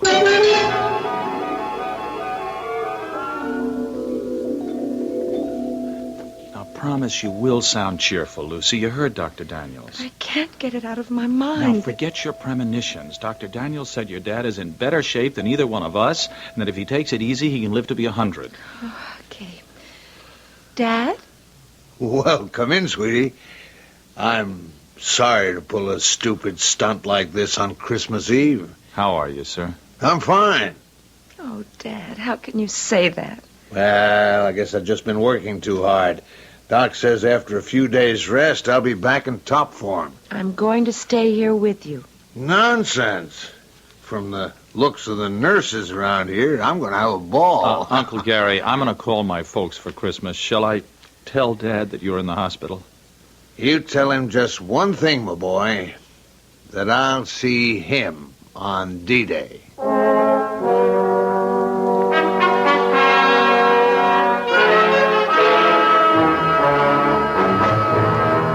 Lucy, where's your dad? Why, he's at work, of course. And what are you doing here this time of day? I thought he might have heard the news before I did. Have you had the radio on? No, I've been vacuuming, doing my spring cleaning. I tried at every payphone along the way, but the lines were all tied up. Let me use your phone, huh? Calm down, Doug. What's the matter? A bomb. They said it went off in the executive offices. What executive offices? What are you talking about? Oh, busy signals. Again, it's no use. I was out on the road. The report came through on the car radio. A bomb in Des Moines, in Dad's bank. Not your father. Yes, I'm afraid so. But you don't know. What was the rest of the report? Well, look, I'll turn on the radio. No, please don't. I want to get it straight from the source. I tried the bank and the paper and the police. Didn't you call your home? How? How could I do that to Mother? Well, you must call her, Doug. Dial her direct right now. No, wait a minute. I got another idea.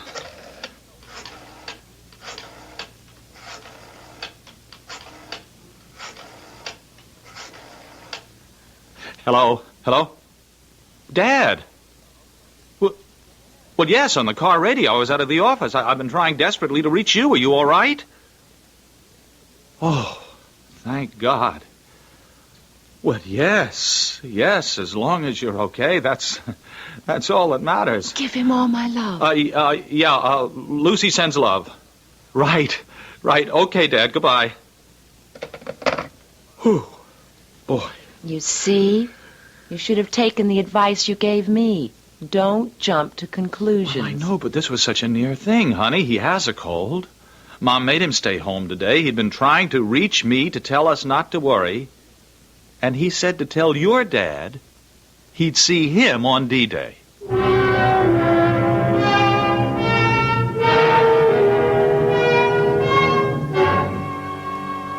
Well, old buddy, it's the 15th of May, and time for us to make some plans. You bet, Gary. Where'll it be this time? Well, I'm for keeping the destination a secret. You mean from our ever-loving families? Mm-hmm. Don't you agree? Sure do. How about getting away from all civilization? Well, it suits me. Any ideas? Yep, I got a dandy.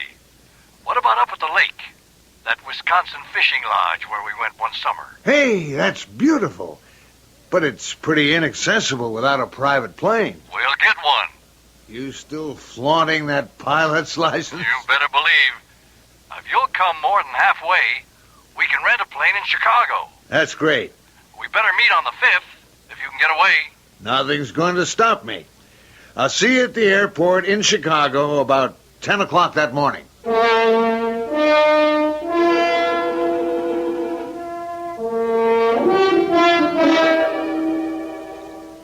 Doug, you're just in time for lunch. One whole week of glorious vacation, and you know, I didn't tell a soul that we're getting married tomorrow. Well, I don't think it's going to be a surprise to anybody. Least of all our dads. Oh, Doug, I'll be so relieved when tomorrow's over. Hey, wait a minute. Oh, honey, I don't mean us. It's just that, well, once this reunion has passed, there'll be nothing to worry about. If you mean the computer, I've got plenty to worry about when I get back to the office. They're accusing me of breaking the darn thing. I hope it never works again. Lucy, love, computers are the way I earn my, our living. Not by turning them into fortune tellers. No, not fortune telling, but a chance to open up the whole future so we'll know which way to go. Not if the future only lives... Don't say it, Lucy. I'll admit the machine must have had some bugs in it. But ever since that day, the tape has come out blank. You were tampering, Doug. Trying to turn it into a human brain. Superhuman, you mean? That's what's so eerie. Some kinds of medicine are too strong to take. Honey, how can a computer know that? It can't, silly. This one did. It behaved as though we'd gone one step too far. Oh, look, I'd like to forget it. Oh, so would I, at least for the next 7 days. It's our time to celebrate. So, cheers. Oh, you sound like our dads. Did your old man get off on schedule? Yes, early this morning before I was up. And still the big secret about where he was going? Yes, but I happen to know he had an airplane ticket to Chicago. Uh-oh, you cheated. No one was supposed to know. But Chicago, I don't know. That seems like an odd place for them to have a reunion. Especially since he asked me to help him find his fishing rod. Well, lunch is ready. Come on. How about a little background music, huh? I'll turn on the radio.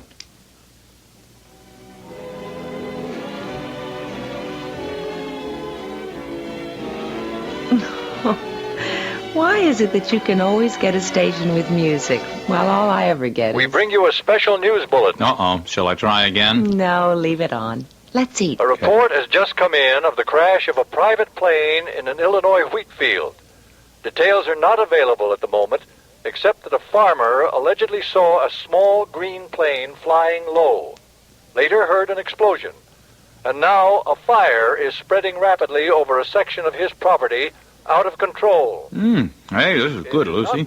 How'd you fix this chicken? Oh, it's a new recipe. It's good, isn't it? Oh, it's great. I have just been handed an update on that plane crash. Checking with the Chicago airport, we have been told that a small green Cessna took off from there this morning. Yeah, you know, Dad used to have a green Cessna.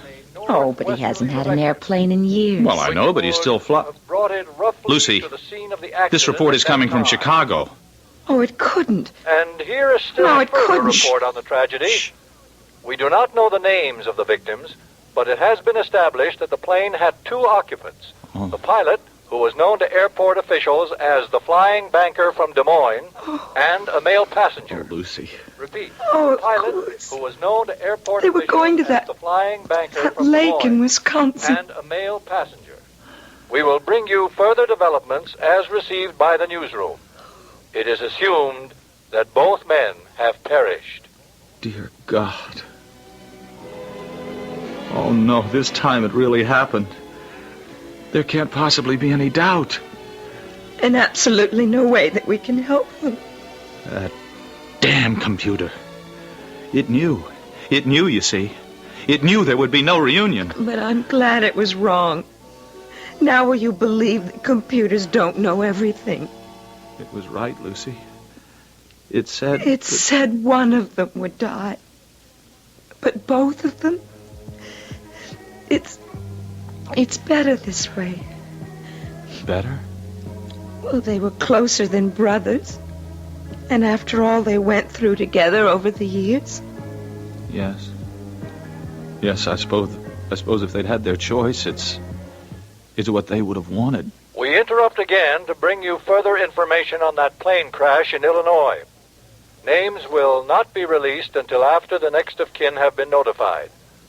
But our report goes on to say that, incredible as it seems, there is one survivor.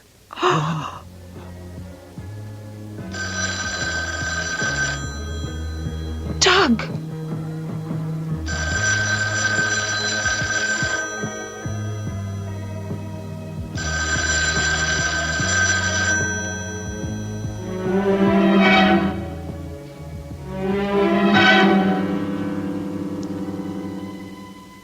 Which one?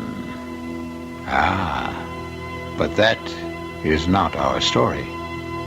2 men met in a moment of violence when either could have died, but both were spared that time, until finally, for one, came the inevitable.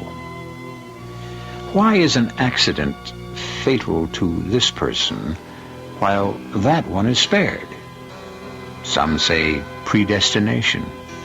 But how many times, it seems, that a whim of fate makes a split-second change of direction, if... Tragedy? No. But mystery? Yes. The mystery of the universe. I'll be back in a moment.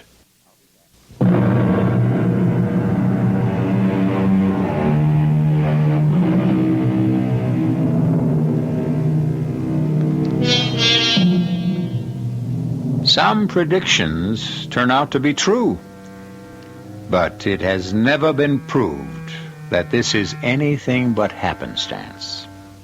So I urge you to refrain from looking into a clouded crystal ball and look forward to a long and happy life. For no one, not even a scientifically programmed computer, can cope in advance with an unanswerable question. Our cast included Robert Dryden, Jennifer Harmon, Ken Harvey, and William Redfield. The entire production was under the direction of Hyman Brown. This is E.G. Marshall inviting you to return to our Mystery Theater for another adventure in the macabre. Until next time, pleasant dreams.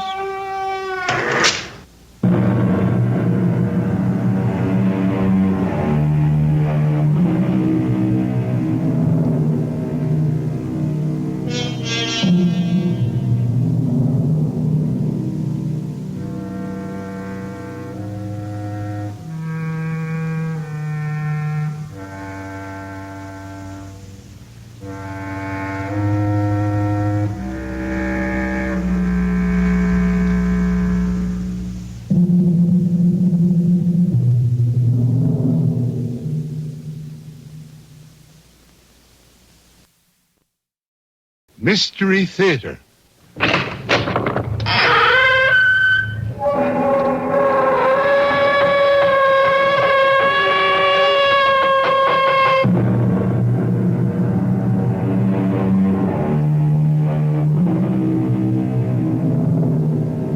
Come in.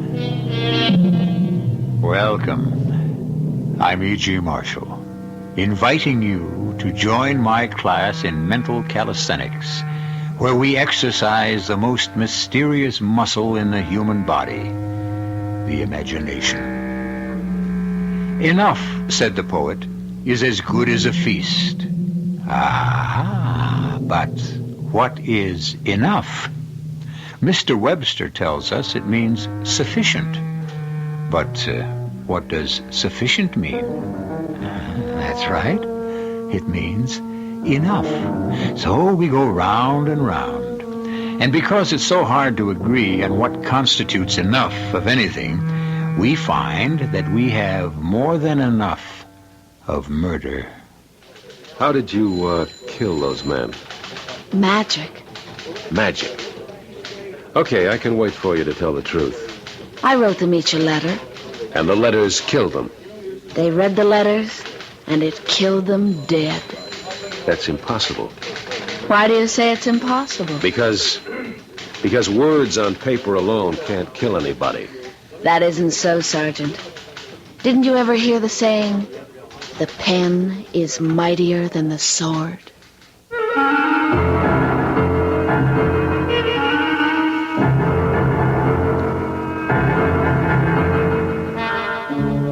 Our mystery drama, The Poisoned Pen, was written especially for the Mystery Theater by Sam Dan and stars Roberta Maxwell and Michael Tolan.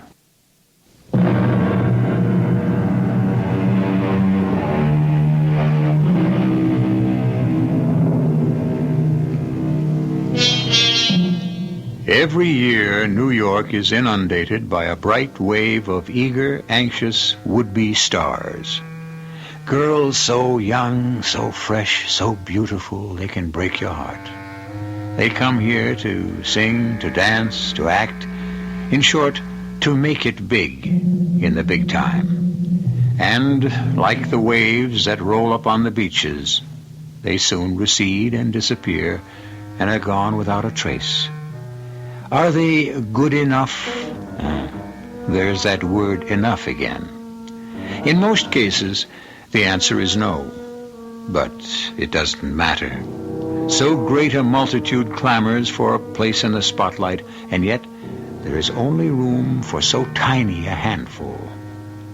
Let us concern ourselves with a theatrical agent named Barney Hogarth. What's that, Fred? You didn't get your check.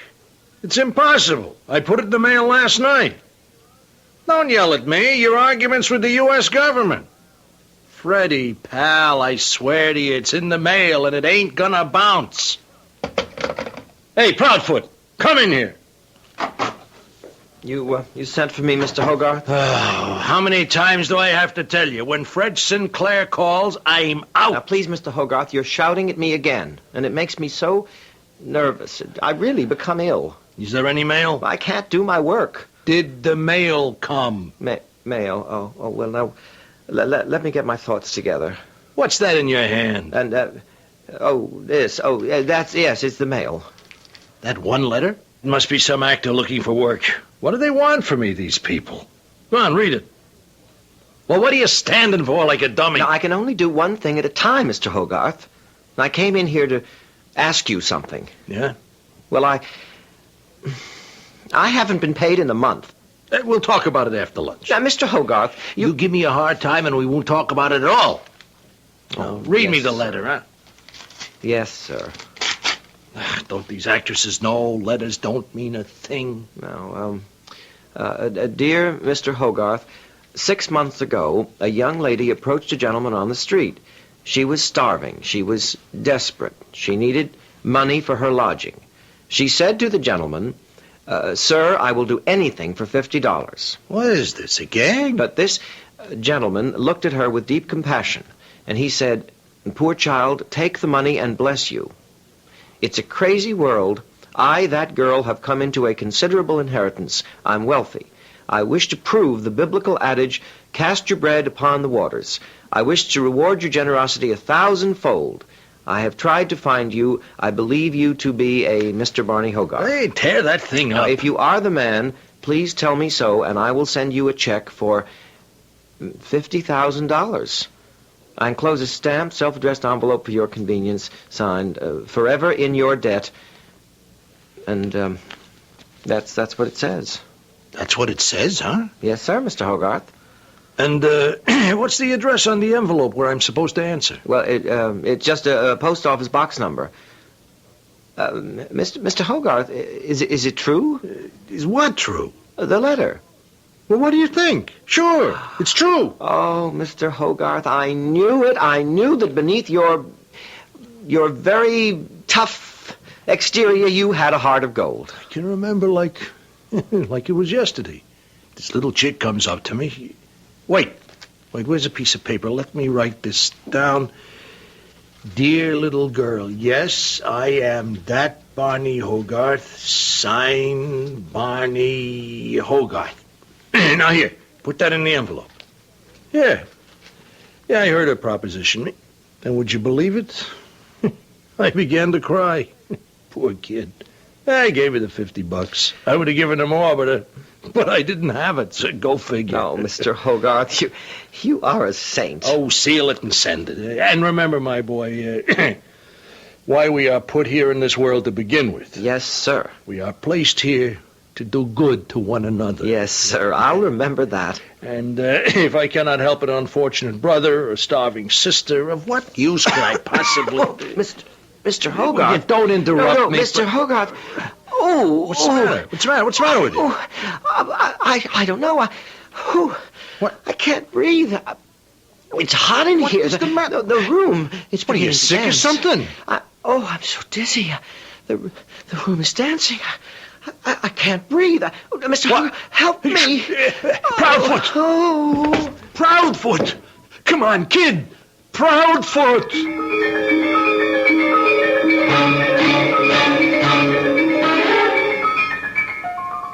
What was his full name? Sebastian Proudfoot. What did he do here? He ran the office for me. Is something the matter, Sergeant? Where was he from? I don't know. Somewhere in Texas, maybe. Did he have any enemies? Maybe Oklahoma, one of them places out west. Enemies? How should I know? He worked for you for 3 years. You ought to know something. What do you know about young kids today, especially in this business? They're all crazy. Who can keep track of what they do? You can't tell me anything about his private life? Listen, what is all this? I thought he died of a heart attack. He did. Then what are the cops buzzing around for? The heart attack was brought on by a poison.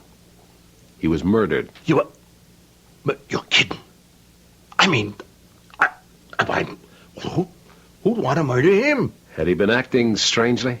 Well, who knows what would be strange for him? He died in your office. Like that?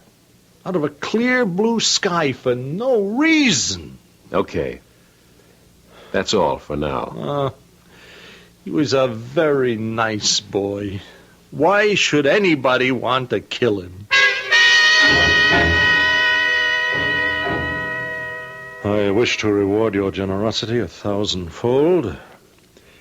I have tried to find you, and I believe you to be a Mr. Joseph Carraway. If you are the man, tell me so, and I will send you a check for $50,000. I enclose a stamped, self-addressed envelope. If I'm that man. Well. Joseph? Oh, yes, my dear. I know you're quite busy. Oh, no, please come in. I was afraid I might interrupt the muse. No danger of that. She's abandoned me this morning, I fear. Oh, and the first draft was coming along so nicely, too. Where are you going? Well, I thought I'd drive downtown.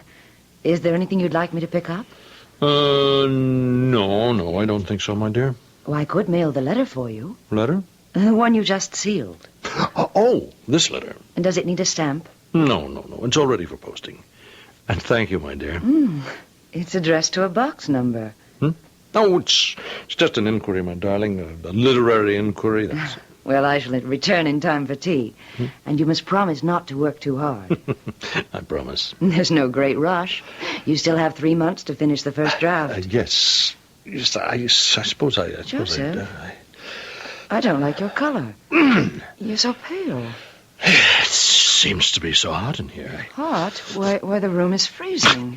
I can't breathe. Darling, what's wrong? The room is starting to... No, don't try to stand up. I can't breathe. The room is dancing. Joseph? Help me. Help me. Joseph!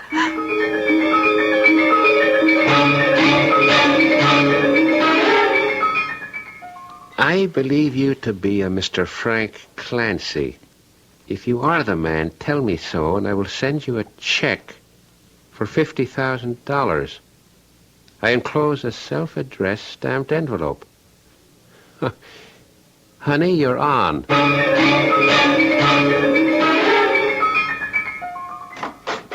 Selena! Oh, good morning, Mama. Didn't you get into bad habits in New York? Sleep until 9:30 in the morning? Mama, everybody in New York sleeps till noon. Is that a fact? Well, I brought you your breakfast. Oh, thank you, Mama. Well, I have to fatten you up a bit. You got so skinny while you were away. You keep spoiling me like this, and I never will want to go back to New York to resume my career. How is your career coming along, Selena? That's my problem. I can't decide which career. Should I write plays or act or sing or dance? That's why I came home, to do some thinking. Well, you don't want to think so much. You just concentrate on your breakfast. Oh, I also brought you the New York paper. Oh, what's in it? What's always in a New York paper? Murder. Seems like they got a whole string of murders. No. Someone is running around poisoning people. Really? There's a Mr. Frank Clancy. Frank Clancy? Why, he owns the Rendezvous. It's the biggest nightclub in the city. Not anymore. Somebody fixed his wagon. That's awful. Then according to the paper, you got a Mr. Joseph Carraway. Joseph Carraway? Why, he's only one of the leading playwrights in New York. Well, I'm sure the worms will be thrilled to hear it. Someone poisoned him. That is terrible. And you got another one, a Mr. Sebastian Proudfoot. Who? Well, it is rather a peculiar name, Sebastian Proudfoot. Sebastian? No, he shouldn't have been poisoned. Well, honey, if you get right down to it, nobody should be poisoned. But he wasn't supposed to. What do you mean he wasn't supposed to? He's a very young fellow. He was a very young fellow. And it's a shame. Well, how would you know? Mama, I knew all those people. After all, when you pursue a career in New York, those are the people you meet. These people were all friends of yours? Of course. They were all friends of mine. I just don't understand about Sebastian Proudfoot. You see, he worked for Mr. Barney Hogarth. Barney Hogarth? Barney is the leading theatrical agent in New York. And he's the one I meant to... Well, you meant to what? Oh, nothing, Mama. You know me. I always talk to myself. That's because you have money in the bank. It was like poor Mr. Joseph Carroway said to me before he died. Always go back to where you came from and renew your roots. Well, we got plenty of roots that needs digging up in the south pasture. See you later, honey. Yes, Mama. Oh, Sebastian. Oh, poor Sebastian. I never meant to kill Sebastian. It was Barney Hogarth that I wanted to. How did I ever manage to kill Sebastian? How?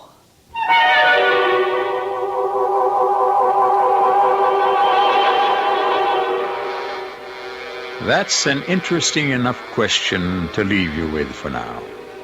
Here is a young lady who has already dispatched 3 people and may yet go for number 4. How did she do it? Oh, you should know that already. Oh, yes. I've been playing scrupulously fair with you. All the clues were right out in the open. Think about it. And I shall return in just a few moments with Act 2.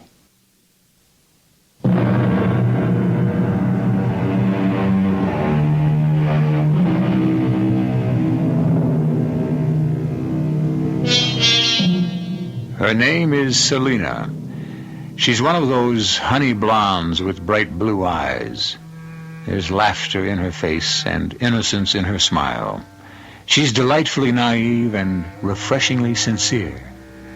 These are the signals you get from her appearance. Forget it. She's already killed 3 people.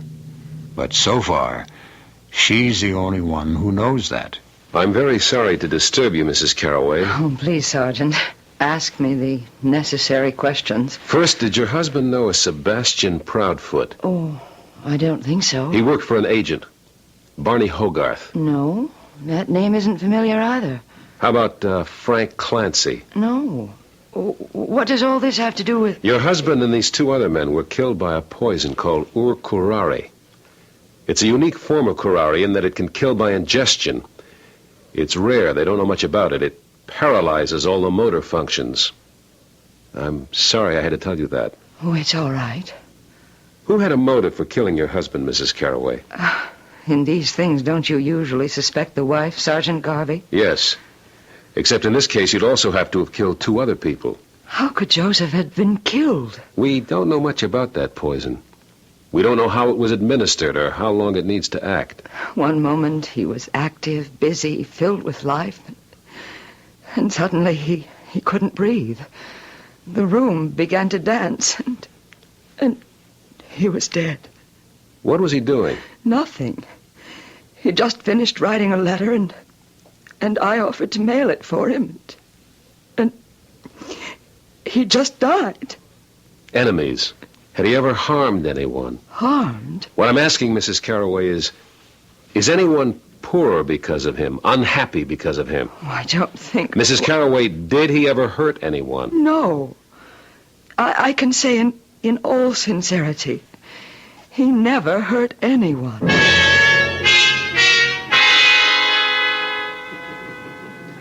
Well, if it ain't Sergeant Garvey.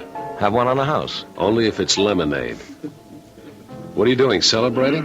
Now, what should I be celebrating? You are now sole owner of the rendezvous with Frank Clancy out of the way. Oh, so it really wasn't a heart attack, huh? Who killed him? Well, I didn't. If the joint was making a profit, I might have been tempted, but business today... Who killed him? Oh, Sergeant, 1 million people could have killed him. Popularity contests he could never have won. Just give me a few prime candidates. Well, I figure it's a dame. Why? Well, because he wasn't a guy who could, ditch a dame gracefully after he was through with her, if you know what I mean. Let's hear more. But some guys, Sergeant, when it's over, they know how to How to make a dame feel like she's not being tossed out. But him, I remember, it was a couple of, maybe 3 weeks ago. I come into the office, there's a dame there. She says to him, "I'll kill you, Frank." She threatened to kill him? Sure. Yeah, Frank used to lead him on, promise him a job here singing or dancing. He made a good thing out of that. Yeah, the dames had come across, but he never would. This particular dame, who was she? You know her name? No. Could you describe her? Yeah. Yeah, let me try to remember what she looked like.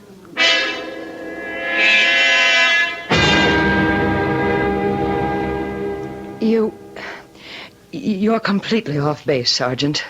Certainly no woman would have any motive to kill Joseph. A young woman with blonde hair, blue eyes. Oh, there are millions of young women who fit that description. We have reason to believe that a young woman could have killed Frank Clancy. Now, why would she also have a motive to kill your husband? I told you, I don't... Mrs. Carraway, 3 men are dead. One of them your own husband. Did he have another woman? How dare you? It was a question that had to be asked. If he did have another woman, then shouldn't I be the one to kill him? That depends. On what? On which one of you he chose to keep. Oh, I was downtown shopping. I called him. He was working at home. I asked him to meet me for dinner. He said he had an appointment with a producer. I decided to dine alone in Laredo's. I was sitting in a booth when I heard a familiar voice in the booth in back of me. Well, yes, my dear, I did say I would help you with your play. You said you would collaborate with me. Well, now, I never actually said that I would collaborate. You did. You know you did. But I can't do that. Now, you write nicely. You have talent. Huh. But it's a small talent. You didn't talk this way before we went away for the weekend. It was a mistake, Selina. It was a mistake. Oh, yes. It was a mistake, all right. Let me give you some money. Money?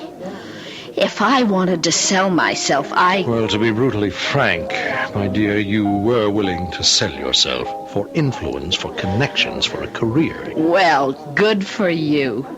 Now you came up with a Joseph Carraway type line. Now you can ease your conscience. Look, I was just carried away by your freshness and by your beauty and your youth. That's a good line, too. Old, but good. Selina, please, I'll do anything for you, anything within reason. But we're not going to collaborate on a play. But it's impossible. Yes, it's impossible, all right. Tell me, when did your wife find out about me? She doesn't know. Oh, yes, she does. She does. Well, I never told her. Now, I would be a fool to do that, wouldn't I? She knows there's someone else. She can sense it. You're too old for a wife and a girlfriend. She knows. And that's why you feel you have to get rid of me. Oh, that's ridiculous. No. If she wasn't wise, you'd keep leading me on. Well, don't worry about it. My darling, In a little while, you won't have to worry about anything. She got up and ran out, and he went after her. Were you able to see what she looked like? No. And her name was Selina. Yes. Selina what? I don't know. So she ran out and he ran after her. And what happened later? I don't know. I mean, between you and your husband. Nothing. Isn't that kind of, unusual? No, Sergeant.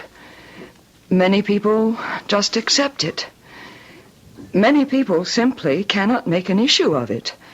They're frightened. They don't know where it will lead. Besides, I knew it was all over and that it would never happen again. So, there's a blonde-haired, blue-eyed girl named Selina.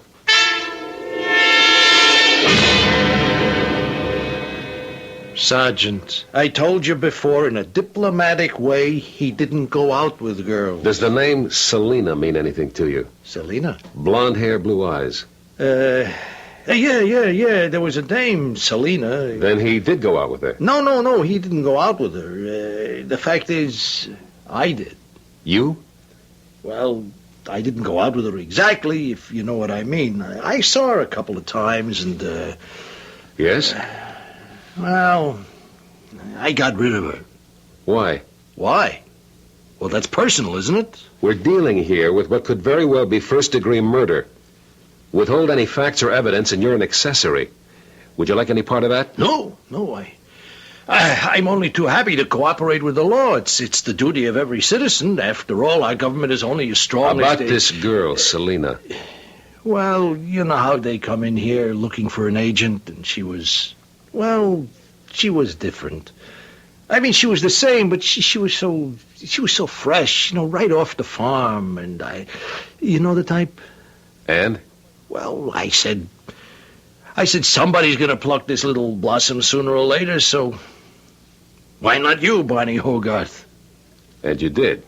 I tell you, I was willing to get very serious, but she made a real terrible scene in a club one night.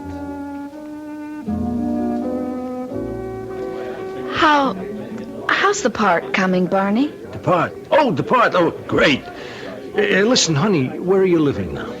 Shouldn't I be meeting the producer? You see, I was thinking... Doesn't he want to meet me? A kid like you really need somebody to...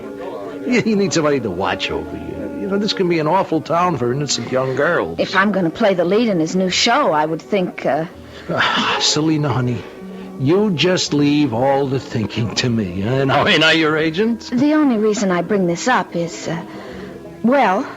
you told me his name was Roderick Kendall, and the play is called No More Love. Yeah, well, And I read in the paper that Rosemary Stewart has just been signed. Oh. Well, look, you don't want to believe everything you read in the papers. You've been lying to me, Barney. No! Should I tell you how I know? I called Mr. Kendall. I spoke to him. You're kidding me. Kendall don't speak to nobody. Yeah, especially to you. But I called at lunchtime when his girl was out, and he answered the phone himself, and I said, "Sir, my agent Barney Hogarth told me you had agreed to give me the part." You said that to Roderick Kendall? And you know what he said? "Who's Barney Hogarth?" Oh, now, baby, you see, it's a joke. There never was a part for me. Look, I read the script, and I thought that you'd be great. And you lied to me. Well, Okay. But I'm willing to make it up to you. You see, honest, you're just not another girl. That's a very original line. I heard it in at least 20 movies. Oh, honey, I'm willing to get you an apartment. Now, don't that prove something, huh? But you're not willing to get me in a play. I can't. Sure, because you're not big enough. No. Oh, it's because you're not good enough. What did you say? Oh, Selena, there are a million girls like you. Why didn't you tell me this before, instead of after? Because I'm no good, and this business is no good, and you go home, do you hear me? I heard that line before, too. You're gonna pay for what you did to me. But, honey, what did I do to you? Look, you don't kid me. For all those innocent eyes you've been around, You lied to me. Well, honey, that's showbiz. And I'm going to kill you. What? Oh, now, come on, don't make me laugh. You're cheap, shabby, and false. Selena, you're starting to raise your voice. You're playing the scene all wrong. I won't be able to look at myself in the mirror again until you're dead.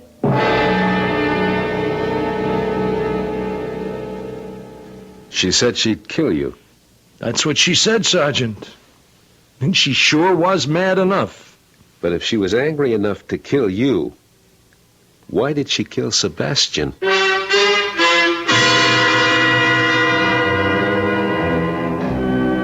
Why? The eternal why.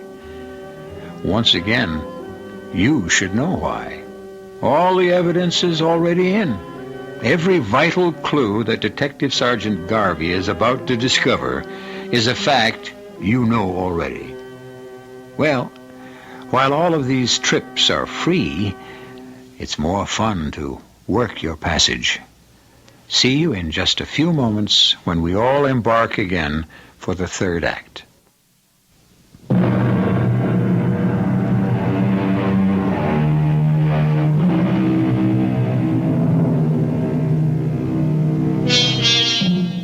Her name is Selina. She has killed 3 men. Whether or not her cause is just is not for us to decide here below. Certainly, her reasons are the oldest reasons in the world.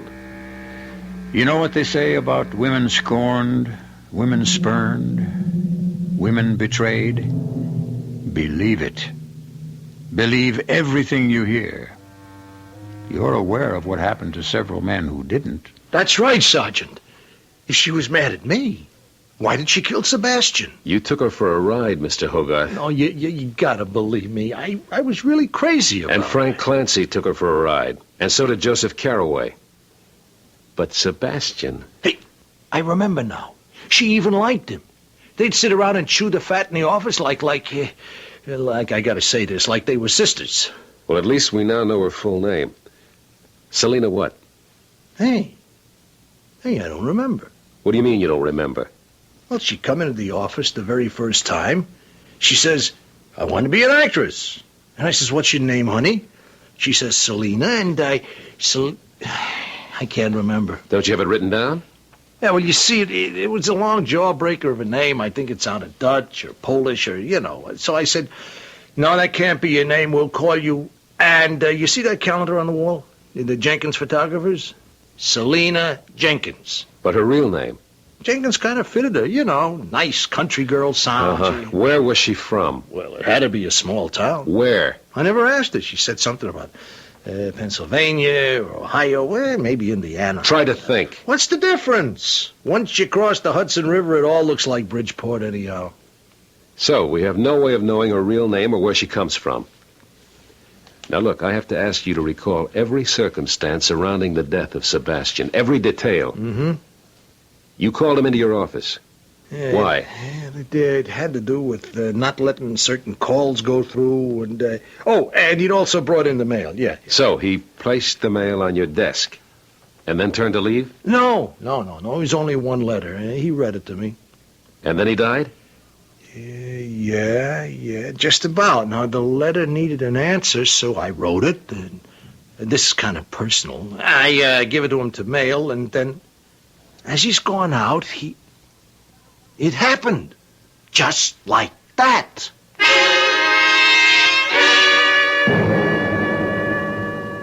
What's this, Selina? You about to leave? Yes, Mama. It's high time I was going back to pursue my career. Well, you could have a very nice career down here, honey. The oldest Franklin boy would marry you in a minute. I know, Mama. And he's got the farm and a partnership in the mill. And he's very smart. That's true, Mama. Good looking. Best looking boy in the county, Mama. I'll write you from New York. Oh, now, it's a bad time of year for colds. Do you remember to take some of that bark Grandpa brought home from South America? Oh, Mama. You scrape off just a tiny, minute amount, the first sign of a sniffle. Not too much, though. They do say it can really lay you low if you go whole hog. Now, Mama, I know how to use it. And you remember, in case the people in New York don't know how to fully appreciate your talent, you come right back home, you hear? Yes, Mama. I hear.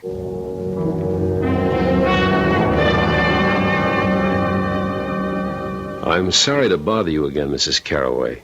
Can I help in any way, Sergeant? The girl Selina figures prominently in all 3 deaths. She could have placed the poison somewhere in Mr. Hogarth's office, and poor Sebastian was killed by mistake. I spoke with the late Mr. Clancy's associate, who says the way people come and go at the club, it wouldn't have been difficult for her to get in there. Are you saying she could have come in here to plant the poison? Yes. Well, I hesitate to advise you in your own trade, Sergeant, but isn't that a rather haphazard method? Yeah, it bothers me, too. It backfired, obviously, in Mr. Hogarth's case. And killed that poor Sebastian. Well, we know they died of poison. Poison has to be administered somehow and somewhere. Look, tell me the exact circumstances surrounding your husband's death. Well, it was very simple and direct. One moment... Yes, I know. You came into the room. You said you were going downtown. He was writing a letter. Well, he had just finished the letter. It was ready to be mailed. I took it from him. Wait a minute. You took a letter from him to drop in the mail? Yes. So did Sebastian. He took a letter from Hogarth. No, but that's no good, because if there's anything to that, you're the one who should be dead. I beg your pardon? The letter he gave you, what happened to it? Well, when he had the attack, I dropped it on the floor of his study, and it should still be there. Yes, here, right near the desk. You never moved a thing. It's addressed to box number 1234, 34th Street Post Office. May I open it? Well, of course. Dear Miss, I am the man, Joseph Carroway. What do you suppose this means? I don't know. Is there anything on his desk that could lead us to an answer? Well, I haven't been able to bring myself to go through his papers. Could you do it now? Well, I'll have to eventually. Yes, I'll do it now. And if there's anything that might be important... I understand, Sergeant. I understand.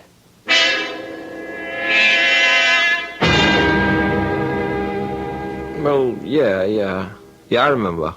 I come running in here when I heard he was lying in there in his chair. Now, Jerry, think.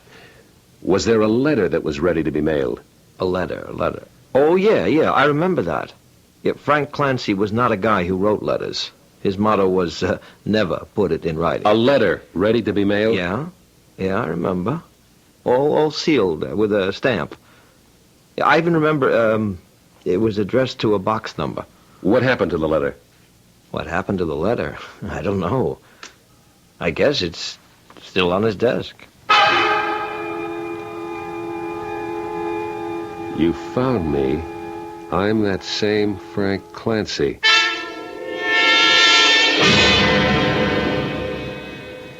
Barney, there was a letter you addressed to a box number. You'd just written it. You gave it to Sebastian Proudfoot to mail. Where's the letter? The letter? Well, I mailed it. You mailed it? Well, it was a personal thing, you know. What did the letter say? Look, this doesn't have anything to do with... Did it say, I am the same Barney Hogarth? How do you know? Okay, Mr. Hogarth. Who did you send the letter to? I don't know. 2 other men wrote letters identifying themselves to somebody. Now, what kind of hustle was being worked here? Hustle? Yeah. Hey, now that you lay it out, it does sound like a hustle. But what could she hope to gain by it? She? Yeah, if it really is a dame. Look here, I got a letter in the mail. Hey, read it. If you are that man, please tell me so. I will send you a check for $50,000. I enclose a stamped, self-addressed envelope for your convenience. Signed forever in your debt. Word for word, that's the letter that Frank Clancy and Barney Hogarth each received. But what's the purpose of it? The post office box doesn't even exist. What does that mean? It means that whoever sent that letter didn't really care about getting an answer. Well, then why enclose a stamped, self-addressed envelope? Why? So that... Sergeant? Sergeant, is something the matter? Is it possible? Can it be that simple? Well, I'm afraid I don't understand you, Sergeant. Mrs. Carroway, you've been of the greatest help. Now I'm sure I know how your husband and those other 2 men died. But what are you saying, Sergeant? It was a mistake. The killer didn't want Sebastian. She wanted you. The killer? Selina. But Selina wouldn't... But I mean, she's such a pretty little thing. So's a coral snake. But I don't even know where we can find her. I do. Where? Right here. Here? She'll be back. She has to be back. She missed you. She'll come back and make sure of you. What do you mean? How would you... She'll have to do it soon, too. So my advice to you is don't leave the office. What do you mean, don't leave? Live here, sleep here. Eat all your meals at a restaurant. But I And I'll can't be do here it. with you. I want to wait for her. Well, what makes you think that I'm she's your gonna- new assistant. Are you crazy? You couldn't fool anybody. You look exactly like a cop. I'll just have to do the best I can. But I'm not letting you out of my sight.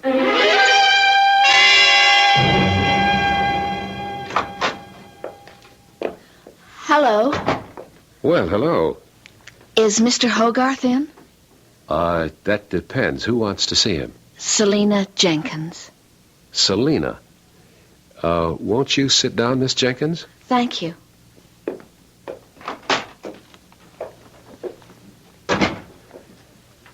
She's here. Well, why don't you arrest her?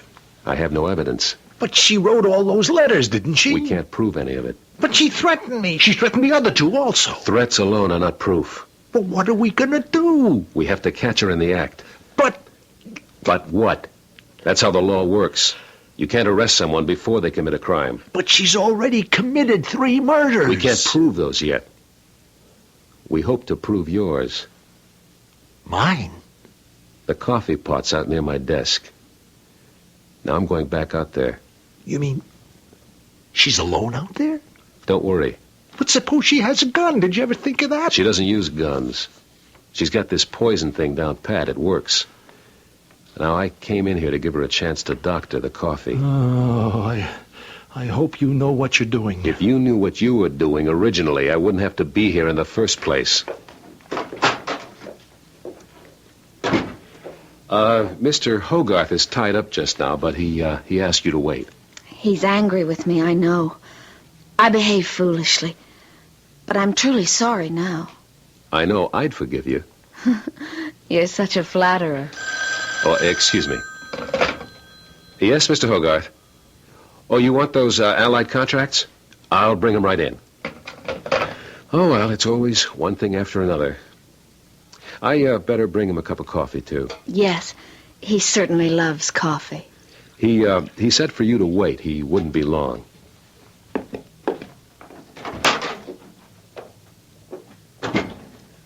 Well, did she or didn't she? This coffee goes to the lab. If it has poison in it, we've got her. Maybe she ain't the one. She's the one, and I'm sorry for her. You just sit here in your office.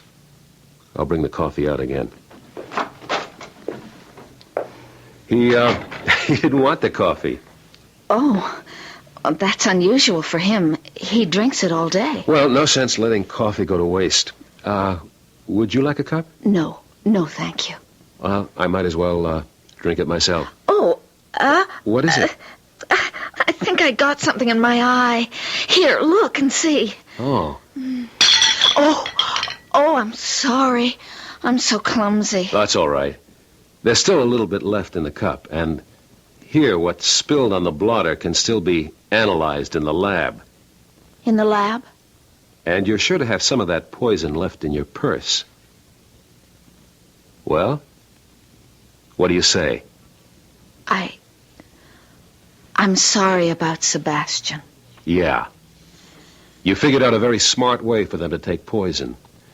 All you had to do was get a device that would make them answer a letter. Answer a letter by sending back a self-addressed envelope. And they would just lick the flap to seal it. And on the flap, mixed with the paste, was enough of that curare to kill them immediately. It was a clever story.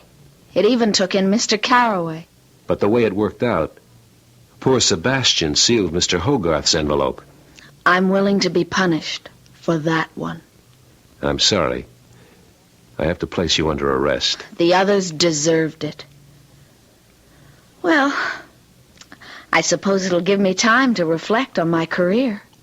Yes, miss. Plenty of time.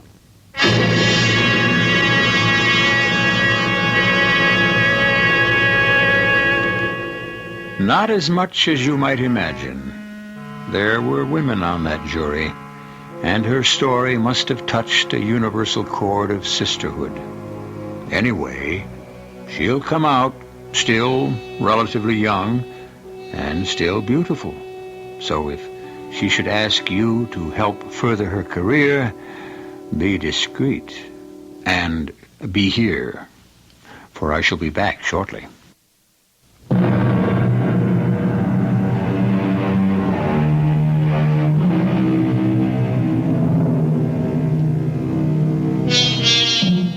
Each year, they sweep into the city, armed with hope and illusion. And each year they are forced to retreat, older but infinitely wiser.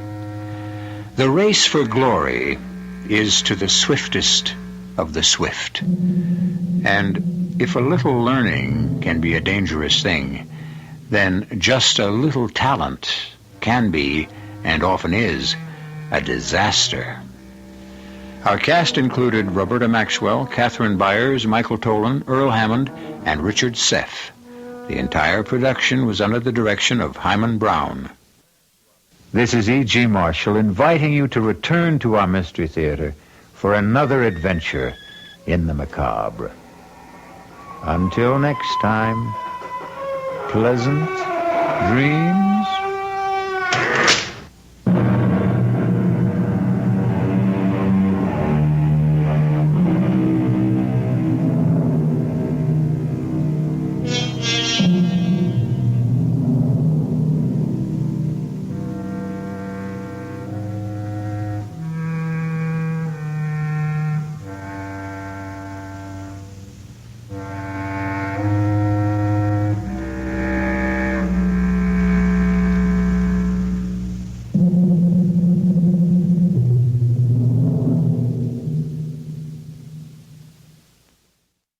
That's KOIN News to 11:08.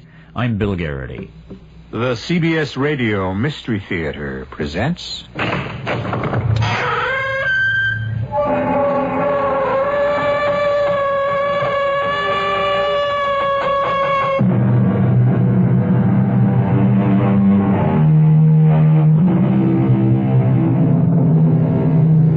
Come in. Welcome. I'm E.G. Marshall. Are you ready for us? We trust you are, because we propose to deal with the most obscure of subjects, that of death. Some people never speak of death, while others can't stop talking about it. We have chosen in the next hour or so to consider it calmly, perhaps philosophically, with a minimum of agitation. And naturally, to arrive finally at the most fascinating question of all. What, if anything, comes after? What comes after, Joe? After what? After we've, packed it in? Nobody knows, Harry. I know. Oh, Harry. I'm going to go on, Joe. I am. Somehow, somewhere, Harry Cantor is going to go on.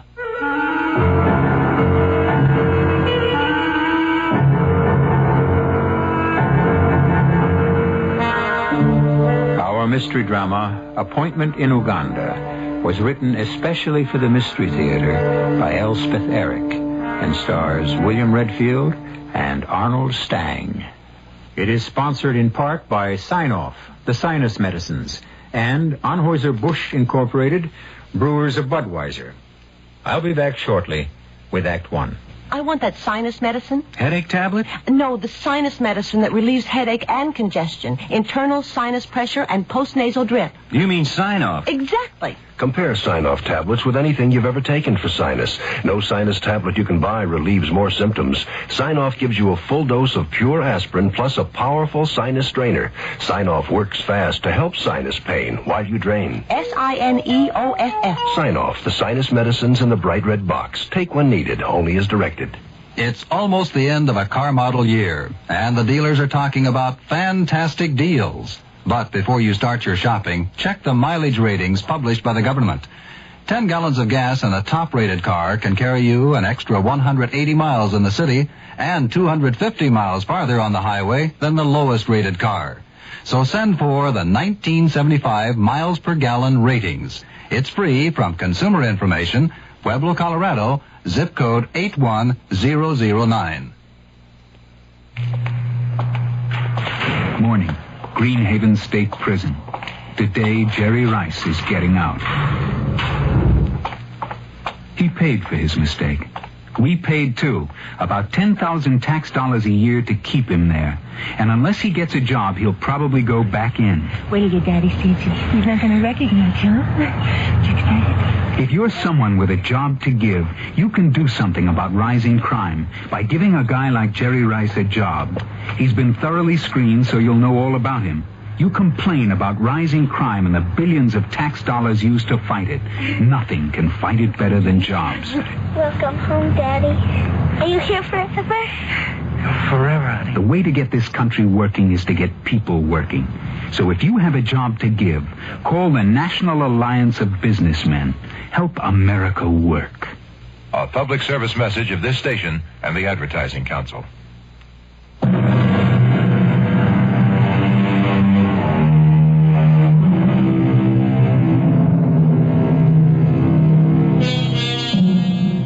Harry Cantor lies flat on his back in a hospital bed, staring at the ceiling. Across the room, a sturdy, middle-aged nurse sits in an armchair. It is very quiet. The machine next to Harry's bed makes no noise, though its dancing lines are carefully recording every beat of his heart. Is it all right to come in, nurse? Are you Mr. Burroughs? Joe? Yeah, it's me, Harry. Oh. Dr. Klein said it's okay for 5 minutes. I'm his business partner, Joe Burroughs. Oh, he's been crying for you. Come in. How do you feel, Harry? I almost died, Joe. Yeah, I know, you're hard. Never been sick a day in my life, and now this. Oh, you're going to be fine, Mr. Cantor. Long as you do what the doctor says. I lie here and I think... Joe, do you believe in reincarnation? You mean coming back as somebody else? Yeah, I've been thinking about that. You two gentlemen mind if I go out for some coffee? No, don't go. Don't you leave me. Well, don't Mr. leave me. Burroughs will be here. I'll be here, Harry. What does he know about heart attacks? Well, you're off critical, Mr. Cantor. Long as you don't excite yourself, you'll be okay. I really need a break, Mr. Burroughs. 5 minutes? What I really need is 5 weeks. Joe, sit down. I gotta talk to you about the crypt. The crypt? You're gonna get well, Harry. I got to have it ready. Harry, lots of guys have had heart attacks and go on to a ripe old age. I gotta be ready. Now write this down. I wanted marble. Marble from Italy, that good kind. Carrara, that's the best. Okay, then that's what I want. Write it down. Okay, now, how big a crypt did you plan on? Big. Very big. But you're gonna be there all alone, Harry. And you're not gonna be moving around exactly. You never know. Make it 8 by 10, the very least. What about shelves? Shelves for what? Well, it's my understanding people do have shelves put in crypts, you know, for loved ones who, later on when the time comes. It's a nice idea. Who would I put on the shelves? Who? Oh, unless you want to. No, not me. But you're my friend. You're my partner. No, I was thinking your mother, maybe. Oh, my mother. She hasn't even been to see me. Why should I give her a shelf? Well, Bernice. Bernice hasn't even sent me a get-well card. Oh, she's called up every day, Harry. I happen to know that. So, what's a phone call? She's at work all day, you know. She's through by 5. Harry, this is the first day you've been off the critical list. I'm the first person's been let to see you. Well, she could have tried. Look, when they let you out of here, why don't you take a nice trip? You know, you could take Bernice with you. I already did that, Joe, 15 years ago. You could go to Europe. That's where I took Bernice. 6 countries in 6 weeks. Terrible. And no cottage cheese. California. How about California? They have cottage cheese. Joe, while I was lying here, I had an idea. For the business. I want to tell you. You just had a heart attack and you're thinking about business? Gee whiz, Harry. Well, what else have I got to think about? Well, I don't know. Think about being reincarnated or something. Oh, nuts to that. Now, look, here's what I figured out, Joe. Lots of people are turning to natural sponges, you know? And I know where we can get our hands on some very cheap. Very cheap. Labor costs are practically nothing. These peasants... They dive for him, see? They dive. Harry, my time is just about up. I really got to get going. I'll call the nurse. I'll get in touch with your mother. Don't go, Joe. I'll tell Bernice that you're coming along. Joe, I just thought of something. What? For the crypt. Yeah? I want music. Perpetual music. Oh, well, what kind of music, Harry? All the good old songs. Stardust. The moon comes over the mountain. Dardanella? Harry, I don't know. Oh, are you my friend? Are you my partner? I want music. Well, I'll look into it, Harry. You'll see to it? I gotta go. I'll One be night back. of love. Yeah, Barney Google. There you are. Well, everything all right, Mr. Burroughs? Well, I tried not to upset him about anything. He seems to be fine. Good. I had a telegram from his mother, but I didn't show it to him. It wasn't exactly a telegram for him. She sent it to me. He never mentioned having a mother. Oh. Matter of fact, he never mentioned anybody but you. Yeah, well, see, I wired his mother right after the attack. Yes? And, well, here, I've been carrying her reply around with me in my pocket ever since. See, here it is. I didn't know whether to show it to him. You know, he might take it the wrong way. You want me to read it? Yeah, please. Harry is too mean to die, and tell him I said so. Yeah, see, his mother's kind of a joker at times. You ask me, she's one smart old lady. That man in there is too mean to die.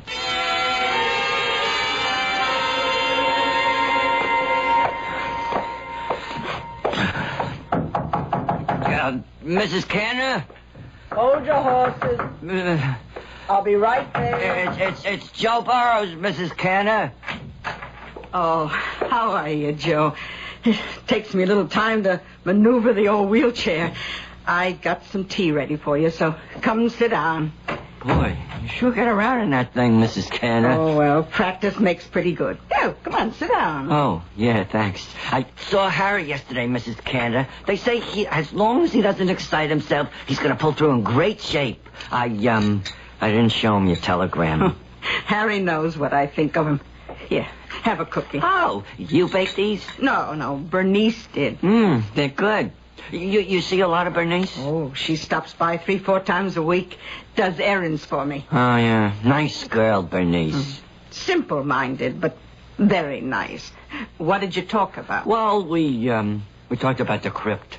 Oh, that crypt. Yeah, well, it means a lot to him. You know, Harry's never realized that death is just an incident. Well, it's the final incident, of course, but even so, just an incident. He's thinking about reincarnation. Oh, that's something new. Do you believe in reincarnation, Mrs. Canner? Well, it's a pretty idea. But you don't believe in it, right? Joe, what's the difference if I believe in it? That doesn't make it true.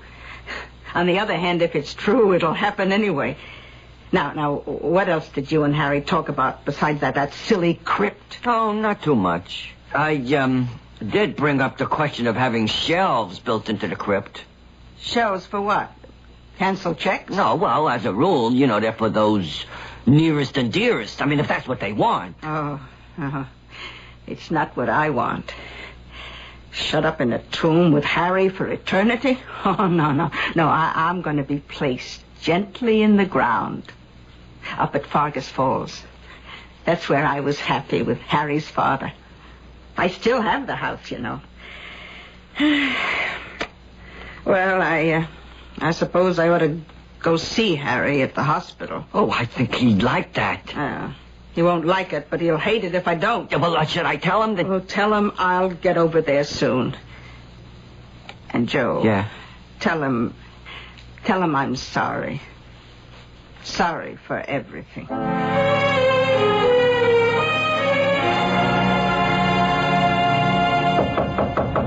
Oh, that's probably Joe.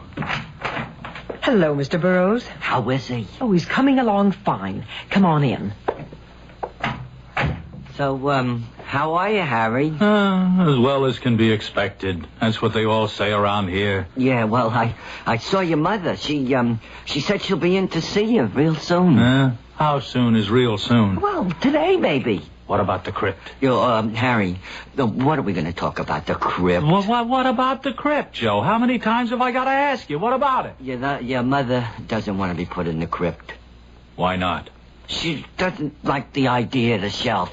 She wants to be buried up at Fargus Falls. No. She can't do that. She likes it there. Joe, that 10 acres was made to order for a development. Or it will be in another 10 years. Right now it's a little too far out, but in another 10 years, I got it all worked out in my head.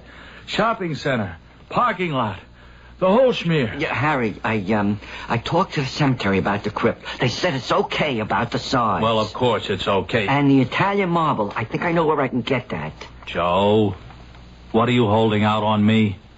The cemetery plays music regularly. There's always some kind of nice, soft music on. No, I want my own music. That's one of the main reasons for a crypt, so I can have everything my own way. Take it easy, Mr. Cantor. Now, Joe, you go back and tell them I gotta have it my way, or the whole deal's off. You'd better leave, Mr. Burroughs. Yeah, you tell them I got the money, and I gotta have it. Oh, out of my way. Yes, he is. Push that emergency button. Dr. Klein, 407 on the double. Heart emergency. I better leave. Hand me that tray with the hypodermic needles. Harry? Clear the way, lady. The emergency heart unit is coming in.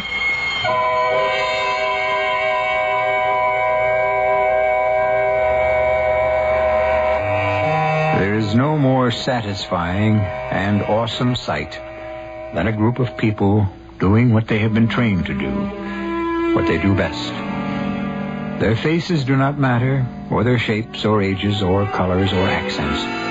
They are professionals at work, and they are working together in harmony and understanding. We'll come back soon with Act 2.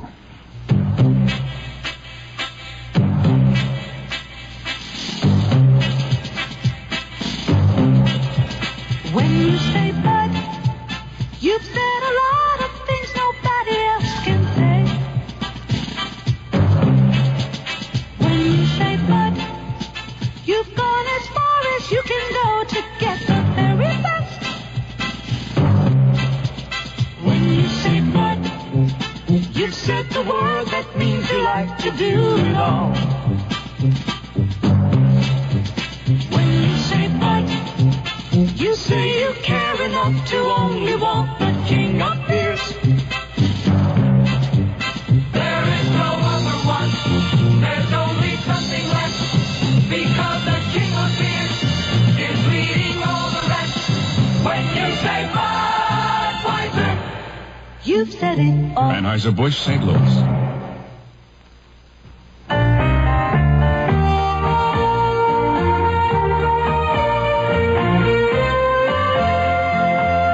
I think it was the first time I can remember really going fishing with my dad. I'm sure I'd been with him before, but the first time I really remember it was wading downstream with him in an extra big pair of wading boots as he felt his way very surely along the stream bed, and I shakily held onto the willows, and we found a spot where my dad lifted his finger to his lips and said, "Shh, we don't want to scare the fish away." And then I remember that fish. The biggest fish I'd ever seen in my life, and it was on the end of my line. And my dad, boy, was he proud. I'll never forget that as long as I live. Give your children everything. Give them your time. A thought from the Church of Jesus Christ of Latter-day Saints, the Mormons.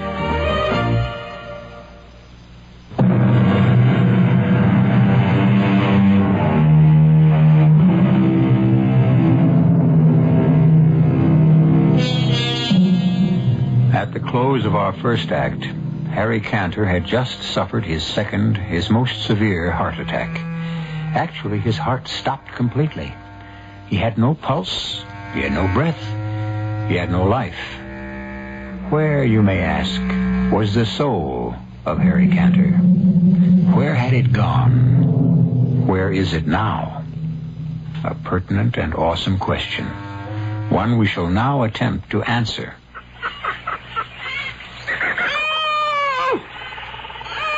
All right now, Kaylin. All right. That's it. Good. Good. Oh, it's your baby. A male. Oh, well, at least he looks healthy. Come on, little one. Up on your feet. Come on now. Up, up, up. Up on your feet. On your feet. Are you my mother? I'm your mother's sister. I'm Bombine. Where's my mother? She's cleaning up. Birth is a messy business. No. Come on now. Time to stand up. You have such beautiful eyelashes, Bombine. And how tall you are. Oh, just average for an elephant. Now stand up. what are all those others doing? Standing around waiting for you to be born. Do elephants always do that? Well, you didn't think they only did it for you. Mm-hmm. Now, they're getting impatient. We've got to get going, so get up. Caleb, come get your new child on his feet. Oh, little Abu. Come on. Get up, little Abu. Get up and eat. That's it, little one. Feel around till you find the milk. I think you've born a stupid one, Kalen. Oh, what's the matter, little son? My nose gets in the way. Oh, that's not your nose. Well, tuck it up between your ears. He's not stupid, Bambini. All newborns have trouble with their little trunks. Well, the herd is getting impatient. The flies and mosquitoes are very bad today. Oh, I could stand a good swim myself. Are you through, little Abu? We must move on. Is that what you're going to call him? Abu? It's a nice name, don't you think? Very nice, yes. Well, Abu, let's get going.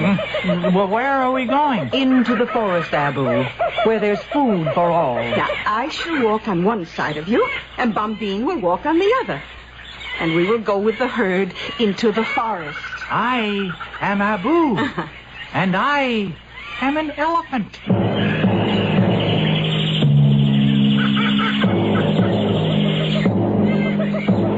What are we looking for, Mother? Food, silly, and water. Well, why are we all going in the same direction? Why don't you and I and Bombine go off on our own? Now, what would be the point of that? Well, we might find something good, and we could keep it for ourselves. What would be the point of that? Why, then we'd have it. Well, I repeat. I told you he was stupid, Kayleen. Oh, well, maybe he's just odd, Bambine. No, I mean, Mother, if, say, we found water, if we didn't tell the others, then they would have to come to us to find out where it is, and we wouldn't tell them unless... Unless what? Well, unless they did something for us. Like what? Oh, worked for us or gave us something or... Well, at the very least, they'd respect us. They'd think we were very superior and wonderful. We are all very superior and wonderful, Abu. But the three of us would be more superior and more wonderful, don't you see? Oh, what I see is that you have a lot to learn, Abu. And a lot to unlearn. Where do you get these peculiar ideas, Abu? They sort of pop into my mind. Abu, you must understand that elephants have the marvelous gift of finding water. Mm-hmm. And we find it not just for ourselves, but for all the other animals, too. All of them? All. It is our responsibility. Why is it our responsibility? Because we are so good at it. I don't follow that at all. Bambine, I'm going to bring down this tree. Now, I can't quite reach the leaves at the top, and they look so delicious. Bombine, are we friends with all the animals? What do you mean by friends? Well, it's not possible, is it? To love them all? Oh, you talk very strangely for an elephant. We have due and proper respect for all the animals, as they have for us. Does that answer your question? Oh, are they afraid of us? Well, I don't think so. Are we afraid of them? Of course not. Not any of them? Well, there's one you should look out for until you have grown larger. The one with the stripes. The tiger. When the tiger is very hungry, he sometimes attacks a very young elephant for food. Oh, that's terrible. Just you stay close to your mother and me. Well, what will you do if a tiger tries to hurt me? Your mother will pick the tiger up and dash him against a tree. Then I shall sit on him. Understand? Ooh, what a good arrangement.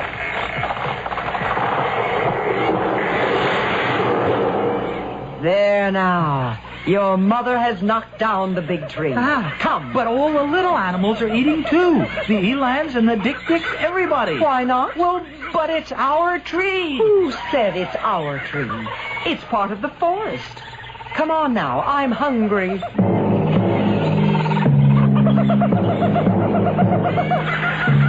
Mother, where is my father? Oh, around somewhere. I'll bet I know where he is. I know. He's at the head of the line. He's the leader. Oh, Oh, Bombine, did you hear that? Abu says his father is leading the herd. I told you he's a strange child. Well, why shouldn't he be leading the herd? I'll bet my father is the strongest, the wisest, the cleverest, the most handsome. Do shut up, Abu. I won't shut up.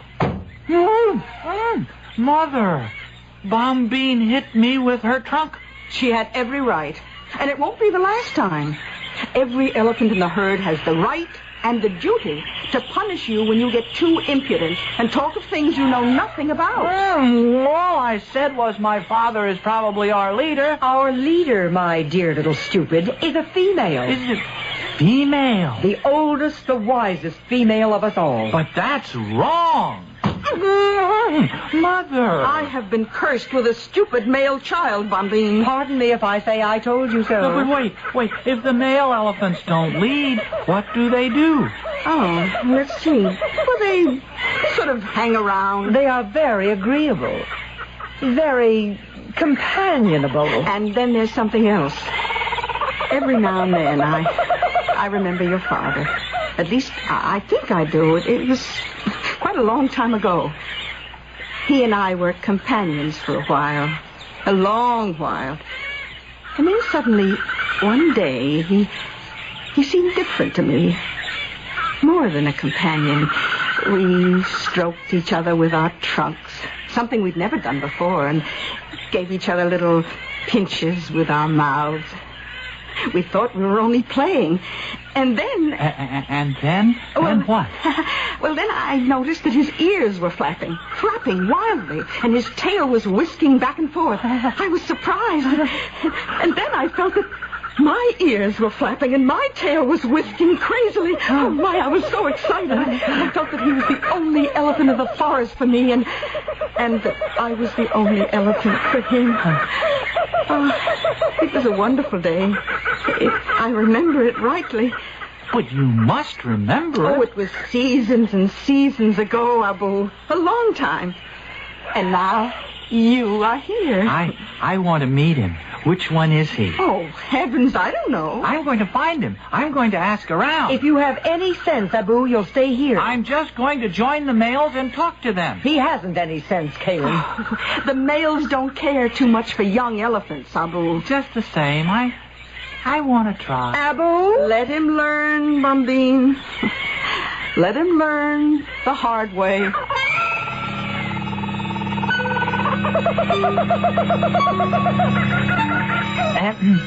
Sir? Do you think you might be my father? You're what? Kayleen is my mother. She's over there with Bombine. So? Do you remember being married to my mother? Being what? Well, I mean, did you sort of keep company with her for a long time, and then one day did you start whisking your tail and flapping your ears and fall in love? Well, seems to me I remember something like that. Was it my mother you fell in love with? Well, how would I know? It's happened to me so many times. Many times? Many times. Oh, many times. How many? No. Oh, you hurt me. You ask too many questions. Well, I'm curious. Are you very old? I think I am. Don't you know? Well, how should I know? The flies bother me more than they once did. Sometimes I shiver. I never used to shiver. Oh, you're sick.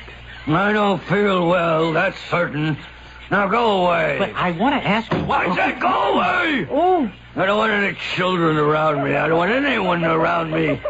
I want to be myself. Mother, Bombine? Who are you talking to back there? Oh, a very old one. He didn't know how old, but he said he'd lived through many things, many times. And now he doesn't feel very well. He shivers, he said. That's old Noor. Yes, that's Noor. Very soon now. Yes, very soon. Very soon what? Very soon what, Mother? Very soon, old Noor will wander off into the deepest part of the forest. By himself? All by himself. Well, then what? Then we shall never see him again. Nor will anyone at all, ever, see him again, nor any trace of him. Not skin, or tusk, or bone.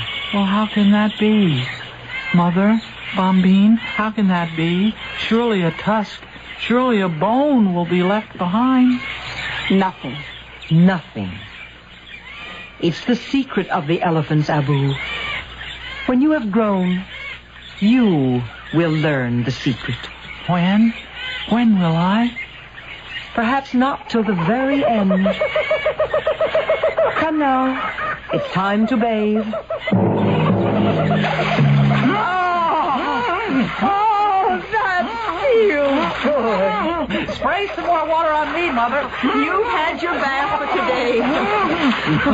Bombine, the sky is getting dark. Oh, yes. Well, I am bathed. The day is ending, Abu. Come. But I like the water. No. Pay attention when I speak to you. Well, what are we going to do now? You'll see. Well, where are we going? We are not going anywhere. We are going to stand right here.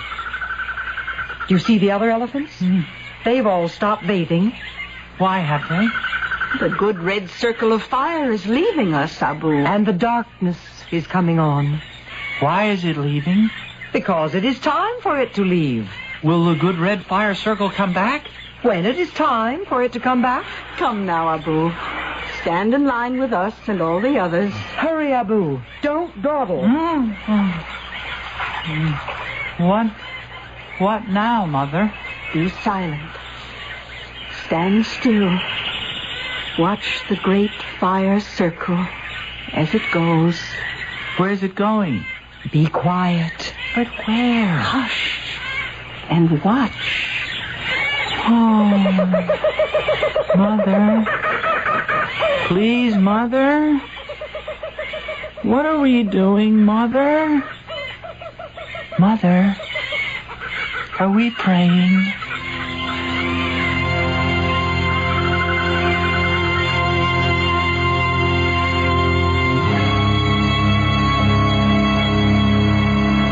It is quite true, according to those who have watched and studied the great elephant herds, that they stand silent and motionless, facing the sun, not only in the evening when it sets, but again each morning when it rises.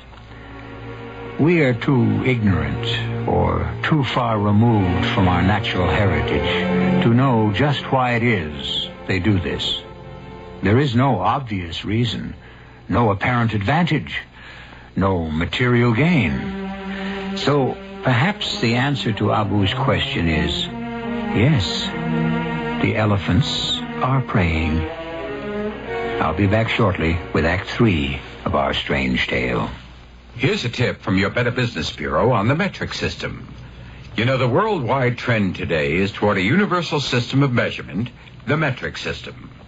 The names of this new system may sound strange to you at first, but fortunately, there are only a few words that have to be learned for everyday use, and these are the millimeter, centimeter, meter, and kilometer for describing length and distance, the milliliter and liter for capacity or volume, the gram, kilogram, and ton for weight, the kilometer per hour for highway speed, and the degrees Celsius or centigrade for temperature. You're already using some of these terms more than you may realize. For example, when you go to the supermarket, you see weights expressed in grams on more and more packaged items. Now, for more information on this whole metric system, write to Metric Information Office, National Bureau of Standards, Washington, D.C. Your lung association takes great pride in preventing the half a dirty dozen. They call me tuberculosis. TB for short, but not for long, right? Wrong. Yeah, I'm chronic bronchitis. That's my trademark. Don't dismiss it lightly, unless you'd like to meet my friend here. Emphysema, that's me. The kind of guy who'd steal your last breath. Occasionally, I'm mistaken for... Asthma. I'm strictly impartial. I don't care whose bread I rob. I even steal from kids. I'm a cigarette. Now, I may be little, but I'm dangerous. After all, you know what they say about small packages. Air pollution, alias the Grey Ghost. I can do more damage at one time than all these guys put together, just by hanging around. To join in the fight against breath robbers, see your doctor at the first sign of shortness of breath. Don't smoke and try to avoid polluted air. Your lung association considers it a matter of life and breath.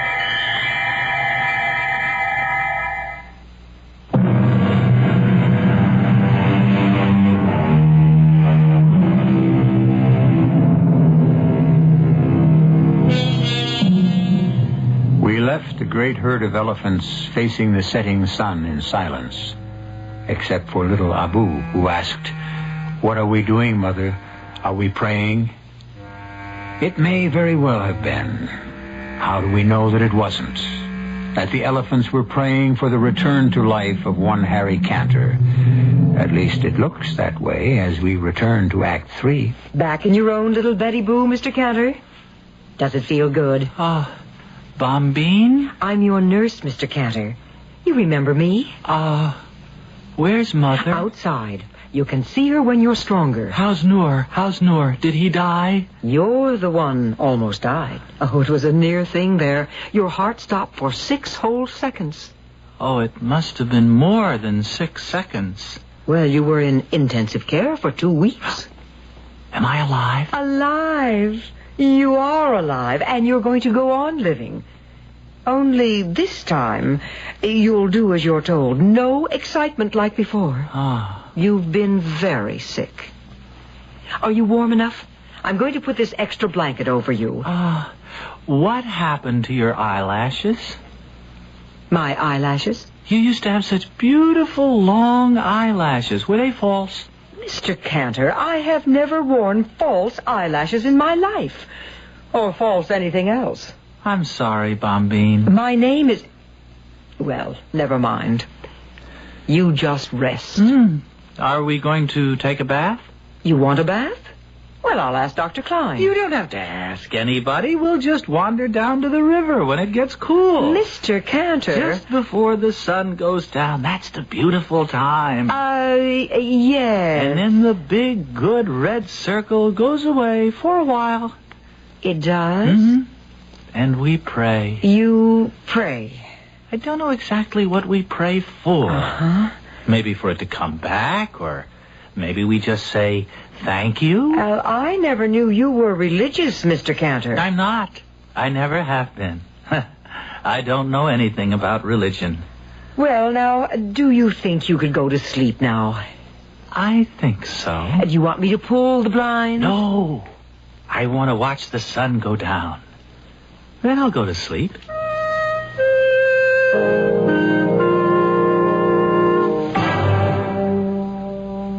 Mr. Burroughs? Is he all right, nurse? Yes. Can we see him? Well, he's sleeping right now. When he wakes up? Yes. But I think I ought to tell you, he may seem a little strange. Strange? Oh, what do you mean by strange? Well, different. He talks sort of funny. His speech is impaired. Brain damage? No, nothing like that. Well, then what? Well, he asked me what happened to my eyelashes. Did anything happen to your eyelashes? Of course not.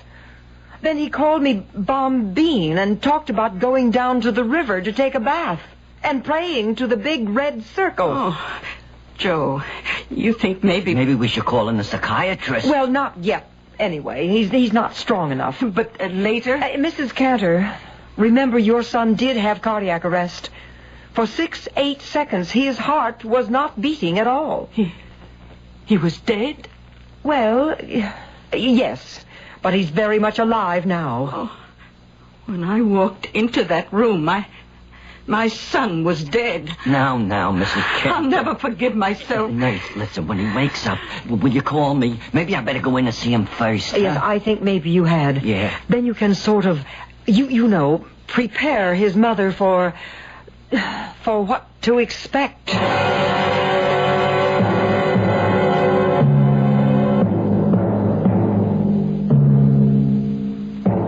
is it? It's me, Harry. How are you feeling? Why, it's Noor. Noor? Oh, Noor, you're alive. Yeah, I'm just fine, Harry. I'm fine. Oh, I was so worried. Your mother's outside. She wants to see you, too. Oh, how is she? Oh, she's fine, Harry. She's wonderful, my mother. Very strict, but very wonderful. And a wonderful swimmer. Oh, I never knew that. Oh, yes. And a wonderful mother. Very strict, though. Harry, maybe I better not stay too long. No, stay. I know you don't care too much for children, but I want you to stay. Harry, I'm Joe. You know, Joe Burrows. I'm your partner. I'm your friend. You're not Noor? No, you don't look like Noor. I'm Joe Burrows. Your mother's waiting to see you. Your girl, Bernice... She'll be around later. Joe Burrows. My partner. My friend. Right. We're in the import-export business, Harry. You remember? You were talking about some kind of deal to have to do with sponges. You remember before? Sponges? What? Yeah. What do we want with sponges? Yeah, well, nothing. You just thought if you could buy up all the sponges. Well, what for? But for nothing, Harry. Absolutely nothing. You see, we are very wonderful, superior beings, Joe. We are? Therefore, we must be responsible. Act responsibly. I mean, you understand? Well, I'm not sure I do. That's because you're not an elephant. I'm not I'm an elephant, Joe. I mean, I was an elephant, and my name was Abu. When were you an elephant, Harry? For a little while. Oh. Just for a little while. How was it being an elephant? Beautiful. You're not an elephant anymore, are you, Harry? No, I'm just Harry Cantor. But I'll never forget being Abu, and the sun going down, and all of us standing in a line. Harry, I think I know what happened. When your heart stopped... You do know your heart stopped there for a minute, don't you? Everything stopped. Harry, you died for a minute, and... Harry, you were reincarnated. You were reincarnated into an elephant. Is that possible? Oh, I don't know if it's possible, but it happened. That has to be what happened. Maybe. Oh, positively. I hope you're right. Only, Joe. Yeah, Harry, what? The next time my heart stops. Oh, there isn't going to be any next time. Well, there has to be some time. And what if I'm not reincarnated into an elephant, Joe? Oh, but you would be. No, what if I was reincarnated into a tiger, Joe? And my own mother sat on me.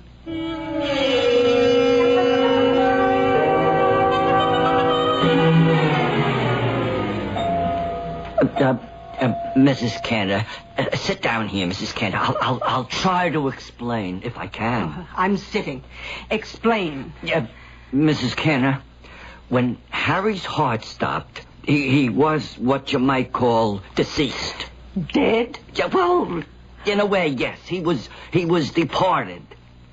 But the emergency unit, see, they came rushing in. Oh, they knocked me down almost. I never saw such a hurry. Yeah, well, with all that, they brought Harry back to life. Oh, so he's all right again. He's all right, but...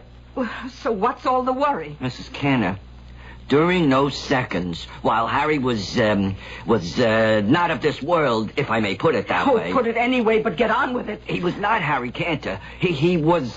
For heaven's sake, Joe, what was he? He was an elephant, Mrs. Cantor. Harry? An elephant? My boy an elephant? That's what he says. How could that be? Mrs. Cantor, it is my belief that Harry was reincarnated, see, when his heart stopped, and before they started it up again, Harry's soul left his body and entered into the body of an elephant. Can such things be? Well, you said yourself, Mrs. Cantor, we just don't know. No, I don't believe it. Harry couldn't be an elephant. I don't know if he even likes elephants. Well, he does now. You know what I think, Joe? What? He dreamed he was an elephant. It was all a dream went through his head. Well, I don't know if you dream when your heart isn't beating. Well, I'll ask Dr. Klein. Well, if it was a dream, it was a very beautiful dream.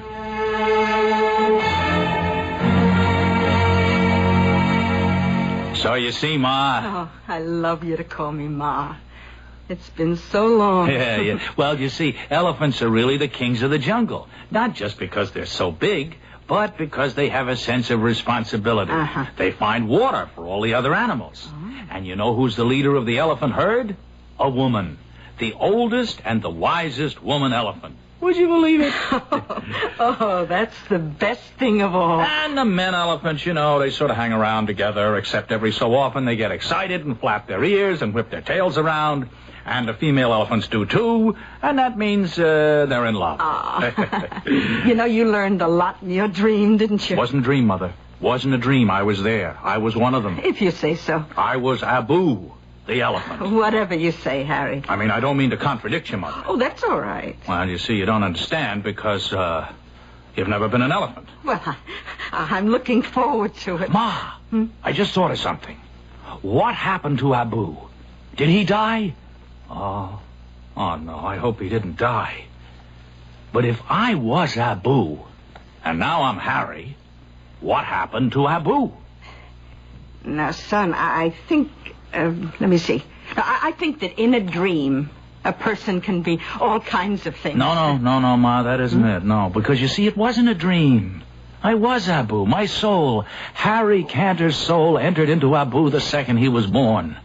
And it stayed there a little while, and now it's come back into me. But it's still Abu's soul, too. And as long as I live, I'll have the soul of Abu inside me. Not a bad thing. Mother, the big red fire circle is leaving now. Oh, you mean the sun is going down? Yeah, so, let's be very quiet, Mother, very quiet. Let's not talk at all.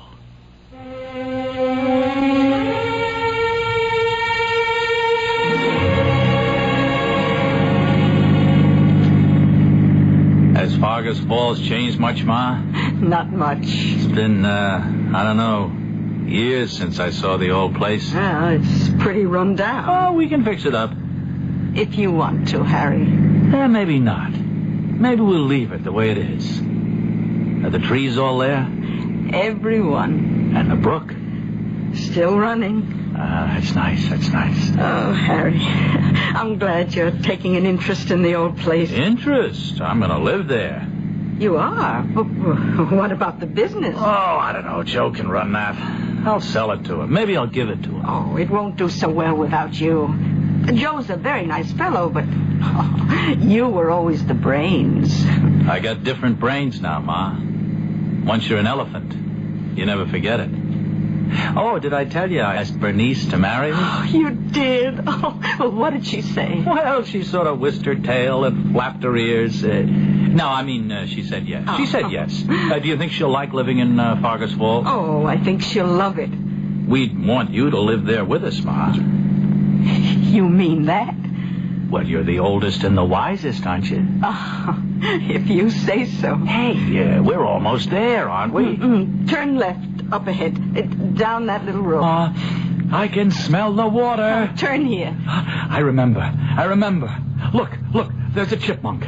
Yeah, look. And a raccoon. Hey, a raccoon. And there's birds. That's a cardinal. I know a cardinal. I remember cardinals from way back, right? Oh, Ma, look, there's the woods. That's right. And the house is just beyond. Let's stop right here for a minute. Beautiful, isn't it? Yes. Quiet. Yes. Peaceful. I always thought I'd like to be buried here when the time comes. Yeah, I'd like that too. When my time comes. Oh, I thought you wanted a crypt in the cemetery with shells. No, that was a crazy idea. I'd like to be buried here. Or maybe, just maybe, I won't be buried at all. Oh, well, what did you have in mind exactly? Maybe, Ma, I'll just wander off into the woods by myself. And no one will ever find any trace of me. Not skin, or bones, or hair, or anything. Well, how can that be possible? Something like that. It's the secret of the elephants, Ma. And only the elephants know.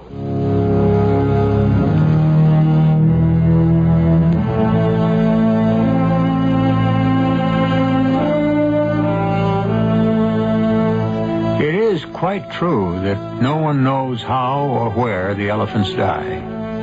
No traces have ever been found. But the zoologist Ivan Sanderson gives us this to muse upon. I have a feeling they just lie down wearily on their sides in some cool place of their beloved forest. I believe they love life as much as we do, however hopeless it may sometimes seem to them, as to us, and however useless it may in the end prove to have been. I believe they may cry a little at the last. I'll be back shortly. Earthquake, the word that sends cold chills to many people of the world. The shifting, trembling earth, falling objects, glass, debris are a constant threat. A threat to life and property for many countries, including the United States. And should an earthquake or other natural disaster occur, there are relief organizations to help, like your American Red Cross, always reaching out to people in trouble. The Red Cross Disaster Program meets the urgent needs of victims immediately after a disaster or in advance of a potential crisis. Red Cross Help provides food, clothing, shelter, health services, and other basic elements for comfort and survival. It uses all available resources in addition to its own to provide that vital aid. Always there, always ready, ever extending a helping hand, just like a good neighbor. And that's what we are, your American Red Cross.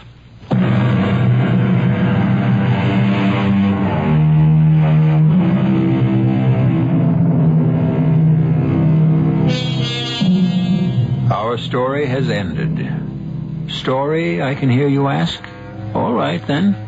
Call it what you please. Call it a fantasy or a fable. Call it a parable or call it a myth. Or, and it might be the most apt description of all, it might be that most ancient of all dramatic efforts. It might be a morality play.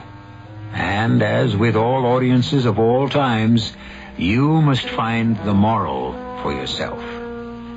Our cast included William Redfield, Arnold Stang, Bryna Rayburn, and Joan Shea. The entire production was under the direction of Hyman Brown. And now, a preview of our next tale. The spell was broken by the waiter with the lunches Jones had ordered. But right after the dishes had been cleared, I picked up where Jenny had left off and felt my blood run cold as I read her description of her first visit to the Walpurgis Club. It was a desolate house in the country, lit only by firelight and candles with weird music, and people drunk, not with liquor, but with some kind of frenzied belief in the magical power of the devil. As Krasuski took me through the various rooms, he watched, and then asked perceptively, "You find this amusing?" "That disappoints you?" "Not at all. But I must warn you that this is literally playing with fire." "With hellfire?" Radio Mystery Theater was sponsored in part by Anheuser-Busch Incorporated, Brewers of Budweiser, and Sign-Off, the sinus medicines. This is E.G. Marshall inviting you to return to our Mystery Theater for another adventure in the macabre. Until next time, pleasant dreams. From KOIN in Portland, my name's Bill Garrity. Have a good night tonight and a better day tomorrow. It's 12 midnight, CBS News Time. CBS News. Sick day for the Apollo astronauts, under observation because they inhaled escaping rocket fuel during an otherwise flawless splashdown in the Pacific, the triumphant end of the Apollo project. Good morning, I'm Mike Stanley reporting on the CBS Radio Network. It was overlooked at first in the jubilation of the apparent flawless Apollo-Soyuz mission, but doctors aboard the USS New Orleans are taking no chances, and though the doctors are quoted by an official in Houston who talked with them as seeing no problems, the three astronauts are under what is termed close observation overnight. Rocket propellant, apparently nitrogen tetroxide, escaped into the capsule during re-entry, and the sharp-smelling yellow gas caused burning and irritation of the astronauts' eyes. Once they hit the Pacific, they donned oxygen masks and opened a hatch to vent the vapors. The complication caused post-flight medical examinations and debriefings to be postponed. Otherwise, NASA officials are delighted with the historic joint U.S.-Soviet space venture, one saying, "I don't see how it could have been much better." CBS News continues following this message. And now, Mystery Theater.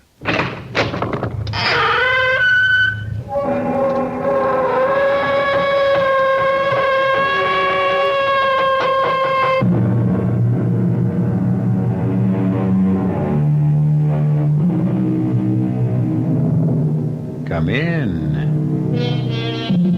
Welcome. I'm E.G. Marshall. Ancient civilizations are remembered for a variety of reasons. Egypt for her pyramids, the grandeur that was Rome, the glory that was Greece. But how about our own civilization? Sometimes in my darker moments, I wonder if perhaps ours won't be remembered as the creators of the sleeping pill, the little pellets that have brought surcease from care to so many, and, unfortunately, death to so many others.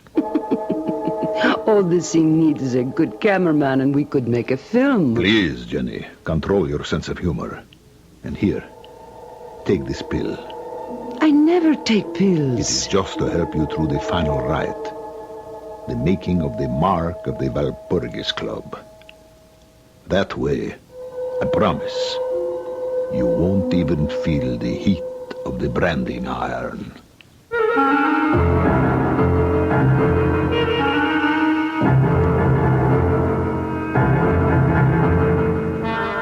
Our mystery drama, Woman from Hell, was written especially for the Mystery Theater by Murray Burnett and stars Joan Lovejoy.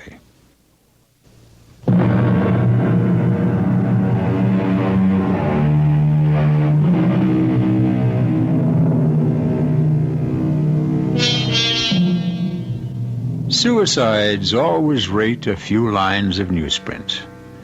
But every newspaper headlined the shocking and totally unexpected death of the legendary superstar Jennifer Grinnell from an overdose of sleeping pills.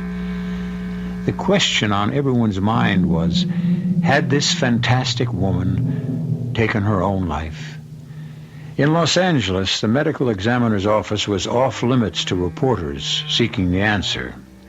One man, however, had been admitted, given a report, and now he walks slowly down the long corridor, out of the building, and into the bright California sunshine.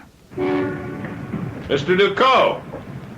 Mr. Ducot! I have nothing to add to what I've already said. No, you've got me wrong. I'm not a reporter. Here's my card. Darrell Jones, private investigator. I have no need for a private detective. But I need you. You see, someone's hired me to look into this death.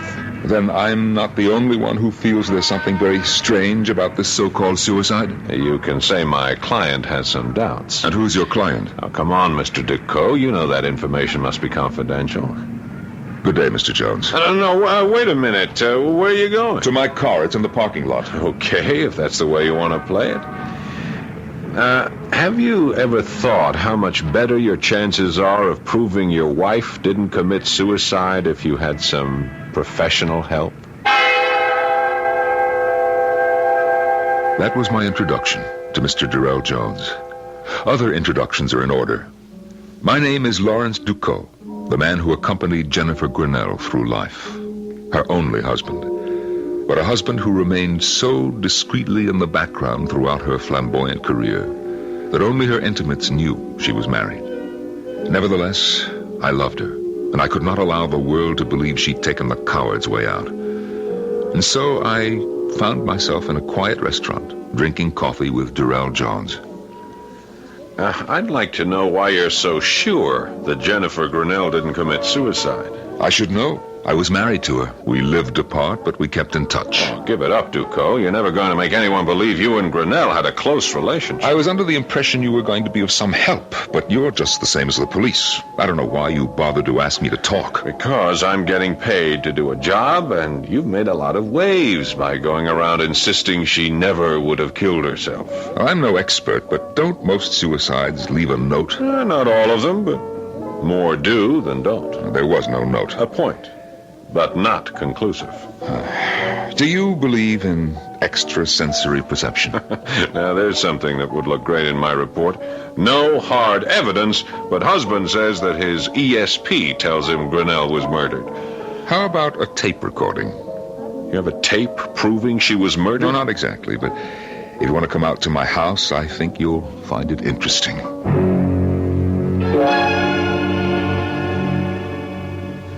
Okay, where's the tape? Let me explain. I can't afford servants, so I had this telephone answering tape installed. And since Jenny and I spoke frequently, I've kept a tape recording of every phone call. Very clear. 10 days ago, I called her. Here's the call. Here are her words.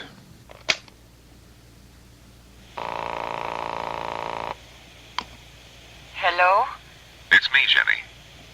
Oh, Larry. I'm so glad you called. You're in trouble, aren't you? Yes. Money? Oh, worse. Can I help? I was just writing a letter to you. You can tell me about it. Oh, no. No, not over the phone. You're frightened. Now, what is it, Jenny? The one secret I ever kept from you, my pet. Well, tell me. The letter I have just written to you, it should explain enough. Goodbye, love. You were so sweet to call. Jenny, don't hang up. Jenny. Now that you've heard that conversation, what do you think? I can understand why the police weren't interested. You don't believe that she was frightened? Sure. But of what? She didn't mention anything specific. If the police and the medical examiner say that Grinnell killed herself, I'm not about to argue with them. Well, then, why did you take the case? That's the way I earn my living. A client asks me to look into something, I look into it. That's why I'm here. But I'm not on anybody's side, and I don't like to make myself look like a fool, especially in front of the cops. I see. Now, she said something about a letter she was writing. Did you ever get it? No, she must have had second thoughts after she talked to me. I never received the letter. It was a lie. I had received the letter, but I felt that it would have been useless to show him. His mind seemed to be made up, and so was mine. Jenny had said one secret she never told me. Because I felt that Jenny's secret lay in her past, I went to the man with whom she'd had her longest and closest relationship, the spectacularly successful novelist, Bruce Brown. He was working at his latest retreat, a remotely situated house on the Greek island of Samos. You hear about our girl. How can I help? Well, first by telling me whether you think she committed suicide. Hell no. That's why I hired a private detective. By the name of Darrell Jones? That's my boy. Has he been in touch? Yes, he has. And? He thinks she did it. Does that make you change your mind? Well, it bothers me. Jones is good. Who would want Jenny dead? Bruce, she was scared. Scared? Our Jenny scared? Our Jenny. Hey, look, do I catch a whiff of jealousy after all these years? Come on, shall we stick to the subject? Right after I tell you something. If you don't mind, Bruce, I think It'll only take a minute. Now, you know when I first met Jenny, and you know how I fell for her. But what you don't know is that I proposed to her. You know what she said? Not only what she said, but how she said it. She told you? You didn't have to. I know the routine. She opened those violet eyes wide, and in her best ingenue voice said, "But I am married." Yeah, well, what you don't know is that I asked her to get a divorce. She refused. Welcome to the club. You say she was scared. What was scaring her? I received this letter, postmarked the day of her death. Shall I read it to you? No. Here, let me. Dear heart, there is no way you will make any sense out of this letter, but I do not see any other way. If 1 week after you receive this craziness I am still alive, you will destroy it and forget it. If something should happen to me, then you will make your own decision. Yes, I am afraid. Of what? Of a mistake I made back in the days of innocence. I never told you, but now it has come back to haunt me. But I also have another secret. I kept a diary. A diary? Jenny, a diary like any schoolgirl. I don't believe that. She's putting you on. Now finish the letter and then we'll talk.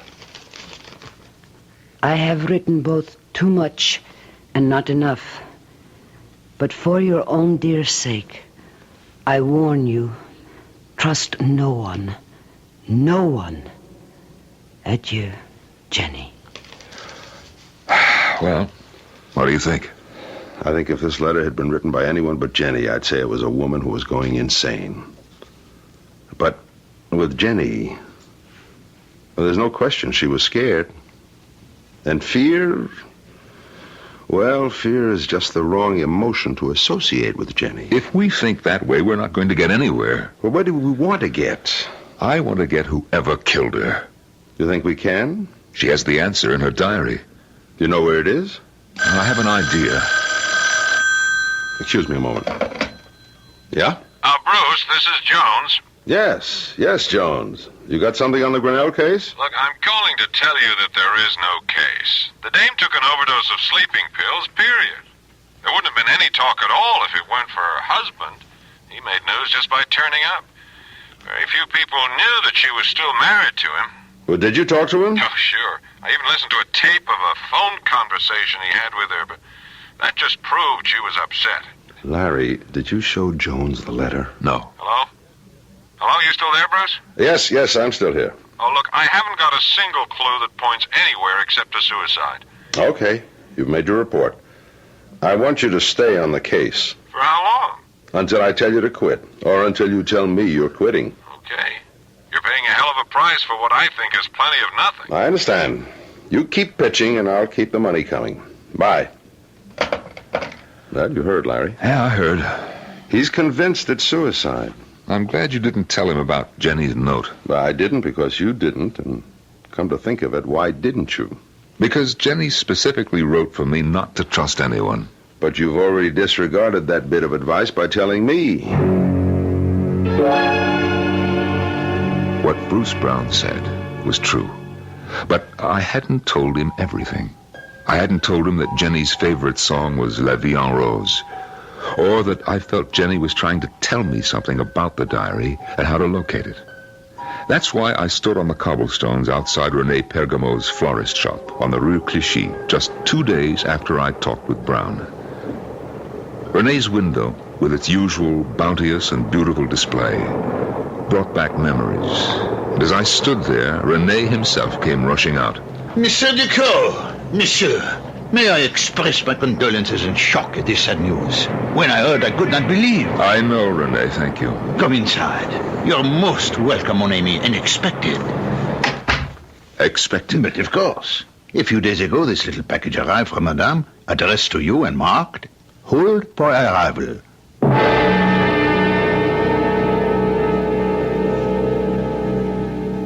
There are people who have actually died from fright. Medical testimony bears that out.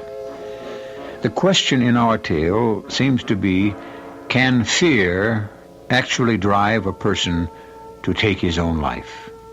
A logical answer would be, some people.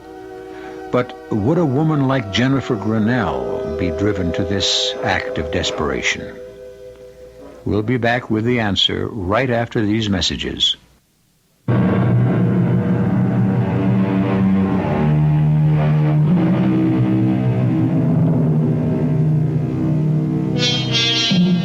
Now, what does anyone expect to find in a florist shop in Paris in the spring? Fresh cut flowers, certainly. The lovely scent of burgeoning spring plants and, of course, the undertones of romance which accompany the annual springtime awakening of the City of Light. But for Lawrence Ducot, the florist shop of René Pergamo might hold the answer to a riddle, the proof that his glamorous wife did not take her own life. How long are you staying in Paris, Monsieur Ducot? Well, that depends, René, on what is in this package. Monsieur, let me assure you, if there is any way I can be of help. Well, that's very fine of you, René. Let me get the door for you. These are not just words. Attention, monsieur, watch out! Oh, well, let him go, René. But I won't forget that I'm even further in your debt. You know, he really might have hit me. It was almost as if he were trying. That is our Parisian drivers for you. Hop in, Ducot, quick. Jones, what are you... Come on, or we're going to lose that car that almost got you. You know, you're talking like a man who believes that car really tried to run me over. It's a lot easier to believe that than your story that your wife didn't kill herself. Still, why would anyone want to rub you out? Because, perhaps, of this package. Ah, damn. I lost him. What's such a big deal about that package? It's my wife's diary, complete up until the day of her death.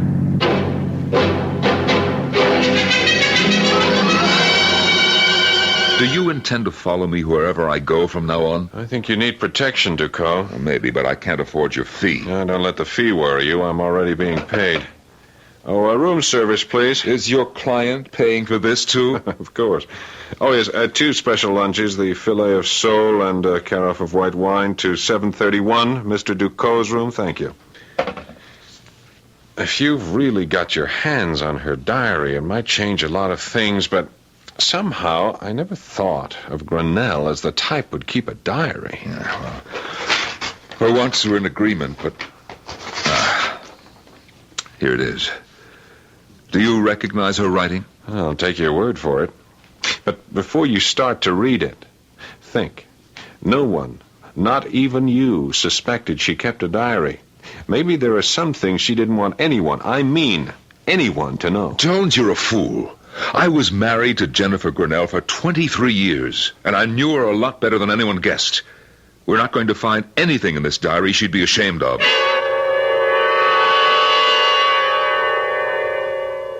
The years fell away, and memories came flooding back as I read the entries and found myself again under the spell she'd always cast for me. I could see her sitting in the small, cramped flat we'd had in Paris right after our marriage. I could smell her perfume and hear her as she wrote in the diary I never suspected she kept. And such foolishness today. Mutzi, my agent who adores me, has made an appointment for me with Anton Krasuski for the lead in Woman from Hell. I told Larry thinking we would laugh, but he thinks I should go. I told him I would, but I refused to make a fool of myself. Jenny, are you home? Larry! I will give you only one guess what we have for dinner. Did you go to see... But a small clue. It is heaven. Well, what about Krasuski? Did you like him? What did he say? Oh, he said I was a fat cow who would be fine as a milkmaid, but to play the lead in a picture as big as Woman from Hell... Oh, you're lying. Of course. I did not go. It would have only been a great waste of time. Yes? May I speak with Jennifer Grenell? Who's calling? Who is it? Krasuski. Your waste of time, Anton Krasuski. Now, young lady, you will tell me why you failed to keep an appointment with Anton Krasuski yesterday. May I have a light, please? Do you want the part? Are you offering it to me? Here is your light. The part can be yours, depending. Depending? On how much you really want it. Why do you choose me, an unknown actress dreaming of a career, for the lead in the most important film of the year? Because I have seen your nightclub act. Because your insolence and your beauty are perfect for the part. Well, pardon me for being slow, but I thought there were other considerations. Only one. Join the Walpurgis Club. The Walpurgis Club. And what is that? A club of witches? Exactly. It was a desolate house in the country, lit only by firelight and candles with weird music, and people drunk, not with liquor, but with some kind of frenzied belief in the magical power of the devil. As Krasuski took me through the various rooms, he watched, and then asked perceptively, You find this amusing? That disappoints you? Not at all. But I must warn you that this is literally playing with fire. With hellfire? A most exact description. And now I would like you to see the altar. The altar is impressive. But I was more impressed with the worshippers. They believed. And people who believe as deeply as they did can be dangerous. Krasuski was most cordial today when I again visited his office. It is my belief that you were born a witch. I only wish to reawaken your slumbering destiny, as I am sure I can make the hidden fire in your eyes burst into flame with the proper caresses. No doubt. But just what plans do you have for me in the Walpurgis Club, if I should join? You will be a star, believe me. The club has helped me in my career, and I know we can help you. I will do as I always have, help myself. What I was asking was, what does the club expect of me? Only to recruit members. And suppose I should fail? You fail? Unthinkable. But we are not monsters. As long as you sign the membership papers and are bound by our rules, you will find us most agreeable. You know enough about me to know that I like to make my own rules. Not in this game, Sherry. Not in this game. Ever.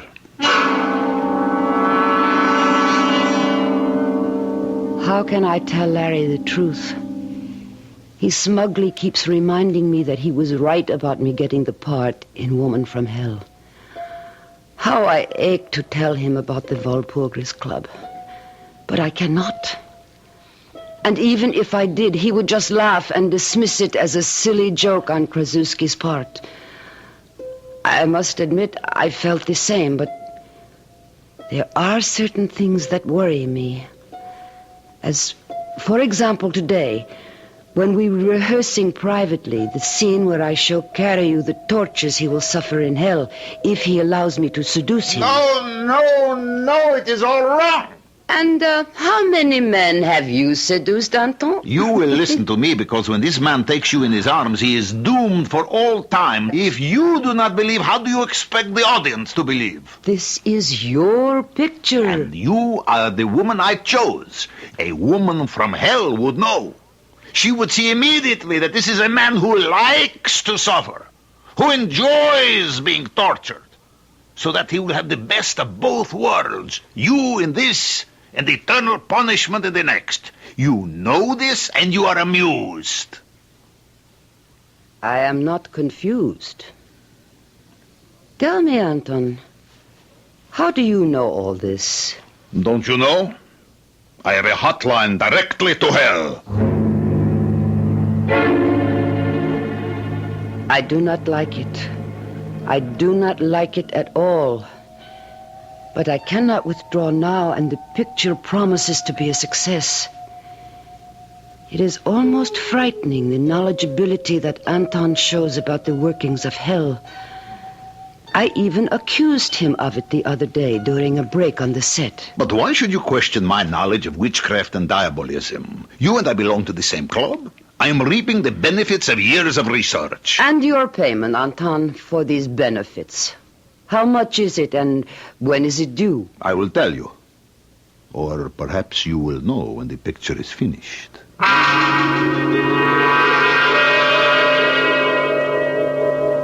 I loathe fidgety men, and Anton has become extraordinarily fidgety.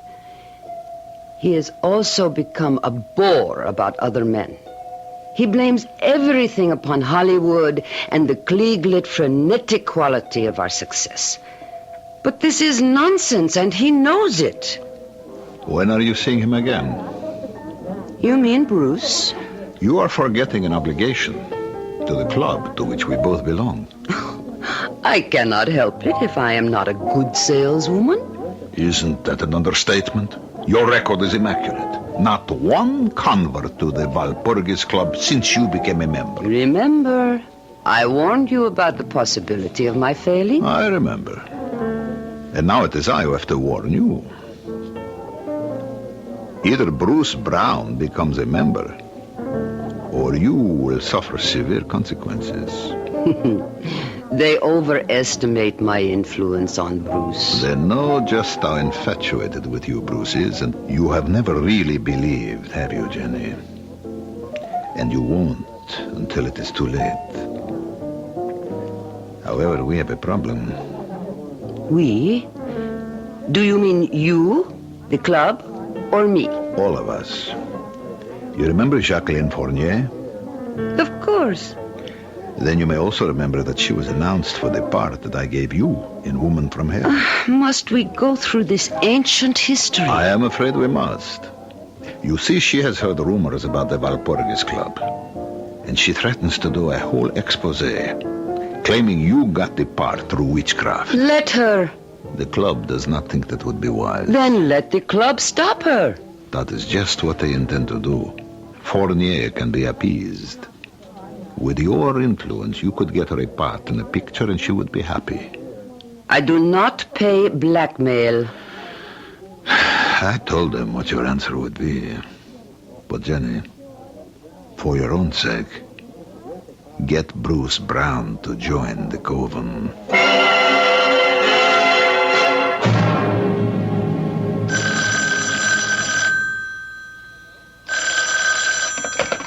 Hello? Have you seen tonight's paper? No. I thought you should know that Jacqueline Fournier met with a tragic accident. Her car ran off Mulholland Drive and crashed. She died almost instantly, which of course is something to be thankful for.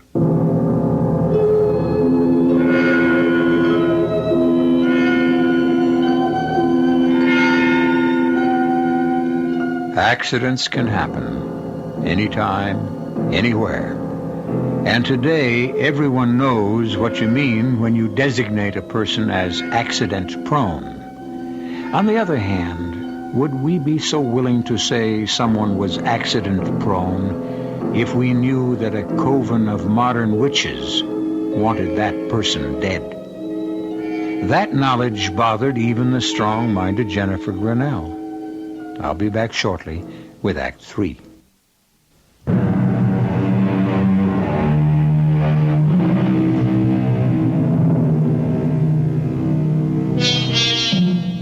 One of the most famous and dramatic moments in the theater occurs in the play Peter Pan, when the actress playing that immortal boy turns to the audience and asks them to applaud if they believe in fairies.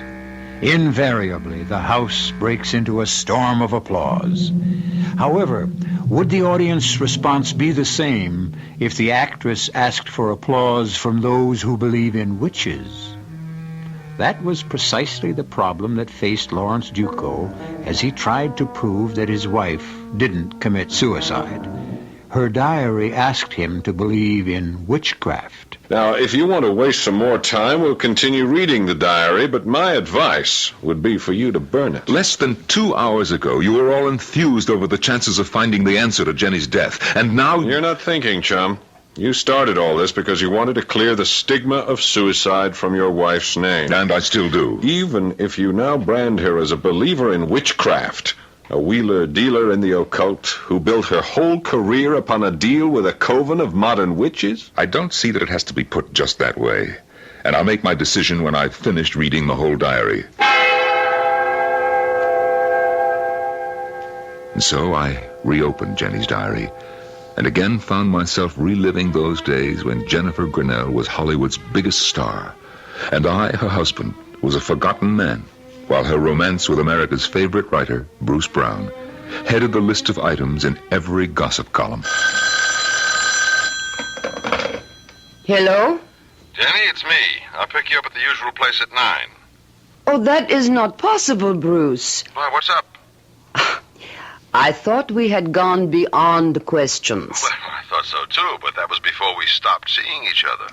Or haven't we stopped seeing each other? More questions? I'll pick you up at 9. No, not tonight, really. Tomorrow? I suppose I owe you that much, love. You don't owe me a thing, and I'll explain when I see you tomorrow. Tomorrow will be the last time I see Bruce. It is something I have refused to face for too long now. But I am afraid I believe that the Walpurgis Club is an evil and vicious thing. If they are not witches with supernatural powers, then they are criminals. Because I cannot believe that Fournier's car crash was an accident. And I will not even talk to Bruce about joining. Poor Anton. I must lie to him. Or maybe not. Maybe the truth would free him.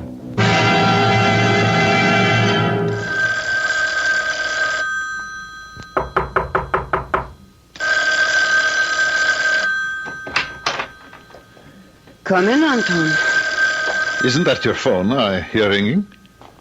Yes? Why don't you answer it? You know me better than to question me, Anton.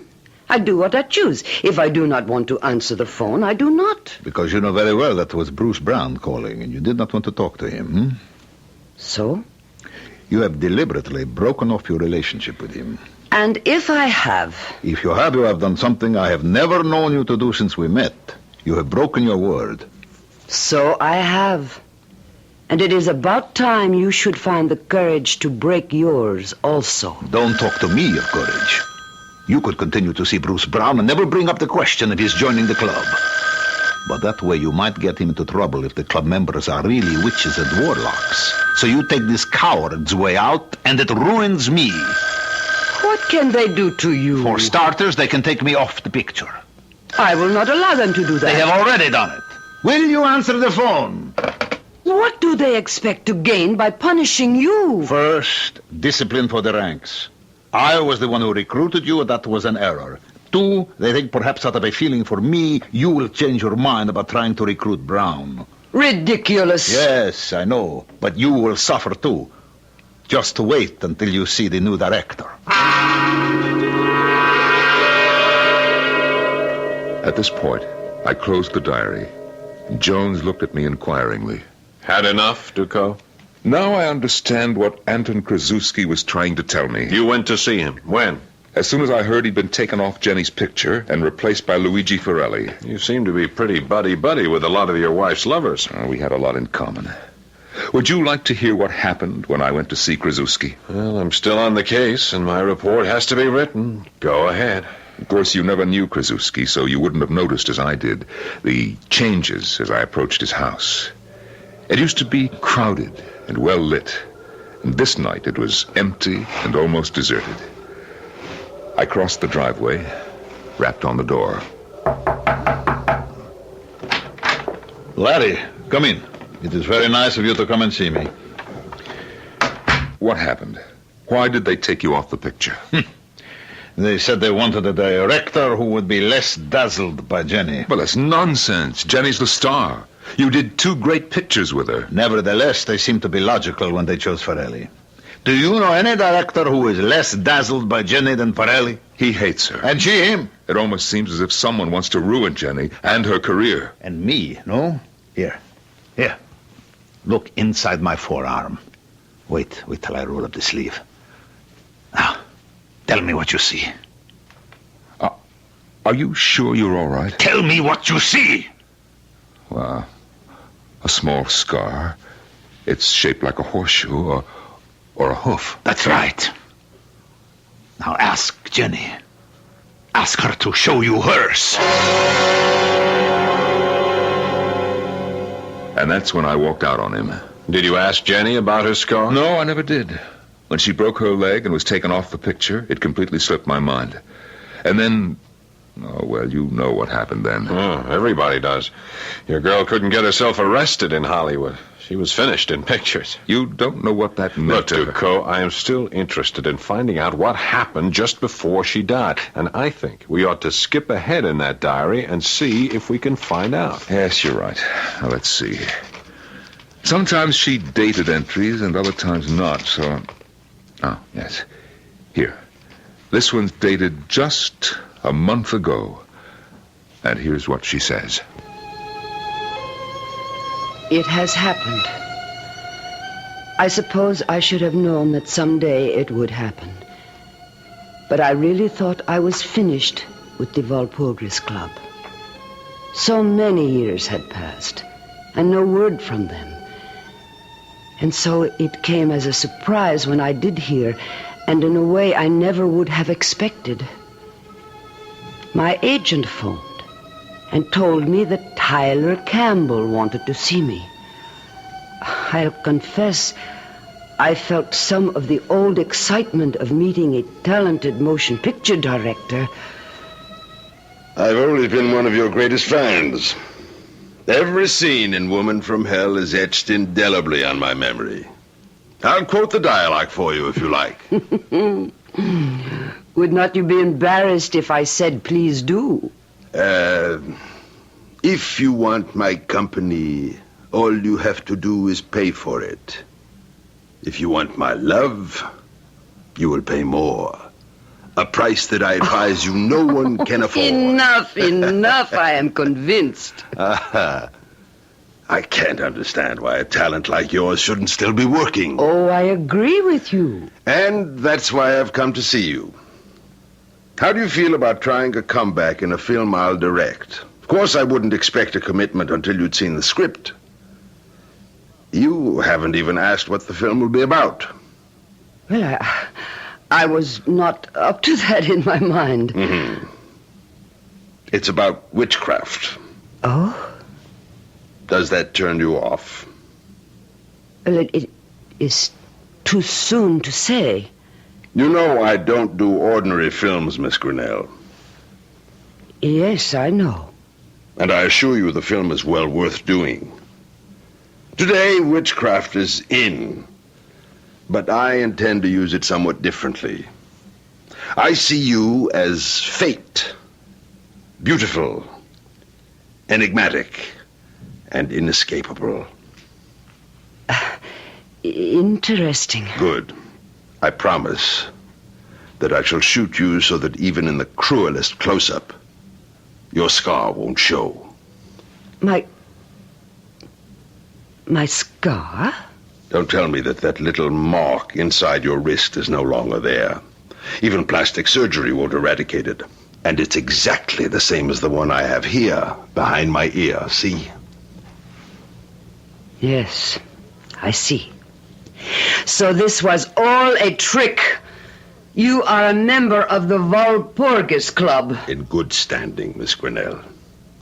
Which is more than I can say for you.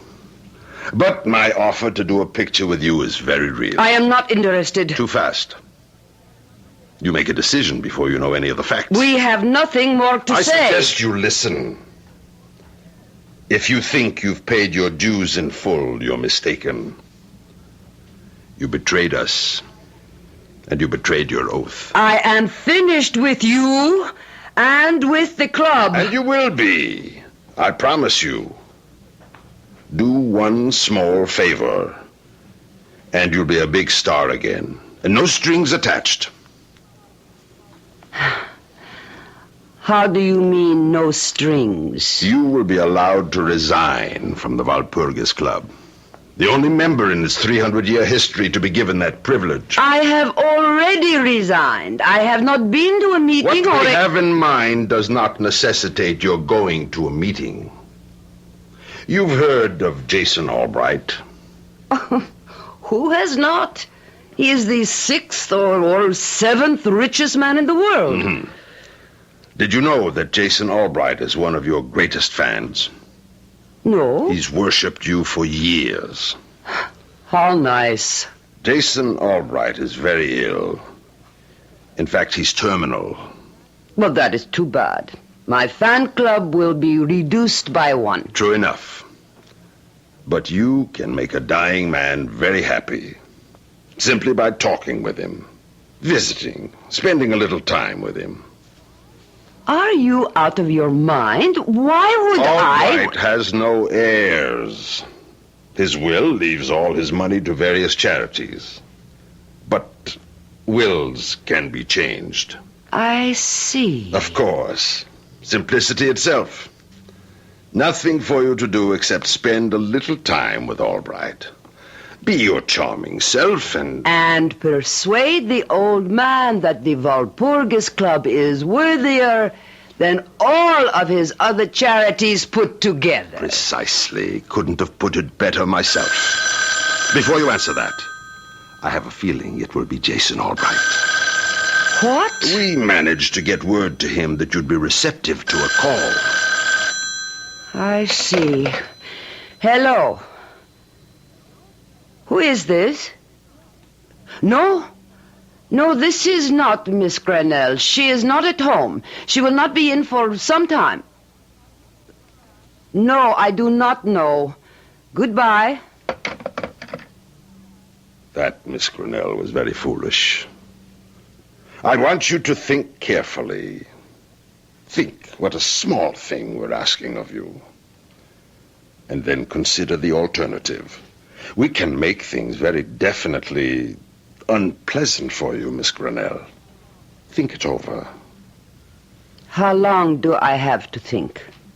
We can give you only 12 hours. And then we'll be here for your answer.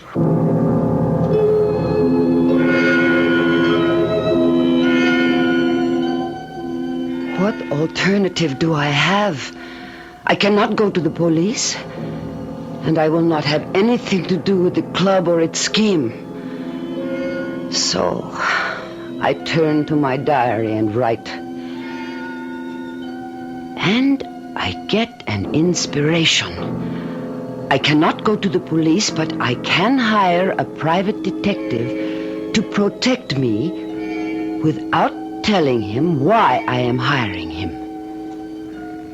And I remember I have heard of a good one.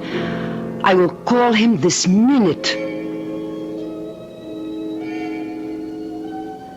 There, I feel better. I have called, and he is on his way. I hope he is intelligent. And that may be too much to ask. But his name is... Don't bother, Ducot. I know my name. You were the detective Jenny called. I'll take that diary now. If you look closely at my wrist, you'll see the mark that her diary described so well. And now, of course, you understand why the cause of her death must remain a suicide.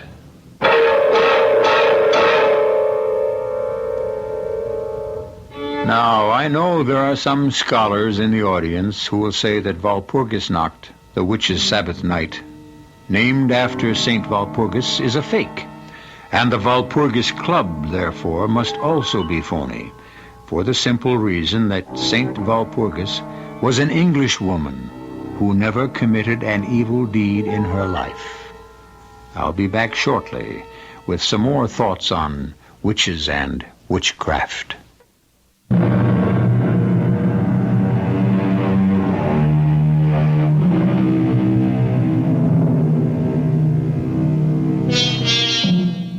Witches and warlocks have been part of man's history and development since the beginning of time. And frightening demons and demonology abound in the history of civilization. And also in man's progress, scientists for years have solemnly announced that there are no demons, no witches. Then why do these myths persist? I think perhaps because we need them. If they really don't exist, then we'll invent them to answer this need. It's something to think about till next time. Our cast included Joan Lovejoy, Norman Rose, Mandel Kramer, Paul Hecht, and Nat Polan. The entire production was under the direction of Hyman Brown. This is E.G. Marshall inviting you to return to our Mystery Theater for another adventure in the macabre. Until next time, pleasant dreams.